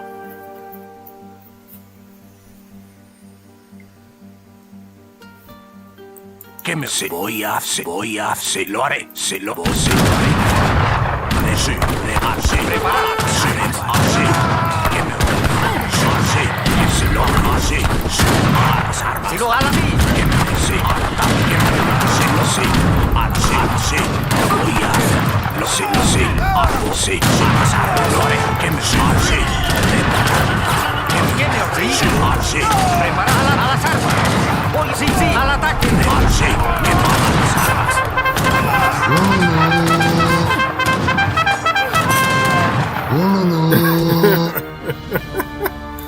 Sí.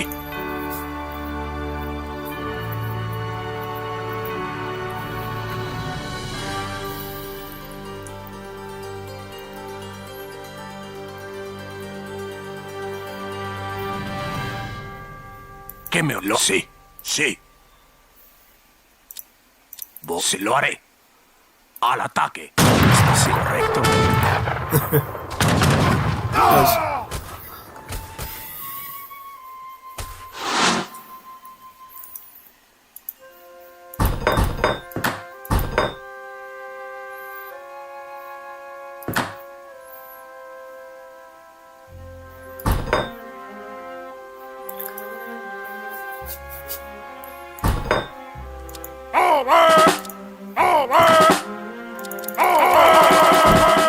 Sí, sí, voy a hacerlo. Que me lo haré. Sounds good to me right now. Get that. Yeah. Very good. Very, very good.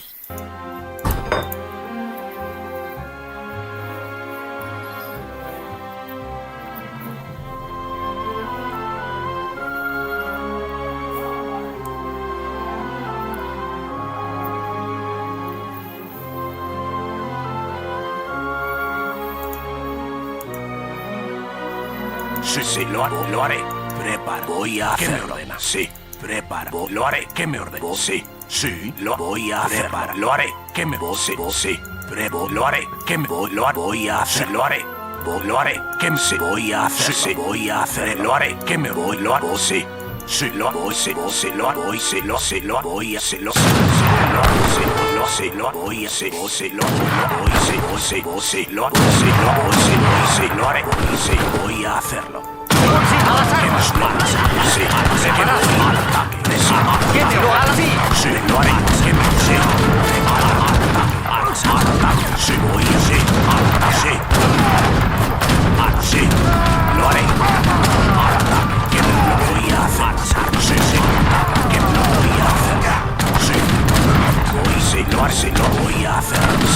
hacer, sí, lo haré, a la rama. Sí, a las armas. Lo haré, sí, a las armas.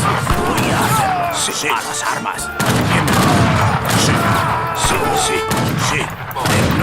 Sí, lo haré, voy a al ataque, sí, al ataque. ¿Qué me ordena?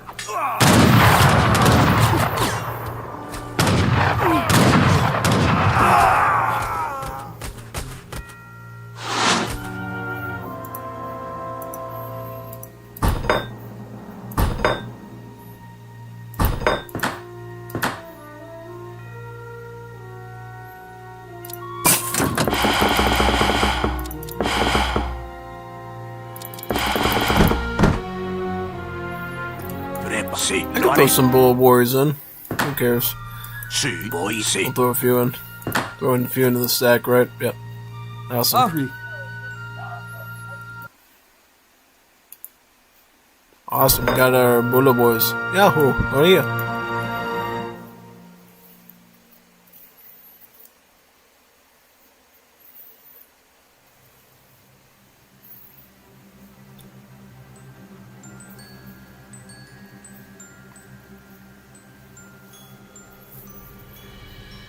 Que me lo haré. Sí, vos sí. Vos sí. Lo voy, sí. Vos sí, lo haré, sí. Voy a hacerlo, sí. Vos sí, voy a, sí. Lo voy a, sí. Voy a hacer, lo haré, sí. Lo voy a hacer, lo haré. Lo hago, sí, lo así. Lo hago, sí, lo haré, sí. Vos sí, lo hago, sí, vos sí. Voy a hacer, sí. Sí, lo haré, vos sí. Lo haré, vos sí. Atipe, la morí, atipe, la moría, atipe, que me lo ya, tu utia, sí, abu, ya, tu utia, sí, que me sí, soy, sí, sí, lo hagas así, que me sí, lo hagas así, ya, atipe, utia, lo haré, sí, voy a hacerlo a las armas. Sí. Tu utia. Atite. Tu utia.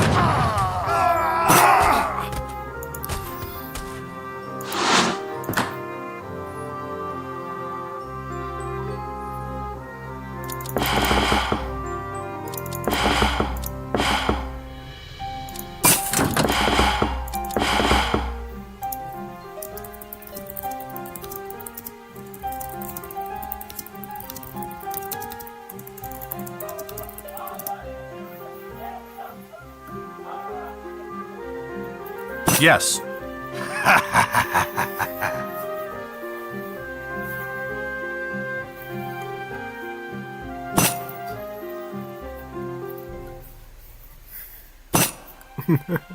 Yep. Sneaky move.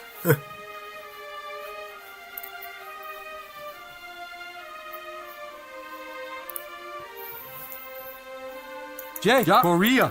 Yaku. Korea. Yaku.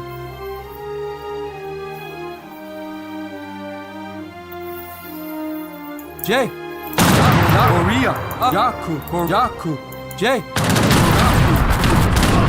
Preparado. ¿Qué me ordena? Lo haré. Al ataque. Al ataque. Al ataque. Utia. Dorilla.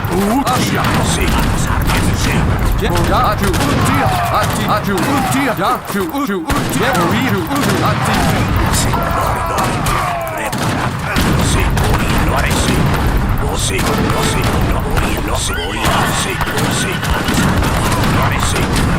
Sí. A las armas. Sí. Lo haré. Sí. Sí.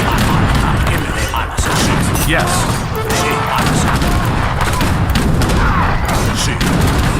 Sí. Al ataque. Al asilo. Al ataque. Sí. Al ataque. Al ataque. Sí.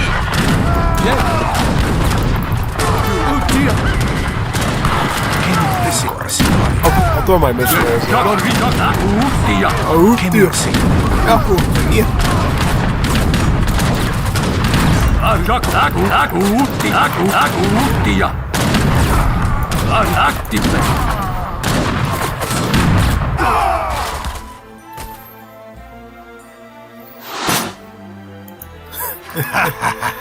Well, what do we do? Just make culverins now, or? Yeah.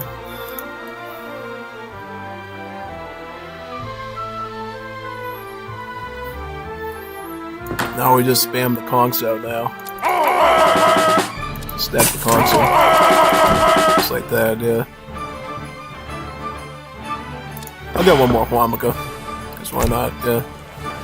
Should get this too. Yeah, all that.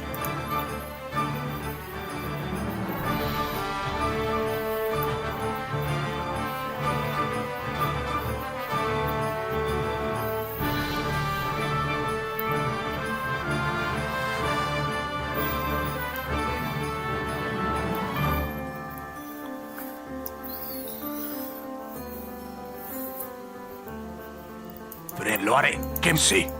Lo haré. Sí. Lo haré. Sí. Lo haré. Que sí. Lo haré. Que sí. Lo haré. Sí. Yaku. Prepáralo. Sí. Que lo voy a hacer. Lo haré. Voy a hacer. Yaku. Lo haré. Sí. Lo haré. Que sí. Voy a hacer. Sí. Lo sí. Sí. Lo haré. Que me. Sí. Sí. Sí. Sí. Que me. Sí. Que voy a hacer. Sí. Sí. Lo haré. Sí. Lo haré. Sí. Lo haré. Voy a hacer. Lo haré. Al ataque. ¿Qué me ordena? Voy a hacer. Al ataque. Sí. Lo haré. Sí. Sí. Al ataque. Sí. Las armas. Sí. Sí. Sí. Utia. Sí. ¿Qué me Korea. Ya. Atipe. Korea. Korea. To Utia. Ya. Korea. Ati. To Utia. Atipe. To Utia. J. Sí. ¿Qué me sí. Korea. Atipe. To Atipe. Got him. To Atipe. Yeah, that was a pretty close one. I did better that time. Yes. Yes.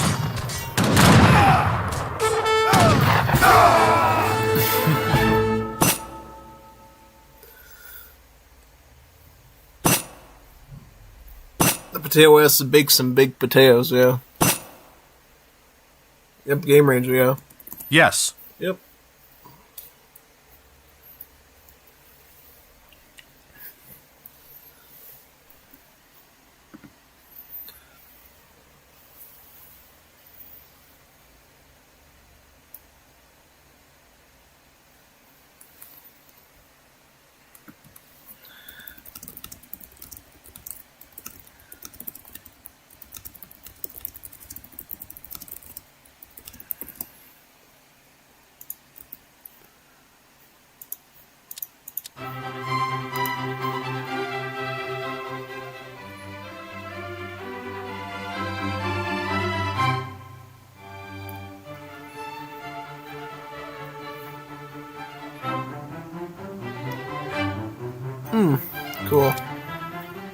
Now let's go back to Game Ranger now.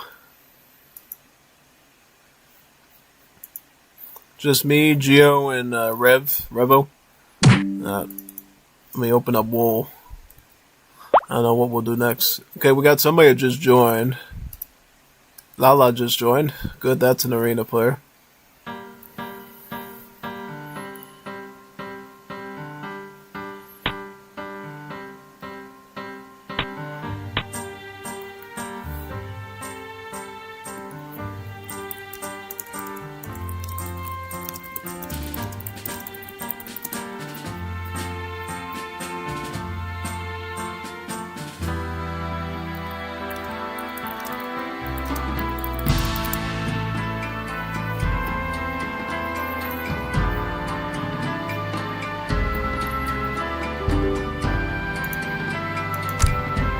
Alright, it's loading up now. Cool. Awesome. It's loading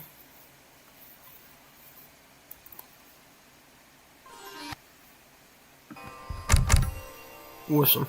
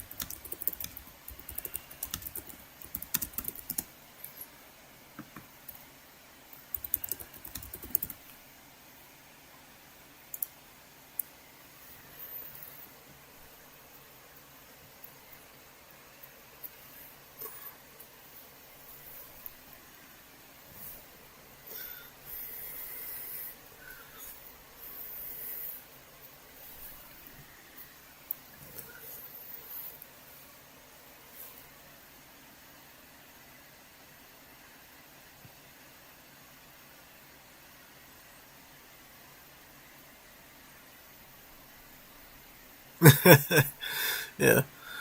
Well, when is Gafas is joking that I'm sad because I can't play AoE3 with him right now. I'm like, when are you gonna get Arena yourself? I'd love to play some Arena with him. You could join on voice chat with us. You could actually get him in the server and we could all do it as a group. Would be pretty fun.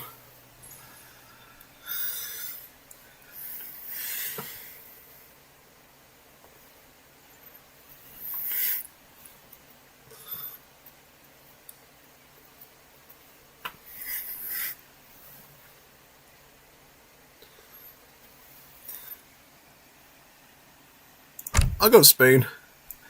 Why don't I go Spain again? Or I could go Portuguese. I'll go Portuguese in case I get Geo Punisher on the team. That's what I'll do. I'll give myself an insurance policy. I'll go Portuguese. Yeah.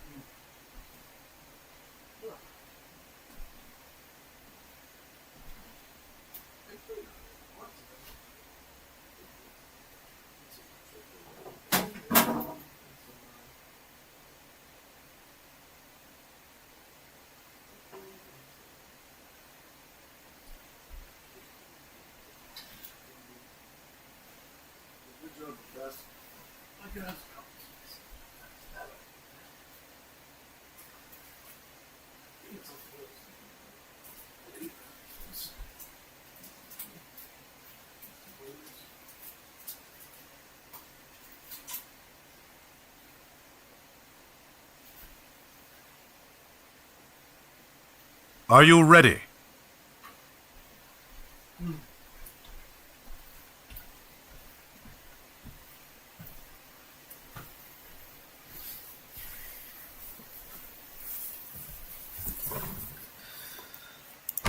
Yeah, there we go.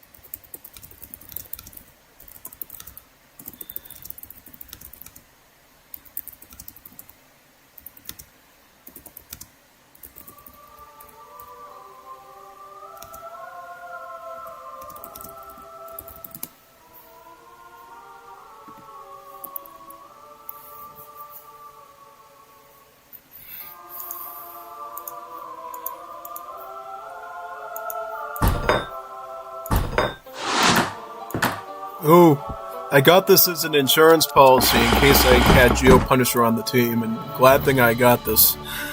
Because otherwise I think we would have been screwed. Big time. I saved the day, folks. You can thank me later.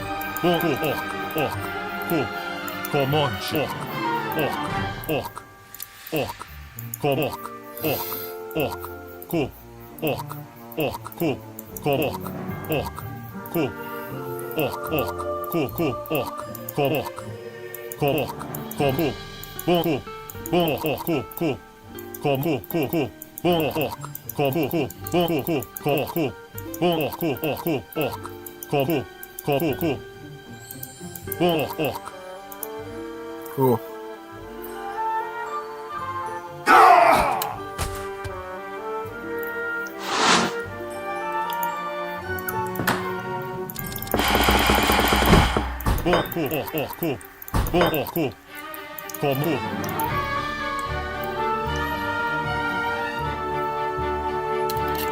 So they got an almond, and they got a Aztec.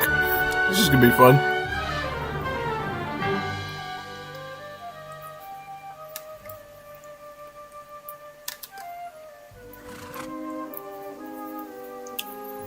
Botany.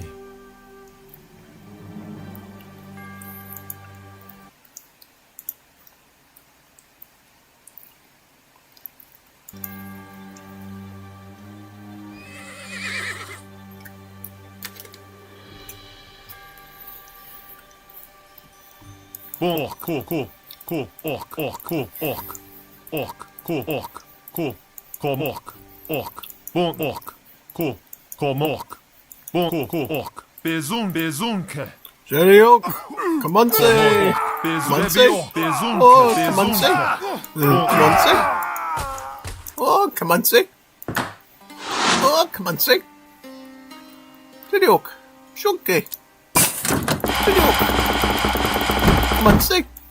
Yeah, you just spam Eagle Warriors, man. They're just the best. They're essentially speedy skirmishers, the way they work. They have like 14 range, they move at the speed of cavalry, and then they have like 2x against heavy infantry. Such a good unit. And they have the rate of fire of an archer, too. They're kind of like the prelude to like the Hokan Javelineers in the 5th edition, except these guys were anti-infantry instead of muskets. Same idea, though.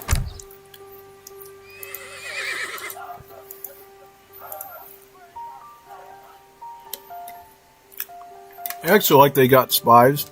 If they try to attack me with ninjas, we'll have spies to kill them. That's actually not a bad play. Low-key, his build is actually working. It's actually helping me. If he uses it right, that is.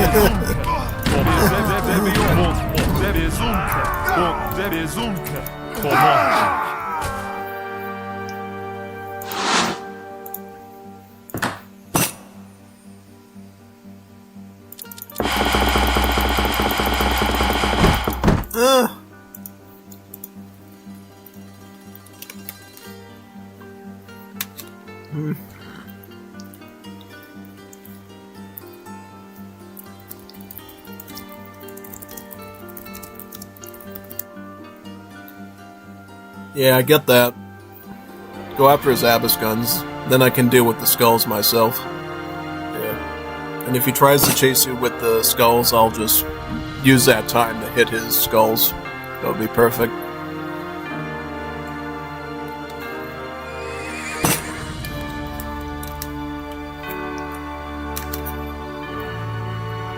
Yes.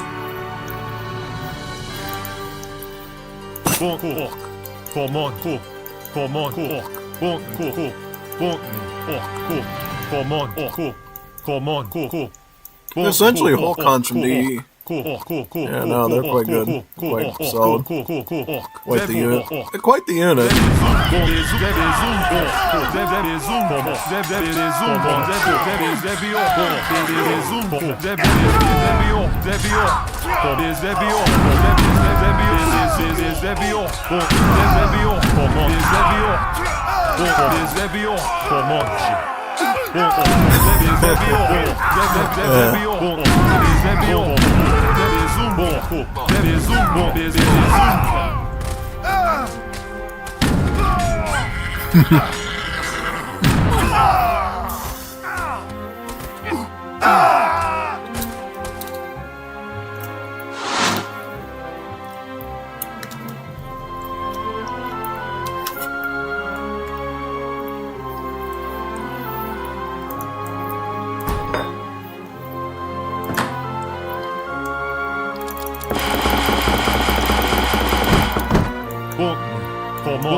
Monchi. Look.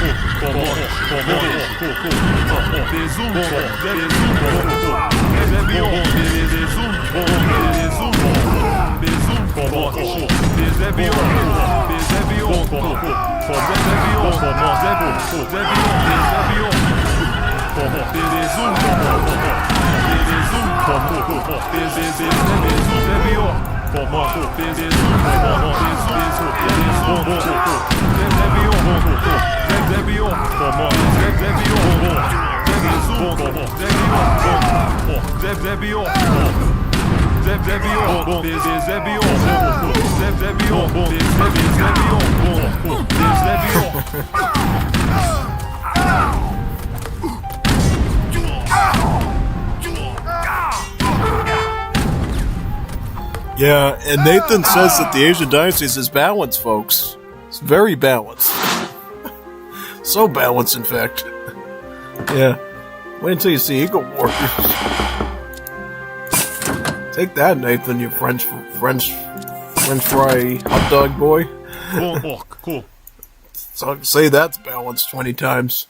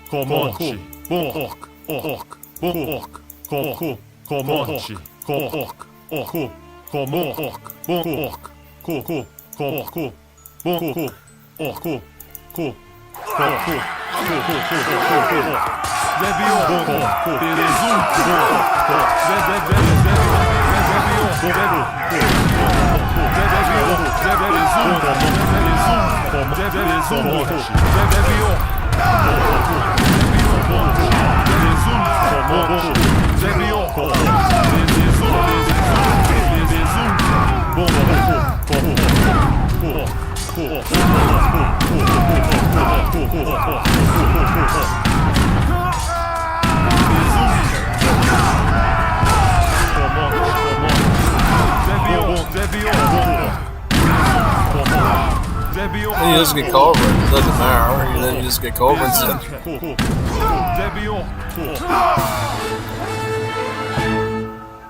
Yes.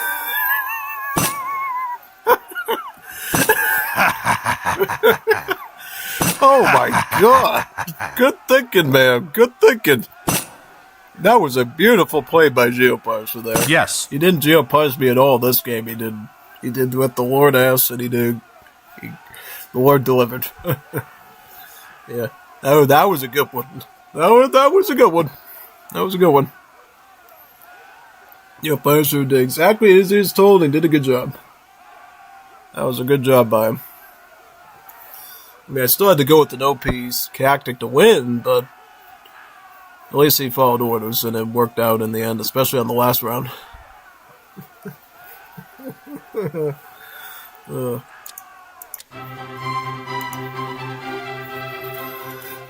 Beauty. Beauty at first sight.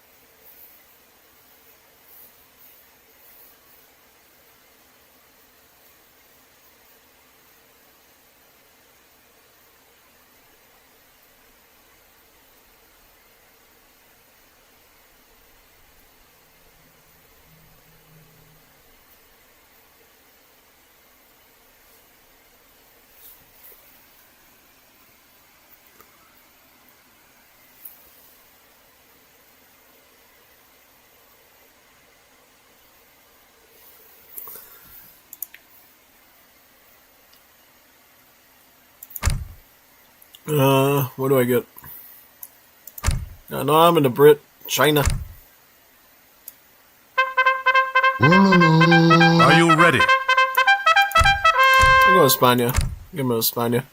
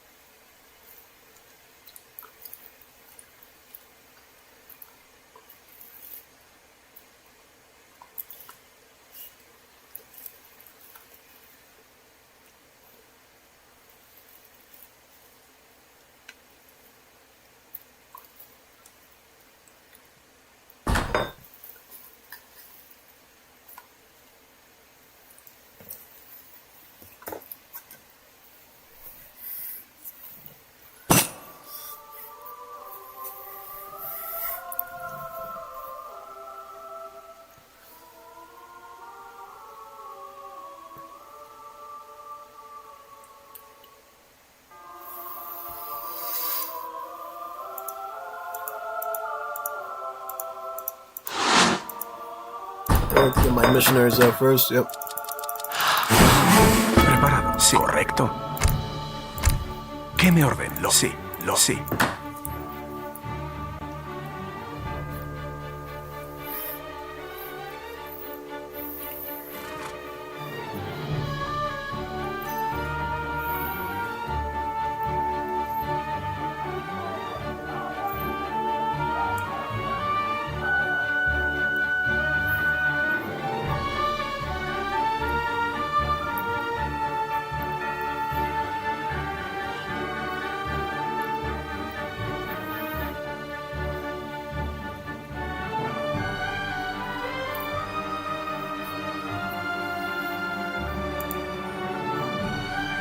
Sí.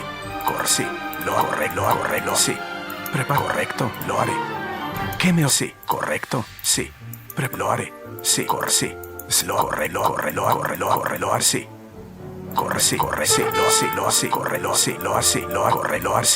Sí. Haré. Correcto. Sí. Correcto. Correcto. Correcto. Sí. Correcto. Preparado. Correcto. ¿Qué me ordena? Sí. Preparado. Lo haré. ¿Qué me ordena?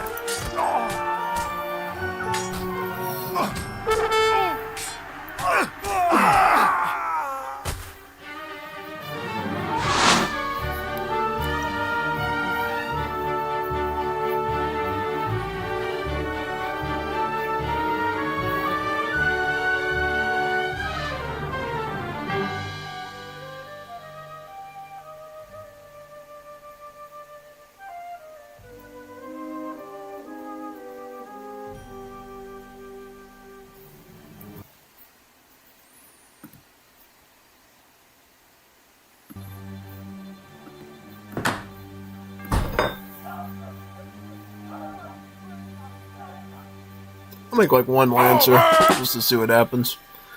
Yeah. Scale him out a bit. Yep.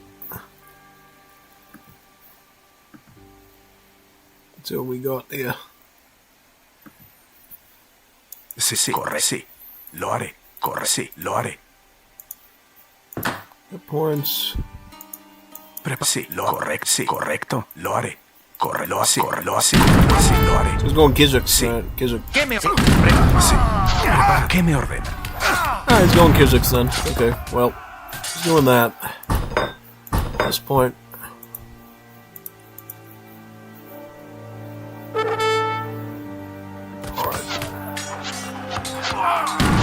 Preparado. Correcto.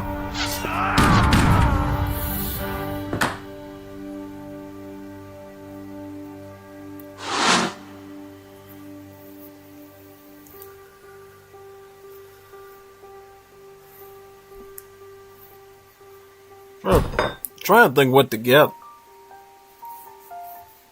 They're going Kizik that.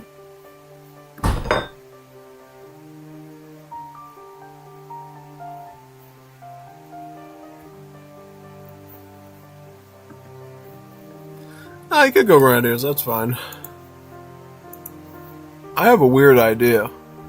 Why don't we just get a ton of bone guards and try overwhelm with those? Like, send a swarm of those in, because those guys have some high HP and stuff. I'm thinking that might work, in a weird way. I don't know.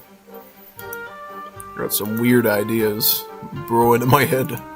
Auftrag erledigt, ja? Jawohl. Bereit, verstanden. Jawohl, verstanden. Erledigt, jawohl. Wird erledigt, jawohl. Wird verstanden, jawohl. Wird verstanden, jawohl. Verstanden. Jawohl.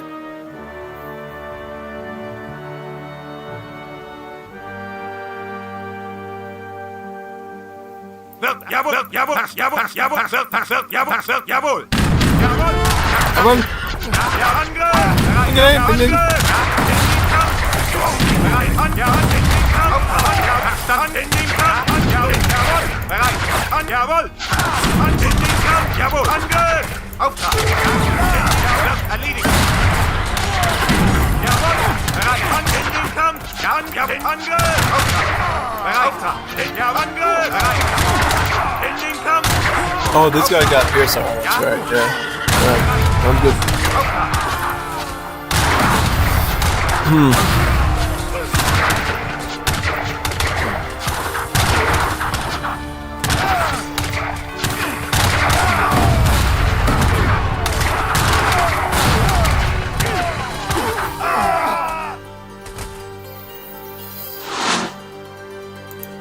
Let's get some more of them, yeah.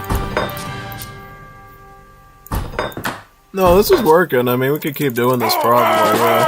Just keep stacking them in. Pretty much, yep. Very nice. And they get more HP with each age up too, so they're quite good.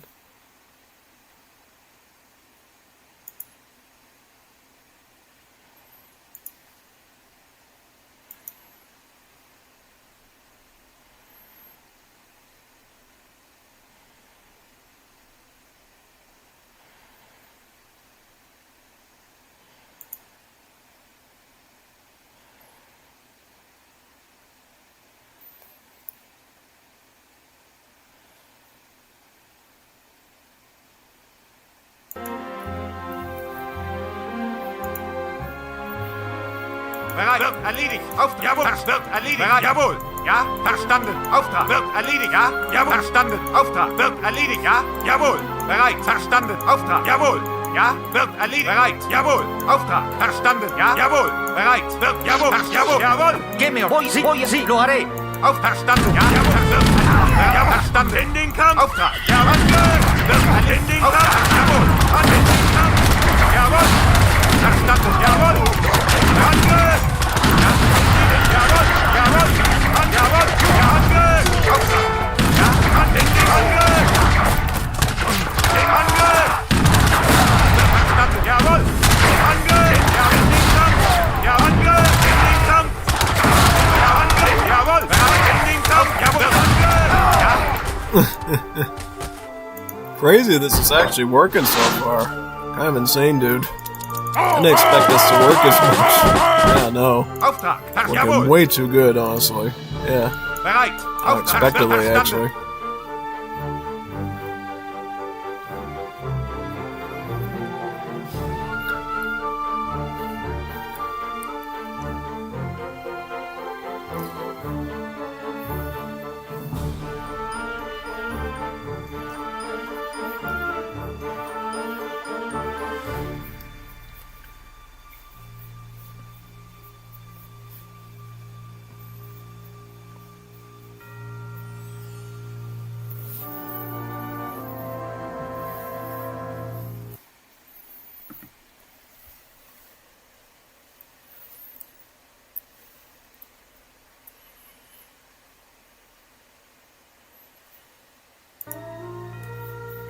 Ja, wird verstanden. Auftrag, jawohl.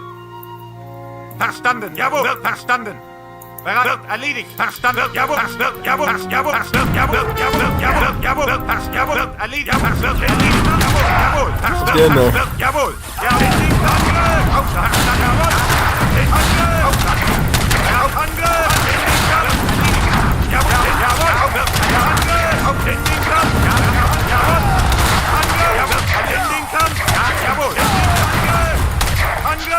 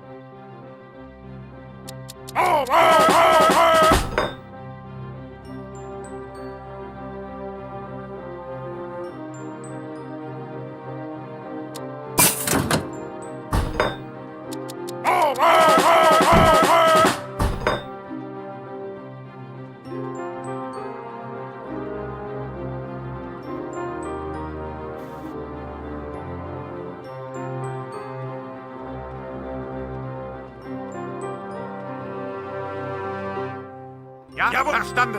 Jawohl, auf wird erledigt. Bereit. Auf, jawohl, wird erledigt. Ja, auf, wird erledigt. Jawohl, wird erledigt. Ja, verstanden. Auf, ja, verstanden. Ja, wird erledigt. Sí, lo haré. Sí. Ja, jawohl. Auf, ja, wird erledigt. Ja, wird, ja, verstanden. Wird, jawohl. Auf, wird, jawohl, jawohl, jawohl, wird erledigt. Ja, jawohl. Wird, ja, verstanden. Jawohl. Wird, jawohl, jawohl, ja, verstanden.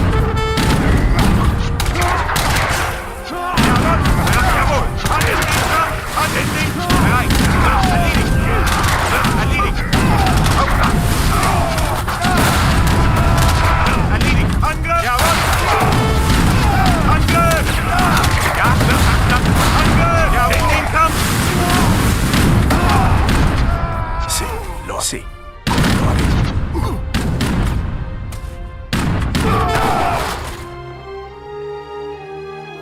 Looks like we got artillery wars to worry about.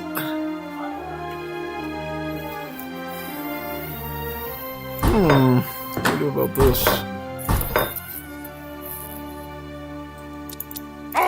Overruns, I guess. Do a few of them. Alright. Yeah, let's just do culverins together.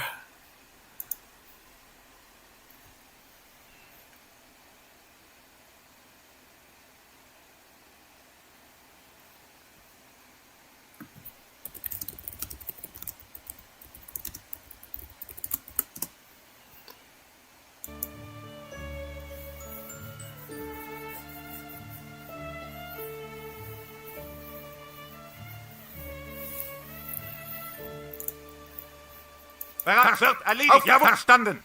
Wird erledigt. Jawohl. Ja, verstanden.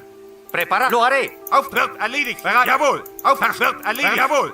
Wird verstanden. Auf, wird, jawohl. Ja, wird erledigt. Auf, jawohl, wird, jawohl, verstanden.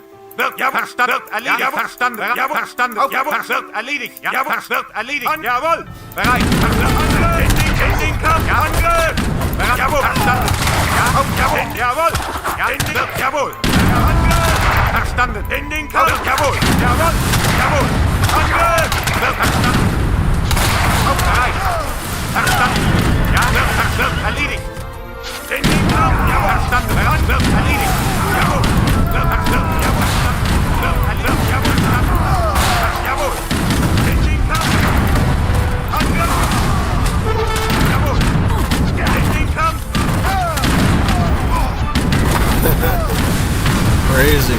Crazy dude. I think we're dead now. I think we're dead now.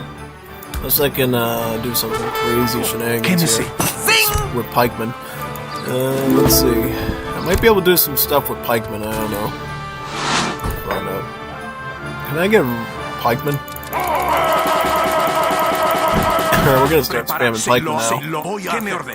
Ram them up like 50 billion pikemen.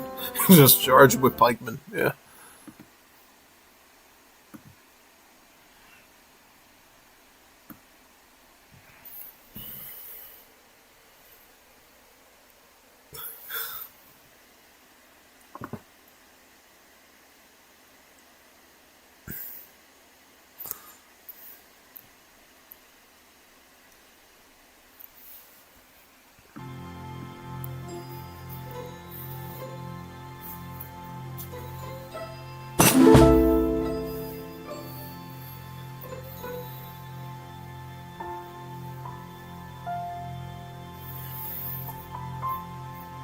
Auf, jawohl. Ja, wird erledigt. Auf, jawohl, jawohl. Auf, verstanden. Ja, jawohl, wird verstanden. Auf, ja, wird erledigt. Ja, verstanden. Ja, verstanden. Ja, wird erledigt. Auftrag. Ja, wird erledigt. Ja, verstanden. Bereit. Wird verstanden. Wird verstanden. Ja, wird, ja, verstanden. Ja, wird, ja, Angriff. Auf, jawohl. Jawohl, in den Kampf. Jawohl. Ja, jawohl, in den Kampf. Bereit. Voy a las armas.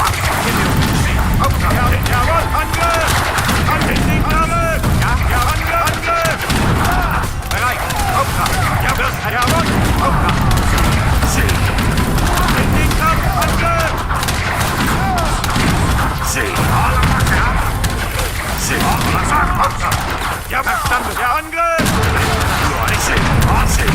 Alles armas! In den Kampf! Der Angriff! Der Angriff! Alles armas! Alle Attacken! Sì, lo haré! Voy a... Sì, lo voy, sì! Voy, sì, lo voy, lo voy, sì, lo voy, sì! Alles armas! Bereit! Jawohl! Auf da! Sì, lo haré, sì! Bereit! Jawohl! Hand in den Kampf! Auf der Hand in den Kampf!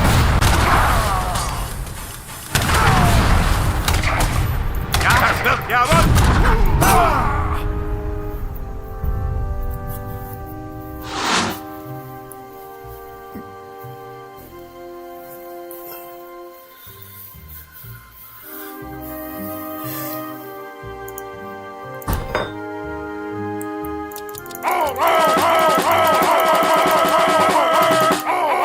Sí, preparado. I got some of these too, yeah. Sí, sí, voy a lo así. I have to decide when I'm going to do the switch. Preparado. Voy a lo haré. Because I should try to get as many pikemen out as possible so I can get a quick shift into Espadachins. Yeah.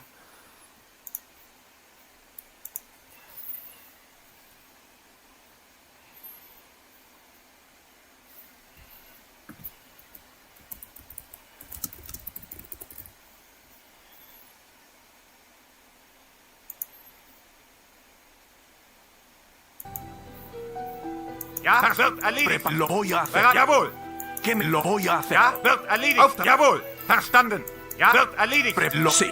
Bereit. Jawohl. Sí, lo sí. Auftrag. Wird jawohl. ¿Cuál es su orden? Lo sí, lo voy, sí. ¿Qué me orden? Lo voy, sí. Bereit. Ja, jawohl. Hand in den Kampf. Auftrag. Jawohl. Sí, voy a hacer. Sí, lo haré. Ja, Hand in den Kampf. Prepose. Sí, voy a hacer. Sí, lo sí. Sí, voy a hacer. Sí, a las armas. A las armas. A las armas. Al ataque. Al ataque. Sí. A las armas. Al ataque. Al ataque. Sí. Al ataque. Sí, a las armas. Preparado. Sí.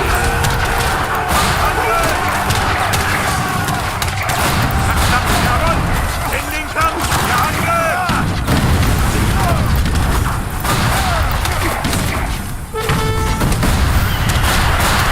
Angriff! Angriff! Bereit! In den Kampf! Bereit! Hand in den Kampf! Angriff! Angriff! Jawohl!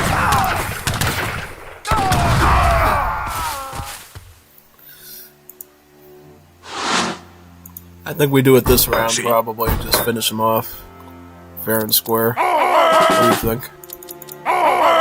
Preparado. Let's see, Roderos, Spirichin. That's good. Alright. Sí, lo haré, sí, lo haré. Sounds good. There we go. Just pull the wool on him when it's time. Yeah.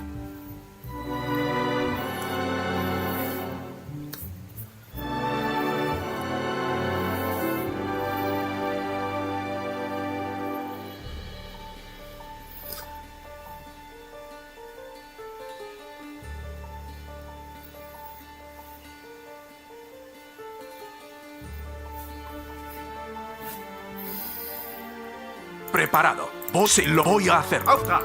Jawohl! Ja, wird verstanden! Wird verstanden! Preparado. Voy, sí! ¿Qué me orden? Lo sí. Voy, lo haré. Voy, lo haré. Voy a, lo haré. Voy, sí. Lo voy a, sí, lo haré. Sí, lo haré. Sí, voy, sí. Voy, lo voy a, sí. Voy, sí. Voy, lo voy a, sí. Lo sí, lo haré. Auf den Angriff! ¡A las armas! Al ataque. Al ataque. Der Angriff! Su orden.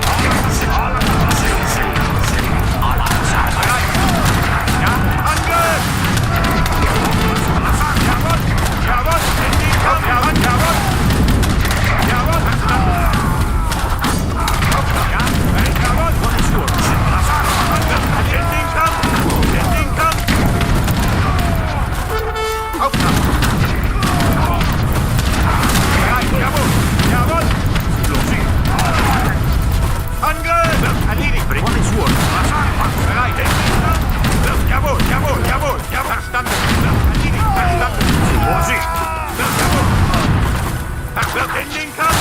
Verstanden, jawohl! Und zur Sí.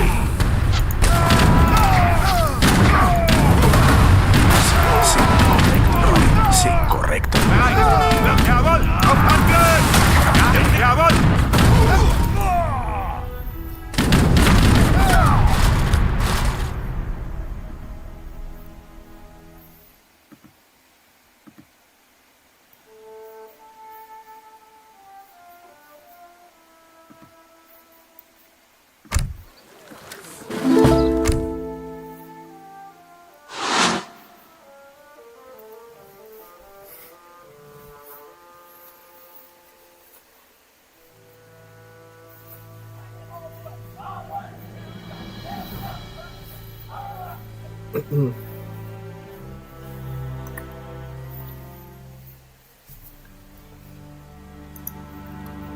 I think this time we just get the Imperial on these.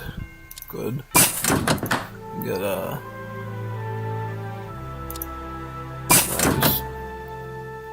Preparado. Lo haré. Voy, sí, lo haré. Sí, voy a hacerlo. ¿Qué me ordena? Lo haré. Voy, sí. Sí, lo haré. Now I can use them a lot easier.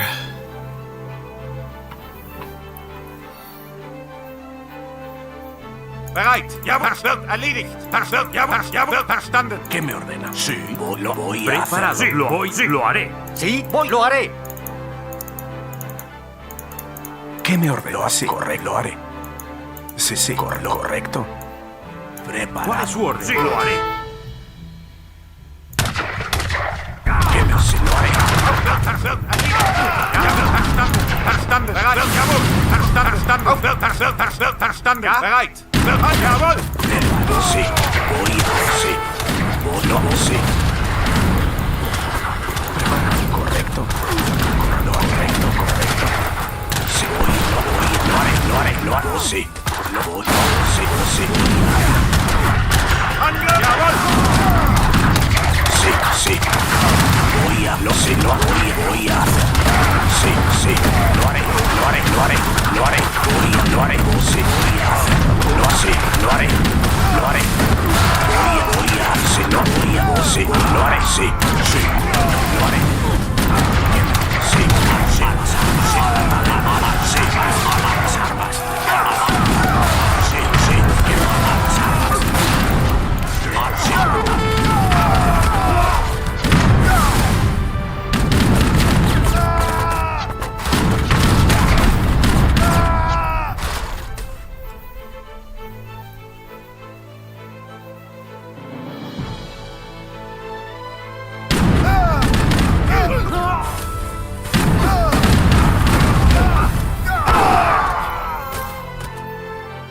We're just gonna get a couple of rods for now, just to trick them out, and then, yeah. ¿Qué me ordena? Sí.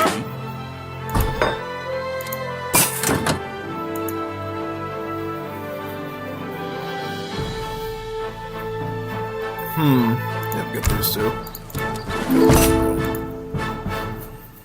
Yep, we're gonna give them a bit of a surprise there at the end. I'm going to delete my Lancer, so y'all know about that.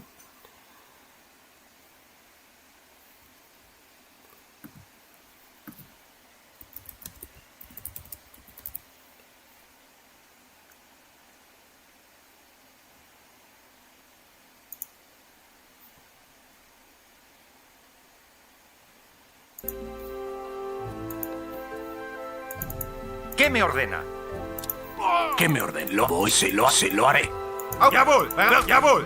Verstanden! Sí. Jawohl! Jawohl! Verstanden! Erledigt!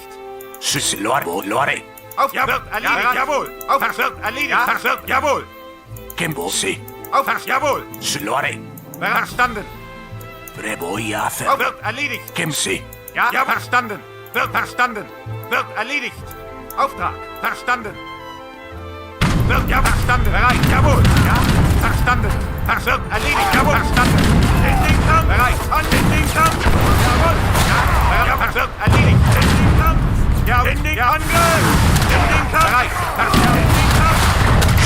Sí. Voy a hacer. Sí. Sí, lo haré. Sí. Sí, lo haré. Sí, lo haré.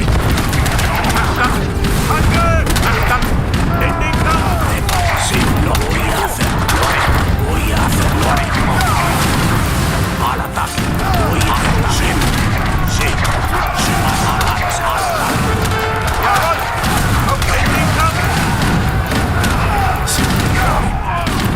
Sí. Lo voy a hacerlo. ¡A las armas!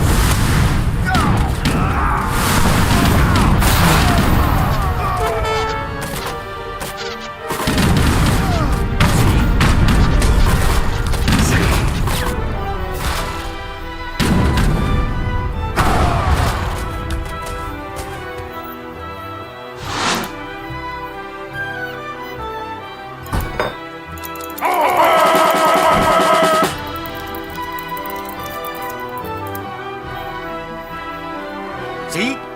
Voy a hacer. Sí.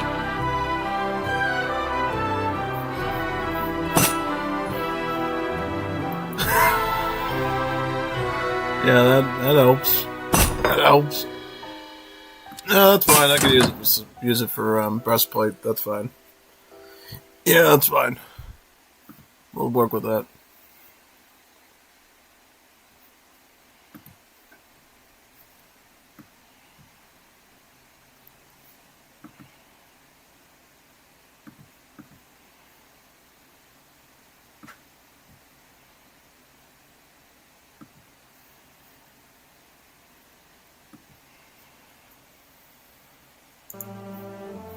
Preparado. Sí, lo haré. Sí, lo haré. Ja, das wird erledigt. Jawohl, das wird erledigt. Preparado. Lo haré. Sí, lo haré. Voy a. Sí, lo haré. Sí, voy. Sí. Voy a. Sí, lo haré. ¿Cuál es su orden? Sí, lo haré. Bereit, verstanden. Jawohl, verstanden. Wird erledigt. Auftrag. Jawohl. Verstanden. Jawohl. Wird erledigt. Jawohl. Das wird erledigt. Jawohl. Wird, jawohl. Das wird erledigt. Angriff! Ja. Angriff! Wird verstanden. In den Kampf. Jawohl. In den Kampf. Bereit. Angriff! Auftrag. Bereit. Wird, jawohl. In den Kampf. Preparado. Preparado. Sí. Sí, lo haré. Sí, lo sí. Sí, sí. Al ataque. ¿Quién me ordena? Voy a hacer. Preparado. Sí, lo. ¿Quién lo haré? Lo sé. Al ataque. Preparado. Lo haré. Las armas. Preparadas armas. Al ataque. Preparadas armas. Sí, voy a hacer. ¿Cuál es su base? Bien, sí. ¿Ya? ¡Al ataque! Preparado, sí. ¿Qué es correcto? Sí. Sí, sí. Sí, lo haré. Correcto, sí, correcto. Sí. Voy a las armas. Jawohl. Preparado. Lo haré. Sí, voy a hacerlo. ¿Sí? Too bad no mercenaries. Or I could have just thrown some spies in. No. Yeah, six to whatever is good for having Geopunisher as an ally.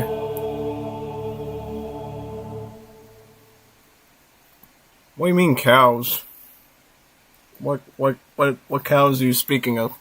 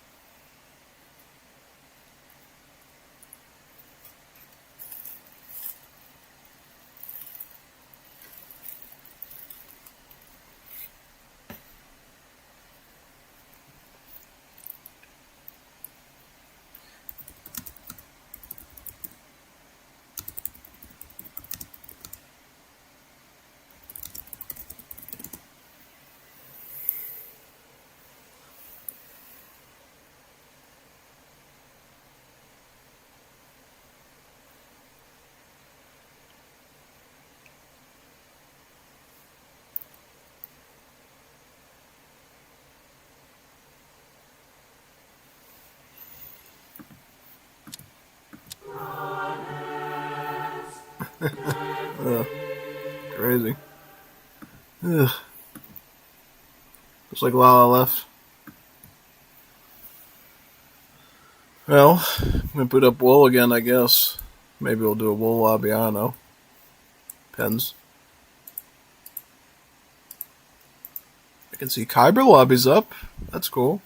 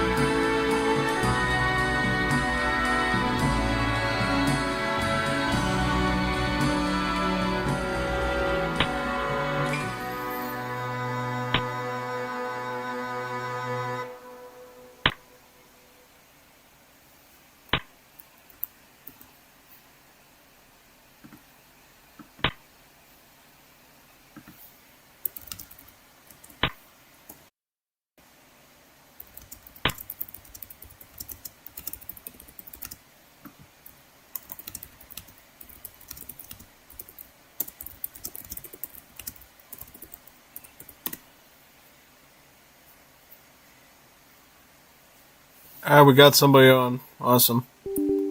Alright, let's do it. Cool. Keeps asking my permission every time I boot up the Game Ranger. It's so funny. Yeah. It's fine. Why so many permissions on this PC compared to, you know, I don't know. Kind of funny.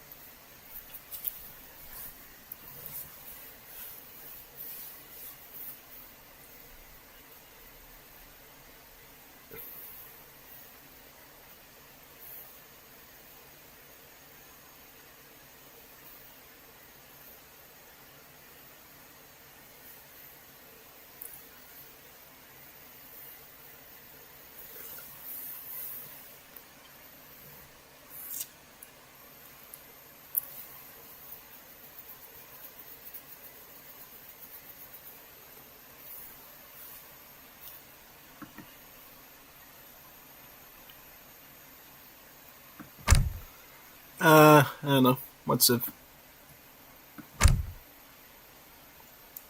Why did I go French? I never go Frenchy.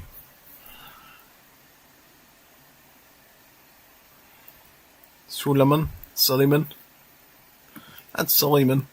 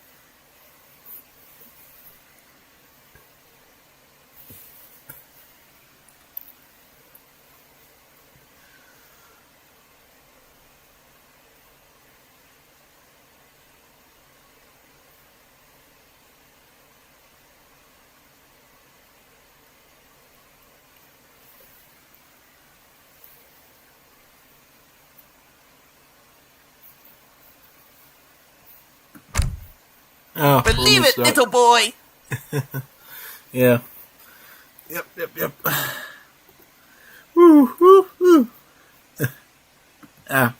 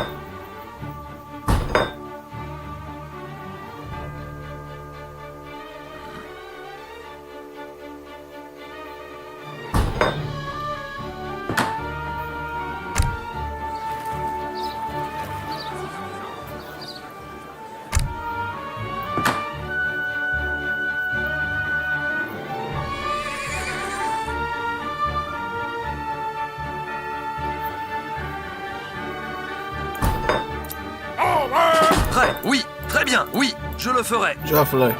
Oui, rien, oui, je le ferai.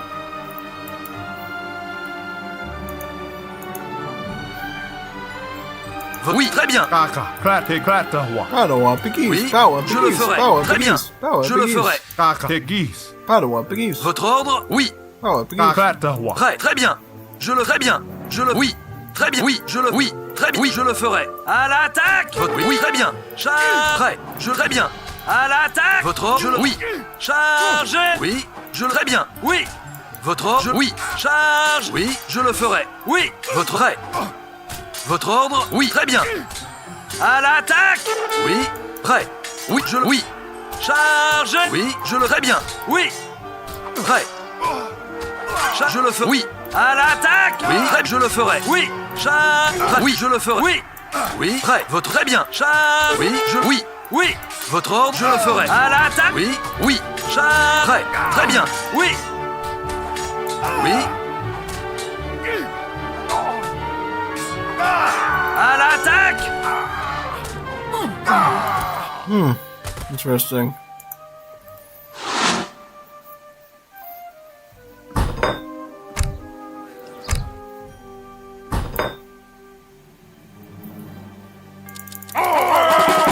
And a few archers in. Votre ordre? Oui. Je le oui. Carefully. Oui. Bam, oui, carefully.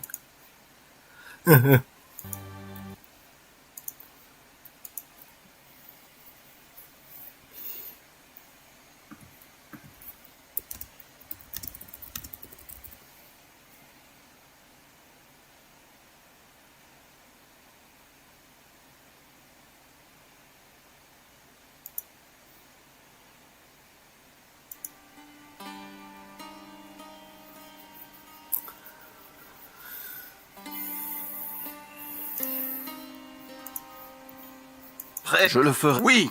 Je le ferai. Votre. Oui. Très bien. Je le ferai. Oui. Très bien. Oui. Oui. Très. Je le ferai. Prêt. Oui. Très. Oui. Très bien. Je le ferai. Je le ferai. Votre. Oui. Très bien. Oui. Je le ferai. Très. Je le ferai. Très. Je le ferai. Très. Oui. Oui. Très. Je le ferai. Votre ordre. À l'attaque. Oui. Très bien.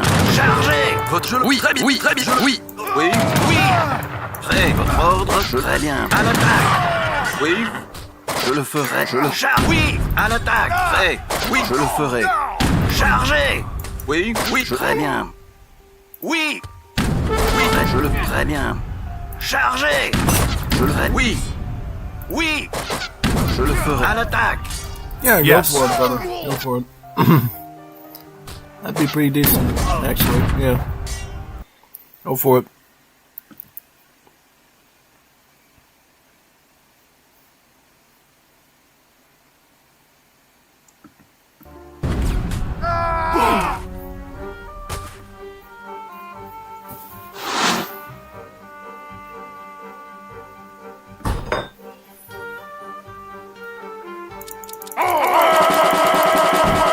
Prêt. Oui. Très, oui. Très bien. Oui. Oui. Oui. Très bien.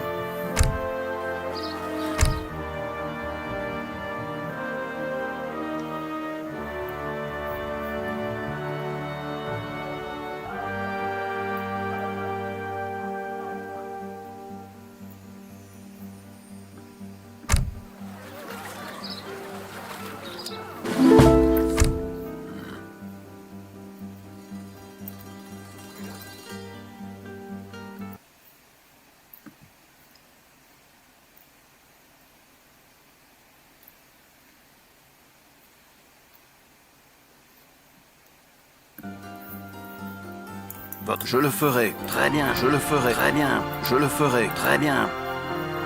Oui. Très bien. Je le ferai. Très bien. Je le ferai. Oui. Très bien. Je le ferai. Je le. Oui. Très bien. Oui. Très, oui. Très bien. Je le ferai bien. Chargez. Oui. Oui. Chargez. Oui. Oui. À l'attaque. Prêt. Oui. À l'attaque. Oui. Chargez. Oui. À l'attaque. Oui. À l'attaque. Oui. Prêt. Je le. Chargez. Oui. Je le ferai. Oui. Oui. Très bien. À l'attaque. Très bien. Oui. Prêt. Oui. Je le ferai. À l'attaque. Prêt. Oui. Chargez. Votre ordre. Oui. Je le ferai. Oui. Chargez. Prêt. Votre ordre. Oui. À l'attaque. Oui. Très bien. Oui. Oui. À l'attaque. Votre ordre. Chargez.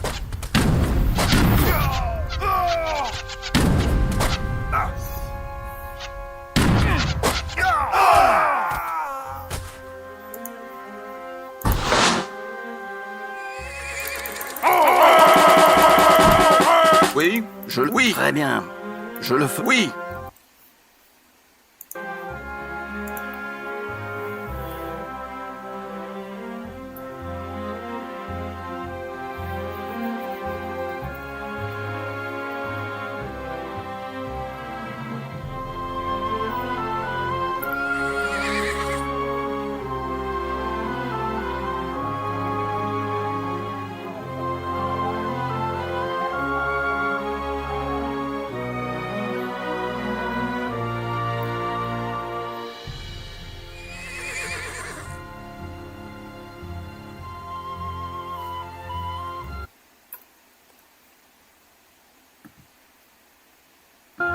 Alright, I'm going with crossbow now.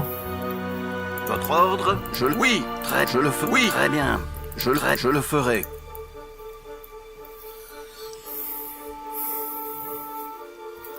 Oui. Oui. Très bien. Je le. Oui. Je le. Oui. Très, oui. Très bien. Votre ordre. Oui. Chargez. Prêt. Oui. Oui. À l'attaque. Votre ordre. À l'attaque. Oui. Oui. Très bien. À l'attaque. Oui. Oui. Très bien. Chargez. Oui. À l'attaque. Votre ordre. Chargez. Prêt. Oui. Ordre. Chargez. Oui. Chargez. À l'attaque. Je le. Oui. Oui. À l'attaque. Laisse ça. Votre ordre. Très bien. Oui. Très bien. Chargez. Je le fais. À l'attaque. Chargez. Très bien. Oui. Je le fais. À l'attaque. Oui. Oui. À l'attaque. Oui. Votre. Oui. Oui. À l'attaque. Oui. À la chargée. Oui. Oui. Très bien. Oui. Oui. À la. Oui. Très bien. Oui. Oui. Oui. Votre Contrôle. Très bien, je le ferai. Oui, très bien. À l'attaque. Oui, je le ferai. Oui. Oui. Très bien, je le ferai. À l'attaque.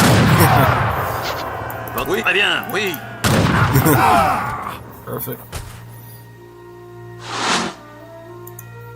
Oui, je le ferai.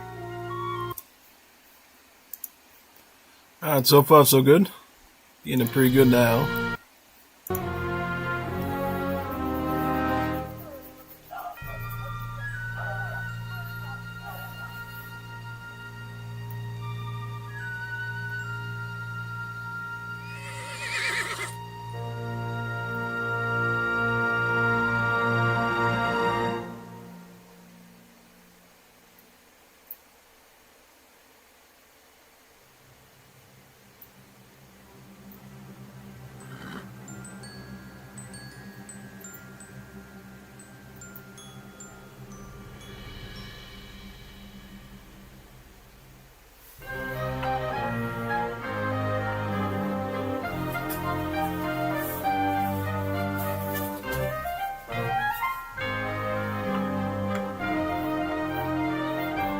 Oui, très bien, je le ferai.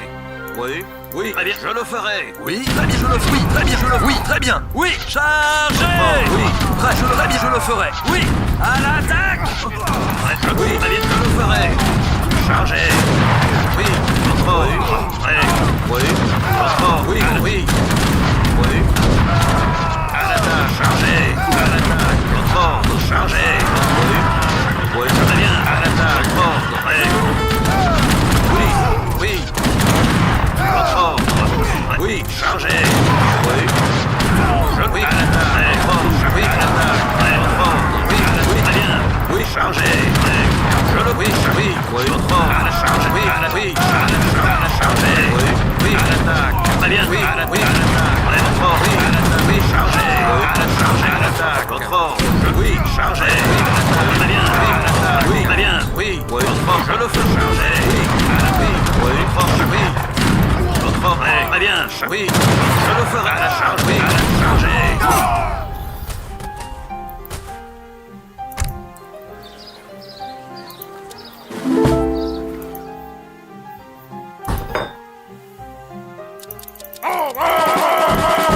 Votre ordre? Oui, très bien, oui, je le ferai bien, je le oui, je le oui, très bien. Prêt, très bien, oui, très bien.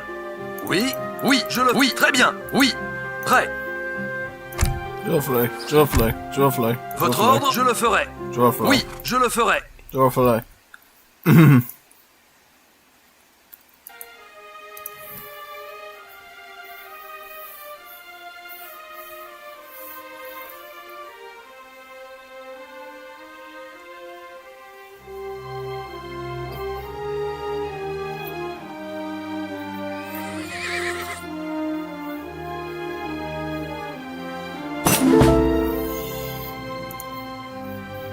Oui, oui, je le ferai. Oui, oui. Votre ordre? Très bien, je le très bien.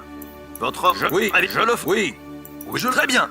Prêt, je le ferai. Allez, je le ferai. Oui, très bien. Prêt, je le oui. Votre, je le ferai. Oui, je le ferai. Oui. Prêt, très bien, je le ferai. Oui, oui. Très bien. Oui, oui. Prêt, oui. Chargez. Allez, oui. Votre, oui, très bien, je le oui. Oui, oui. Prêt, je le charge. Oui. Oui, votre, oui.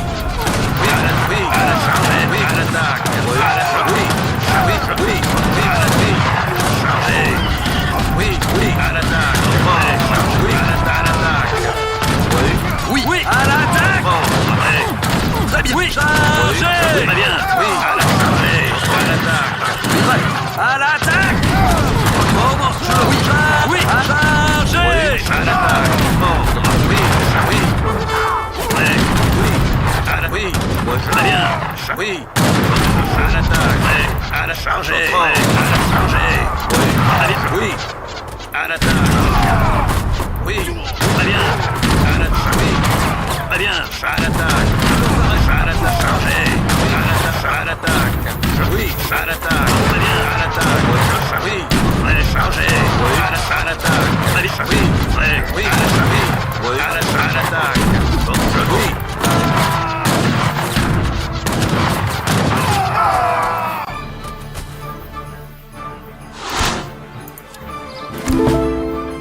Get the lens connect.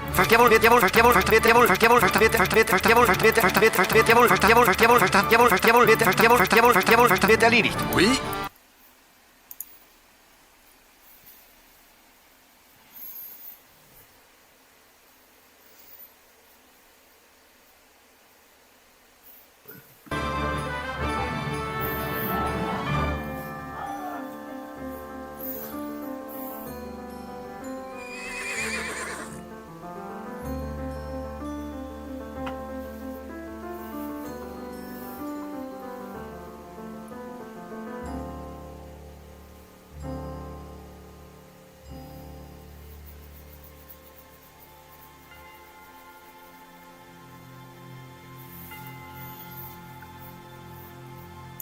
Très bien. Oui, très bien. Votre ordre, je le ferai. Très bien, je le... Oui, très bien, je le ferai bien. Oui, très bien. Je le ferai bien. Oui, je le ferai. Oui, je le ferai. Oui, très bien. Prêt, je le... Oui, très bien, je le... Oui, très bien. Oui, très bien, je le... Oui, je le... Oui, très bien. Oui, oui, très bien, je le ferai. Votre ordre, oui, très bien, oui, très bien, je... Oui. Votre... Je le... Oui. Auftrag, jawohl. Verstanden, jawohl, wird erledigt. Jawohl, verstanden, wird erledigt. Oui, je le ferai bien. Oui, très bien. Ja, jawohl. Verstanden, jawohl, verstanden, jawohl, verstanden, jawohl. Angriff, Auftrag, jawohl, in den Kampf. Ja. Oui, très bien. In den, jawohl, Angriff. Ja, in den, jawohl, Angriff. Oui, je le ferai. Oui, très bien, je le ferai. Oui, je le... Oui, je le ferai. Chargez. Oui, oui, oui. Chargez. Je le ferai. Oui, chargez. Je le ferai. Très bien, je le ferai. Oui, très bien. Oui, chargez. Très bien. Oui, oui. Prêt à l'attaque. Chargez. Prêt à... Oui. Oui. Oui. Oui, chargez. Oui, très bien. Oui. Très bien. Oui. Oui. Je le chargez. Oui. À l'attaque. Oui. Très bien. Oui. À l'attaque. Oui. Chargez. Oui. Oui. Très bien. À la charge. Oui, oui, oui. Très bien. Chargez. Oui, à l'attaque. À la charge. À la charge. À la charge. Oui, oui. Oui. Oui. Fort. Oui, chargez. Oui. Très bien. À la chargée. À la charge. Oui, je charge. Oui. Oui. Oui, à la chargée. Oui, très bien. Je le ferai. Oui, je le ferai.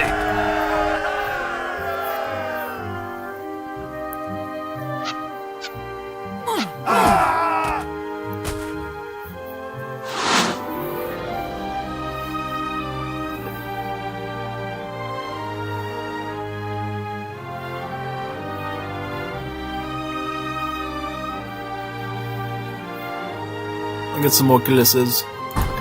Jazzy. Votre ordre, je le ferai bien. Oui, je le ferai. Oui, très bien. Guess we'll get a few more skirms, right? Oui, je le... Oui. Votre ordre. Oui, très bien. Maybe, I don't know.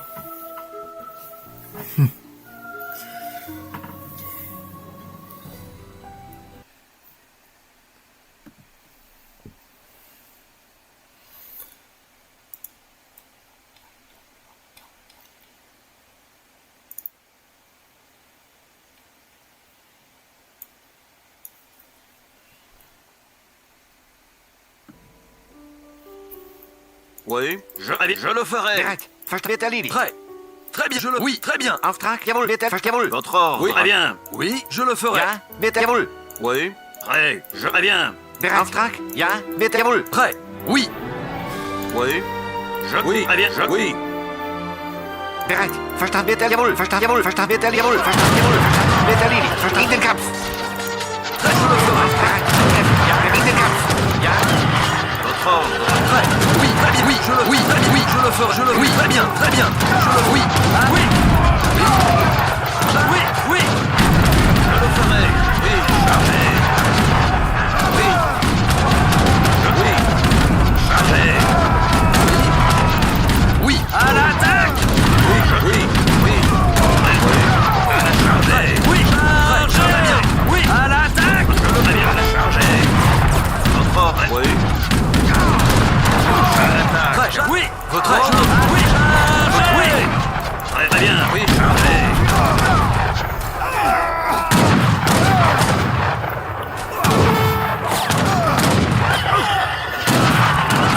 Nice.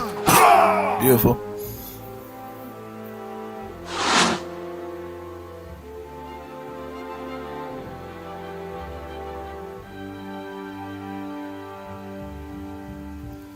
Very, very nice.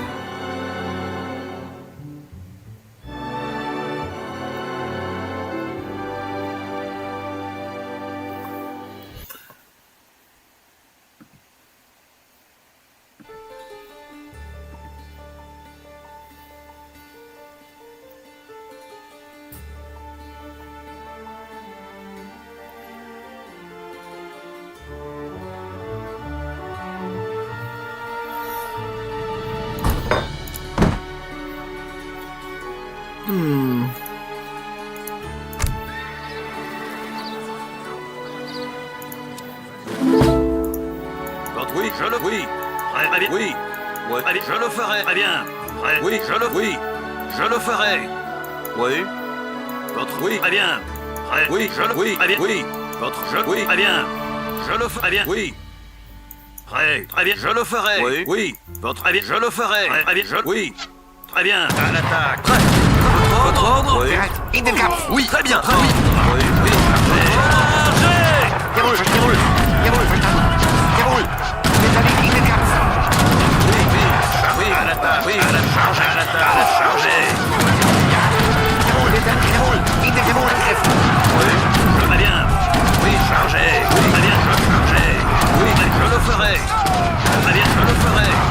À l'attaque. Oui, très bien. Chargez. Oui, je le ferai. Très bien, je le ferai. À l'attaque. Oui, très bien. Oui, très bien. Je le ferai. Votre ordre. À l'attaque. Oui, très bien. À l'attaque. Oui, chargez. À la chargée. Oui, à l'attaque. Oui, chargez. Oui, à la chargée. À la chargée. Oui, votre ordre. À l'attaque. Oui, chargez. À l'attaque. Oui, je le ferai. À l'attaque. Oui, chargez. Oui, à l'attaque. Oui, à l'attaque. Oui, chargez. Je le ferai. Oui, très bien. À l'attaque. Oui. Oui, oui, à l'attaque.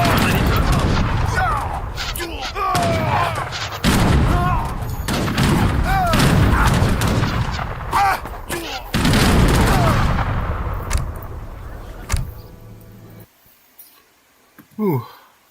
I don't know. I don't know what we're gonna do for this next one. Should be interesting though. Yeah.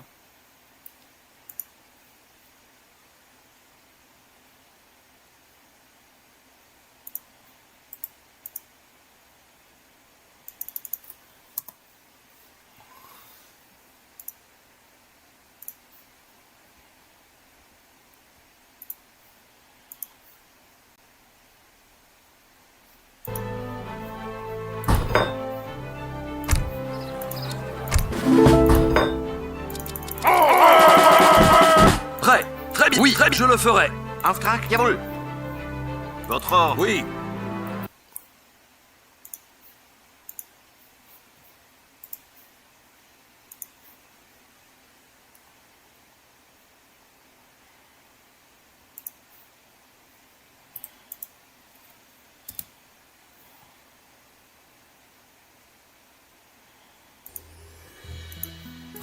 Votre ordre, je le ferai. Oui, je le ferai. Ja, jawohl. Oui, je... Très bien. Bereit, verstanden, wird erledigt. Jawohl, verstanden. Oui, très bien. Oui, je le... Oui, très bien. Auftrag wird erledigt. Votre ordre. Très bien. Prêt. Ja, jawohl, verstanden, jawohl. Oui, très bien. À l'attaque. Oui, oui. Prêt. À l'attaque. Ja, wird jawohl. Wird erledigt. Bereit, verstanden. Auf Internet. Votre ordre, je le ferai. Ja, jawohl. Internet, jawohl. Ja, wird verstanden. Wird erledigt. Jawohl, wird erledigt. Jawohl, Internet, jawohl. Chargez. Votre ordre, oui. Oui, oui. Jawohl. Oui, oui. Chargez. À l'attaque. Verstanden. Jawohl. Wird erledigt. Wird erledigt. Wird erledigt. Internet, jawohl. Votre ordre, je le fais charger. Wird jawohl. Wird verstanden. Jawohl. Verstanden. Wird jawohl. Wird erledigt. Jawohl.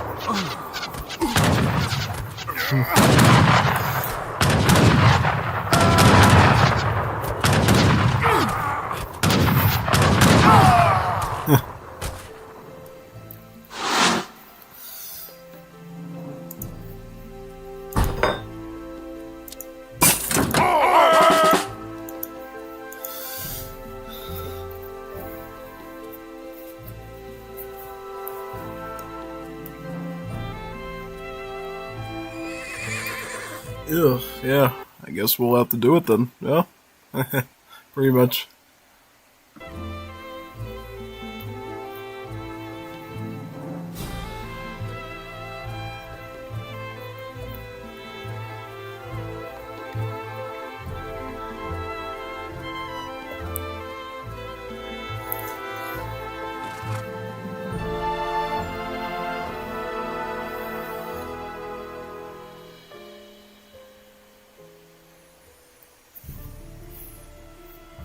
Votre ordre. Prêt. Oui, très bien. Oui, très bien. Ja, jawohl, verstanden. Prêt. Oui. Votre ordre. Oui. Bereit. Wird jawohl, verstanden. Wird erledigt. Votre ordre. Très bien. Oui. Auftrag, jawohl, verstanden. Wird jawohl, verstanden. Oui. Très bien. Oui. Très bien. Je le ferai. Oui.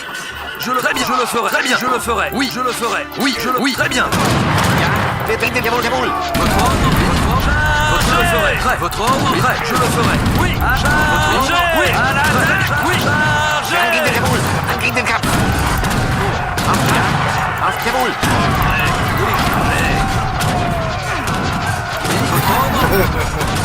Yeah, you can just throw the Cuirassiers at just apples too. Pressing that way. I don't think they ever expected that. So, why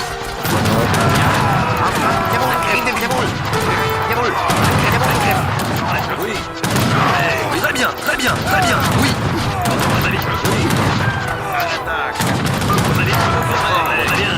Oui, chargez. À l'attaque.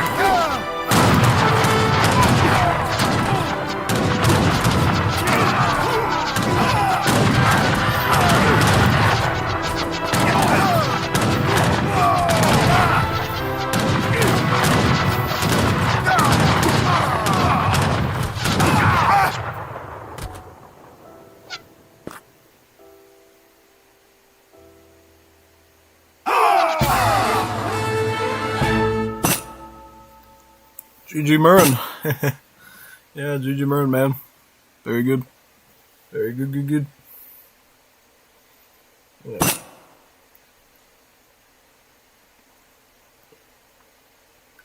Don't ever leave the game. Ever leave the game. Ever.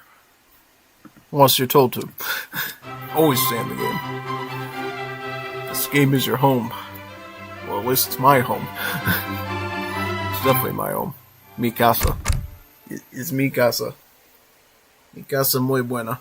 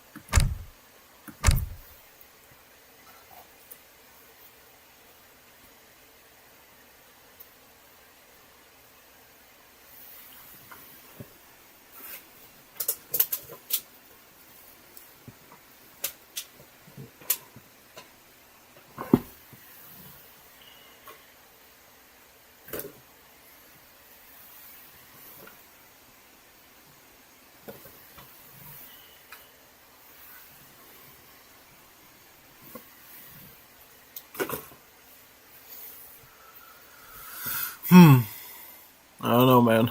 Crazy, crazy.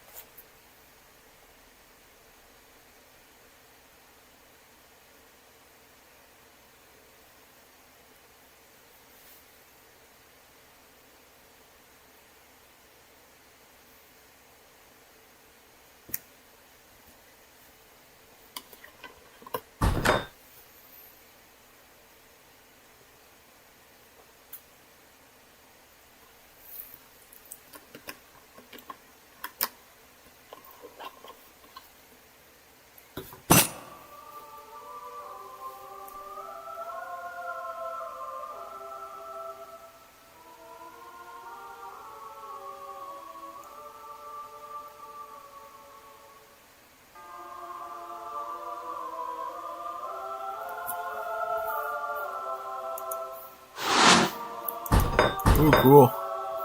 Kill. Or you can just do some shinobi at the start. Call it a day. Yeah. Should be good. Should be very good. Honestly.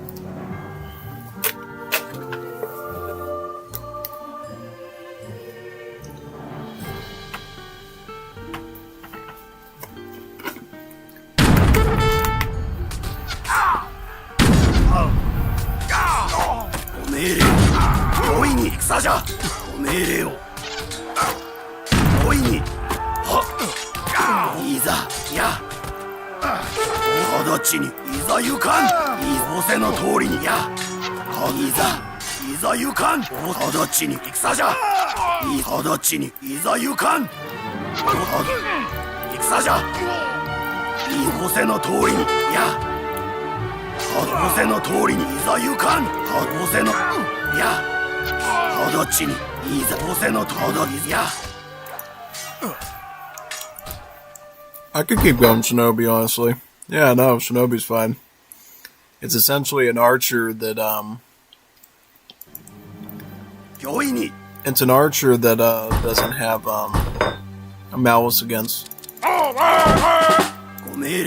cavalry, so it's quite flexible. Yeah. I'll just go with these for now, I guess. So we have a bigger sketch of what to make later.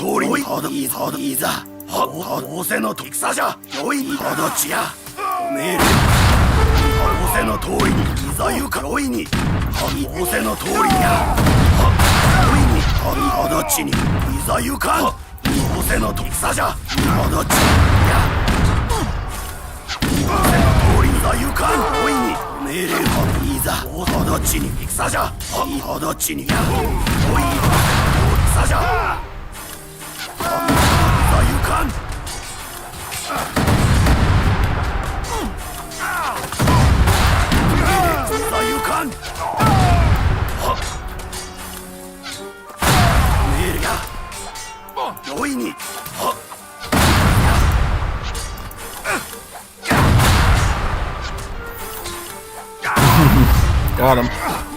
Got him.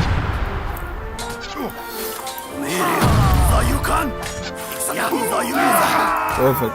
Very nice. I'll just keep going with these then.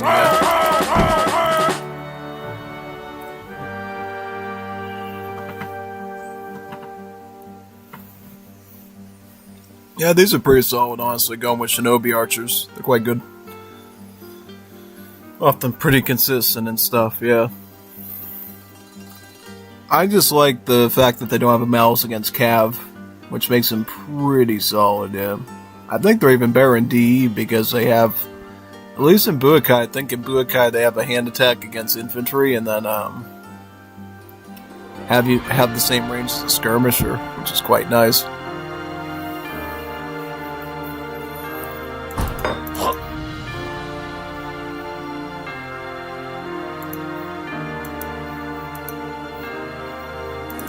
いざほどちにいざ仰せのとほどちに仰せの通りにいざ仰せの通りほどいざ仰せの通りによいほどちにほいざほど戦じゃやいざゆかんほどちに戦じゃやよいにほどちにいざゆかんい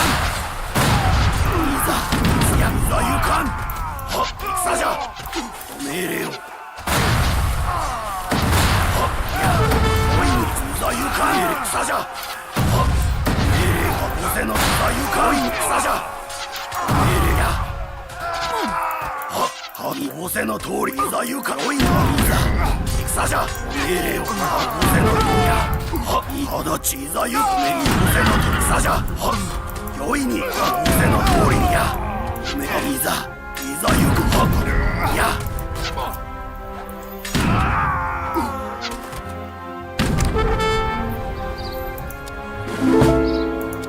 Might have to go Ashes too. I could throw some Ashes in. Wouldn't be a bad idea. I'll throw some Ashes in.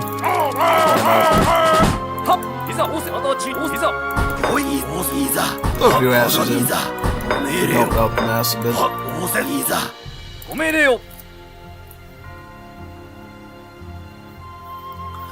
I was just worried about Abyss threats, but if they're gonna go all cav like that, I may as well switch into Ashigaru and throw them for a loop. You know, trick them a bit with my Ashigarus. Should be a good strategy. Yeah, most definitely.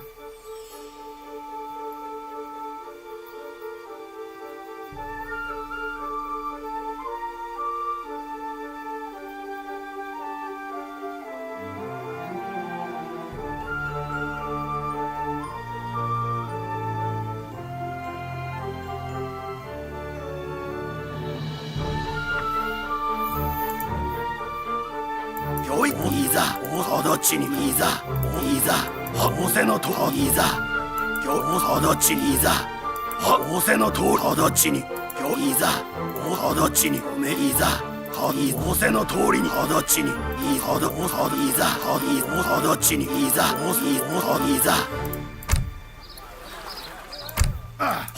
ほどちにいやほどさじゃ仰せの通りにやよい命令をよいにさじゃいざゆかんほどちにやいざ戦じゃ仰せの通りに Why is making great ideas against this stuff, dude? Kinda cringe, actually. いざゆかんほどちにや仰せのいざゆさじゃやほどちいざゆかん The Geo punishment has begun. That's what we call the good old Geo punishment.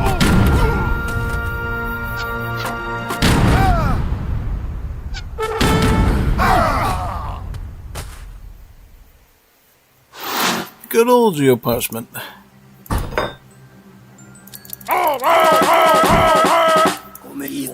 仰せの通りにいざ仰せの通りにご命令をほどちに仰せの通りにほどいざよい仰せの通りに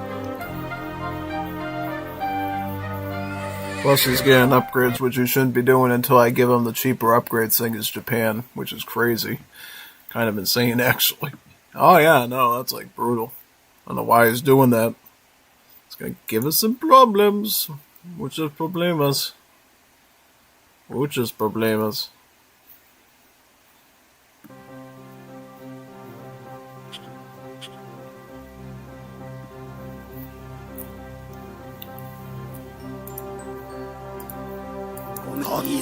仰せのとほどちによいに仰せのといざ仰せの通りにいざほどいざ仰せの通りにほどちにいざほどちにごめんいざ仰せの通りにほどちによい仰せのと戦じゃや仰せやい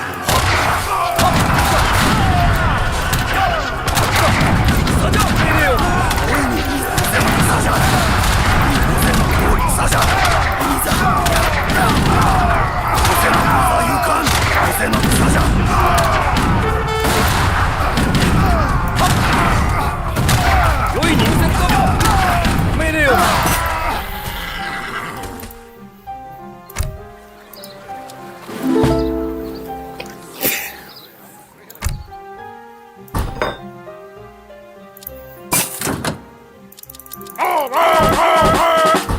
いざ御意に仰せいざいざ御意に仰せに仰せの通りに形に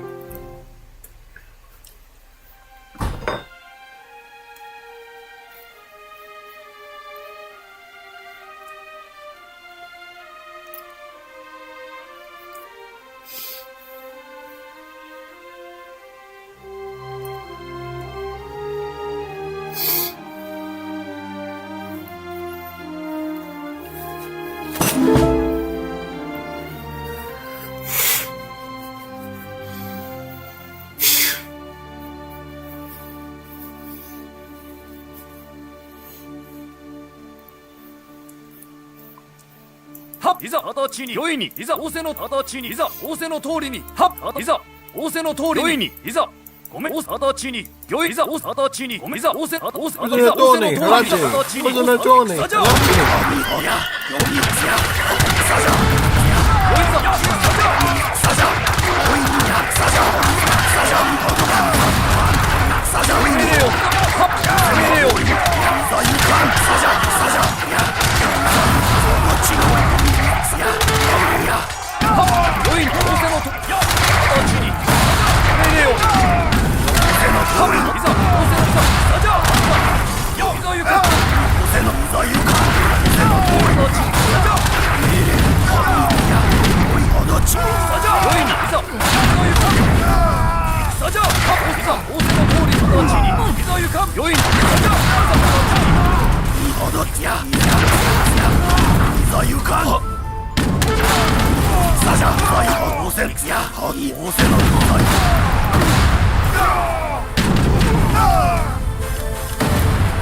So we're getting there.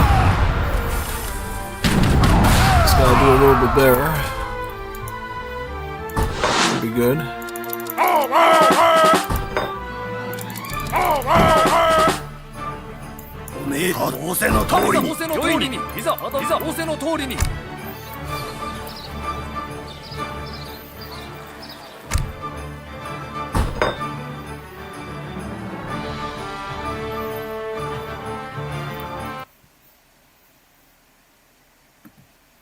Yep, say it's some Yamabushis, yeah. Who's Matoni Harachiri? Is that?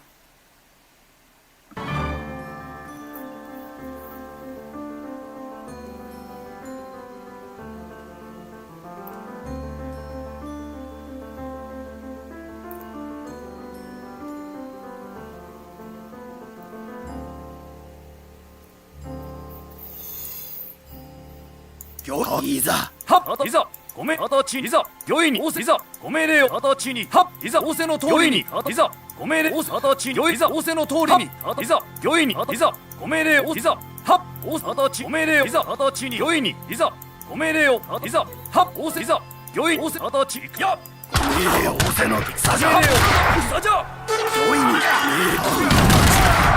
ざ形やいざ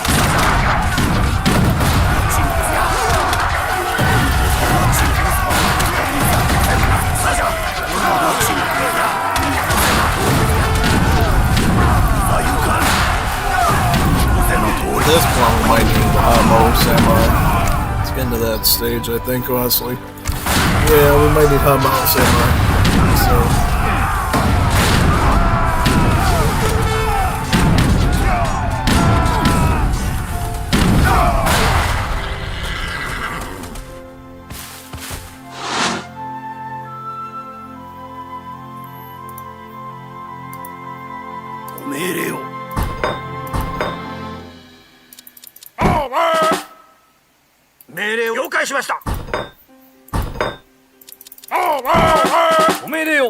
いざ形に御意に用意すぐにか了解すぐにかかります。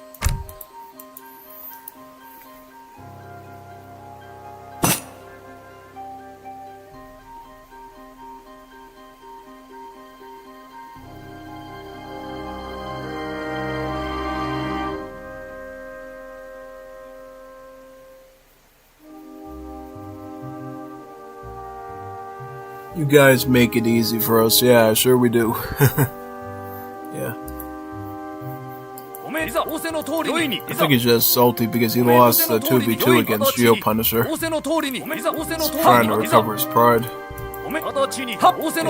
at this point we're just trolling him. It's kind of hilarious actually, we're just trolling him at this stage.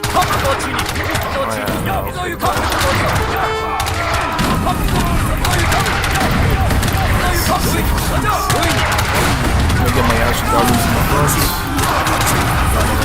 Try to play his lands. One Ronin, one Hanakata Mega Samurai is not gonna get enough probably to hit them all, but I can try at least.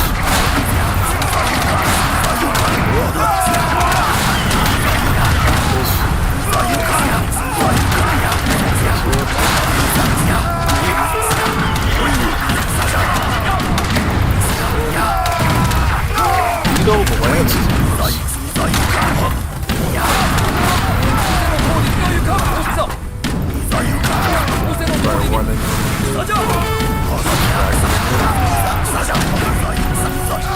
Oh, he's too good.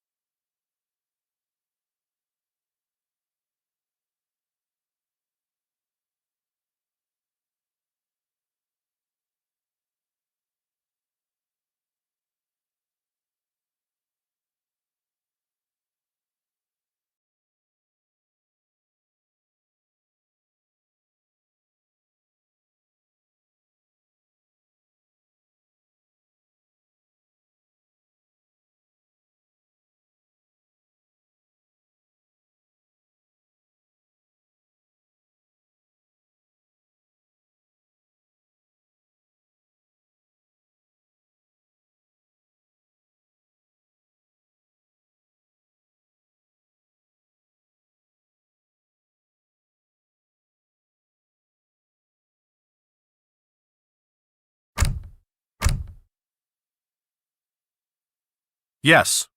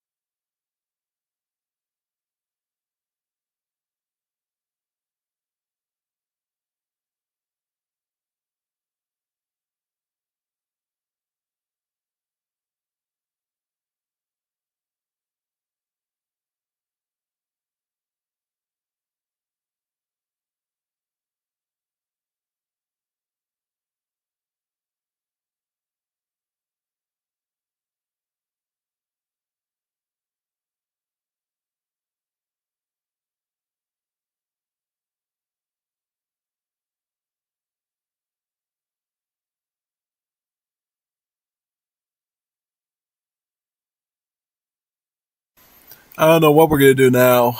Just sitting in the lobby with like 3 people, me, Revo, and Geopunisher, yeah. I don't know what the plan is at this point, so I'm just sitting around trying to figure it out.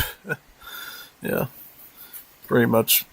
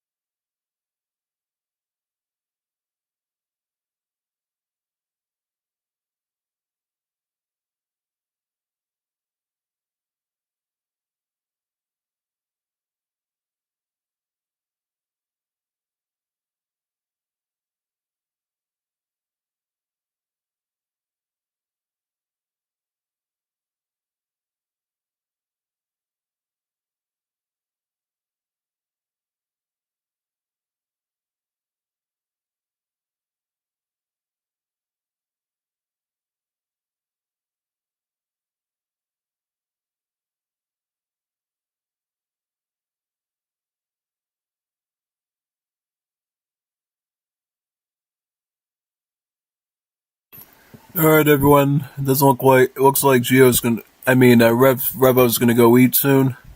And it's getting closer to 11, so I'm probably gonna turn the stream off. Because it's pretty much time to start the Star Wars one pretty soon, and we're already 11 plus hours into it, so may as well do it now. Alright. Sign off now. I will see you in probably, I don't know, 20, 30, 40 minutes, something, for the Star Wars thing. Whenever I'm ready to set that up. It'll all depend on what's on the menu tonight, I guess.